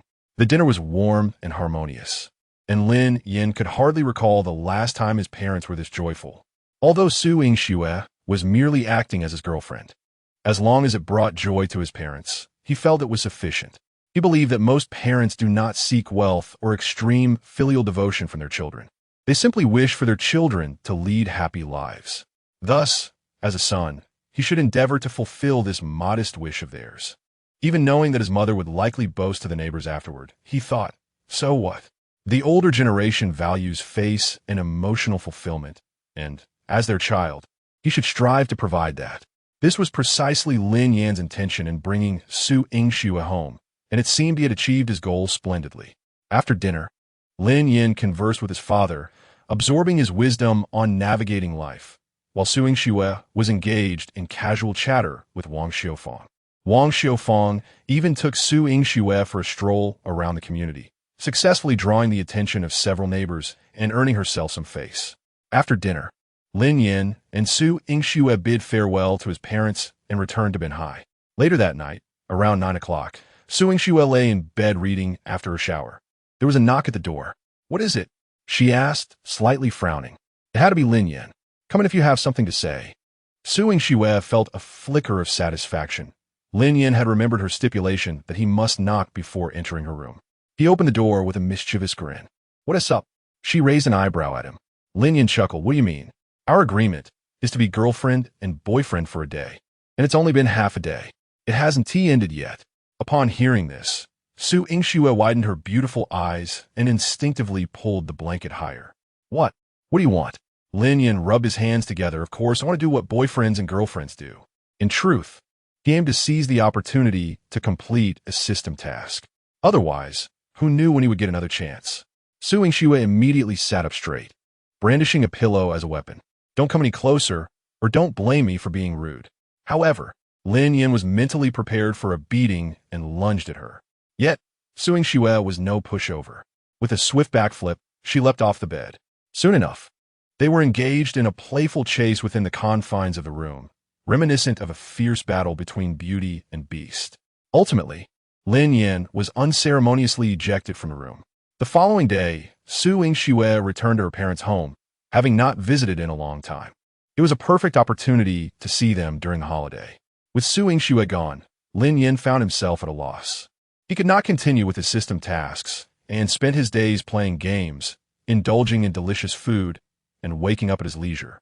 After several days of this monotonous routine, he realized just how dull life could be without Su Yingxue around. However, a week later, while scrolling through short videos, Lin Yan stumbled upon a news story. The former head of the Public Security Bureau of Lingnan Province, Huang Weiyong, had committed suicide out of fear of punishment. The confirmed charges against him included murder, drug manufacturing, leading a mafia-like organization, illegal detention, and forced prostitution, totaling over 30 charges. Some of these were resurfaced from earlier crimes. Huang Wenxuan was charged with intentional homicide and rape, while Wang Wenxin faced multiple charges, including harboring criminals and bribery. Aside from those already apprehended, other officials connected to Huang Weiyong had voluntarily turned themselves in. The Lingnan Province's Anti-Crime Task Force initiated a thorough investigation across the province. Although Lin Yan had never met Huang Weiyong, he felt an uncanny connection, as if they had crossed paths before. This strange sensation deepened his understanding of Huang's crimes after watching the news. To be honest, the death penalty seemed hardly excessive. In the afternoon, Su Yingxue called, requesting his presence in the provincial capital for an award ceremony. Lin Yan was indifferent about winning an award. His primary concern was whether he would receive a monetary prize. Naturally, he agreed to go. Thus, after 10 days apart, Lin Yan finally reunited with Su Yingxue at the high-speed train station. She looked as stunning and striking as ever. "Wife, did you miss me?" Lin Yan asked with a grin. Unsurprisingly, Su Yingxue responded with her characteristic eye roll. "Ugh, you're insufferable." Yet Lin Yan noticed that she seemed less resistant than before. Was this a sign of progress in their relationship? However, the system had not issued any notifications, suggesting that the progress was perhaps not as significant as he had hoped. Is the house clean? Is it a mess? Of course not. I'm quite the tidy person. You know, Lin Yan spoke the truth. Even his previous small room had been kept in immaculate order. "Once I return a check if you dare lie," she warned, turning to walk outside. Once in the car, Lin Yan asked, "Will there be any monetary rewards at the award ceremony?" Su Yingxue turned to him, exasperated. "Why do you only think about money and not honor?" Lin Yan replied earnestly, "Money can buy good food, honor cannot." Su Yingxue was left speechless. While there would indeed be some financial reward, Lin Yan's current status as an ordinary citizen meant he lacked the qualifications for significant awards, only eligible for nominal encouragement. However, I cannot ascertain the exact amount. Upon hearing this, Lin Yan's face lit up with delight. He harbored no disdain for any figure, as long as he could witness the numbers on his bank card steadily rising. "Then let us hasten," he exclaimed. "What are you contemplating?" "The award ceremony is scheduled for tomorrow morning." Would it not be better if I came tomorrow?" Lin Yan furrowed his brow and inquired. Su Yingxue said, turning to him with earnestness, and said, "My mother has invited you to dine at our home." "What?" Lin Yan was taken aback. Chapter 65. The mother-in-law's astonishing proposal. To his surprise, his mother-in-law intended to treat him to a meal. He had a vague notion of her being a formidable figure in the provincial department. He had never even seen her before. Why would she suddenly invite him for dinner? "Do you not wish to go?" Su Yingxue's piercing gaze bore into him. "Of course I want to go," he responded with enthusiasm. Last time, Su Yingxue had pretended to be his girlfriend when he returned home, so this occasion could serve as a way to repay her kindness. "But what title should I go by? Boyfriend or husband?" Su Yingxue shot him a fierce glare. "Dream on, just as a regular colleague." "That is unacceptable," Lin Yan protested. "How can your mother lack any sense of boundaries, inviting a mere colleague into her home? Isn't such treatment typically reserved for sons-in-law? Honestly, how many male colleagues or classmates has your mother invited over for dinner?" Su Yingxue rolled her eyes at him. "You're the only one." She started the car. "From elementary school until now, no other boy has ever dined at my home. This is a first. Should I bring something?" Lin Yan inquired tentatively. "No need." Su Yingxue replied flatly. "My mom doesn't accept gifts." Lin Yan gave her a thumbs up. "Your mom has impeccable principles. We needn't worry about any improprieties." A few minutes later, Su Yingxue navigated her vehicle into the military compound, encountering no obstacles along the way. The station's soldiers cast curious glances at the passenger seat, scrutinizing Lin Yan. Su Yingxue was revered as the goddess of the military district, and the sight of her bringing a male companion home was indeed a rarity. After parking, Lin Yan followed Su Yingxue into the house.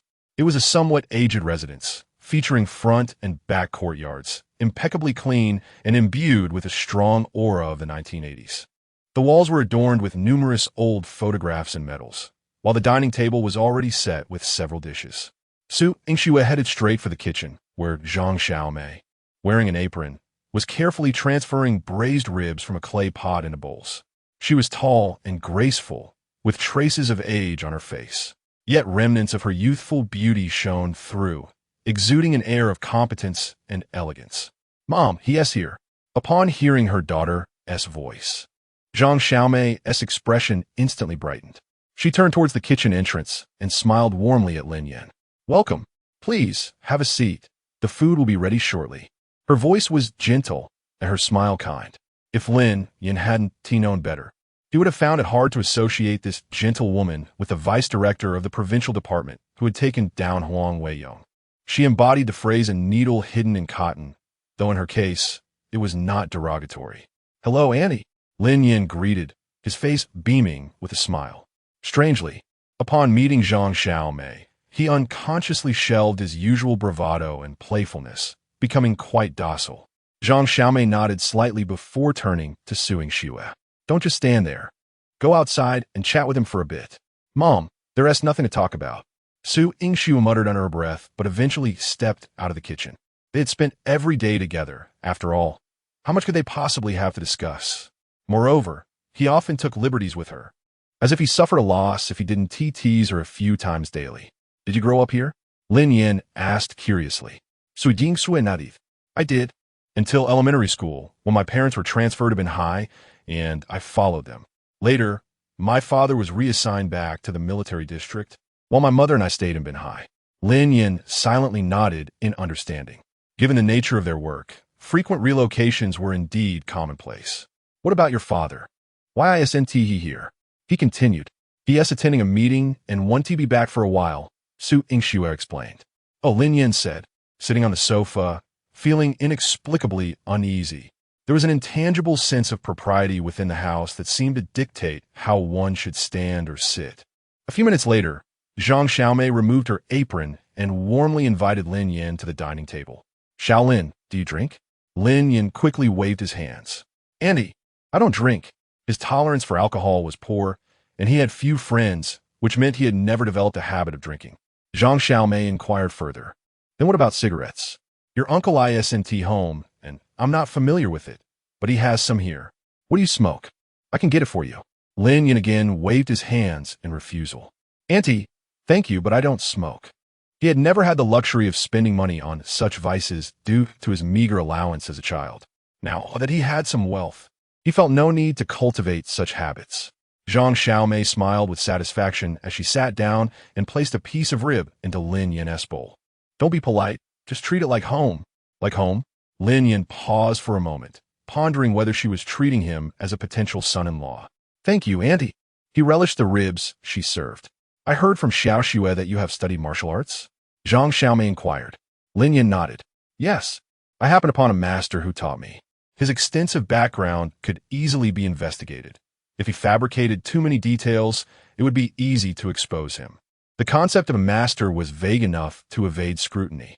Zhang Xiaomei nodded slightly, her gentle smile unwavering. Truly, heroes emerge from youth, very commendable. The three of them enjoyed their meal while engaging in light conversation. It was only when they had all set down their chopsticks that Zhang Xiaomei posed a rather profound question.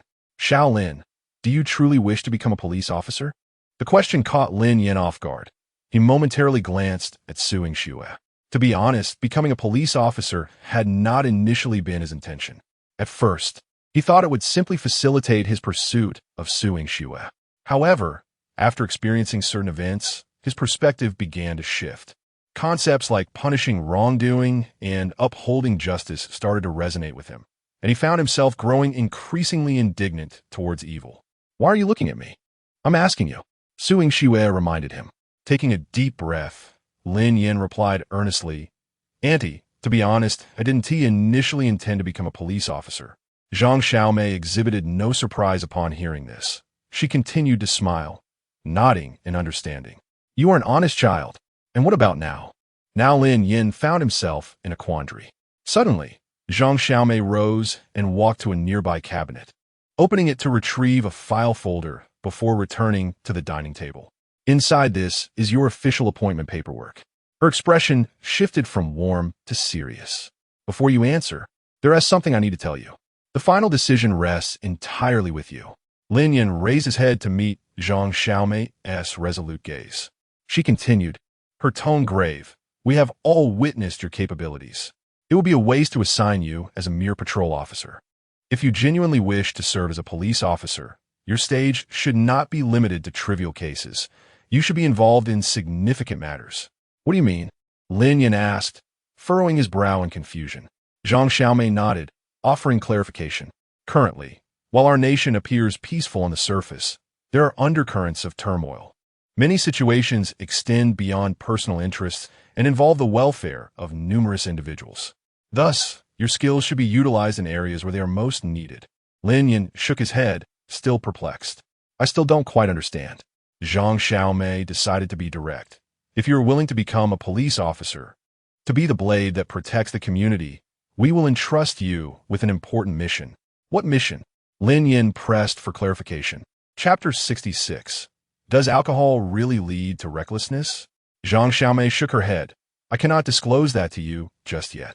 Given your capabilities and current standing, you're the most suitable candidate for this task. You need only to understand that once this case is resolved, it has the potential to save countless families. Apologies, Auntie. Upon hearing this, Lin Yan instinctively wanted to refuse.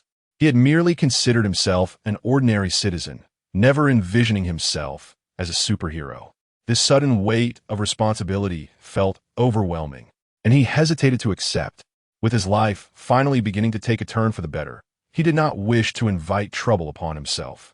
After all, he had successfully tackled previous cases only when he felt assured. From her tone, it seemed that this matter was exceedingly intricate.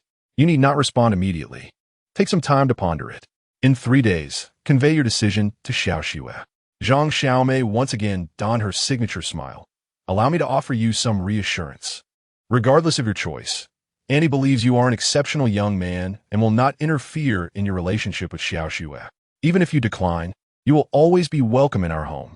As they journeyed back to Binhai, Su Yingxue drove attentively while Lin Yan sat in the passenger seat, her words echoing in his mind.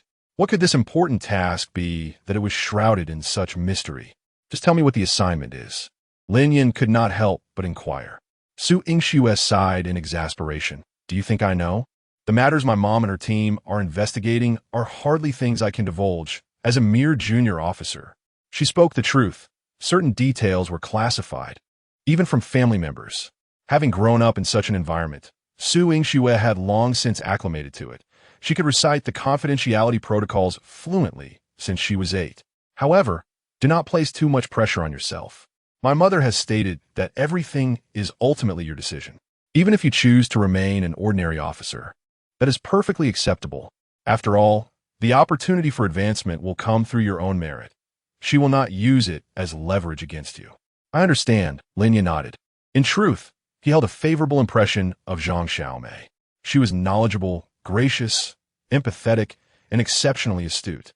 Being in her presence was akin to basking in the warmth of spring.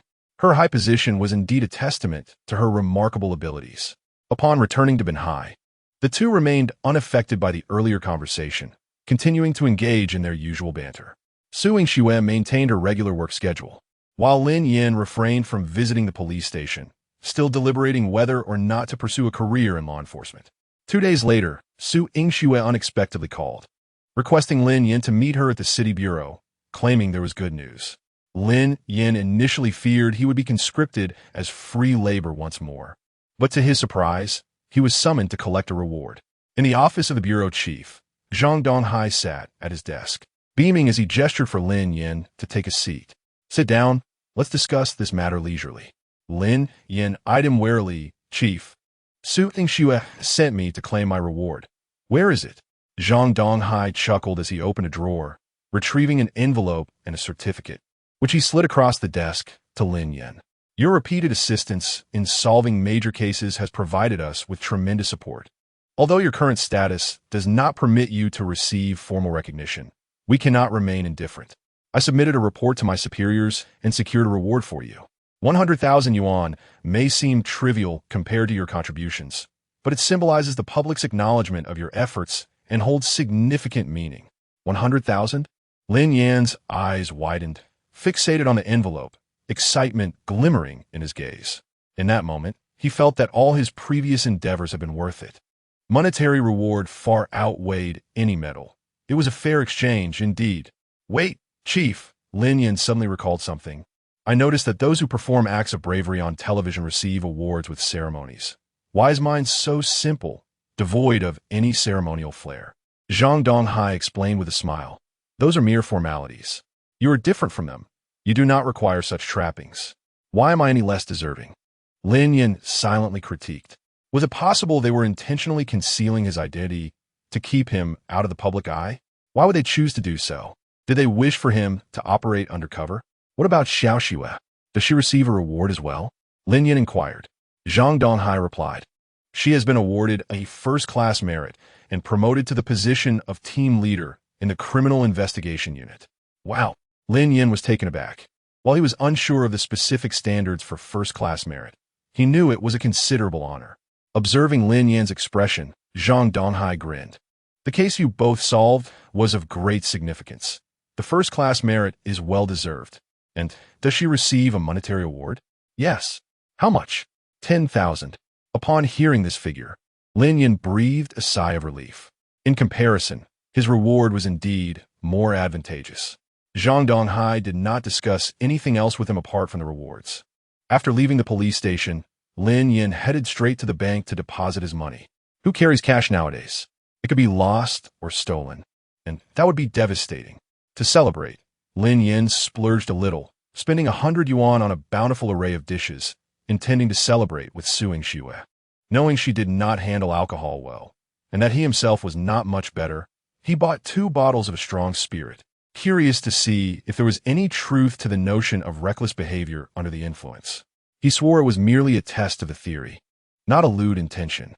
That evening, as Su Yingxue returned from work and beheld the lavish spread before her, her eyes sparkled. It seems you've received quite a reward today, she teased. Not much, just over 100,000. Lin Yan replied nonchalantly. Now wash your hands. Dinner awaits. Okay. Su Yingxue replied sweetly, rushing to the bathroom to wash her hands. It was indeed a day worthy of celebration, and she increasingly felt that aside from his frugality and slight lewdness, Lin Yan was rather commendable. As they raised their glasses to toast, Lin Yan declared, "To your swift ascent to becoming my wife." How shameless! Su Yingxue shot him a sidelong glance. Strangely, she found herself becoming accustomed to Lin Yan's unfiltered remarks and, at times, even found them somewhat endearing. This sensation was peculiar. She had never experienced anything like it before. By the way, today marks the 3rd day. Have you given any thought to your decision? P.S. Considering that 7 little fish may not align well with the storyline of this book, I have recently been revising chapters 18 to 40 significantly. Once completed, the entire narrative will become more cohesive and refined, while not affecting the subsequent plot. The revisions should wrap up in the next couple of days, at which point I will inform everyone. You will be able to revisit the earlier chapters, and I assure you, it will not disappoint. I hope all of you can be understanding.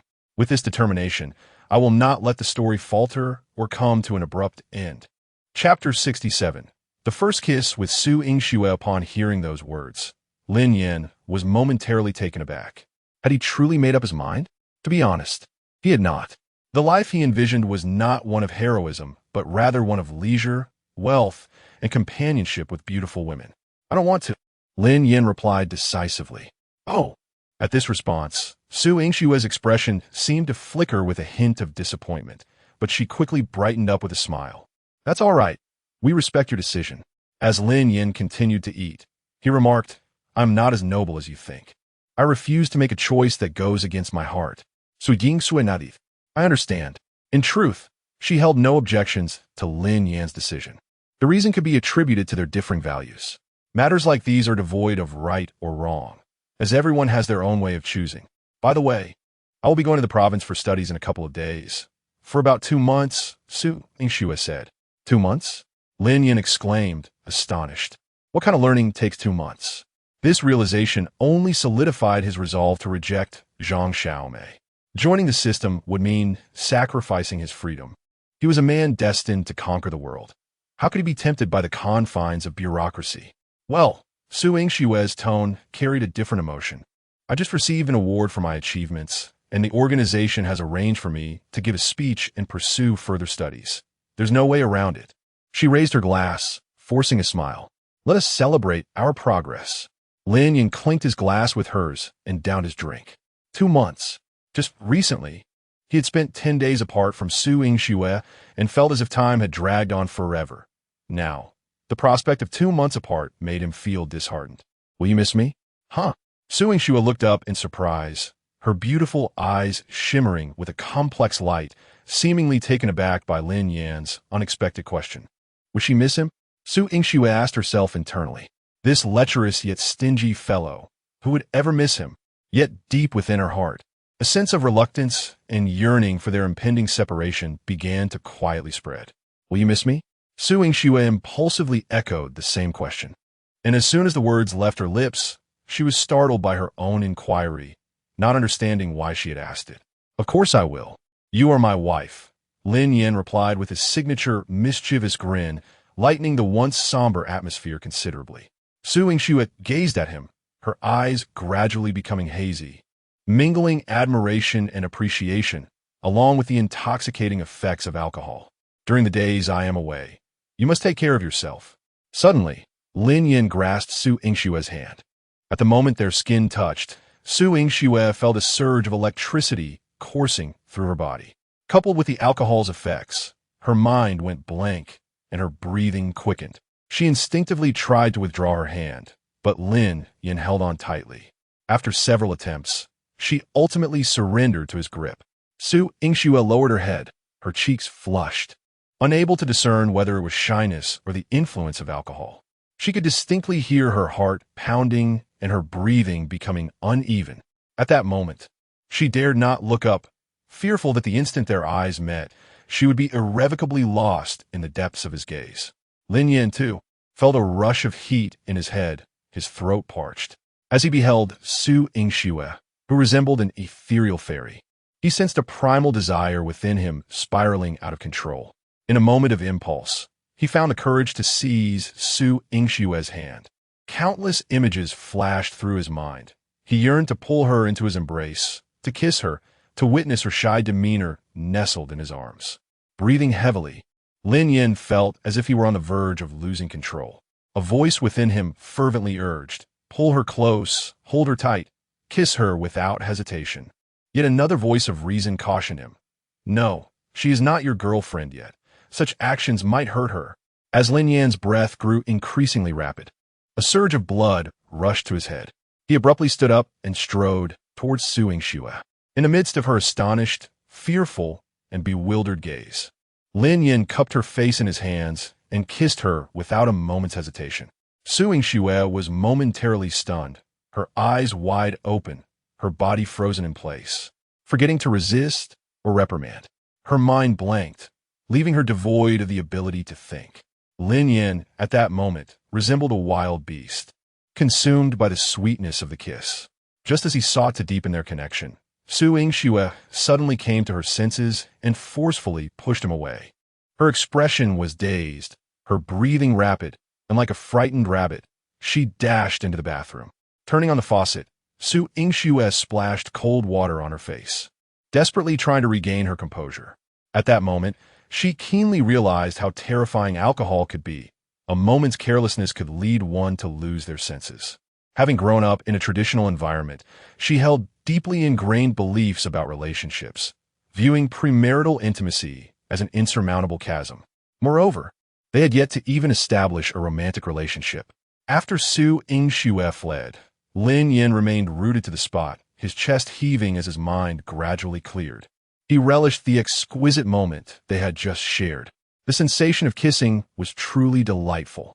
Having been single for over 20 years, Lin Yan rated this experience very highly, asserting that such encounters should be pursued repeatedly. Congratulations, host, for completing the task. Progress of the strategy, 10.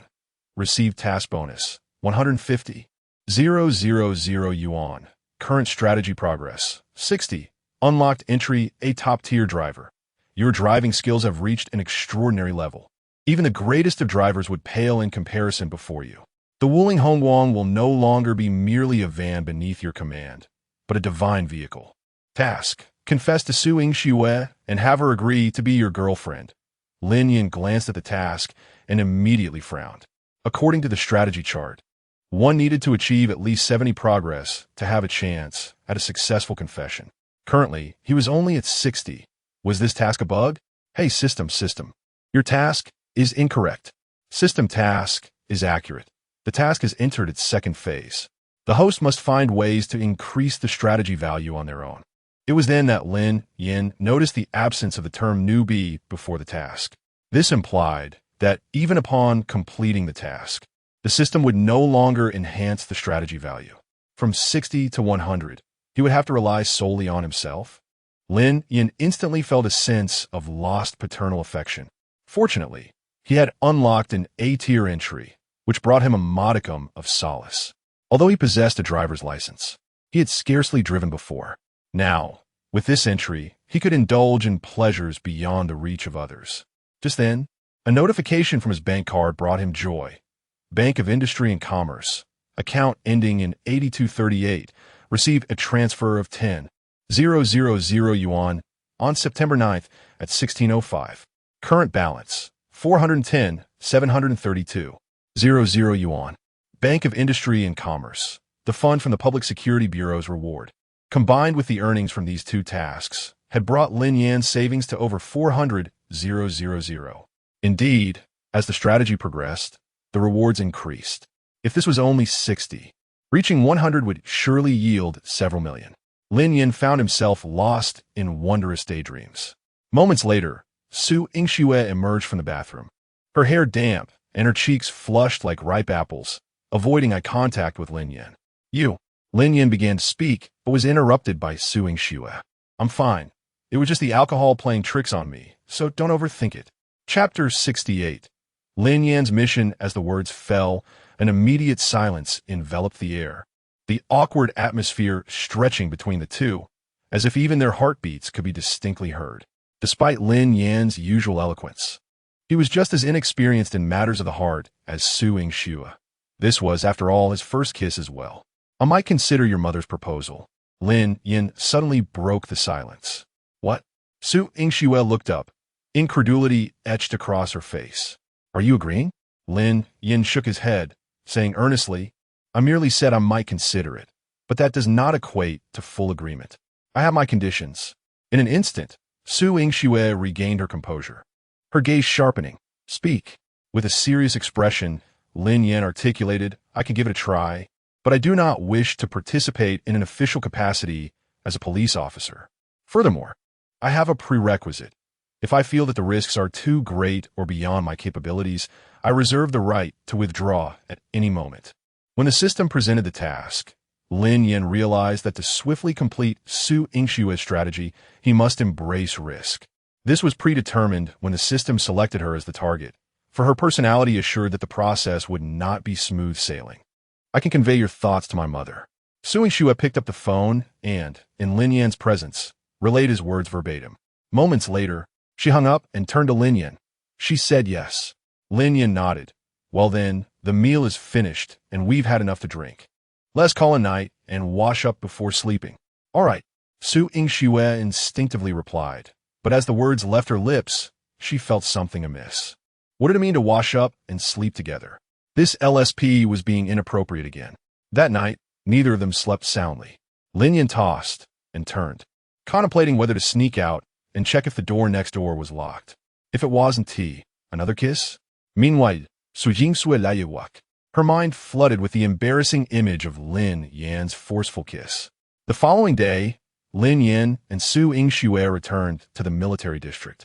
Zhang Zhilei remained her welcoming self, possessing the admirable quality of never discussing serious matters at the dining table to preserve everyone's dining mood. Only after everyone had set down their chopsticks did she casually send her daughter out. "Xiaoxue, please buy a pomelo at the entrance. It's been ages since I had one, and I'm craving it." Understanding her mother's intentions without needing further explanation, Su Yingxue stood and left. Once her figure disappeared from view, Zhang Zhilei slowly spoke. "This is the protocol. Don't take it to heart, Shaolin." Lin Yan nodded respectfully. "Annie, I understand." Zhang Zhilei inclined her head slightly and continued. "We can agree to your idea. What we value is your capability, not your title. Our goal is to safeguard this hard-won stability and prosperity, protecting the lives and properties of our citizens. As long as we can achieve this goal, we do not care whether the person executing the task is in uniform." Lin Yan nodded again. "As long as you agree, that is sufficient. Andy, please tell me what you need me to do." Zhang Zhilei rose and approached a drawer. Retrieving a dossier and handing it to Lin Yan, "We suspect the Jiqiang group of engaging in transnational smuggling, telecom fraud, online gambling, and other illicit activities. Do you want me to go undercover?" Lin Yan had watched enough cop and robber films to recognize this plot. Zhang Zhilei shook her head slightly. "It's more complex than merely going undercover. The owner of Jiqiang Group is Bai Jian, a billionaire. On the surface, He operates legitimate businesses such as import-export trade, hotels, and real estate. But according to our investigation, Zhiqiang Group conducts many illegal operations in secret. Since these activities are carried out abroad, gathering evidence is extremely challenging. Moreover, Bai Jian is inherently suspicious, and ordinary undercover agents have no chance of approaching him. Thus, we need someone exceptionally capable to undertake this task. Lin Yan furrowed his brow at her words. What exactly do you hope I will do? Zhang Zhilei extracted a photograph from a file and handed it to Lin Yan. He accepted it, revealing a pure and beautiful girl. Her striking looks and exceptional demeanor marking her as a campus belle. This is Bai Mengyao, Bai Jian's only daughter, currently studying at Nanda. Recently, Bai Jian has had conflicts with competitors, and he fears they might target his family, so he seeks a highly skilled bodyguard for his daughter. Through our maneuvering, your current identity is clean, your skills are commendable, and you are in need of money, making you the perfect candidate to meet Bai Jian's requirements without raising suspicion. You want me to be your bodyguard and gain Bai Jian's trust to acquire evidence? Lin Yan inquired. Zhang Xiaomei's expression turned grave. Bai Jian has navigated the business world for many years, cunning and suspicious. Merely being a bodyguard is insufficient. Furthermore, their illegal operations occur overseas. And even if we apprehend Bai Jian, these activities may continue under other partners.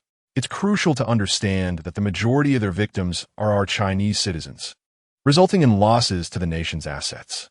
Lin Yan, puzzled, realized the complexity of the situation was far beyond his initial assumptions.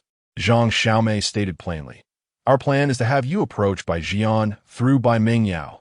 3 days later, in the provincial capital of Lingnan, Nandu, at the Zhiqiang Group's equestrian facility located on the outskirts, a dozen burly men gathered, each eager and ready, awaiting their interviews. Lin Yan was among them. Among these individuals were retired soldiers, champions of combat sports, and top-tier professional bodyguards. A week prior, Zhiqiang Group had posted a recruitment notice for personal bodyguards online, offering an annual salary of 1 million, with a bonus of double the annual salary upon successful contract completion. Such generous terms naturally attracted high-caliber candidates. Not only were they required to possess agility, but they also needed to embody the crisis awareness and protective spirit of a professional bodyguard. Essentially, they must be both capable fighters and vigilant enough to detect danger, willing to sacrifice themselves for their employer's safety. Although Lin Yan had not undergone formal bodyguard training, he had his own advantages: crisis warning, martial arts master, and elite firearms specialist. Undoubtedly, if he desired, he could become the most exceptional bodyguard in the world. Moments later, a secretary clad in a tailored uniform approached, holding a folder, smiling as she announced, "Thank you all for your patience. We will now proceed to the assessment phase, consisting of 2 components. Each will be scored individually, with a maximum of 10 points. Only the candidate with the highest cumulative score will have the chance to be hired." Chapter 69. Is being handsome a fault? Why, after ranking first, is there merely an opportunity for employment? Shouldn't I be placed directly? A perplexed individual inquired. The secretary donned a professional smile and patiently elucidated. This is merely a preliminary assessment. The final decision rests with our young lady's discretion. What? The crowd exchanged incredulous glances, one person lamenting, "Her opinion? Does it hinge on looks? This is absurd. The bodyguard should be evaluated on skill, not appearance." At that moment, all eyes gravitated towards Lin Yan, the most striking figure in the room, with his chiseled features and remarkable charisma, standing out amidst a sea of muscular men. Sensing the scrutinizing gazes, Lin Yan inwardly scoffed. Is being handsome a crime? The secretary continued. The first round will be a combat assessment. Participants will draw lots in pairs, with the victor receiving 10 points, the second place earning 8, the third 6, the fourth 5, the fifth 4, and all others will be eliminated. Lin Yan acknowledged the rationale behind this evaluation, understanding that a personal bodyguard must possess not only formidable skills, but also a diverse range of capabilities. For one could never predict when a client might be in peril. Upon announcing the rules, the secretary produced a lottery barrel. Contestants paired up based on their draw numbers, engaging in duels to determine who would advance to the next round. Lin Yan drew number 4. and his opponent was a man who boasted of 5 years as a mercenary abroad. This rugged individual, with a face marked by roughness, shot Lin Yan a challenging glance upon discovering they shared the same number, a derisive smile playing on his lips as if victory was assured. Soon after, the secretary led the group to a pre-constructed arena where a professional referee awaited. After outlining the rules, the first competitors, both champions in their respective martial arts, took the stage, engaging in a fierce confrontation. Lin Yan observed that their prowess far surpassed that of ordinary fighters. They were true professionals, their movements swift and decisive as they launched into a full-scale assault without hesitation. Before long, it was Lin Yan's turn to step into the arena. To be candid, no one held high expectations for him. His appearance hardly conformed to the stereotype of a seasoned fighter. Across from him, the mercenary provocatively beckoned with a finger and arrogantly licked his lips, assuming an air of invincibility. Lin Yan merely chuckled, unfazed. "You turned down my offer now. Don't blame me for being ruthless." With a loud shout, the mercenary accelerated, leaping high to deliver a sweeping kick. In that critical moment, Lin Yan reacted with remarkable agility, sidestepping the attack effortlessly and then crashing his shoulder into the mercenary's abdomen. The tremendous impact sent the mercenary flying, unable to halt himself against the ropes, crashing heavily out of the ring. By the Iron Mountain, gasps erupted from the audience. They stared in disbelief at Lin Yan, astonished that this seemingly delicate, handsome man harbored such formidable skill. Lin Yan unambiguously secured a perfect score of 10 in the first round. The second round assessed technical expertise and crisis awareness. In a confined space, various ambush scenarios had been meticulously crafted to test the contestants' reflexes and crisis management capabilities. The 4 individuals preceding Lin Yan scored 5, 6, 6, and 2 points respectively. The crowd, disheartened, began to voice their grievances over the perceived unfairness of the rules. Who can react instantaneously to a premeditated ambush? Even movies wouldn't dare depict such a scenario. Indeed, if someone manages to score full marks under such conditions, I'll eat my hat live. It seemed that scoring 6 points was already commendable. Combined with Lin Yan's previous 8, he still had a chance. "Please follow me."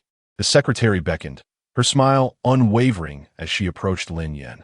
"Can you guess how much he'll score?" He.S. a martial artist. What does he know about risk assessment and crisis awareness? 2 points would be generous.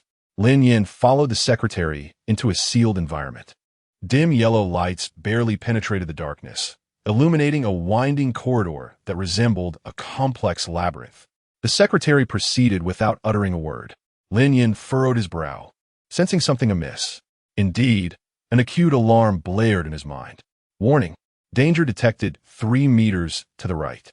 In an instant, Lin Yan reacted with remarkable speed, leaning forward like a panther and shielding the secretary beneath him. Almost simultaneously, a shadow dashed out from an adjacent room, brandishing a toy knife and aiming a vicious strike at the position where the secretary had just stood. "Sir, you may rise now." The secretary, unperturbed beneath Lin Yan, spoke calmly, seemingly unfazed by the scare. "Oh." Lin Yan snapped back to reality, rising and taking a moment to appraise the secretary anew. In that tense situation, he couldn't help but notice her striking figure. The standards for this assessment were indeed stringent. There was no advance warning or time for psychological preparation. Even the most focused individual would find it exceedingly difficult to evade a surprise attack in such a sudden situation. Minutes later, Lin Yan and the secretary emerged from the enclosed space. Outside, the awaiting candidates fixed their gazes upon them, anticipation and curiosity filling their eyes as they awaited the secretary's announcement of Lin Yan's score. After all, with Lin Yan having achieved a perfect score in the first round, should he secure above 5 points in this round, the remaining candidates would entirely lose their chances. 5 points. The secretary's voice rang out.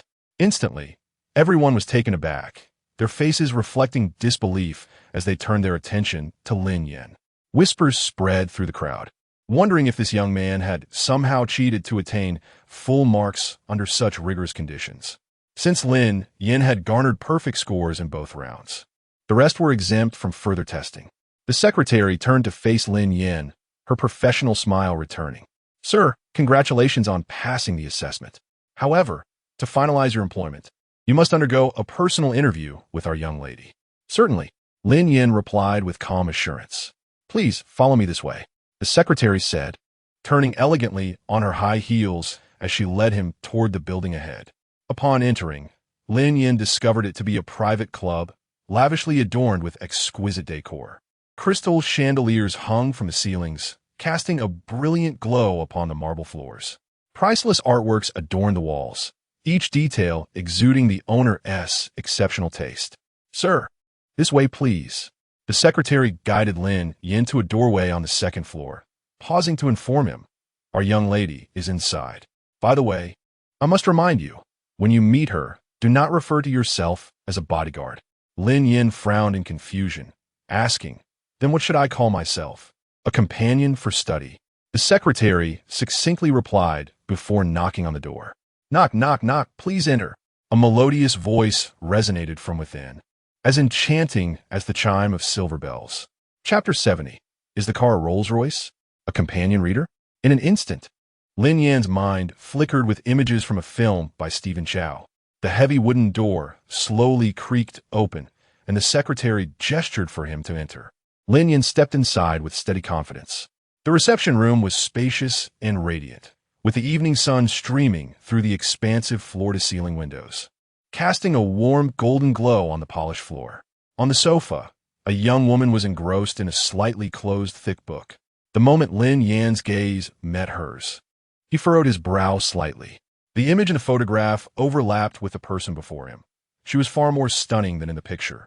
Dressed in a fitted long gown that accentuated her figure perfectly, she resembled a princess raised in privilege. The sunlight gently caressed her hair, enhancing the fairness of her complexion. Her delicate features were exquisite, with a well-defined nose that added depth and uniqueness to her profile. Unlike the flamboyance of mixed-race beauties, she exuded a subtle elegance characteristic of the East.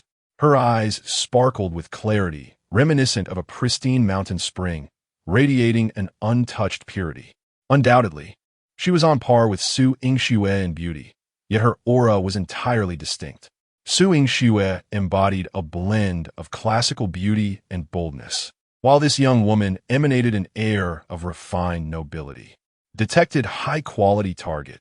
By Meng Yao, 20 years old, 165 centimeters, 45 kilograms. See Nanjing University campus beauty. Family background.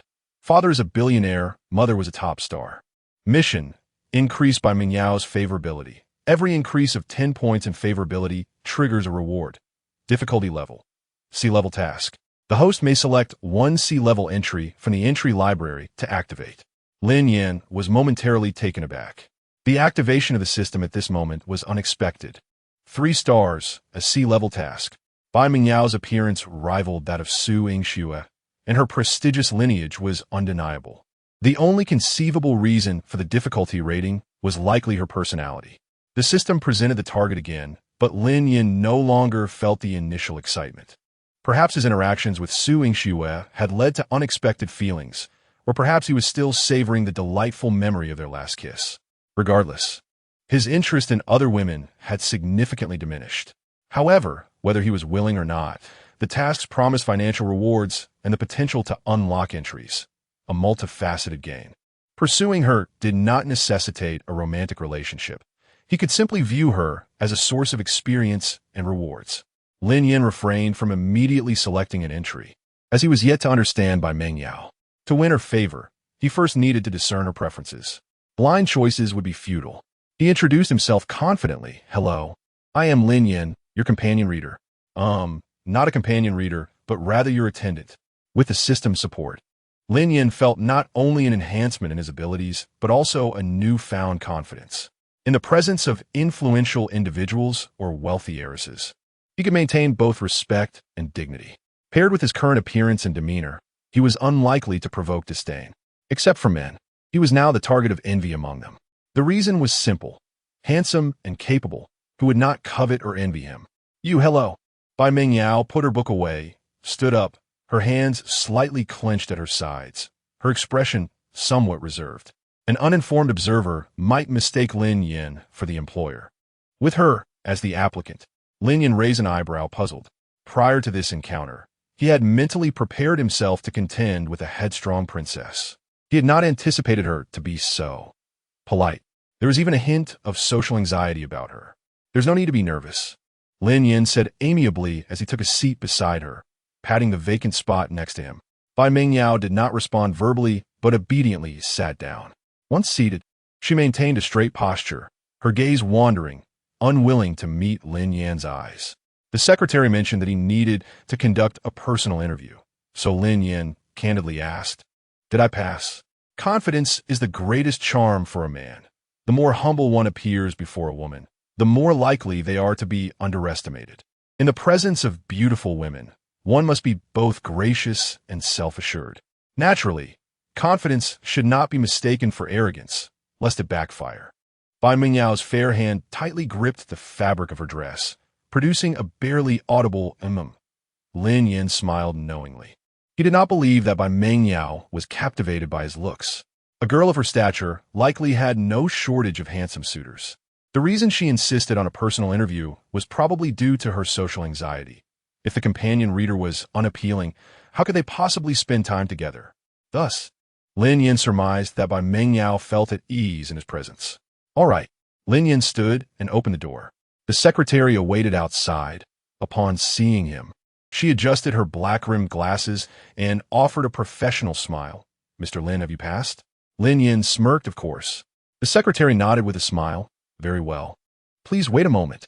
She entered the room and promptly returned, stating, "Mr. Lin, we need to sign an agreement that outlines your remuneration, regulations, and confidentiality clauses." "Not a problem." Lin Yan nodded in affirmation. The secretary retrieved the agreement from her folder. Lin Yan's primary responsibility was to ensure Bai Mingyao's personal safety 24/7, as well as to escort her to and from school and manage her daily life. In addition to a standard salary, all work-related expenses for meals, accommodation, and transport would be reimbursed, excluding certain personal expenditures, with a contract duration of 1 year. Without hesitation, Lin Yan signed his name. The secretary put away the contract and presented another document. "This is the young lady's daily itinerary and schedule. It is subject to change on short notice. Should she alter her plans, you must contact me, and I will report to the employer." Instead of responding immediately, Lin Yan perused the contents of the schedule. Mondays began with a 7 a.m. wake-up call, an 8 a.m. departure, and arrival at school by 8:30 a.m. Saturdays featured home visits from piano and violin instructors, followed by painting lessons in the afternoon.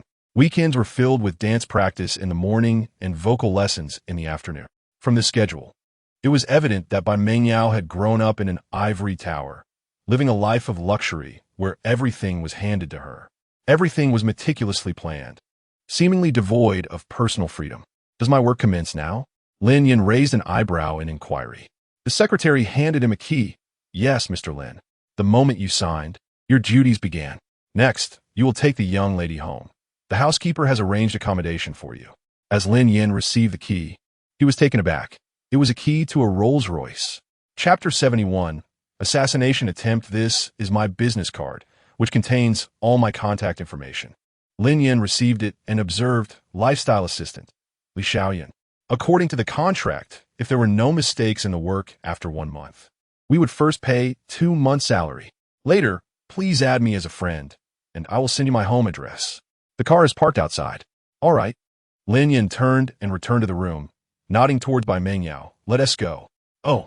Bai Mengyao quickly rose and jogged a few steps to catch up with Lin Yan, resembling a well-behaved little rabbit. Upon exiting the club, a row of luxury cars greeted their eyes. Porsches, Mercedes. The most dazzling of all was the black Cullinan. Lin Yan couldn't help but twitch his lips.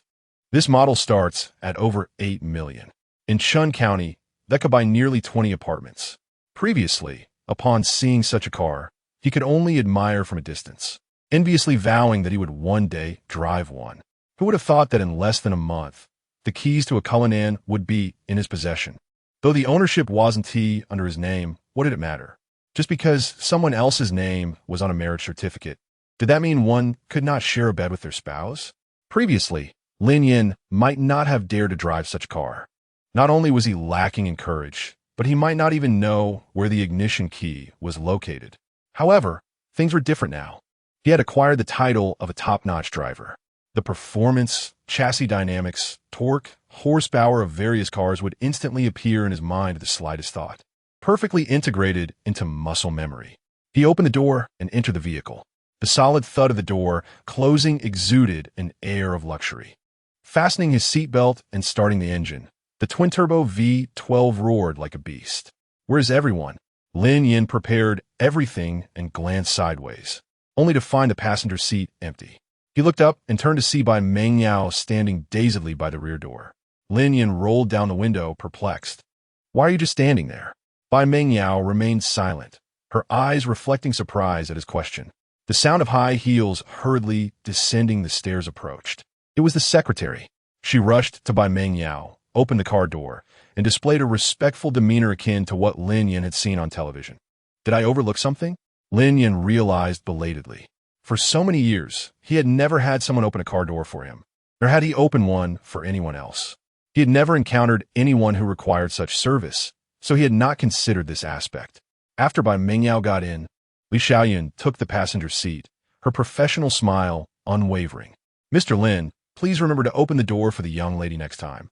There was no hint of reproach in her tone, as Lin Yan was a specially recruited bodyguard. It was understandable that his etiquette might not be on point. At her words, Lin Yan turned to meet her clear gaze, astonished. Wow, is she really a young lady who doesn't even know how to open a door? Li Xiaoyan activated the navigation system. Their destination was the Luhu Villa district on the outskirts of the city, undoubtedly an affluent area of Nandu. Just one corner property there would cost at least 20 to 30 million. The Cullinan slowly exited the racetrack, heading towards the destination. However, just after passing two intersections, Lin Yan sensed something amiss. Two black SUVs had been trailing them closely. Judging by their speed and distance, it appeared they were being followed. Li Xiaoyan noticed his wary gaze directed at the rearview mirror, turned back, and smiled. Mr. Lin, those two cars are our people. The boss has assigned a security team of over 20 for the young lady. Besides these two vehicles, there are two more ahead. The purpose of assigning a personal bodyguard to the young lady was due to the fact that, despite the team's size, they were unarmed. If they were confronted by skilled or professional assassins, these bodyguards would be of little use. The boss was not in the country, but he had watched the entire interview process today. He was quite satisfied with this young man named Lin Yan and instructed that no matter the conditions offered, they must retain him. Surprisingly, Lin Yan did not engage in any negotiations. The vehicles continued forward. After about 10 minutes, they entered a two-way four-lane road leading to the suburbs. Lin Yan passed through the intersection with just 2 seconds remaining on a green light. The two SUVs halted at the red light, with a large truck closely following behind. Lin Yan maintained a steady speed. As they drove, a fully loaded dump truck sped toward them from the opposite direction. Initially, Lin Yan did not pay much attention, but suddenly an alarm blared in his mind, displaying a warning message. Warning, a large truck is approaching and will collide with you in 50 meters. Please evade immediately. Lin Yan was startled. The front wheels of the truck had already crossed the solid line, and the following truck was accelerating rapidly. The distance between the three vehicles was now less than 30 meters, a gap that would close in an instant at such speed. If a collision occurred, neither the Cullinan nor any vehicle could withstand it.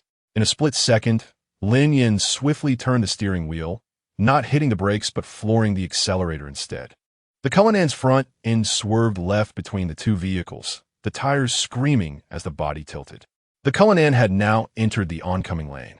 Facing an approaching vehicle, Lin Yan jerked the steering wheel to the right at lightning speed, the car skidding from left to right in a tight arc. Had it not been for the Cullinan's advanced suspension and power, escaping such a trap would have been nearly impossible. The powerful inertia caused Li Xiaoyan in the passenger seat and Bai Mengyao in the back to feel as if they were on a roller coaster. If not for their seat belts, they might have been thrown about. A loud crash resounded behind them as two vehicles collided. Ah! Li Xiaoyan screamed repeatedly, her spirit nearly leaving her body. Bai Mengyao in the back seat did not scream, but her expression spoke volumes. Her face was ashen, and her once clear eyes were now filled with terror. trembling uncontrollably. She was frightened, and deeply so. Lin Yan did not stop. Through the rearview mirror, he saw that the front of the two trucks had crumpled into a thin sheet, resembling a waste newspaper that had been crushed. Such a collision would have certainly been fatal for the drivers. However, if a Cullinan were wedged between them, that would tell a different tale. Clearly, this was a premeditated assassination attempt. However, they had not anticipated that someone would react so adeptly in such a sudden situation. One hand gripping the steering wheel, Lin Yan turned to the dazed Pacquiao, reassuringly stating, "Don't be afraid. I'm here." Upon hearing this, Pacquiao seemed to awaken to the reality around her. Meeting his deep, steadfast gaze, she felt her fear gradually dissipate, sensing a grounding presence emanating from Lin Yan. At that moment, Li Xiaoyan's phone rang.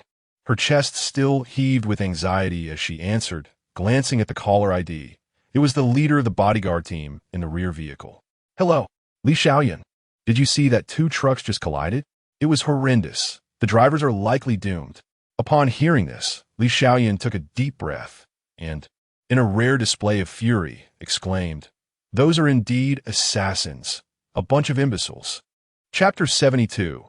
The flirtation of Su Yingxue. The previous incident left her in the passenger seat, experiencing an undeniable intensity. There are not so many coincidences nor unexpected events. This was evidently a premeditated murder. Had it not been for Lin Yan's exceptional driving skills, they might have been reduced to mere pulp. Li Xiaoyan ended the call and turned to Lin Yan, sincerely expressing her gratitude. He had not only successfully saved the young lady, but also herself. Without delay, she dialed another number. "Hello, boss. We just encountered." She recounted the entire occurrence in detail. "Yes, understood, boss." After hanging up, she looked at Lin Yan again and announced, "The boss said he'll reward you with 1 million. Please give me your car number later." 1 million.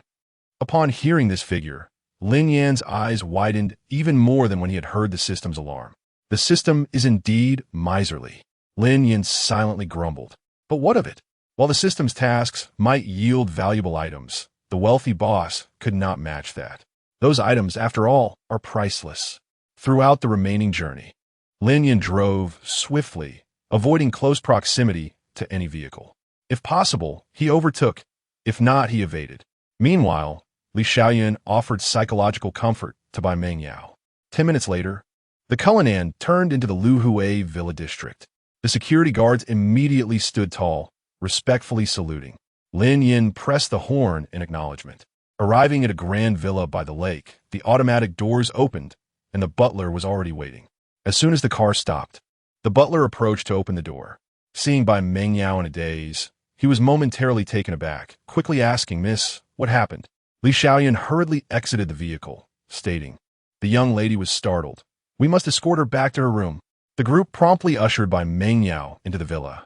Lin Yan parked the car, and a servant approached him with a bow, saying, "Hello, please follow me." The servant led him to a guest room on the 3rd floor, merely a wall away from Pacquiao's room. This arrangement was quite sensible.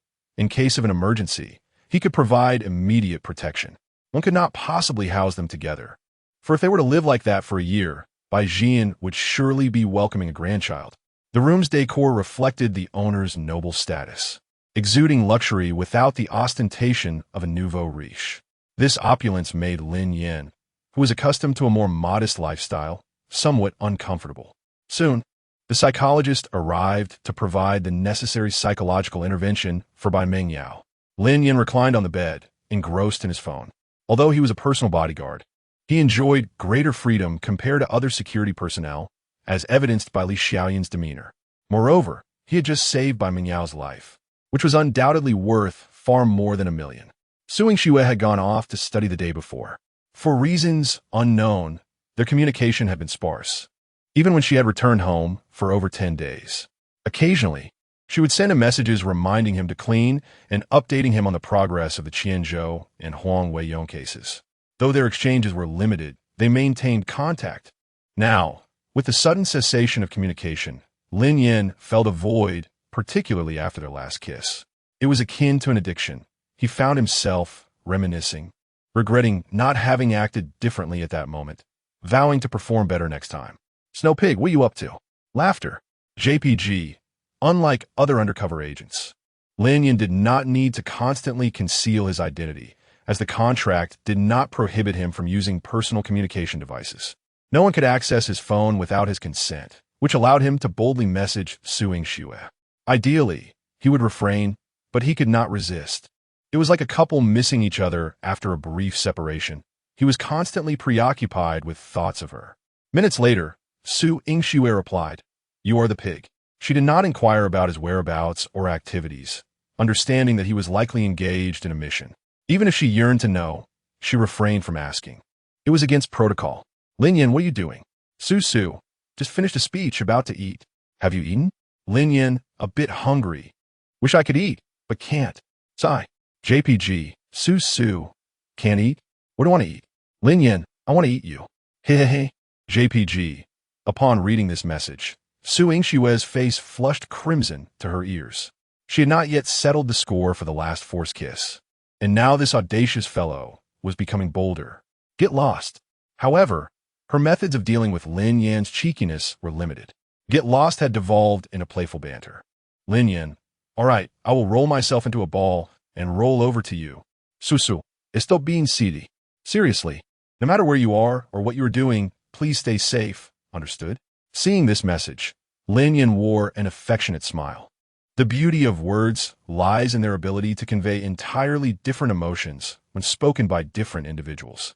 Su Yingxue was genuinely concerned for him, independent of any mission, purely concern. "Woman, you are becoming increasingly adept at winning my favor," Lin Yan muttered, sending her an acknowledgement emoji. At that moment, Li Feng approached and called out to Su Yingxue. "Xiaoxiu, let's go eat." As the captain of the Binhai City Criminal Police, he had received accolades thanks to Lin Yan, earning a second-class merit. The capture of Huang Weiyong was monumental. Nearly all officers involved in the case had been rewarded, including Zhang Donghai. As a member of the supervisory team and the head of the Binhai Public Security Bureau, he received a first-class merit. Oh, Su Yingxue quickly tucked her phone away, flustered, as Lin Yan's words were too explicit. If anyone were to see this, it would be quite the scandal. Experienced as he was, Li Feng immediately sensed something amiss and joked, "Are you chatting with your Lin Yan? Couples in love are always like this. Back in the day, I could hardly bear to be apart from my wife." "Nothing, no, Captain, you're mistaken." Su Yingxue, as if her heart had been exposed, vehemently denied it in a flurry. Li Feng chuckled knowingly, but remained silent. Su Yingxue hastily added, "Captain, it's not what you think." Li Feng laughed. I understand, let's go eat." Though he claimed to understand, Su Yingxue could tell from his expression that he had misconstrued the situation. After finishing his conversation with Su Yingxue, Lin Yan felt elated. Although he had faced danger today, he had also secured $1 million as a reward. With the several 100,000 already in his account, he could now consider himself affluent. Over $1 million. With a bit more saving, he could buy a new house for his parents. Knock, knock, knock. A knock resounded at the door, and Lin Yan rose to answer. Li Xiaoyan stood at the threshold, handing him a phone. "The boss is looking for you."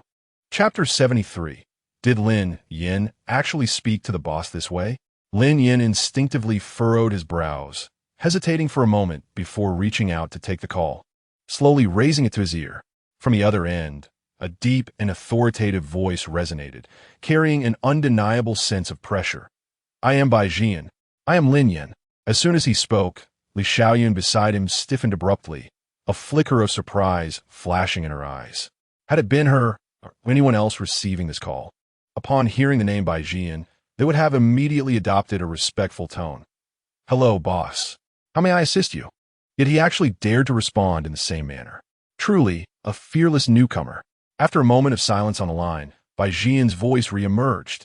"Hello, Lin Yan. I am Bai Mingyao's father, and I sincerely thank you for saving her today. Naturally, the reward you deserve will not be a penny less." "Good," Lin Yan replied succinctly. Bai Jian continued, "I called to make you a promise. As long as you can ensure Meng Yao remains unharmed, I will grant you unexpected rewards in the future." When Lin Yan excelled in 2 assessments, Bai Jian had already dispatched someone to investigate his background. Born in a small county with ordinary parents, he had delivered takeout after graduating from a junior college. Recently, Lin Yan had triumphed in an online live streaming competition, defeating a retired player with overwhelming superiority. His background was clean, his skills exceptional, and he was in desperate need of money. Was he not precisely the person Bai Jian had been tirelessly searching for? However, Bai Jian found himself puzzled. According to his subordinates' reports, Lin Yan had previously been an ordinary youth from the lower strata. What had caused such a remarkable transformation? Consequently, he reviewed the dashcam footage repeatedly, observing Lin Yan's daring rescue in its entirety. Without any forewarning, a normal person could never have anticipated that it was a deliberate attempt at murder, nor could one have predicted the sudden maneuver of the dump truck. Yet Lin Yan not only sensed the danger in advance, but also reacted swiftly within a brief span of time. This acute crisis awareness was truly astonishing. Nevertheless, Bai Jian had encountered numerous extraordinary individuals and suspected that Lin Yan had merely stumbled onto some fortuitous opportunity or met a significant figure. He had no intention of delving deeper, for such individuals were often not to be trifled with. Since Lin Yan was willing to become a personal bodyguard for a handsome salary, it indicated his love for wealth. Once a person developed a passion, they became easier to engage with. Lin Yan candidly stated, "Let's be clear, what exactly do you mean by unexpected rewards?" Hearing this, Li Xiaoyun's eyes widened in astonishment once more. Having been Bai Mengyao's assistant for 3 years, she had never seen anyone dare to speak to the boss in such a tone. Bai Jian chuckled heartily. "Young man, you are straightforward. I admire your character. As long as you can keep her safe, I will offer you 100 million. In his eyes, Lin Yan's frankness indicated a lack of ulterior motives. A love for money could simply be satisfied with money. Bai Jian had no shortage of that. However, he had only one daughter. Of course, offering such a generous sum was not without ulterior motives. Bai Jian aimed to fully integrate Lin Yan into his service.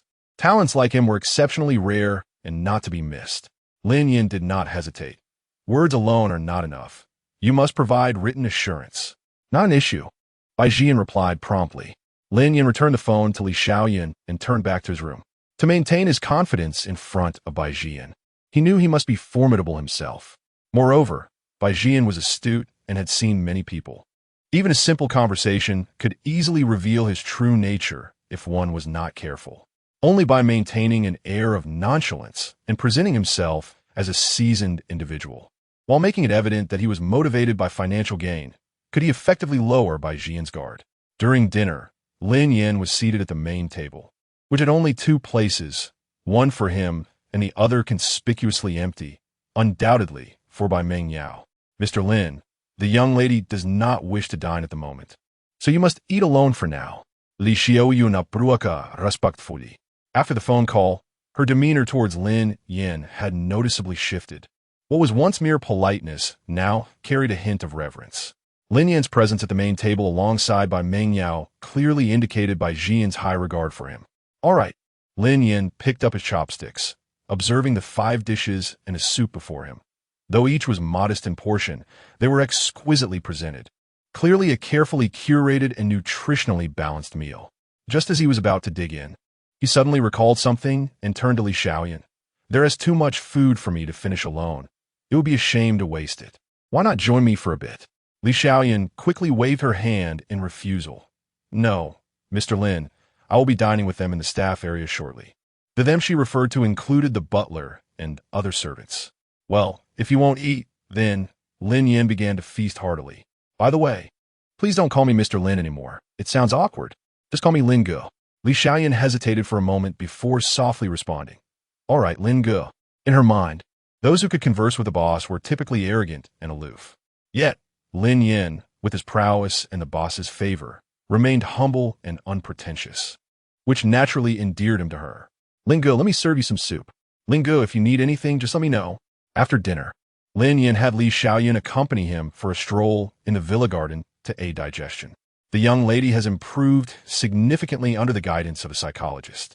"She is sleeping now," Li Xiaoyun mentioned. Lin Yan nodded. For a little girl to experience such an event, it's only natural that she would be frightened. Not just by Meng Yao, but anyone else would likely be shaken by such an occurrence.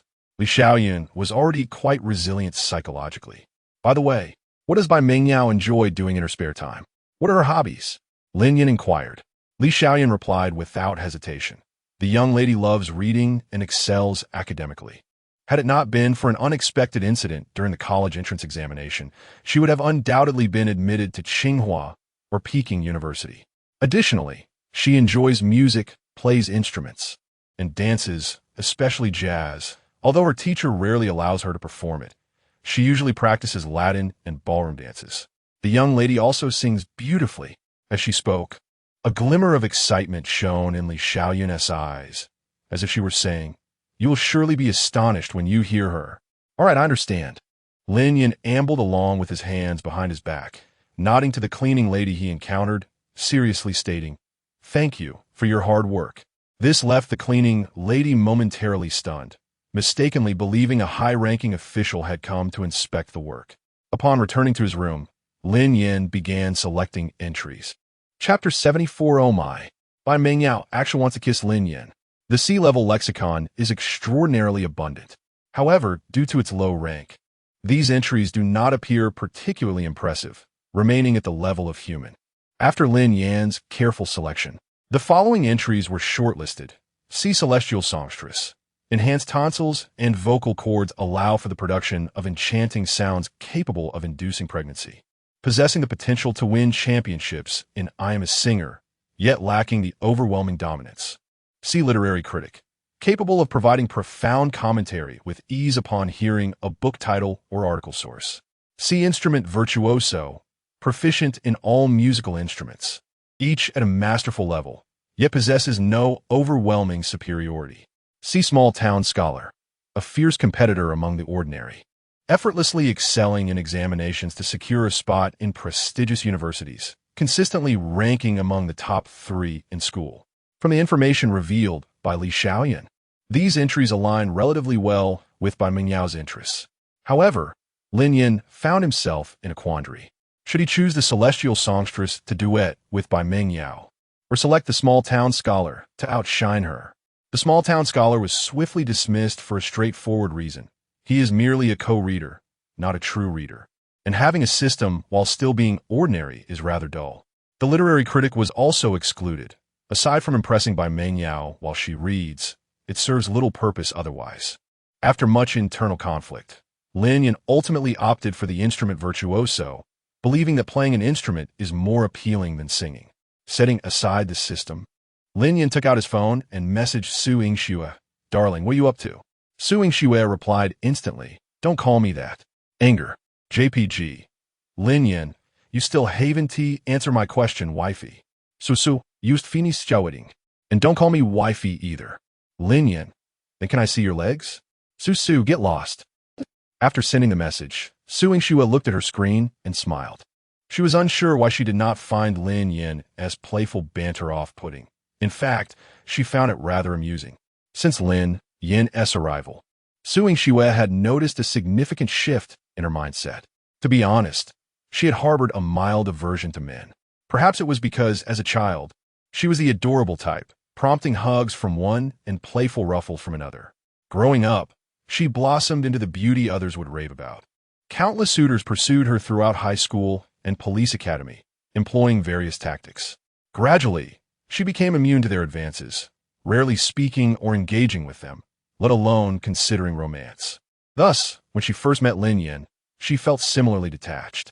Yet, over time, she discovered that beneath his roguish exterior lay a kind heart, coupled with remarkable capabilities. Su Yingxue could not pinpoint when she began to accept his flirtations. The memory of their last kiss occasionally resurfaced in her mind, and during their days apart, she felt a sense of emptiness. After completing her tasks, she would instantly check her phone for any messages from Lin Yan. They both tacitly avoided discussing any task-related topics, engaging in light conversation until Su Yingxue logged off for the night. The following morning, Lin Yan was awakened by Li Xiaoyan.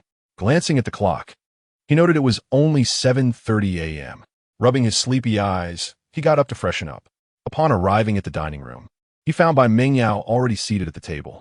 Seeing Lin Yan approach, Bai Mingyao immediately stood up, nervously clasping her hands together, and bowed slightly, saying, "Thank you for saving me."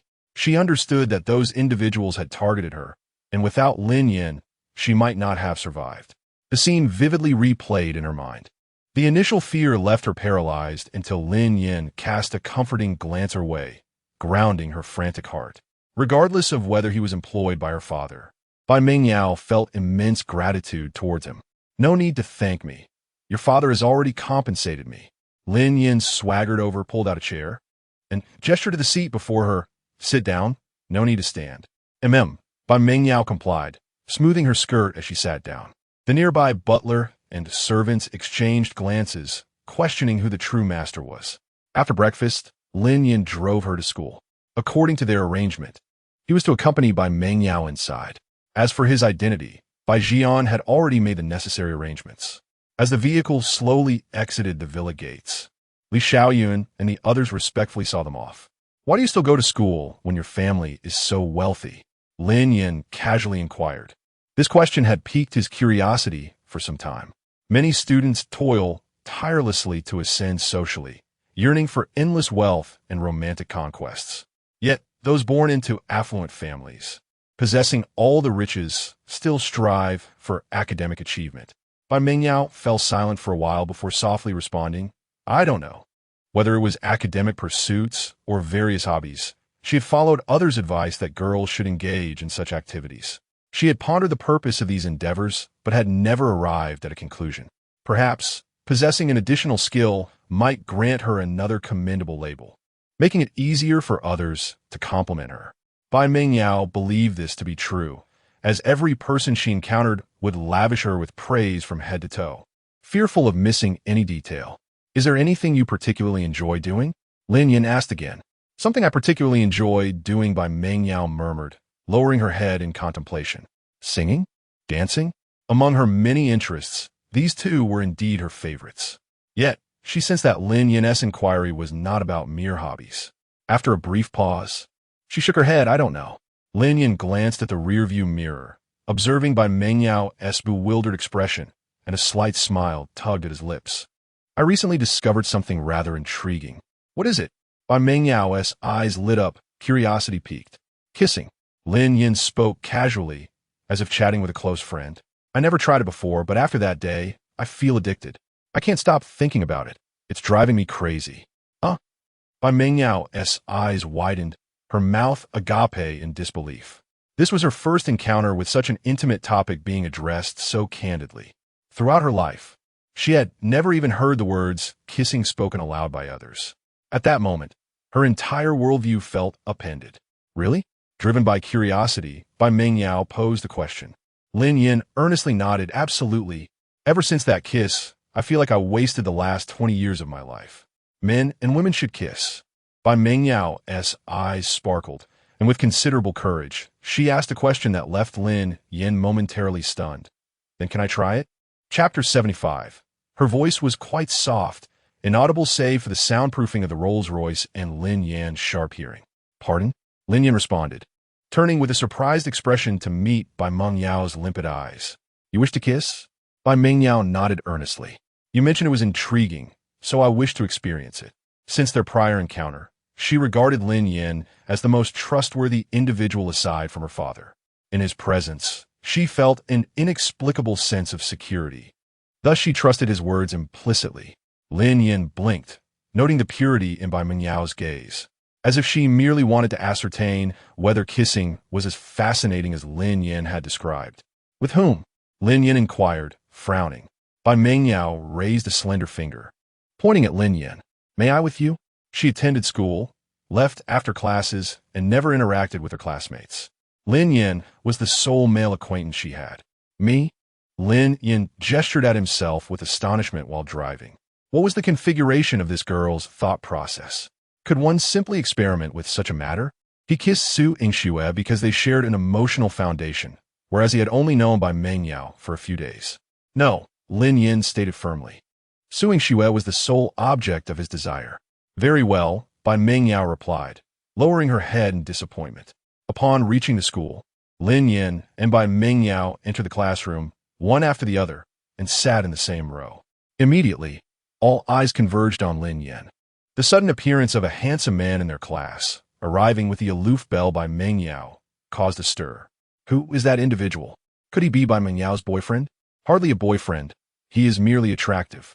Bai Mengyao is a top-tier heiress. He is unworthy. In truth, the students were unaware of Bai Mengyao's true identity. They only knew that she was chauffeured to and from school in luxury cars and maintained an icy demeanor, making her unapproachable. Thus, they speculated that she was a wealthy heiress. However, Lin Yan silenced these discussions with a mere glance. The students who met his gaze immediately feigned reading, refraining from further comment. Nodding off in class was a deeply ingrained habit in Lin Yan's genetic makeup. Consequently, he slept until noon. We should depart, Lin Yan heard, rousing him from his slumber. Class is dismissed? Bai Mengyao nodded. We should have lunch. Instead of returning home for lunch, they would dine at a restaurant owned by the Bai family, located not far from the school. Previously, someone would wait for her at the school gate, escort her to lunch, and then return her. The two exited the classroom, one after the other, separated by approximately 4 or 5 meters. As they walked, a girl approached, exclaiming excitedly, "Senior, may I add you on VX?" Lin Yan paused, scrutinizing the girl. She was reasonably attractive, but far inferior to Su Yingxue and Bai Mengyao. Lin Yan's grave gaze lingered on the girl's attire for a moment before he uttered coldly, "My apologies. My circle of acquaintances does not include individuals with the cups." Before turning and walking away, the girl was left discombobulated. Once inside the car, after fastening his seatbelt, Lin Yan opened the restaurant address sent by Li Xiaoyan. Western cuisine. He muttered, frowning. He had felt somewhat uncomfortable after the previous night's meal, despite the quality ingredients and sophisticated cooking techniques. The food was too bland for his palate, accustomed as it was to street food. Suddenly, an idea struck him. He turned to Bai Mengyao and asked, "Shall we dine elsewhere? I shall take you to a culinary experience you have never encountered." Upon hearing these words, Bai Mengyao's eyes lit up, and she responded without hesitation. Very well. She did not consider the implications. Lin Yan had been hired by her father specifically to protect her. As for whether they could go, no one had explicitly forbidden it. Most importantly, she sensed that Lin Yan's life was genuinely intriguing. She desired to witness it firsthand. Lin Yan immediately opened his AI assistant and requested, "Recommend delicious malatang in Nandu." He had rarely visited Nandu and was unfamiliar with the area. He could only rely on AI for assistance. Soon, AI provided an answer. Chun Popo Malatang, a local favorite. Activating the navigation system, the car set off. After approximately 20 minutes, the Cullinan came to a halt in front of the Malatang restaurant. Through the car window, they could see that the dining area was nearly full. Lin Yan exited the car and opened the door for Bai Mengyao. As the young lady stepped out, the pungent aroma of street food filled her nostrils, causing her to pause in astonishment. Previously, she would never have imagined that she would dine in such a place. It was a novel and unknown experience for her. She was already filled with anticipation. "Let's go." Yes. The two entered the restaurant, immediately attracting attention. The handsome man and beautiful woman were simply too dazzling. Lin Yan picked up a basin and led Bai Mengyao to the vegetable selection area. "What would you like to eat?" Bai Mengyao was overwhelmed by the array of ingredients. She only recognized a few, such as cabbage and tofu. She did not know the names of many items. She pointed to the marinated beef and asked, "May I have this?" Of course. Lin Yan picked up several slices. "Take whatever you desire. No one will judge you here." "All right." A rare, sweet smile appeared on Bai Mengyao's face. After selecting their ingredients, they weighed them. The total was 78 yuan, including rice. "Can you tolerate spice?" Lin Yan asked. Bai Mengyao shook her head. Lin Yan turned to the owner and said, "Medium spice." Then, turning back to Bai Mengyao, he said, "If you have never tried it, you must." Bai Mengyao nodded obediently. Lin Yan took the initiative to pay using his phone. The reason was simple. Bai Mengyao did not have a phone. Indeed, she did not own a phone, as her every move was managed by others. Therefore, she certainly had no money. 10 minutes later, a large bowl of malatang glistening with red oil was served. Lin Yan rubbed his hands in anticipation. During his delivery days, this meal would have been considered a feast. Lin Yan served her rice and placed a large slice of beef in her bowl. "Eat." Bai Mengyao nodded and picked up her chopsticks, placing the beef near her lips and taking a small bite. The flavor spread throughout her mouth, and she was taken aback. Her eyes widened as she looked at Lin Yan. How is it? Bai Mengniao was unsure how to respond. It was numbing and spicy, as if something were dancing in her mouth. The sensory impact seemed to connect to the crown of her head. She felt as if she had discovered a new continent, or perhaps opened Pandora's box. She eagerly took another bite. One more bite. Lin Yan smiled knowingly. Look at the child, so eager to eat. Zhang Zhilei and her colleague had come to Nandu to promote aesthetic medicine and plastic surgery. At noon, the organizers did not provide meals. They had to fend for themselves. Upon hearing from other colleagues that Chun Popo Malatang in Nandu was quite delicious and conveniently located, Zhang Zhilei decided to try it. From afar, she noticed a Cullinan parked in front of the Malatang restaurant. Ordinary girls were not interested in cars, but Zhang Zhilei was an exception. In her opinion, the best way to judge a man's strength and taste was through his clothes, watches, and cars. The Cullinan, worth more than 8 million, was the car of her dreams. Wow! Zhang Zhilei quickened her pace, but slowed down as she approached the car.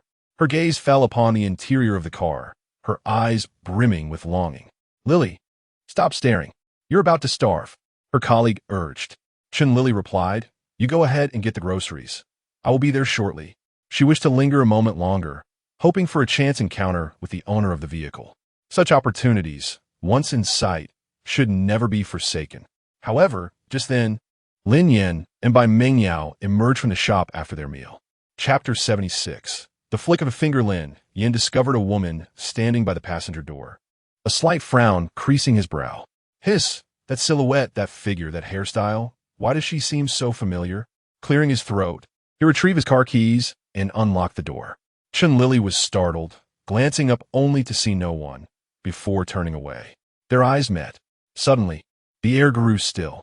Zhang Zhilei blinked rapidly, feeling a strange sense of recognition toward the handsome man before her.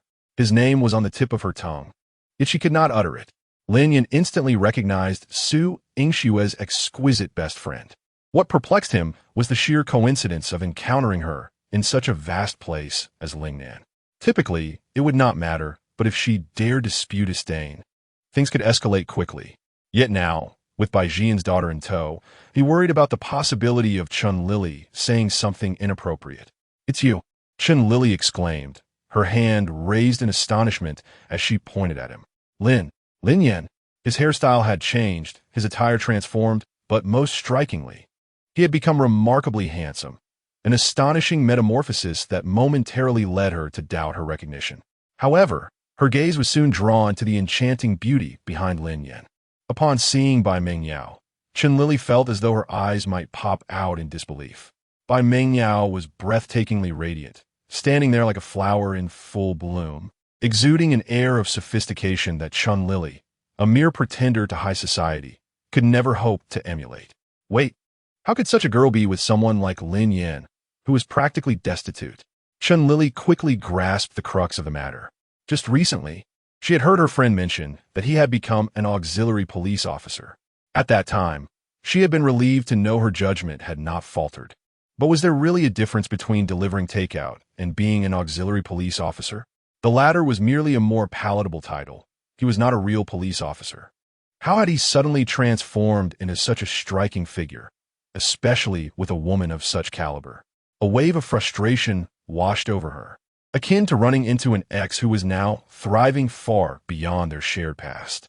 No, surely he wasn't using his looks to deceive this beautiful woman? A thought struck her suddenly.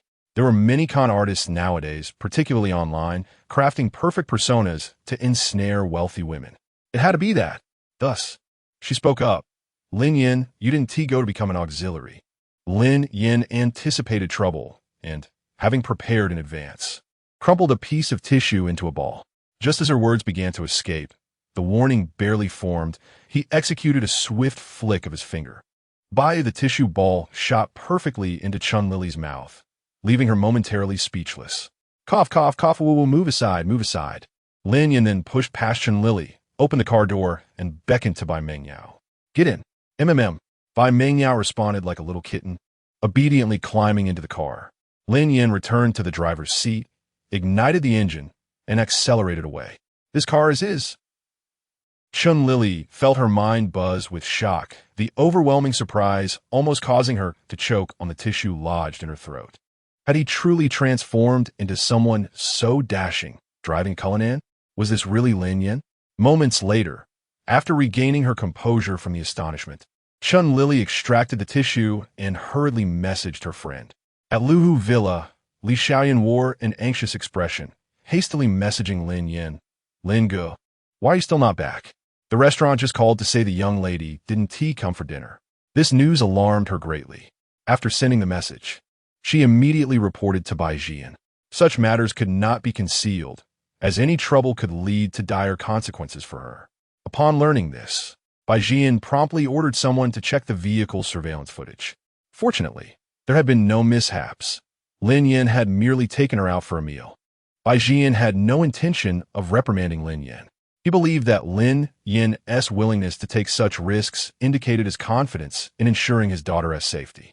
Other bodyguards would likely stay cooped up at home, but such was the difference in capability.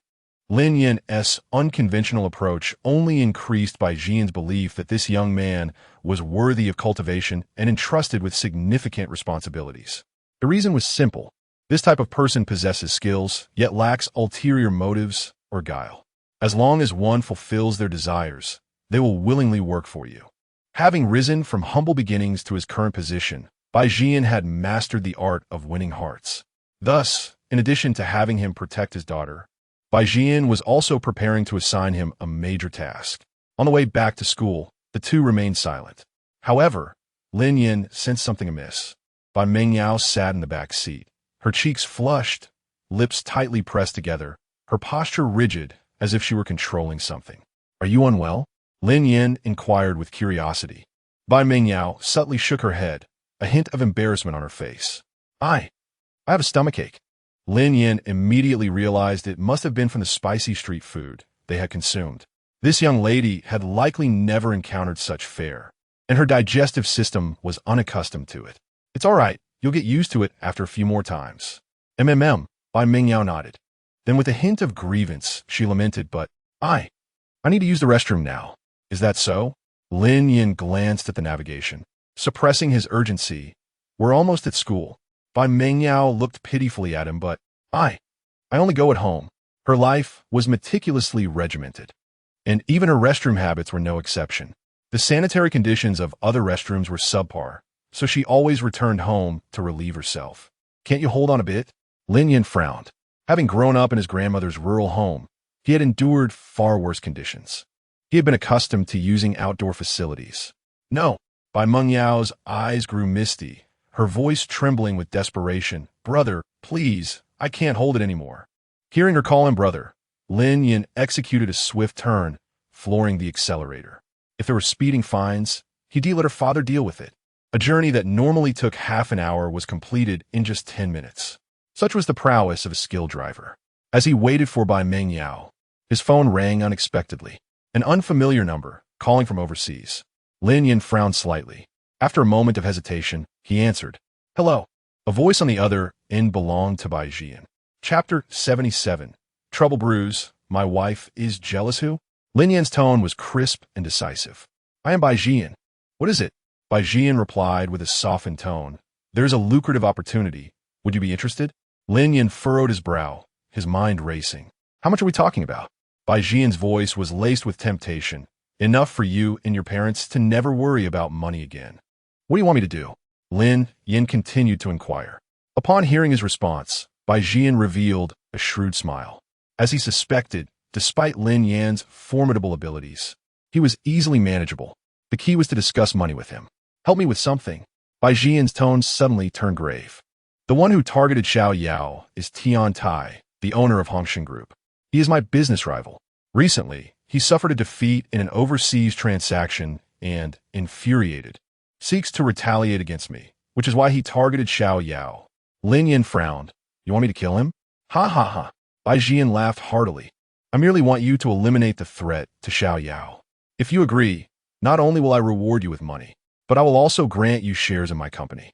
From now on, you will no longer be a bodyguard, but a partner in Jiqiang Group, fully integrated into the upper echelon.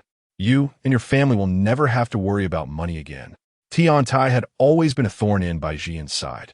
And if Lin Yan could dispose of him, Bai Jian could gradually encroach upon Tian Tai's territory overseas. It would also serve as a test for Lin Yan.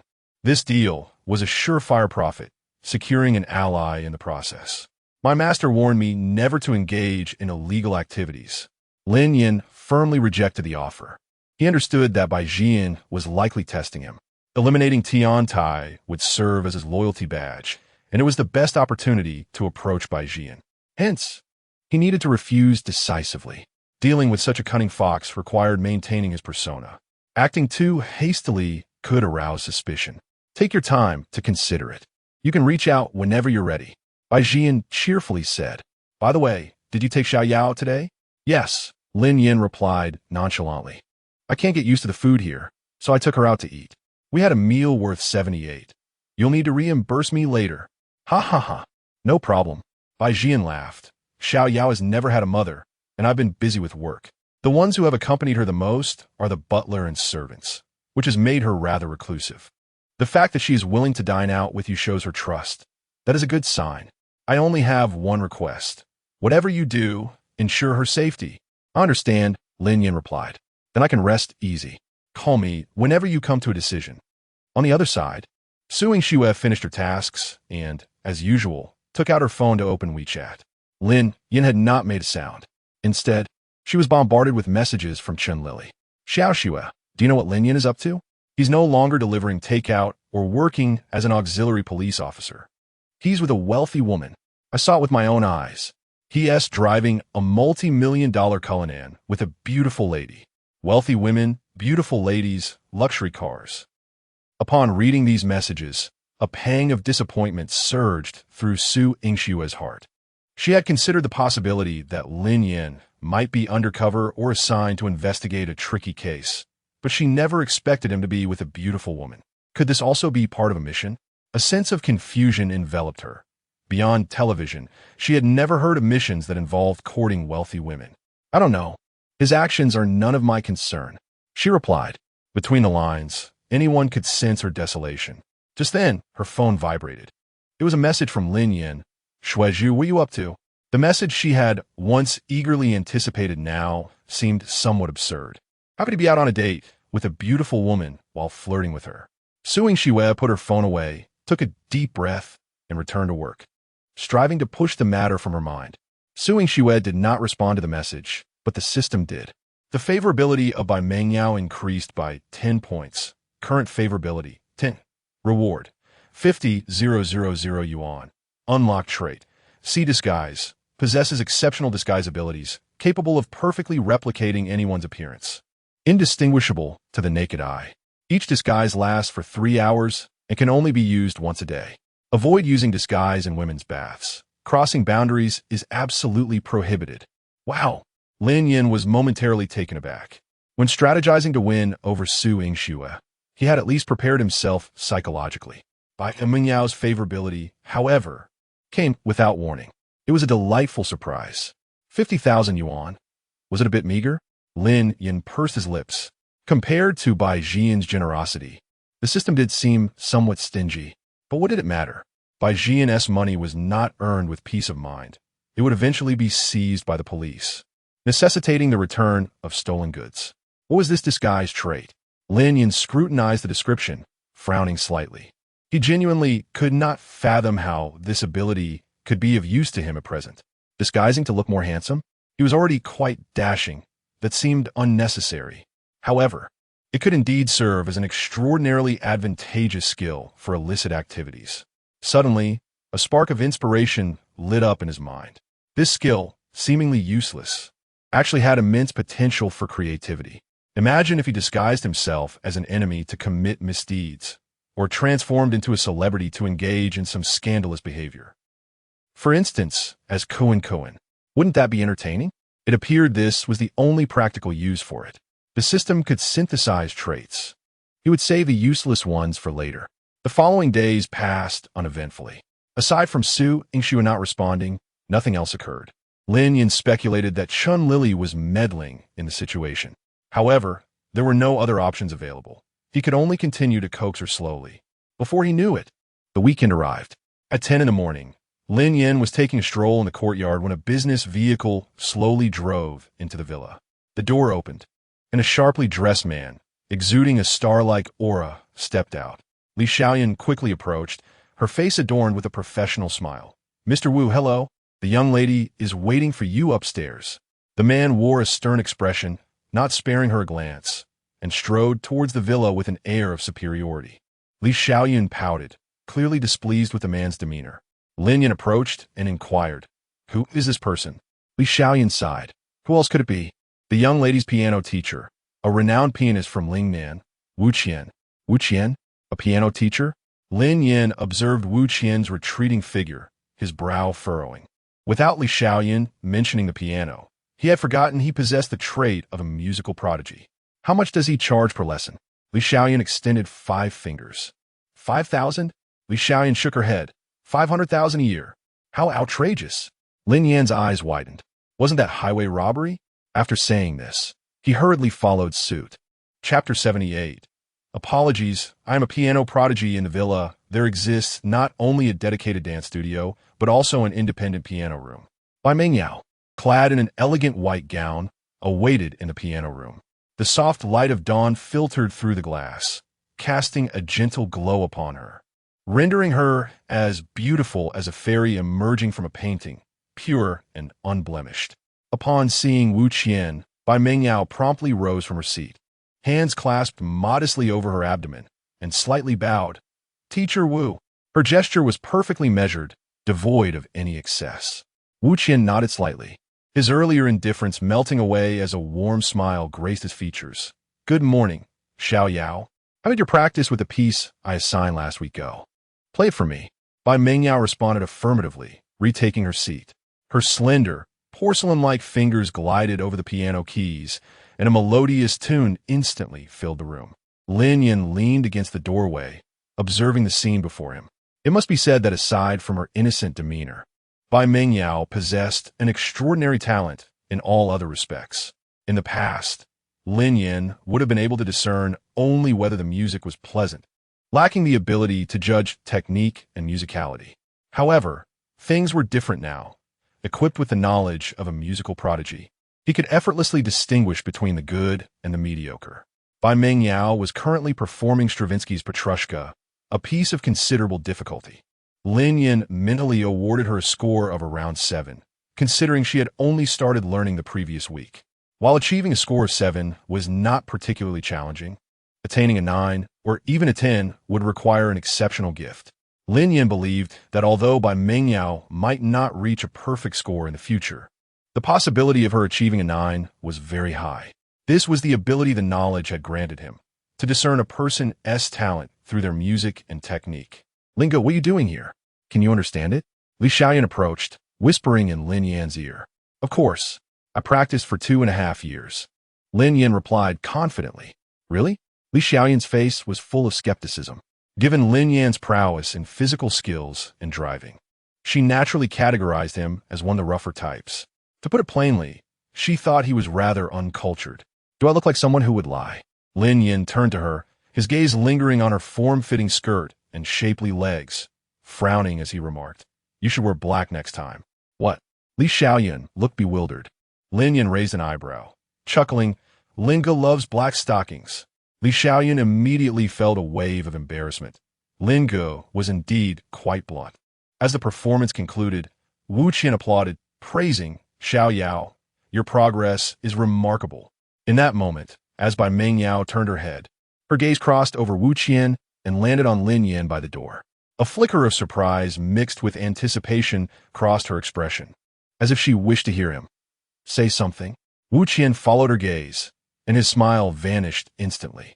Despite having visited the villa numerous times, he had never seen this person before. Moreover, this individual seemed to roam the villa freely, which inexplicably ignited a sense of crisis within Wu Qian, morphing into disdain and aversion. He turned back to Bai Mengyao, smiling as he asked, "Xiao Yao, do they wish to learn piano as well?" The question appeared to be an inquiry, yet it was in fact a subtle way of asking them to leave, the implication unmistakable. "Uninvited guests, please vacate." Bai Mengyao shook her head, "No." "Oh." Wu Qian nodded in acknowledgement, then turned to Li Xiaoyun, coldly stating, Xiao Yao needs to concentrate on her piano practice.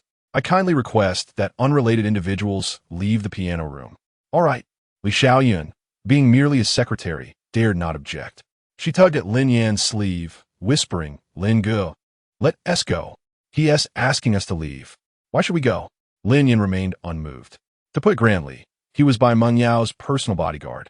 When outsiders were present, he ought to be there to prevent any unforeseen incidents. To put it more simply, Wu Qian's arrogant demeanor was quite off-putting.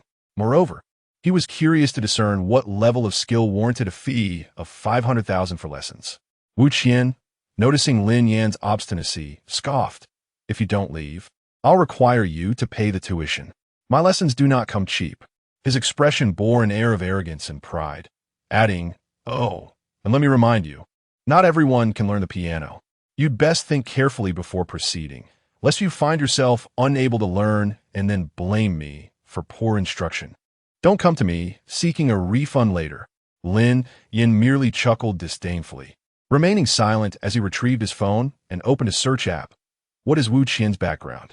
The search results displayed. Wu Qian, a renowned pianist from Lingnan province, has won third place in the national piano competition. Is that all? Lin Yan flipped his phone screen around, incredulous that someone who could barely be considered famous would dare to call himself a pianist. Wu Qian, rather than becoming angry, laughed. So, you do have some understanding of the piano? I know a bit, Lin Yan shrugged. How about, you perform for us? Wu Qian pointed to the piano, his tone laced with provocation, inviting them to witness a master's skill. In Lingnan, few could inspire his apprehension, and he was acquainted with all of them. This nameless individual before him dared to boast, and Wu Qian saw an opportunity to expose him. Sure, Lin Yan replied, but what if I play better than you? Wu Qian smiled nonchalantly. Confidence is commendable, but excessive confidence is detrimental. I'll state this plainly. If you play better than I do from now on, you will teach Xiao Yao, and the lesson fees will be yours. I shall never set foot in this villa again. Deal, that's your word. Lin Yan strode confidently toward the piano, and upon noticing, Bai Meng Yao instinctively stood up, gracefully stepping aside. She said nothing, for in her heart, she believed that if Lin Yan claimed he could, he surely would. Li Xiaoyun watched in astonishment, wondering if he truly dared to proceed. Wouldn't it be embarrassing if he played poorly? As Lin Yan's hands rested upon the piano keys, countless notes flashed through his mind, forming combinations, and a multitude of world-renowned pieces emerged before him. Seeing him hesitate, Wu Qian smirked slightly. If you find that piece too difficult, it's all right. I allow you to choose an easier one.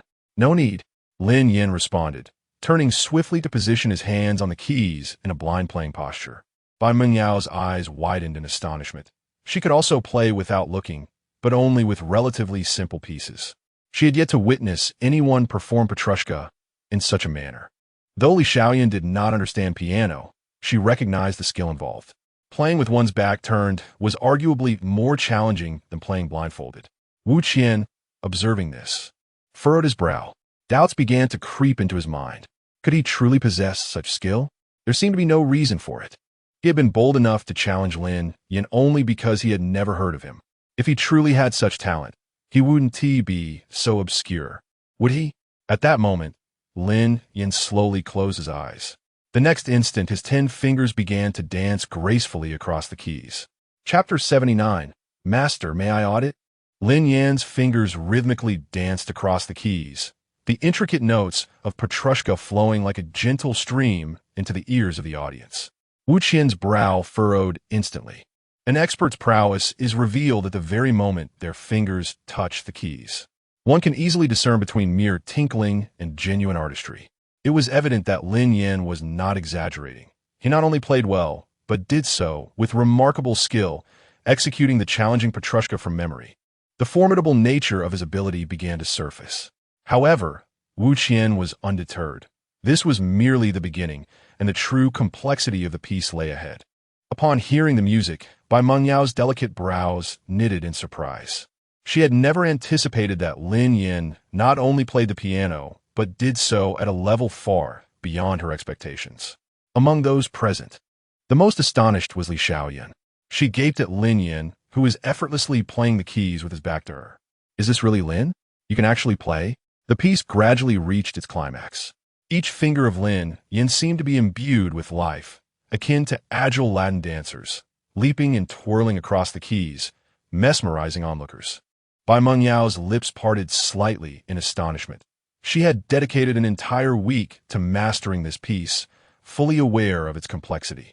Yet Lin Yan's performance surpassed any rendition she had previously heard from Wu Qian by at least 1 or 2 levels, leaving her utterly astonished. At that moment, Wu Qian stood frozen, his expression one of disbelief akin to witnessing the national football team winning the World Cup. Could an ordinary person achieve such mastery? No, it was impossible. The skill Lin Yan had just displayed was at least that of an international master, with no more than 3 individuals in the country able to match him.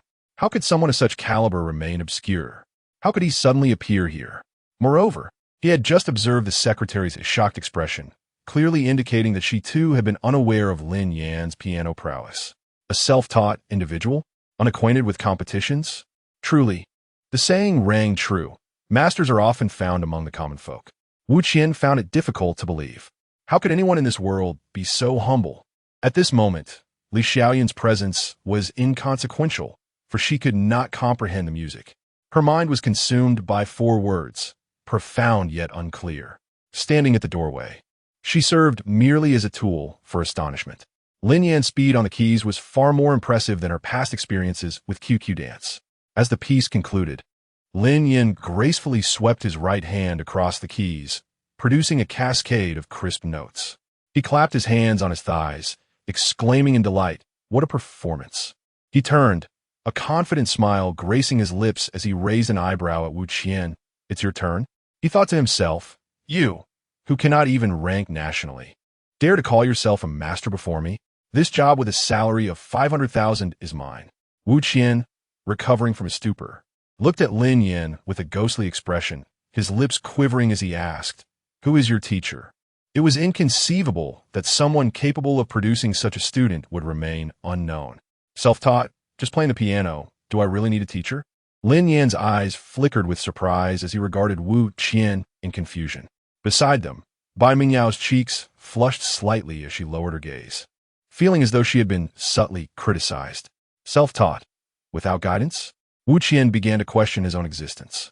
He had practiced piano since childhood, hailed as a genius, with parents investing heavily in esteemed instructors to guide him. He had only just reached his current level. The thought of achieving international master status through self-teaching was unfathomable, a notion too terrifying to entertain. "What are you standing there for?" Lin Yan gestured towards the piano. "It's your turn." Wu Qian glanced at the piano, then back at Lin Yan. There was no need to compete. It was evident he could not perform Petrushka from memory. The outcome was already determined. "No, I won't compete. I concede." Wu Qian's face turned crimson as he uttered those words weakly. Hearing this, Lin Yan turned to the dazed Bai Mengyao. "Did you hear that? He admits defeat. I'll take on the task of teaching you piano from now on. Remember to have your father settle the payment later." His intention to accept this role was not merely for monetary gain or to increase his favor with Bai Mengyao. He aimed to further solidify his persona as a money-driven individual, allowing Bai Jian to lower his guard and ultimately earn his trust. This was a gradual scheme, echoing Zhang Xiaomei's final words of advice. "Master," Wu Qian suddenly interjected, a hint of flattery in his tone. "May I remain here to audit? I assure you, I will not disrupt your class." For Wu Qian, the opportunity to observe a master teach up close was invaluable, and he was determined not to miss it. Lin Yan frowned, scrutinizing him with an odd look, and replied coolly, "Ordinary people are not worthy of attending my class." Wu Qian sighed with relief, thinking, "That works. While I may not be a master, I am somewhat well known, so I should not be considered an ordinary person." "You misunderstood. I was referring to you." Lin Yan shrugged and turned to Li Xiaoyan. "Xiaoyan, close the door and show him out." "Understood."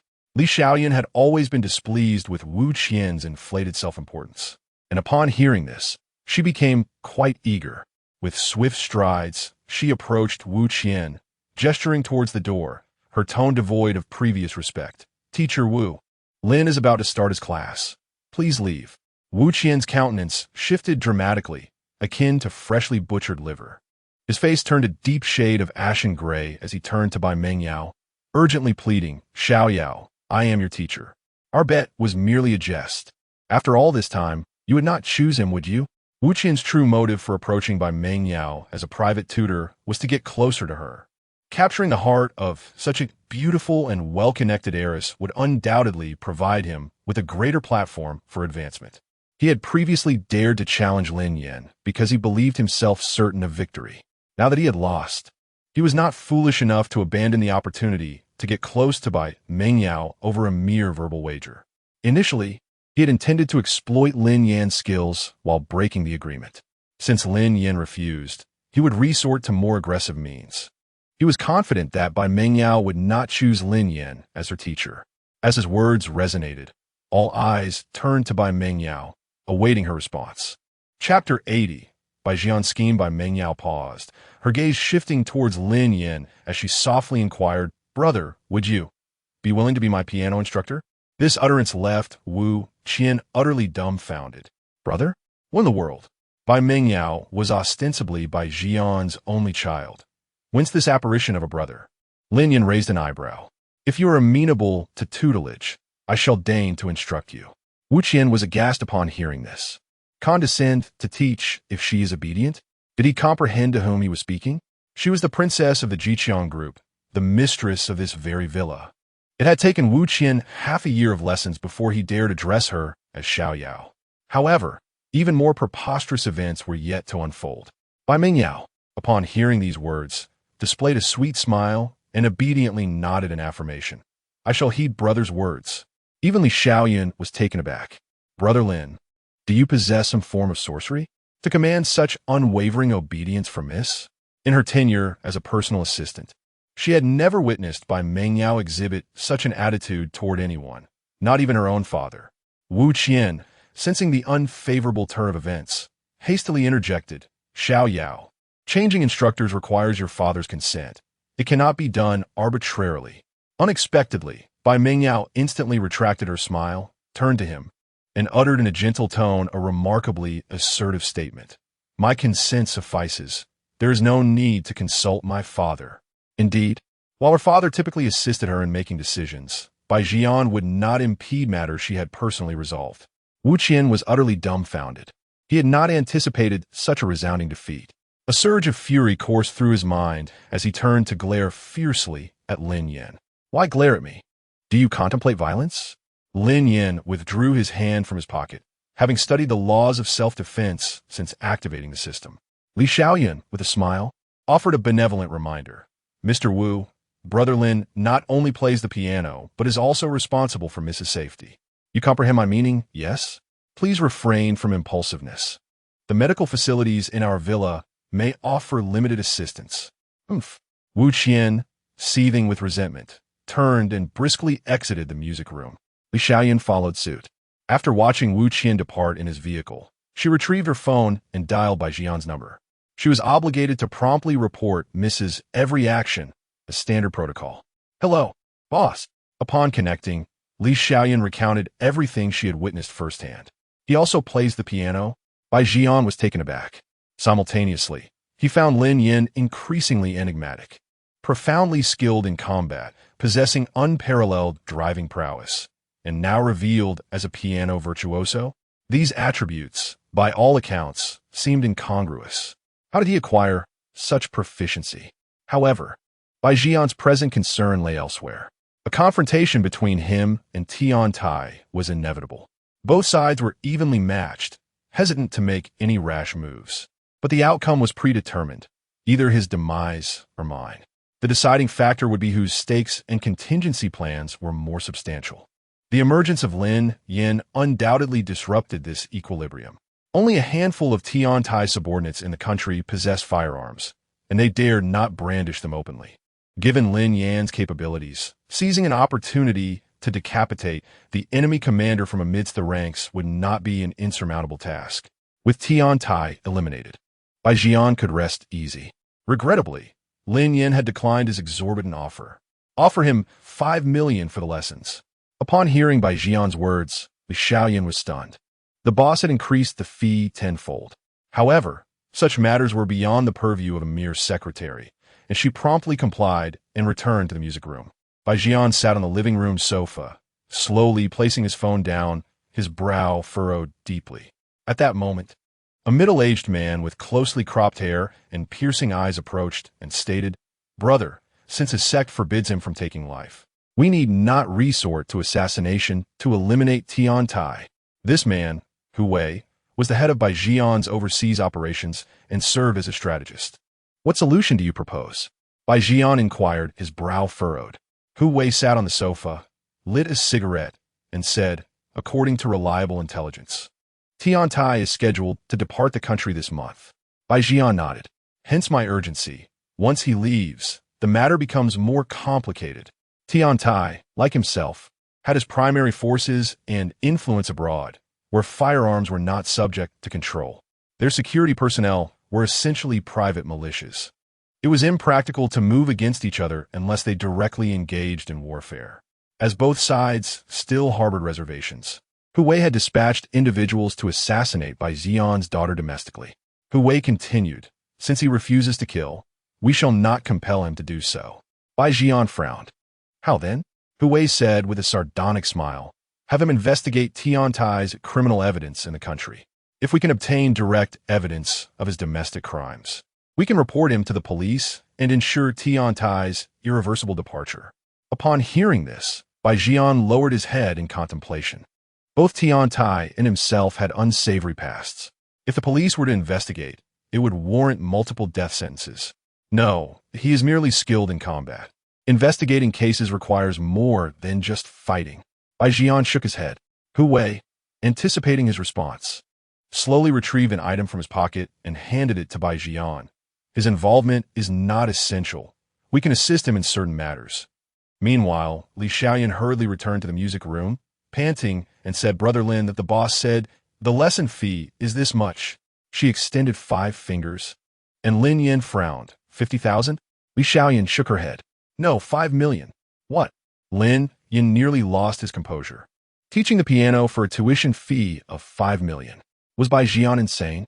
However, he quickly realized that Bai Jian was not paying for lessons but attempting to co-opt him. After Li Xiaoyan left, Lin Yan began teaching.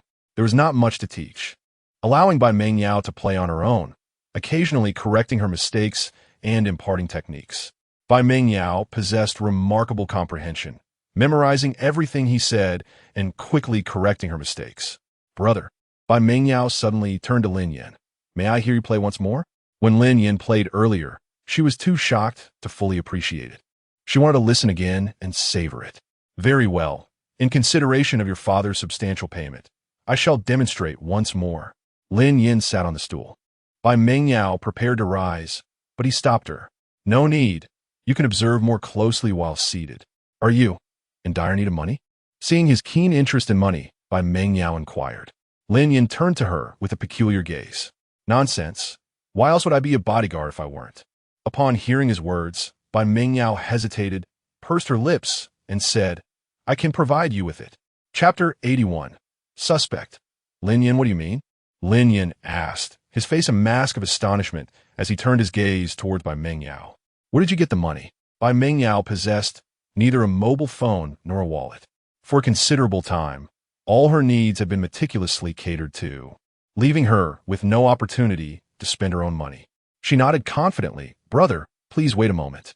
With that, she rose swiftly and exited the music room. A few minutes later, Bai Mengyao returned, holding a bank card. "Here." She handed the card directly to Lin Yan. "The password is my birthday. How much is in here?" Lin Yan raised an eyebrow, curiosity gleaming in his eyes.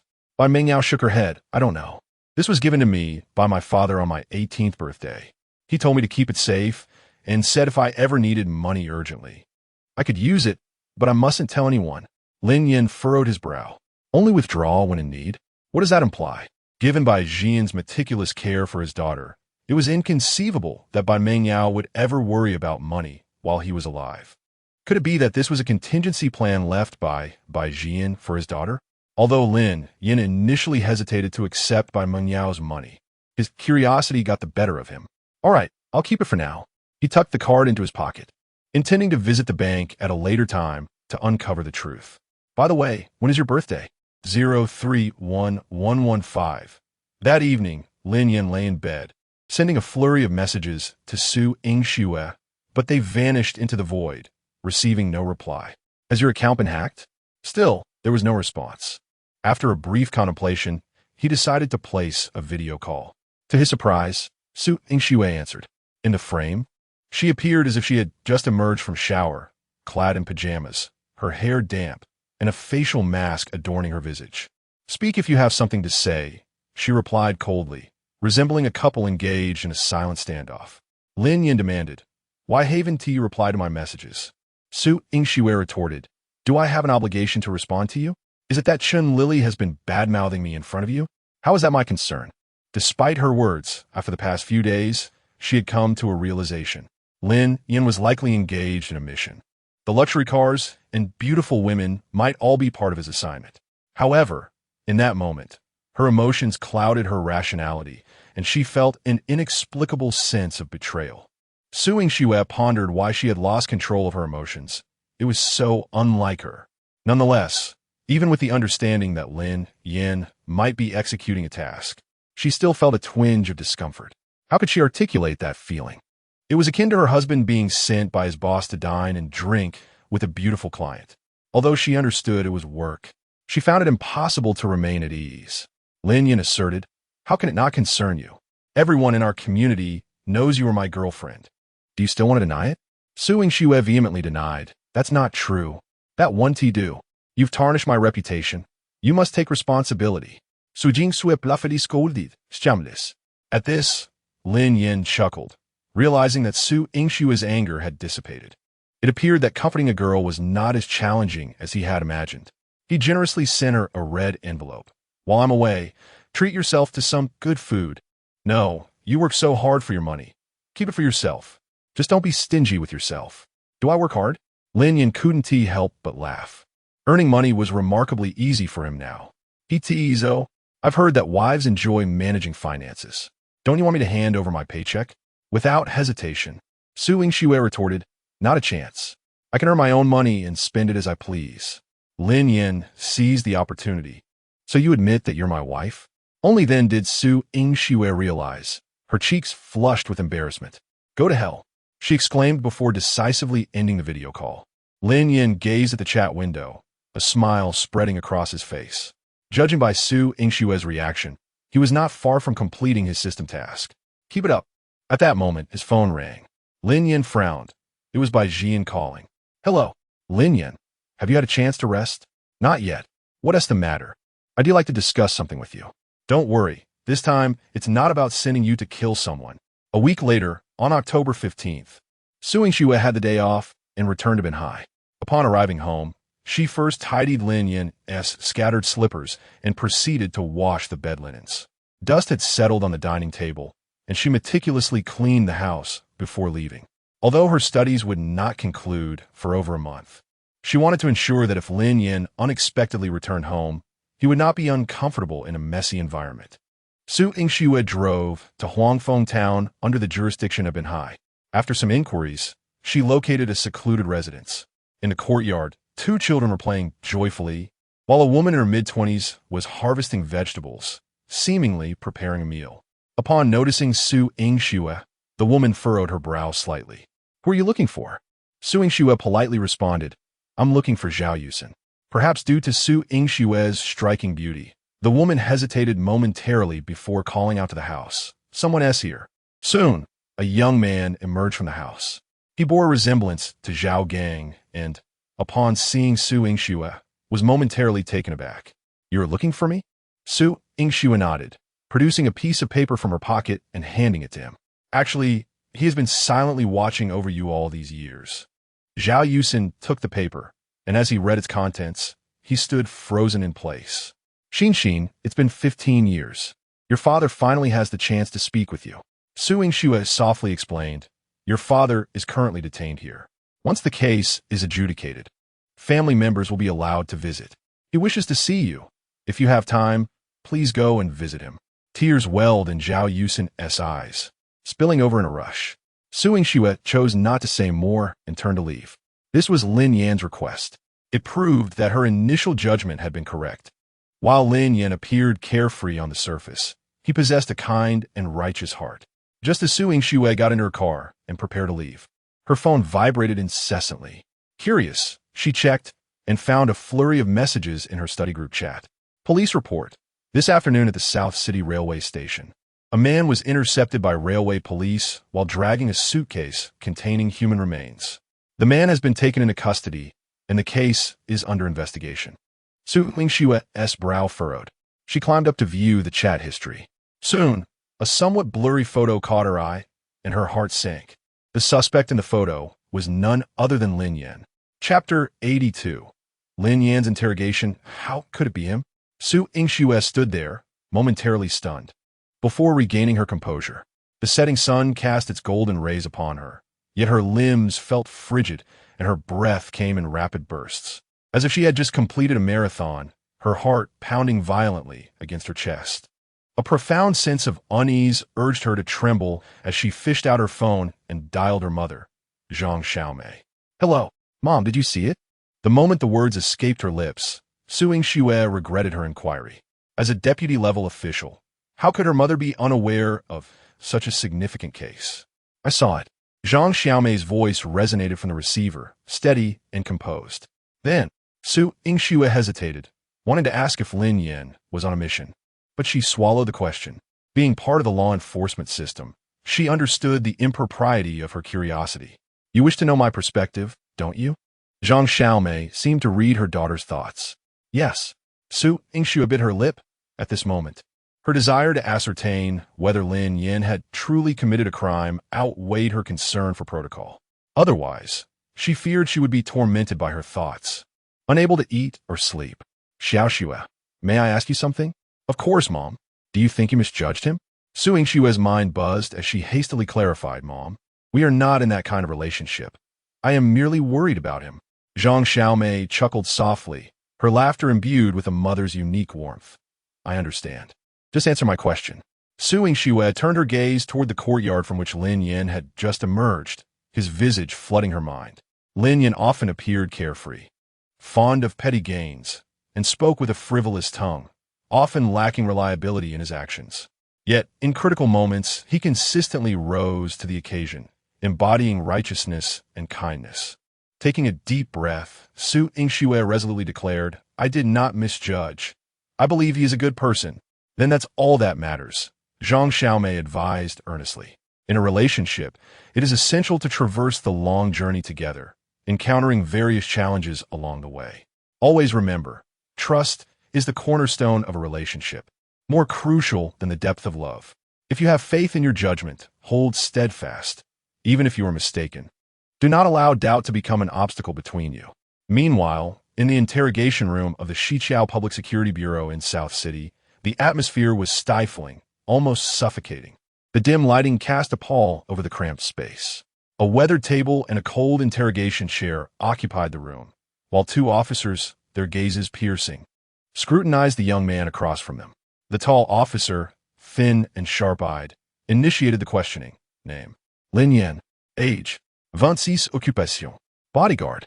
The tall officer paused, his demeanor grave as he inquired, why were you transporting a box of human remains to the station? The remains had already been sent for examination, and based on their experience, the officers estimated there were at least 3 victims, including a child. The precise time of death remained unknown, but it was presumed to have occurred several months prior. With a calm expression, Lin Yan replied, my boss asked me to dispose of this box in a secluded location. The two officers exchanged glances, their brows furrowing. They had encountered cases of body disposal before, but never had they dealt with the disposal of bones. Who is your boss? By Jian, Lin Yan answered succinctly. The stout officer, robust in stature, spoke in a low voice. What is your relationship with him? I am his daughter's bodyguard. The tall officer pressed further. Why did he instruct you to handle this box? Lin Yan shook his head. I do not know. The officer's expressions twisted in confusion. This case reeked of peculiarity. Bai Jian was a well-known entrepreneur in South City. How could someone of his stature resort to having his subordinate dispose of human remains? There must be more to the story. The stout officer continued. Whose remains are these? Where did you obtain them? Of course, they were given to me by Jian. Lin Yan reiterated, but I truly do not know who the deceased are. The tall officer clenched his fists, gritting his teeth. How can you claim to know nothing? After interrogating numerous individuals, he was taken aback by the straightforwardness of Lin Yan's answers. Yet he gleaned no useful information. Lin Yan shrugged innocently. Officer, I genuinely do not know. Bang! The tall officer slammed his fist on the table in frustration. All right, I need to step out for a moment. Seeing this, the stout officer rose and exited the interrogation room, heading to the chief's office. Knock, knock, knock, come in. The stout officer entered the office and reported, Chief, his testimony is quite suspicious. Please take a look. He handed over the statement. Chief Hao Dong took the statement, his brow furrowing. By Jian's daughter's bodyguard? The name by Jian resonated in Hao Dong's mind. He had even seen the man in person. An entrepreneur of such standing embroiled in a murder case likely harbored unspeakable secrets, perhaps even intentional homicide. Yet what puzzled Hao Dong was why Bai Jian would opt for such a crude method of disposing of the remains. The Jiqiang Group was a key enterprise in the province, wielding significant influence. They could not rely solely on Lin Yan's account. The immediate priority was to investigate the identities and causes of death for the deceased, while concurrently verifying Lin Yan's identity and recent activities. Understood, Chief. Investigating the identities of the deceased felt akin to searching for a needle in a haystack. The DNA results indicated that the smaller set of remains was related to the other two, suggesting that they were a family of three. Under what circumstances would a family perish simultaneously? It could either be an accident or foul play. If it were an accident, why not afford them a proper burial, instead of disposing of the remains? The police investigation revealed that Bai Jian's wife had passed away 15 years prior, leaving only his daughter as a relative. It was evident that these three individuals were not related to him. Furthermore, Lin Yan's claims were substantiated. He indeed was Bai Jian's daughter's bodyguard, residing in the Bai family's villa community at Luhu prior to the incident. The case grew increasingly enigmatic, with the likelihood of homicide rising. Chief, Bai Jian left for a country in South Asia a month ago and is currently out of the country. Hao Dong fell into contemplation. This case posed significant challenges. Bai Jian not only wielded considerable influence, but also possessed a formidable legal team, without concrete evidence. Securing a conviction would be virtually impossible. After a moment of reflection, Hao Dong instructed, do not alert Bai Jian for now. We will begin by investigating the identities of the deceased. While identifying the deceased based solely on bones was fraught with difficulties, it was not entirely impossible. Carbon-14 dating revealed that the family of three had died between 5 to 8 months prior. This greatly narrowed the investigation window, as the family had been missing for approximately 6 months. By reviewing provincial missing persons reports and conducting inquiries, it was likely that the identities of the deceased could be uncovered. If they were from out of town, DNA comparisons could still be made, though it would take longer. Thus, starting with local inquiries would yield the highest efficiency. Chapter 83. Undercurrents. The following day, upon arriving at his office, Hao Dong received a new report. Alarming reports concerning collective disappearances in Lingnan province over the past 6 months were exceedingly rare, with the majority proving to be false alarms. Only 2 cases of missing persons remained unresolved. One case involved a householder named Zhang Rongxiang, age 35, while the other concerned 48-year-old Lu Qingfu. As the police were unable to establish contact with either family, the cases were classified as missing persons. Hao Dong immediately dispatched personnel to investigate both families' registered places of residence. The officers assigned to Zhang Rongxiang's case located his cousin. The cousin, a stout man with sun-darkened skin, spoke of his relative with a palpable sense of unease. Rongxiang's parents passed away early, so he ventured to Nandu in his early 20s. Within a few years, he had acquired a car and a house, and even married and had children. Many villagers were envious, but we were never privy to the specifics of his occupation. The cousin, who maintained a close relationship with Zhang Rongxiang, frequently contacted him. 5 months prior, the cousin had planned a trip to Nandu and attempted to reach Zhang Rongxiang in advance, only to find his phone switched off and his messages unanswered. Calls to his sister-in-law went unanswered as well.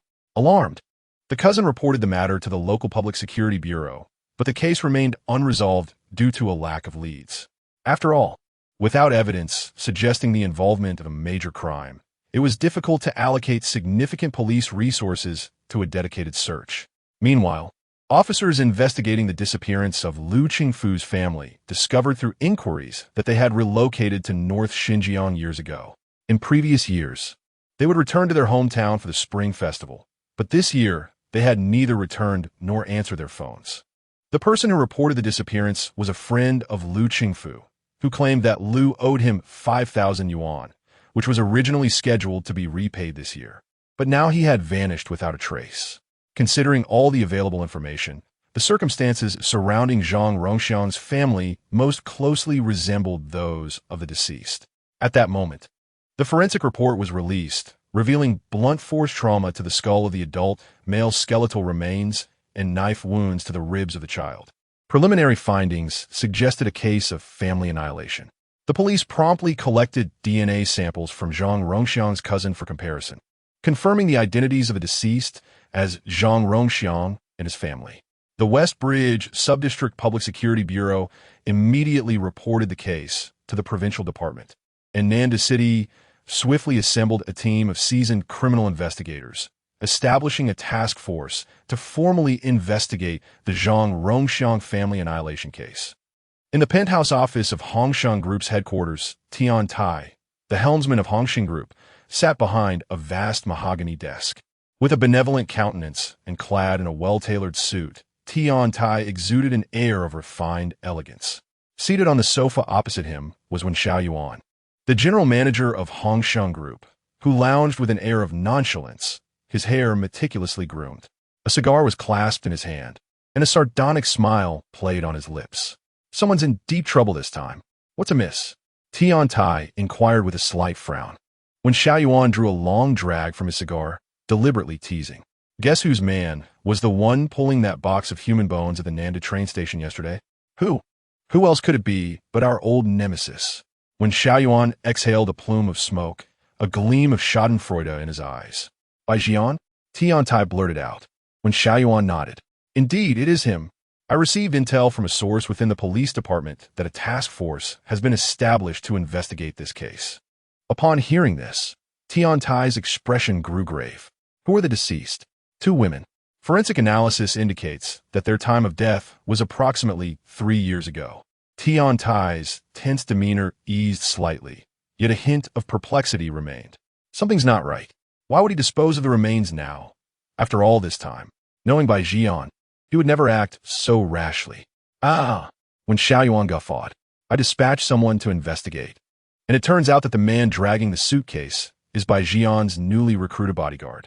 What? Tian Tai's countenance underwent a dramatic shift. Are you saying it's the same one who evaded? When Xiaoyuan confirmed with a nod. Precisely. By Jian's sudden disposal of the corpses suggests that he may have caught wind of something and is trying to cover his tracks. Unfortunately, that bodyguard possesses brute strength but lacks the wit to match, dragging the suitcase to the train station of all places. Tian Tai shook his head. It's not that simple. Bai Jian is a man of profound cunning. We must not underestimate him. When Xiaoyuan exuded confidence. Rest assured, I'll receive immediate updates from my contacts within the police department. Bai Jian is likely facing an inescapable predicament this time. Tian Tai cautioned, if this is indeed the case. Then Bai Jian will certainly be hesitant to return to the country. This would leave his Jiqiang group without a leader. In front of the Fengyu residential complex in Nanda City, a police vehicle came to a gentle halt. Li Feng, the task force leader, alighted first, tall and imposing, with sharp eyes and an aura of competence. Li Feng exuded an air of efficiency. Following him were Wang Tingting and other officers, along with a locksmith carrying a toolbox.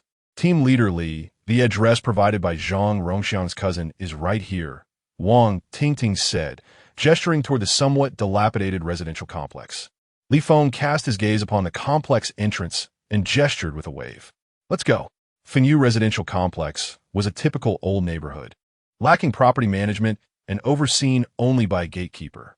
Following the gatekeeper's directions, the group arrived at room 201 on the second floor of Building 3. The door was covered in rust, and overdue utility bills were plastered across it. Knock, knock, knock. Wang Tingting rapped on the door, but there was no response from within. Li Feng turned to the locksmith. Open the door. You got it. The locksmith deftly extracted tools from a toolbox emblazoned with the words Li's Locksmith Services and inserted them into the lock. In a matter of seconds, the lock emitted a distinct click. Opened. The locksmith beamed with pride. 80 yuan, right? I'll scan your code. Wang Tingting promptly retrieved her phone to make the payment. As Li Feng pulled the door open, a pungent odor, a blend of decay and mildew, assailed his nostrils. He wrinkled his brow and stepped inside.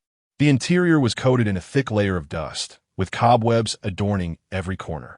The paint on the walls was peeling, but the items were arranged in a relatively orderly manner, showing no signs of having been disturbed. Wang Tingting produced a face mask and offered it to Li Feng. Team Leader Li, here you go. No need. Scent can sometimes provide clues. Li Feng declined. Wang Tingting pursed her lips and muttered under her breath, "We're not bloodhounds." You know. Li Feng ignored her and continued toward the living room. On the coffee table, the fruit in a fruit bowl had long since turned into a pool of black liquid. A school bag lay on the sofa. Entering the kitchen, Li Feng's gaze settled on the vegetable basket in the sink, where the vegetables had withered and dried out completely. He opened a rice cooker, revealing rice that had decayed and spoiled, yet still bore the appearance of having been cooked but never touched. He then strode quickly toward the refrigerator, pulling it open to unleash a wave of intense, putrid stench. Inside, alongside beverages, eggs, and vegetables, was a plate of sliced, uncooked meat. Li Feng's gaze darted back and forth between these items. Ugh! Wang Tingting emerged from the bedroom, sighing. So much time has passed, and many clues have vanished. How are we supposed to investigate this case? Another officer chimed in. Exactly. We never get the easy jobs. Wang Tingting turned her gaze to Li Feng. Team Leader Li, we don't have a single lead. What should we do? Unexpectedly, even before she had finished her sentence, Li Feng declared with unwavering conviction, I have a lead. Chapter 84. The plan of killing 3 birds with 1 stone. Upon hearing this, Wang Tingting and the other officers cast incredulous glances. With a puzzled expression, Wang Tingting blurted out, but, Captain Li, there seem to be no clues in this house. Where did you find the breakthrough? Li Feng's gaze was piercing as he replied solemnly. The washed vegetables in the basket and the uncooked meat in the refrigerator indicate that the family had originally planned to cook at home. However, they ultimately did not, likely due to an invitation from someone to dine out, and tragically, they never returned. The crowd fell silent for a moment, then gradually drew closer. Wang Tingting's eyes lit up as she suddenly understood. I see. Captain Li means that the murderer is likely the one who invited the family to dinner. After all, someone like Zhang Zhilei, who has a family to care for, would not suddenly decide to eat out after preparing a meal at home. Others nodded in agreement, expressing admiration for Captain Li's keen attention to such minute details. One officer raised a question, but how do we track down this person who invited them to dinner? So much time has passed. Li Feng swiftly organized a plan, immediately dispatched someone to retrieve Zhang Zhilei's phone records. He was murdered less than 6 months ago. The records should still be accessible. Understood. Wang Tingting replied and hurried out. Meanwhile, in a lavish villa in a South Asian country, Bai Jian placed his phone on the table, the screen displaying a police report issued by the police of Nandu. Hu Wei, with a broad smile, approached him. We have received news from the homeland that the police have established a special investigation team to probe this case. Bai Jian rose and began pacing the room in contemplation. Merely investigating is insufficient. Neither we nor the police have direct evidence linking this matter to Tiantai. The remains of Zhang Zhilei's family appeared at Nandu train station under his orchestration. Bai Jian's discovery of the remains was no coincidence. One of Tiantai's subordinates, Chen Bin, had offended when Xiaoyuan months ago and, in desperation, switched allegiance to Bai Jian. Chen Bin had previously mentioned hearing someone talk about a subordinate named Zhang Zhilei, whose family had been eliminated by Tiantai, a task he had been responsible for managing. This was also the reason for Chen Bin's fear of Tiantai, prompting his defection to Bai Jian. Bai Jian immediately dispatched someone to locate that individual, offering a substantial sum to extract information. Unfortunately, the individual only handled the burial of the remains and was unaware of any other details. After the remains were unearthed, Bai Jian instructed Lin Yan to display them publicly. The police would easily connect Lin Yan to him and classify him as the prime suspect. Given his status, the police would undoubtedly conduct a meticulous investigation. This was merely a component of the plan. More importantly, by drawing the police's focus towards himself, Bai Jian hoped to lower Tian Tai's guard, preventing him from interfering with the investigation's progress. However, orchestrating a way for the police to pinpoint Tian Tai and uncover evidence of the mastermind behind the scenes had become Bai Jian's most pressing dilemma. When Xiao Yuan reassured him, even if the police cannot find anything now, as long as we can guide their attention, Tian Tai won't be able to leave the country until the truth of the case is revealed. This was the third objective of their plan, to utilize Bai Jian's identity to attract police scrutiny, aiming to capture Tian Tai, or at the very least, restrict his movements to buy more time for themselves. As for Lin Yan, he was not central to the entire plan. His role was merely to guide the police's suspicion towards Bai Jian. Nevertheless, Bai Jian believed that since Lin Yan was willing to assist him once, he might do so again.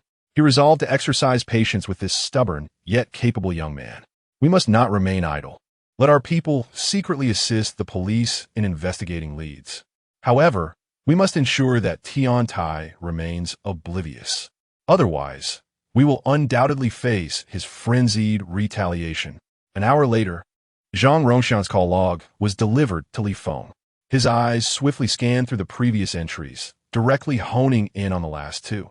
5, 13, 17, 20. 189, 4587. 5, 13, 19, 34. 135, 8588.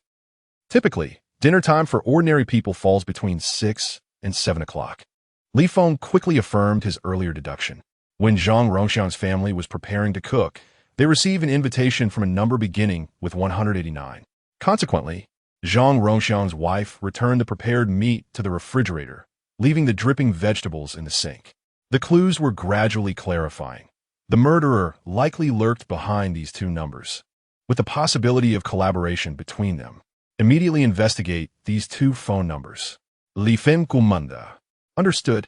Wang Tingting promptly accessed the public security system for further inquiry. Soon, the identities of the two phone number holders emerged before everyone. The user of the 189 number was Cheng Xinghua, 38 years old, from Dayu County in Lingnan Province, with multiple prior convictions for robbery and theft, recently released from prison a year ago. The holder of the 135 number was Jin Liang, a local resident of Nandu, aged 36, with no criminal record. Captain Li, it seems this Cheng Xinghua is the prime suspect.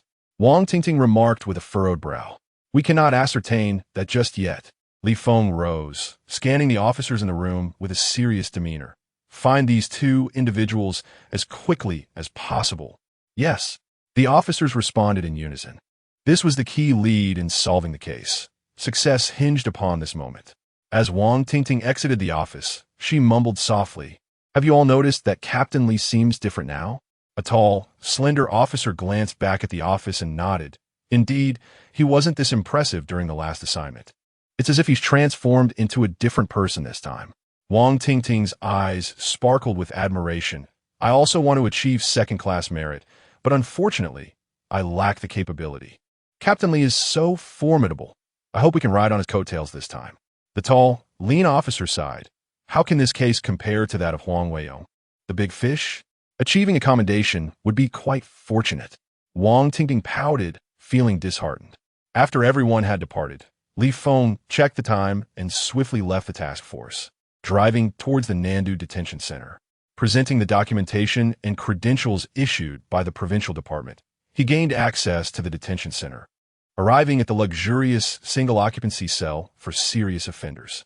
Li Feng retrieved a key to unlock the door, entered the room, quickly removed his police uniform, and donned the prison attire provided on the bed before stepping into the bathroom.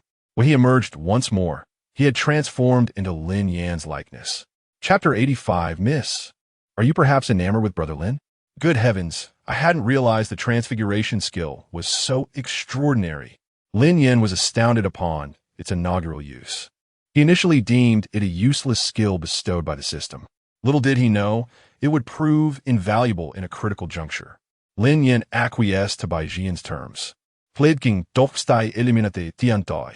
After assenting to Bai Jian's request, Lin Yan discreetly contacted Zhang Zhilei. Following deliberations, they resolved to eradicate Tian Tai in conjunction with the operation. Thus transpired the preceding scene. Lin Yan presented the Zhang Rongxiang family's remains at the train station, leading to his apprehension and subsequent incarceration.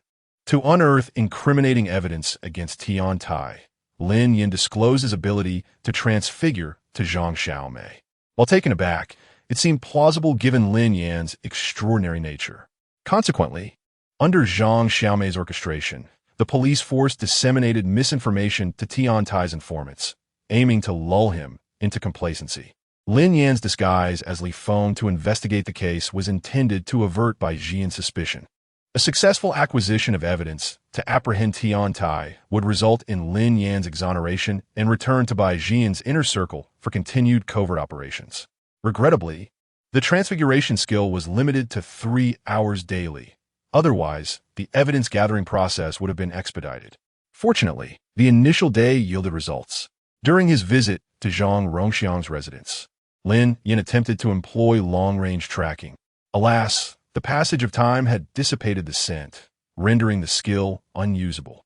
If they could successfully locate the individuals mentioned on the phone, the case's progression would likely accelerate.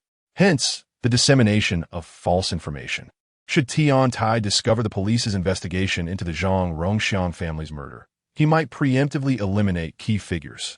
Presently, Lin Yan could only await the discovery of the individuals by other task force members, allowing him to utilize his transfiguration skill for further investigation without squandering precious time. Inside a police vehicle en route to the detention center, Li Feng, fixated on the video of himself, stared with such intensity that his eyelids nearly vanished. Director, good heavens, this is simply divine. Following the establishment of the Zhang Rongxiang family murder task force, Li Feng naturally ascended to the position of deputy leader, with Zhang Donghai assuming the role of leader. Simultaneously, he received a clandestine assignment to alternate shifts with Lin Yan. Lin Yan would handle investigations, while he would cover the remaining time. Zhang Donghai chuckled, remarking, "He is an extraordinary individual, not to be judged by conventional standards." Indeed, wasn't he extraordinary? Eliminating Cho Ji, capturing Black Wolf alive, uncovering a clandestine drug manufacturing operation, solving a rape murder case, and incidentally dismantling Huang Weiyong's network. Had he not personally witnessed these events, Zhang Donghai would have vehemently dismissed them as implausible. However, upon learning of Lin Yan's refusal to become a formal police officer, he felt a tinge of regret. Such a talent would undoubtedly serve as a formidable guardian of the region. By the way, henceforth, lead the task force members in the relentless pursuit of Cheng Xinghua and Jin Liang's whereabouts. The arduous task of locating individuals was best left to Li Feng. Lin Yan would focus on the technical aspects. Li Feng nodded, stating, "We have already conducted background checks on Cheng Xinghua and Jin Liang. We found no connection between Cheng Xinghua and Bai Jian, but we did discover his close association with Tian Tai, frequently visiting Tian Tai's hotels and clubs." Upon hearing this, Zhang Donghai furrowed his brow and said, "First, let's find the individuals in question." Following Lin Yan's detainment by the police, Bai Mengyao temporarily suspended her classes. Given the intricate external circumstances, particularly the previous assassination attempt, Bai Jian dared not be negligent without Lin Yan's presence. The current security team was adequate for safeguarding the residents. Tian Tai wouldn't dare launch a direct armed assault, would he? This is China, not South Asia. He lacks the audacity. Inside a cozy and charming pink princess room on the second floor of the villa, Bai Mengyao sat on the bedside, gazing blankly out the window. Lin Yan had been gone for 2 days. She had inquired with Secretary Li, but the latter was unaware of his whereabouts. Bai Mengyao felt a vague sense of unease. Her heart adrift like a rootless duckweed, constantly swaying, unable to find a resting place. Since his disappearance, she felt a loss of security. Her sleep was restless. During her piano practice today, she repeatedly struck wrong notes in a familiar piece. She couldn't fathom the reason. Knock, knock, knock. A knock sounded on the door. Bai Mengyao turned her head and said, "Come in." The door opened, and Li Xiaoyan stood at the entrance with a smile. Say, miss, the meal is ready. You may come downstairs to eat. Bai Mingyao nodded and rose to walk towards the door, but suddenly stopped and turned to Li Xiaoyan, asking, will brother Lin return? Upon hearing this, Li Xiaoyan frowned slightly. She wasn't entirely sure why Lin Yan had suddenly left. However, her keen intuition led her to suspect some underlying reason. The fact that the boss hadn't instructed her to find another bodyguard indicated that Lin Yan was still employed, perhaps temporarily absent due to other needs. Miss, rest assured, Brother Lin will definitely return. Really? Bai Mingyao's eyes, previously dim, lit up upon hearing this. Li Xiun nudda. Reassuring her, miss, don't worry. She paused for a moment, then asked with curiosity, Mississippi, could it be that you have fallen for Brother Lin? She wouldn't dare ask such a question to anyone else. However, having spent 2 years with Bai Mingyao, Li Xiaoyan realized that she was merely a naive girl raised in an ivory tower since childhood, devoid of ulterior motives. She wouldn't be upset by her question. In fact, Li Xiaoyan often treated her like a younger sister. Fallen for. A hint of confusion flickered in Bai Mingyao's eyes. She was familiar with the word like. She liked singing, she liked eating bananas. The word encompassed a multitude of meanings, varying with context and environment. She couldn't immediately discern what secretarially meant by like. It's that kind of liking between two people. Li Xiaoyun Brumta. Ever since Lin Yan became the Mrs.'s personal bodyguard, she had gradually noticed a change in the Mrs.'s attitude towards him. Strangers had visited the house before, especially when the boss was present. Among them were numerous promising young men. The Miss treated them politely, but maintained a distance. Only with Brother Lin did the Miss seem clingy. Come to think of it, it was normal. Brother Lin was not only capable and skilled behind the wheel, but also quite entertaining. Moreover, he was a piano virtuoso, and so handsome, apart from lacking a prominent background. He was practically the perfect male god in the eyes of all girls. I can't praise him any further, or I'll start drooling myself, Li Xiaoyan thought. Liking between two people, Bai Mingyao murmured to herself. Was Secretary Li referring to love? But what exactly did love feel like? She had only read about it in books, never experienced it firsthand. Li Xiaoyan continued to guide her. It's when you miss him when he's not around. When you want to do many things with him, even spend your entire life with him. Chapter 86. The interrogation of Lin Yan after the key points were elucidated. It seemed that Bai Mingyao suddenly grasped the concept. During Lin Yan's absence over the past 2 days, she had indeed found herself thinking of him from time to time, yearning to hear him share his knowledge of the piano. She longed to play alongside him, and though she had never contemplated the notion of spending eternity together, she sensed an undeniable desire for his presence to remain by her side. Meanwhile, the technical team of the Special Investigation Unit worked tirelessly, swiftly pinpointing Cheng Xinghua's whereabouts. At 10:50 p.m. that evening, Cheng Xinghua appeared at the Nandu Kangxiao Hotel and checked in. Upon receiving the news, Li Feng acted decisively, assembling a police force to rush to the hotel. Upon entering the lobby, Li Feng displayed his officer's badge, causing the front desk staff to spring into action, promptly retrieving Cheng Xinghua's room number, 605. As the group ascended to the 6th floor via the elevator, Li Feng and his colleagues instinctively reached for their waists, swiftly drawing their service weapons and chambering rounds. Aware that Cheng Xinghua might be the perpetrator of a murder, they remained on high alert. Before they could approach room 605, a piercing scream from a woman echoed through the door and into the corridor, the hotel's poor soundproofing rendering the shriek particularly jarring. Li Feng's brow furrowed immediately, while a look of disdain crossed Wang Tingting's face. In order to prevent Cheng Xinghua from sensing any abnormality, Li Feng signaled to a staff member, who understood and quickly unlocked the door with a spare key. As the electronic lock clicked open, Li Feng, weapon drawn, stormed into the room, barking, "Don't move."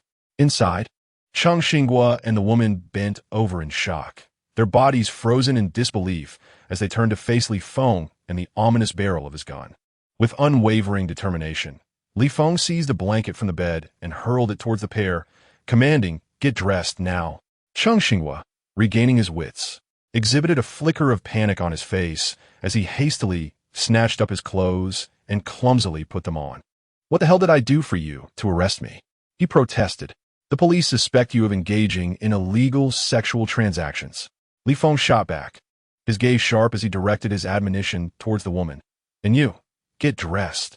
Due to the high confidentiality of the operation to apprehend Cheng Xinghua, it was imperative that the woman also be taken back to the precinct. As she picked up her dress from the floor, she muttered, "Officer, is it really necessary to bring guns to a prostitution bust? It feels like you're catching a murderer." Her familiar complaints betrayed that this was not her first encounter with the law, yet the gravity of the situation left her visibly stunned.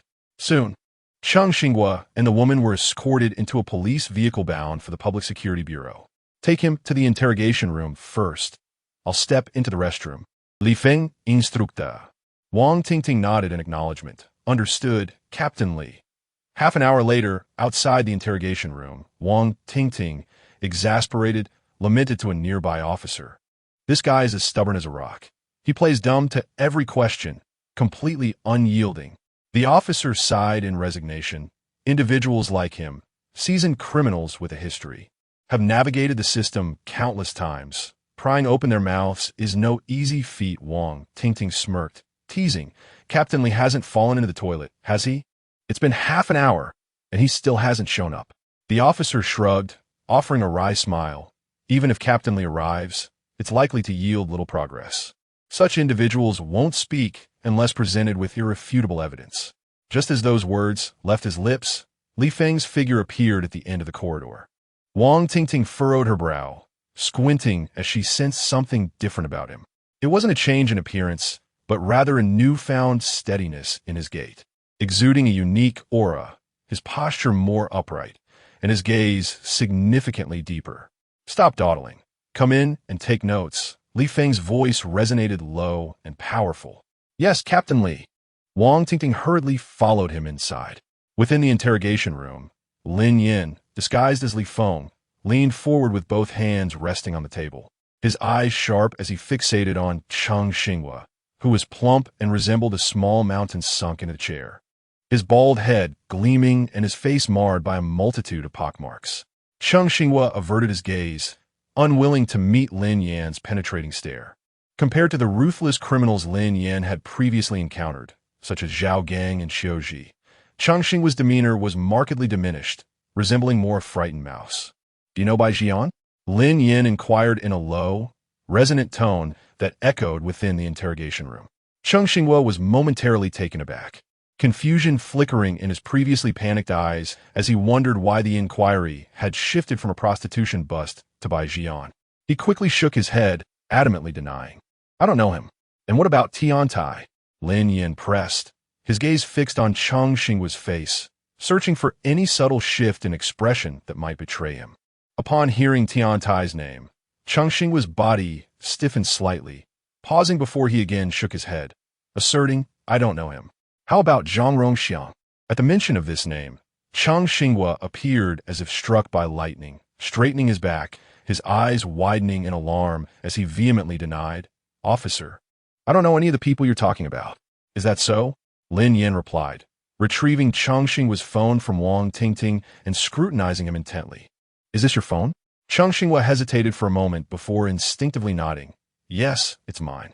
Lin Yan produced a call log, pointing with his slender finger to the second-to-last number, starting with 189. "Call this number." "Understood," Wang Tingting responded, quickly pulling out her phone to dial the number. "Moments later." Cheng Xinghua's phone rang. Lin Yan's voice dropped ominously, imbued with an air of pressure. "I'll ask you once more. Do you know Zhang Rongxiang?" Cheng Xinghua's heart sank, a flicker of panic crossing his face as he stuttered, I. Lin Yan stood and strode towards Cheng Xinghua, presenting the call log before him and coldly stating, "This is the call log from the day before Zhang Rongxiang was murdered. You must recognize this number." As Cheng Xinghua stared at the number on the log, his complexion turned pale, stammering, "It's mine, but his death has nothing to do with me." "Then why did you falsely claim not to know him?" Lin Yan pressed, his voice growing increasingly stern. Cheng Xinghua fell silent once more, beads of sweat forming on his forehead. Lin Yan let out a cold laugh and began his narrative. The last recorded call to Zhang Rongxiang was on May 13th. That day, his family had planned to cook at home, but received a phone call, after which they eagerly left. Unfortunately, it was a trap. and they met a grim fate at the hands of the murderer who called them. And the person who made that call was you. Zhang Zhilei protested, "Officer, don't make baseless accusations. This has nothing to do with me." Lin Yan pointed to the surveillance camera in the interrogation room, coldly stating, "Every word you've just spoken has been recorded. It proves that you lied to the police during the interrogation, denying any acquaintance with Zhang Rongxiang. If this matter is unrelated to you, why conceal it? We will not wrongfully accuse the innocent, but we shall not let the guilty go unpunished. Next, we will continue to gather evidence, and once the chain of evidence is complete," Lin Yan approached Zhang Zhilei, placing a firm hand on his shoulder as he enunciated with gravity, "You are the murderer of Zhang Rongxiang's entire family. According to our laws, you are undoubtedly doomed." He could distinctly sense Zhang Zhilei's body tremble violently with fear.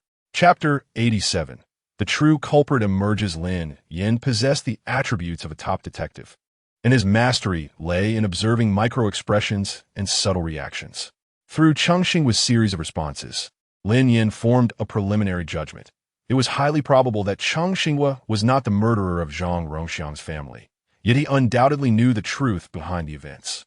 At the outset, Lin Yan inquired about Bai Jian, aiming to scrutinize Zhang Zhilei's expressions and tone when he spoke the truth, using this as a reference to determine whether his subsequent answers were deceptive. It became apparent that Cheng's later responses were all laced with falsehoods. Lin Yan's subsequent remarks were intended to probe Zhang Zhilei's psychological fortitude, observing his reactions closely. When confronted with accusations, Zhang instinctively lowered his head, his eyes darting rapidly as he focused on formulating a defense, striving to prove his innocence. A genuine perpetrator would typically deny their guilt outright or exhibit a profound fear of death. Zhang, however, seemed flustered yet retained a semblance of confidence, indicating that he was most likely not the true culprit. "Officer, I truly did not commit murder. I'm not the one who killed him," Zhang Zhilei exclaimed, his voice trembling slightly. Lin Yan pressed on, "Then who is the murderer?" How would I know who killed him? You cannot convict me based solely on a phone call." Cheng's voice rose in pitch, an attempt to mask his inner turmoil. Lin Yan smiled faintly. "I have made myself quite clear. Based on the current evidence, you are the sole suspect. Once the evidence chain is complete, any denial on your part will be futile. The evidence will not speak on your behalf." Though not a formal police officer, Lin Yan eschewed conventional interrogation methods, his sole aim being to swiftly extract leads from the suspect. He sought to induce psychological panic in Zhang through logical reasoning, aiming to dismantle his mental defenses with the specter of capital punishment. Zhang lowered his head once more, his brows furrowed in deep thought. Lin Yan continued to apply pressure. "I know what you are contemplating." Zhang looked up in surprise, confusion flickering in his eyes. "What am I thinking?" Lin Yan sneered. "You are contemplating how to fabricate an excuse that could obscure the truth while allowing you to evade responsibility and extricate yourself from this predicament. But you are mistaken. If you did indeed commit the murder, no matter your words, you cannot escape the clutches of the law." "But," Lin Yan deliberately paused, heightening Cheng's anxiety. "But what?" Cheng swallowed hard, his panic becoming increasingly evident. Lin Yan had struck a nerve. Cheng had indeed been pondering whether he could confess only to soliciting, concealing other matters to secure his freedom. Lin Yan continued, "If you remain silent now, even if you're not the murderer, once we identify the true culprit, you will still be regarded as an accomplice. You made the call and intentionally concealed information. A heavy sentence awaits you. If you confess now, there is the possibility of leniency due to your cooperation. Are you certain you wish to continue your silence?" Cheng, upon hearing this, once again lowered his head in contemplation. Now in his 30s, the prospect of spending years in prison weighed heavily on him. By the time he emerged, he would be well into his twilight years. Furthermore, he had prior experience with incarceration and understood that life behind bars was far less comfortable than outside. He was unwilling to return to that existence. After a moment, Cheng seemed to reach a resolution. Raising his gaze to Lin Yan, "Officer, I will speak." Lin Yan turned to Wang Tingting. "Record this." "Yes."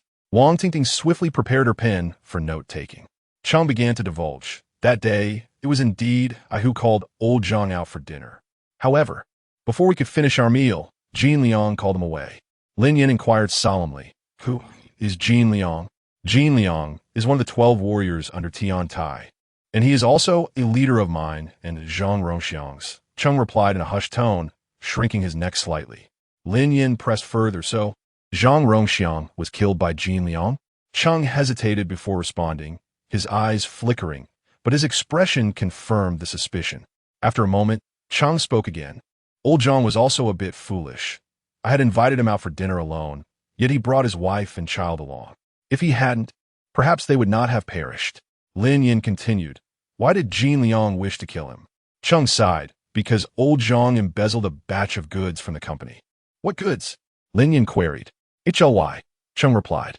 Lin Yan exchanged a shocked glance with Wang Tingting, both taken aback. "Why did he embezzle?" Lin Yan pressed. Cheng elaborated. "Old Zhang was unfortunate. For years he had lived on the edge, and just when life seemed to be looking up, his son was diagnosed with a heart condition. To cure it completely, he needed to procure an organ from the black market abroad and undergo a transplant, requiring a significant sum of money. Left with no choice, he resorted to embezzlement, only to be discovered. After such an incident, the company would undoubtedly not let him off the hook," Lin Yan remarked, continuing his line of questioning. "What company are you referring to?" Understanding the futility of his situation, Cheng decided to come clean completely in hopes of preserving his life upon release. "It is merely our term. In reality, it is Tian Tai's underworld enterprise involving gambling, prostitution, nightclubs, and drug trafficking. The reason is simple. Only if Tian Tai and his cohorts are apprehended can I ensure my safety. Otherwise, even if I serve my time, I would undoubtedly face retribution." Lin Yan inquired, "Where is Jin Liang now?" Cheng resignedly replied, "His whereabouts are unpredictable at this moment. He is either indulging in debauchery at some club or enjoying leisure at a mistress's residence." Lin Yan, having fallen silent for a moment, approached Cheng's phone. Handing it to him, "Call him right now." Chapter 88. Jin Liang has fled. This. Cheng Xinghua instinctively hesitated, or rather, was gripped by fear. The ruthless visage of Jin Liang lingered in his mind, unshakable. If he were to call and extract the address, would not Jin Liang discern that he was the one betraying him? "Rest assured, if he truly is a murderer, I shall not let him escape." Lin Yan's gaze was resolute, his tone firm. Setting aside the legal implications, a beast that spares not even children deserves to be subjected to the most severe retribution. Cheng Xinghua looked up at Lin Yan, and seeing his unwavering confidence, his initial trepidation began to dissipate. He illuminated his phone screen, unlocked it, and navigated to the contact labeled Liangge. His finger hovered over the dial button, hesitating still. Observing this, Lin Yan continued, "Once you make this call, even if you accomplish something significant, we will petition the court for leniency in your sentencing." Upon hearing this, Cheng Xinghua gritted his teeth and pressed the dial button. Beep, beep, beep. After a few tones, a disgruntled voice emerged from the other end. "What is it?" Cheng Xinghua switched to a cautious tone. "Liangge. We have some friends from out of town who wish to come by and collect some meat." "Get lost. Why bring it now, when I'm in the middle of something? Go find Ergo." Cheng Xinghua persisted. "I asked Ergo, and he doesn't have enough stock." "Damn!" Jin Liang cursed a few times before responding. "Hongxing Garden. Building 5, 15th floor, room 303. With that, he hung up. Cheng Xinghua looked at Lin Yan, who promptly took his phone and commanded Wang Tingting, "Assemble the team immediately." "Yes." Wang Tingting set down her pen and hurried out of the interrogation room. Lin Yan unlocked the interrogation chair. "You must come with us." I. Cheng Xinghua's face revealed his fear. Lin Yan stated, "We have reached this juncture. You can either choose to assist us in apprehending Jin Liang or face the law. It's your decision." "All right." Cheng Xinghua slowly rose. A few minutes later, 2 private vehicles exited the gates of the Public Security Bureau. Lin Yan drove, with Cheng Xinghua seated in the passenger seat, unshackled. In Lin Yan's eyes, no one had yet been born who could escape his grasp. Even if Cheng Xinghua were given wings, he would not fly away. In the other vehicle, Wang Tingting was visibly excited. "My goodness, you wouldn't believe it. Li Team Leader is incredible." She had just witnessed Lin Yan interrogating Cheng Xinghua in the interrogation room and found him utterly impressive. Though she had restrained her enthusiasm, due to the serious atmosphere. How incredible, a curious officer inquired. Wang Tingting animatedly described. In less than 10 minutes, he had Zhang Zhilei, this seasoned trickster, confess everything and reveal the address of the true culprit. I ask you, is that not extraordinary? The other officers exchanged astonished glances, filled with surprise and disbelief. They had just been summoned for a task and were unaware of the specifics. Hearing Wang Tingting's words, they understood they were off to capture the real perpetrator. Although Li Feng was from a different precinct, they all knew him. Was he truly that formidable? Why had they not noticed it before? If he could indeed complete an interrogation in 10 minutes and turn a suspect into a witness, that would be remarkable.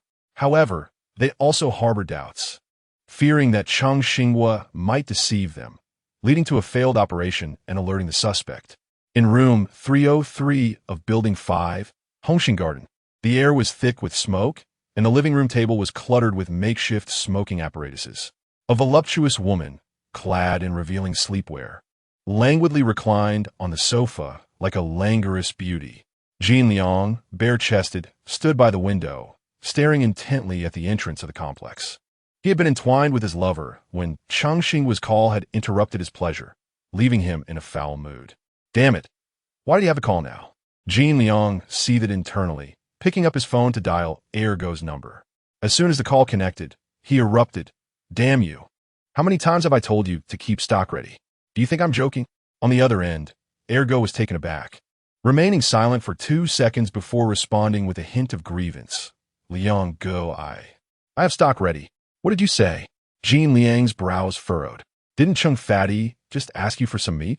You say you don't have any? Liang Go, don't listen to his nonsense. I have plenty of stock. Egu mumbled. Jin Liang abruptly hung up, his gaze sharpening as he looked toward the entrance. A sense of foreboding struck him. This is bad. Years of surviving on the knife's edge had honed his instincts far beyond the ordinary, and he sensed danger instantly. This was also the key reason he had never left a criminal record at the police station. He had always managed to avert disaster. He hastily donned a shirt from the sofa and headed for the door. Liang-go, where are you going? The woman on the sofa exclaimed, rising to embrace him. Get off me. Jin Liang shoved her away. This was no time to indulge in soft comforts. He took the elevator down to the basement, flooring the accelerator, the tires screeching against the epoxy floor. At that moment, 2 private vehicles entered the basement, brushing past Jin Liang's car. Cheng Xinghua, feeling anxious, nervously rubbed his hands, completely oblivious to Jin Liang's vehicle. Lin Yan parked the car beneath Building 5, and everyone disembarked, with Cheng Xinghua being escorted to the elevator. Upon exiting the elevator, Lin Yan swiftly drew his sidearm, chambering around, and approached the door of room 303. Knock, Lin Yan softly commanded, trembling. Cheng Xinghua stepped to the door and raised his hand to knock. Knock, knock, knock, knock, knock, knock. Moments later, the door opened, revealing the alluring woman in revealing sleepwear, who paused upon seeing Cheng Xinghua. Chung Fatty, it's you? Where's Liang-go? She had assumed the one knocking was Jin Liang returning, thus opening the door without a hint of caution. Just then, a figure emerged from the side corridor and entered the room directly. Wang Tingting and the others promptly revealed their identity. Police. Don't move, hands on your head. The woman was taken aback, her eyes wide with shock. With the table strewn with smoking paraphernalia, she was left speechless and could only comply, crouching down with her hands on her head. Lin Yan quickly searched several rooms, but found no one else. He strode to the woman, his voice low and commanding. Where is Jin Liang? I don't know. I know nothing. The woman shook her head, her voice trembling. Lin Yan's gaze swept over the lighter on the table and the still smoldering cigarette, but in the ashtray. It was evident that Jin Liang had fled, and not long ago. This was because the woman reeked only of second-hand smoke and a lingering odor. The smoke was clearly not hers. Wang Tingting frowned. This is strange. We didn't leak any information. How did he know we were coming for him? Another officer shrugged helplessly. This kind of person is exceedingly cunning.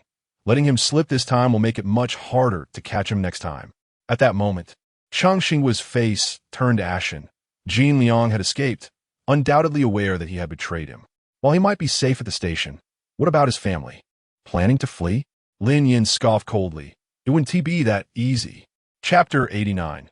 Thousand-mile pursuit. The car god unleashed upon hearing this. The crowd turned to Lin Yan, their faces etched with astonishment.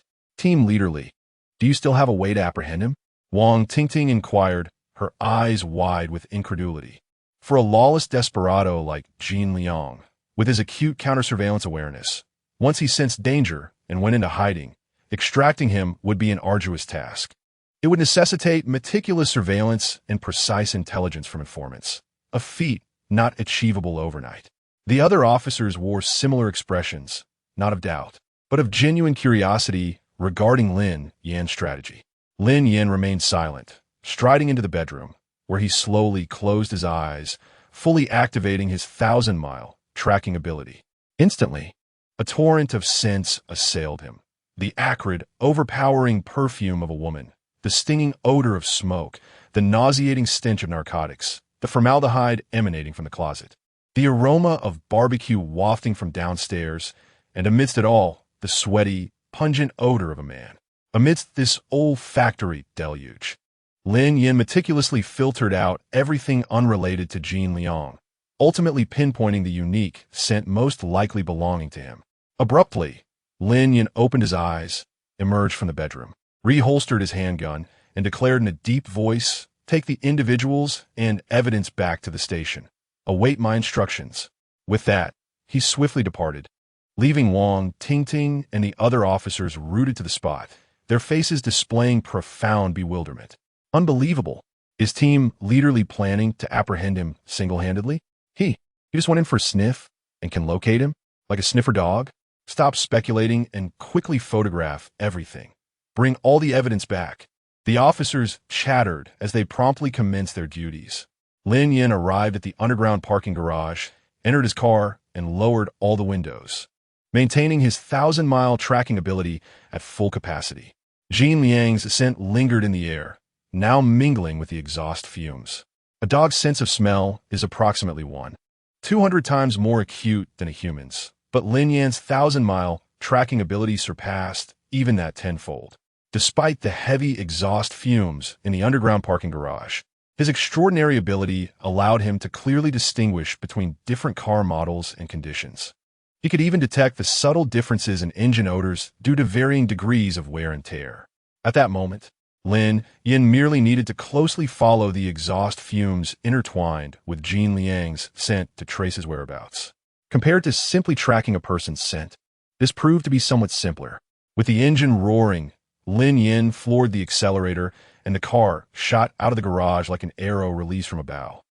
Meanwhile, Jin Liang was driving a BMW 530, speeding along the road leading out of the city. His phone was already switched off.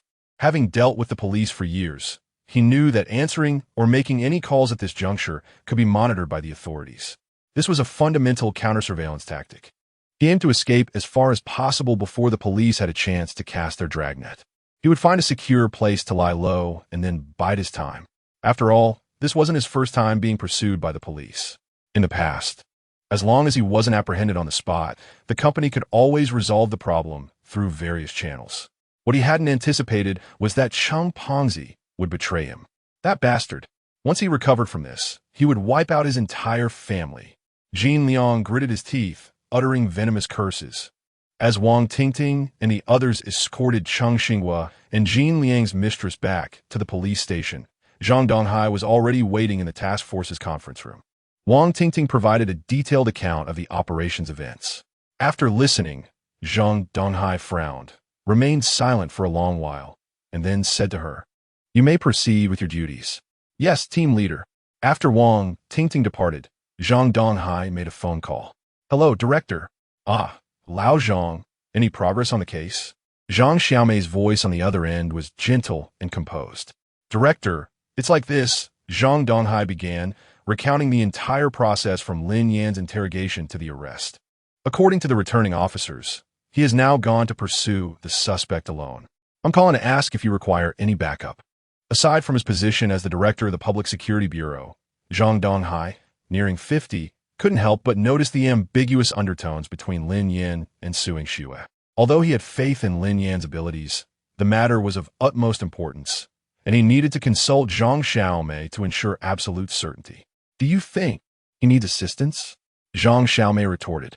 Zhang Donghai smiled subtly. In my opinion, he shouldn't require it. This Jin Liang is far inferior to Qiu Ji. Zhang Zhilei responded. Since he hasn't requested assistance, let's confidently place our trust in him. Zhang Donghai nodded. Understood, director. 20 minutes later, Jin Liang drove out of Nandu's urban area, with only 5 kilometers remaining to the highway entrance. Once he reached the highway, he could speed away, escaping to another province. Upon arriving, he could abandon the car at will, seek refuge with friends, and make it exceedingly difficult for the police to track him down. However, at that moment, Jin Liang glimpsed a car rapidly approaching him in the rearview mirror. The speed limit on this provincial road was 80 kilometers per hour. But Jin Liang's speed had already reached 120 kilometers per hour, a severe violation. For the other car to close in so quickly under these conditions, its speed must have been extraordinary. An ominous premonition washed over Jin Liang. Without hesitation, he slammed on the accelerator again, attempting to shake off the pursuer. Unfortunately, this was a two-way, 4-lane road, with poor visibility at night and heavy trucks traveling along it. With his driving skills, Jin Liang's maximum speed was 140 kilometers per hour, and he had to constantly brake, steer, and overtake, requiring intense concentration. Even so, he nearly collided with a truck. Yet, the car behind him was like a phantom, closing in relentlessly. At its closest, the distance between the two cars was less than 2 car lengths, making it impossible to shake off. Jin Liang grew increasingly anxious, his heart pounding like a drum, his throat parched and burning, his Adam's apple bobbing involuntarily as he desperately swallowed saliva. Ahead, 2 trucks appeared, positioned closely together, seemingly about to drive side by side. If Jin Liang was blocked by these 2 trucks, he would inevitably have to slow down, which would mean being caught by the car behind. The only option was to risk overtaking between the 2 trucks. However, the gap between the 2 trucks was less than 10 meters, a narrow space that made overtaking extremely hazardous. But the ever-present fear behind him sent shivers down Jin Liang's spine, and he desperately wanted to escape. With a determined bite, he hardened his heart and floored the accelerator. Jin Liang roared, the car engine emitting a deafening rumble as it accelerated once more. He swiftly turned the steering wheel, veering the car into the narrow gap between the 2 trucks, barely wide enough for one car to pass through and narrowly squeeze through. As the rear of his car swung past, the gap between the 2 trucks was no longer wide enough for any vehicle to squeeze through. Jin Liang exhaled deeply, gasping for breath, as if he could still hear the angry shouts of the truck drivers. At that moment, a long line of trucks had formed in the opposite lane.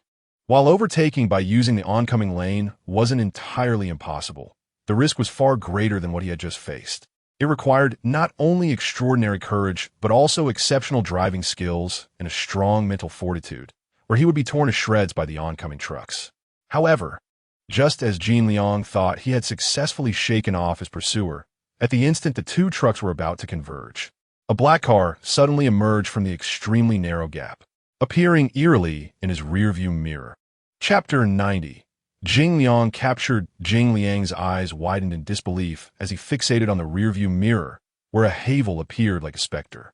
He understood all too well what it meant to drive an ordinary domestic SUV to such an extraordinary level.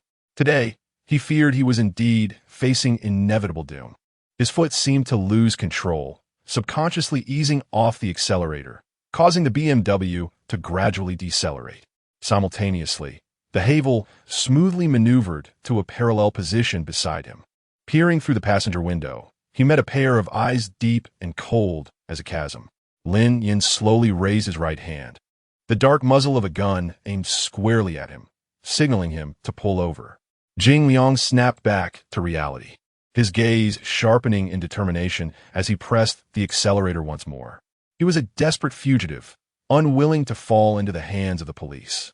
At that moment, 2 sharp gunshots shattered the stillness of the night.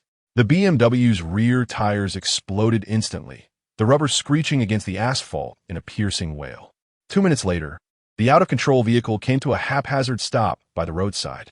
Seeing this, Jin Liang wasted no time abandoning the car and sprinting toward the adjacent farmland. However, Just a few steps into his escape, he instinctively glanced back and saw a shadow leap like a cheetah, closing in above him in the blink of an eye. A sudden, searing pain struck his left cheek as he was sent sprawling to the ground by an overwhelming force. Jing Liang clutched his burning, numb face in terror, trembling as he looked up at his assailant, stammering, "Why you? Are you a police officer?" Though dressed in civilian attire, the moment the gun was drawn, he recognized it as a police firearm. Lin Yan, expressionless, holstered his gun, rolled up his sleeves, and yanked Jing Liang off the ground, bellowing, "What does it matter who I am?" He then unleashed a furious punch squarely on Jing Liang's face. "Ah!" Jing Liang screamed, his body flailing like a kite severed from its string. Lin Yan's blow was devoid of any embellishment. It stemmed purely from his intense disdain and fury towards this vile man. Zhang Rongxiang deserved his fate, but his innocent young son did not. The adage, "Do not let misfortune befall one's wife and children," was the root of Lin Yan's rage. Dazed and reeling from the impact, Jing Liang lay on the ground, moaning in agony with blood filling his mouth, a cloying metallic taste pervading his senses. After a brief moment, as the pain subsided slightly, he mustered the strength to gaze at Lin Yan, weakly inquiring, Who are you? Police officers cannot abuse their power. Be careful, or I will report you." "Huh?" Lin Yan scoffed, his eyes brimming with scorn. "Now you wish to speak of the law? When you were committing murder, arson, and drug trafficking, did you ever consider that in this country, on this land, the law exists to protect the innocent? You want to report me? Fine, I'll give you that chance." With that, Lin Yan strode forward, seizing Jing Liang once more, delivering another round of merciless blows. If he did not act now, there would be no opportunity once they returned. An hour later, at the Westbridge Security Bureau, the Havel came to a halt in front of the office building. Anticipating the arrival, Zhang Donghai and others had been waiting. Lin Yan exited the vehicle, opened the back door, and dragged Jing Liang out as if he were a lifeless dog. He dusted off his hands and calmly declared, "He resisted arrest, but has been subdued." The sight left everyone present utterly astonished, especially Wang Tingting, whose eyes were wide as saucers, her face a mask of disbelief. She could not fathom how team leader Li had managed to apprehend him. The Jing Liang before her bore no resemblance to someone who had put up a fight. Rather, he appeared as a thoroughly cowed beast, trembling in fear and scarcely daring to breathe. Zhang Donghai nodded slightly, saying, "You've worked hard. Take a moment to rest. We'll handle the rest." Lin Yan acknowledged the request and quickly drove off toward the detention center, as the time for the disguise was about to expire. Upon returning, Lin Yan entered the luxurious private room where the real Li Feng lay languidly on the bed, clearly startled upon seeing Lin Yan. "Wait, how did you do that?" Li Feng inquired, scrutinizing Lin Yan's face from every angle. "Interested in learning?" Lin Yan raised an eyebrow. Indeed, Li Feng admitted candidly, if he could master such a skill, it would elevate him significantly, though he had yet to determine how precisely. "Oh," Lin Yan responded nonchalantly, continuing to change into his prison garb, leaving the conversation at that. "What does that all mean?" Li Feng asked, perplexed. Once dressed, Lin Yan regarded him with an innocuous expression, shrugging. "I merely asked if you wish to learn. I never stated I would teach you." Damn it." Li Feng realized he had been played. Lin Yan patted his shoulder, his demeanor shifting to seriousness. "Jing Liang has been captured. Getting him to confess will not be easy, and getting him to identify Tian Tai will be even more challenging. Inform Director Zhang that this matter requires patience and careful deliberation." "How do we deliberate?" Li Feng fronat. Lin Yan pondered, first this way, then that way, and finally. Li Feng leaned back, squinting at him. "I feel like you're toying with me." Lin Yan nodded. "You are quite astute." "Damn it." Li Feng bota. Lin Yan continued. "I haven't formulated a solid plan yet. Jing Liang knows he faces a death sentence. Once he confesses, it's certain doom for him. So he will never speak." Li Feng nodded in agreement. Lin Yan's assessment was accurate. Such desperate criminals are acutely aware of their circumstances. The more frequently the police interrogate them with increasing intensity, the more it suggests they lack concrete evidence at present. Consequently, he would remain tight-lipped. This is a fundamental understanding for a criminal investigator when dealing with offenders, especially those with long histories of crime, unlike those implicated in random offenses. Tell Director Zhang that no one should interrogate him tonight, nor ask him anything.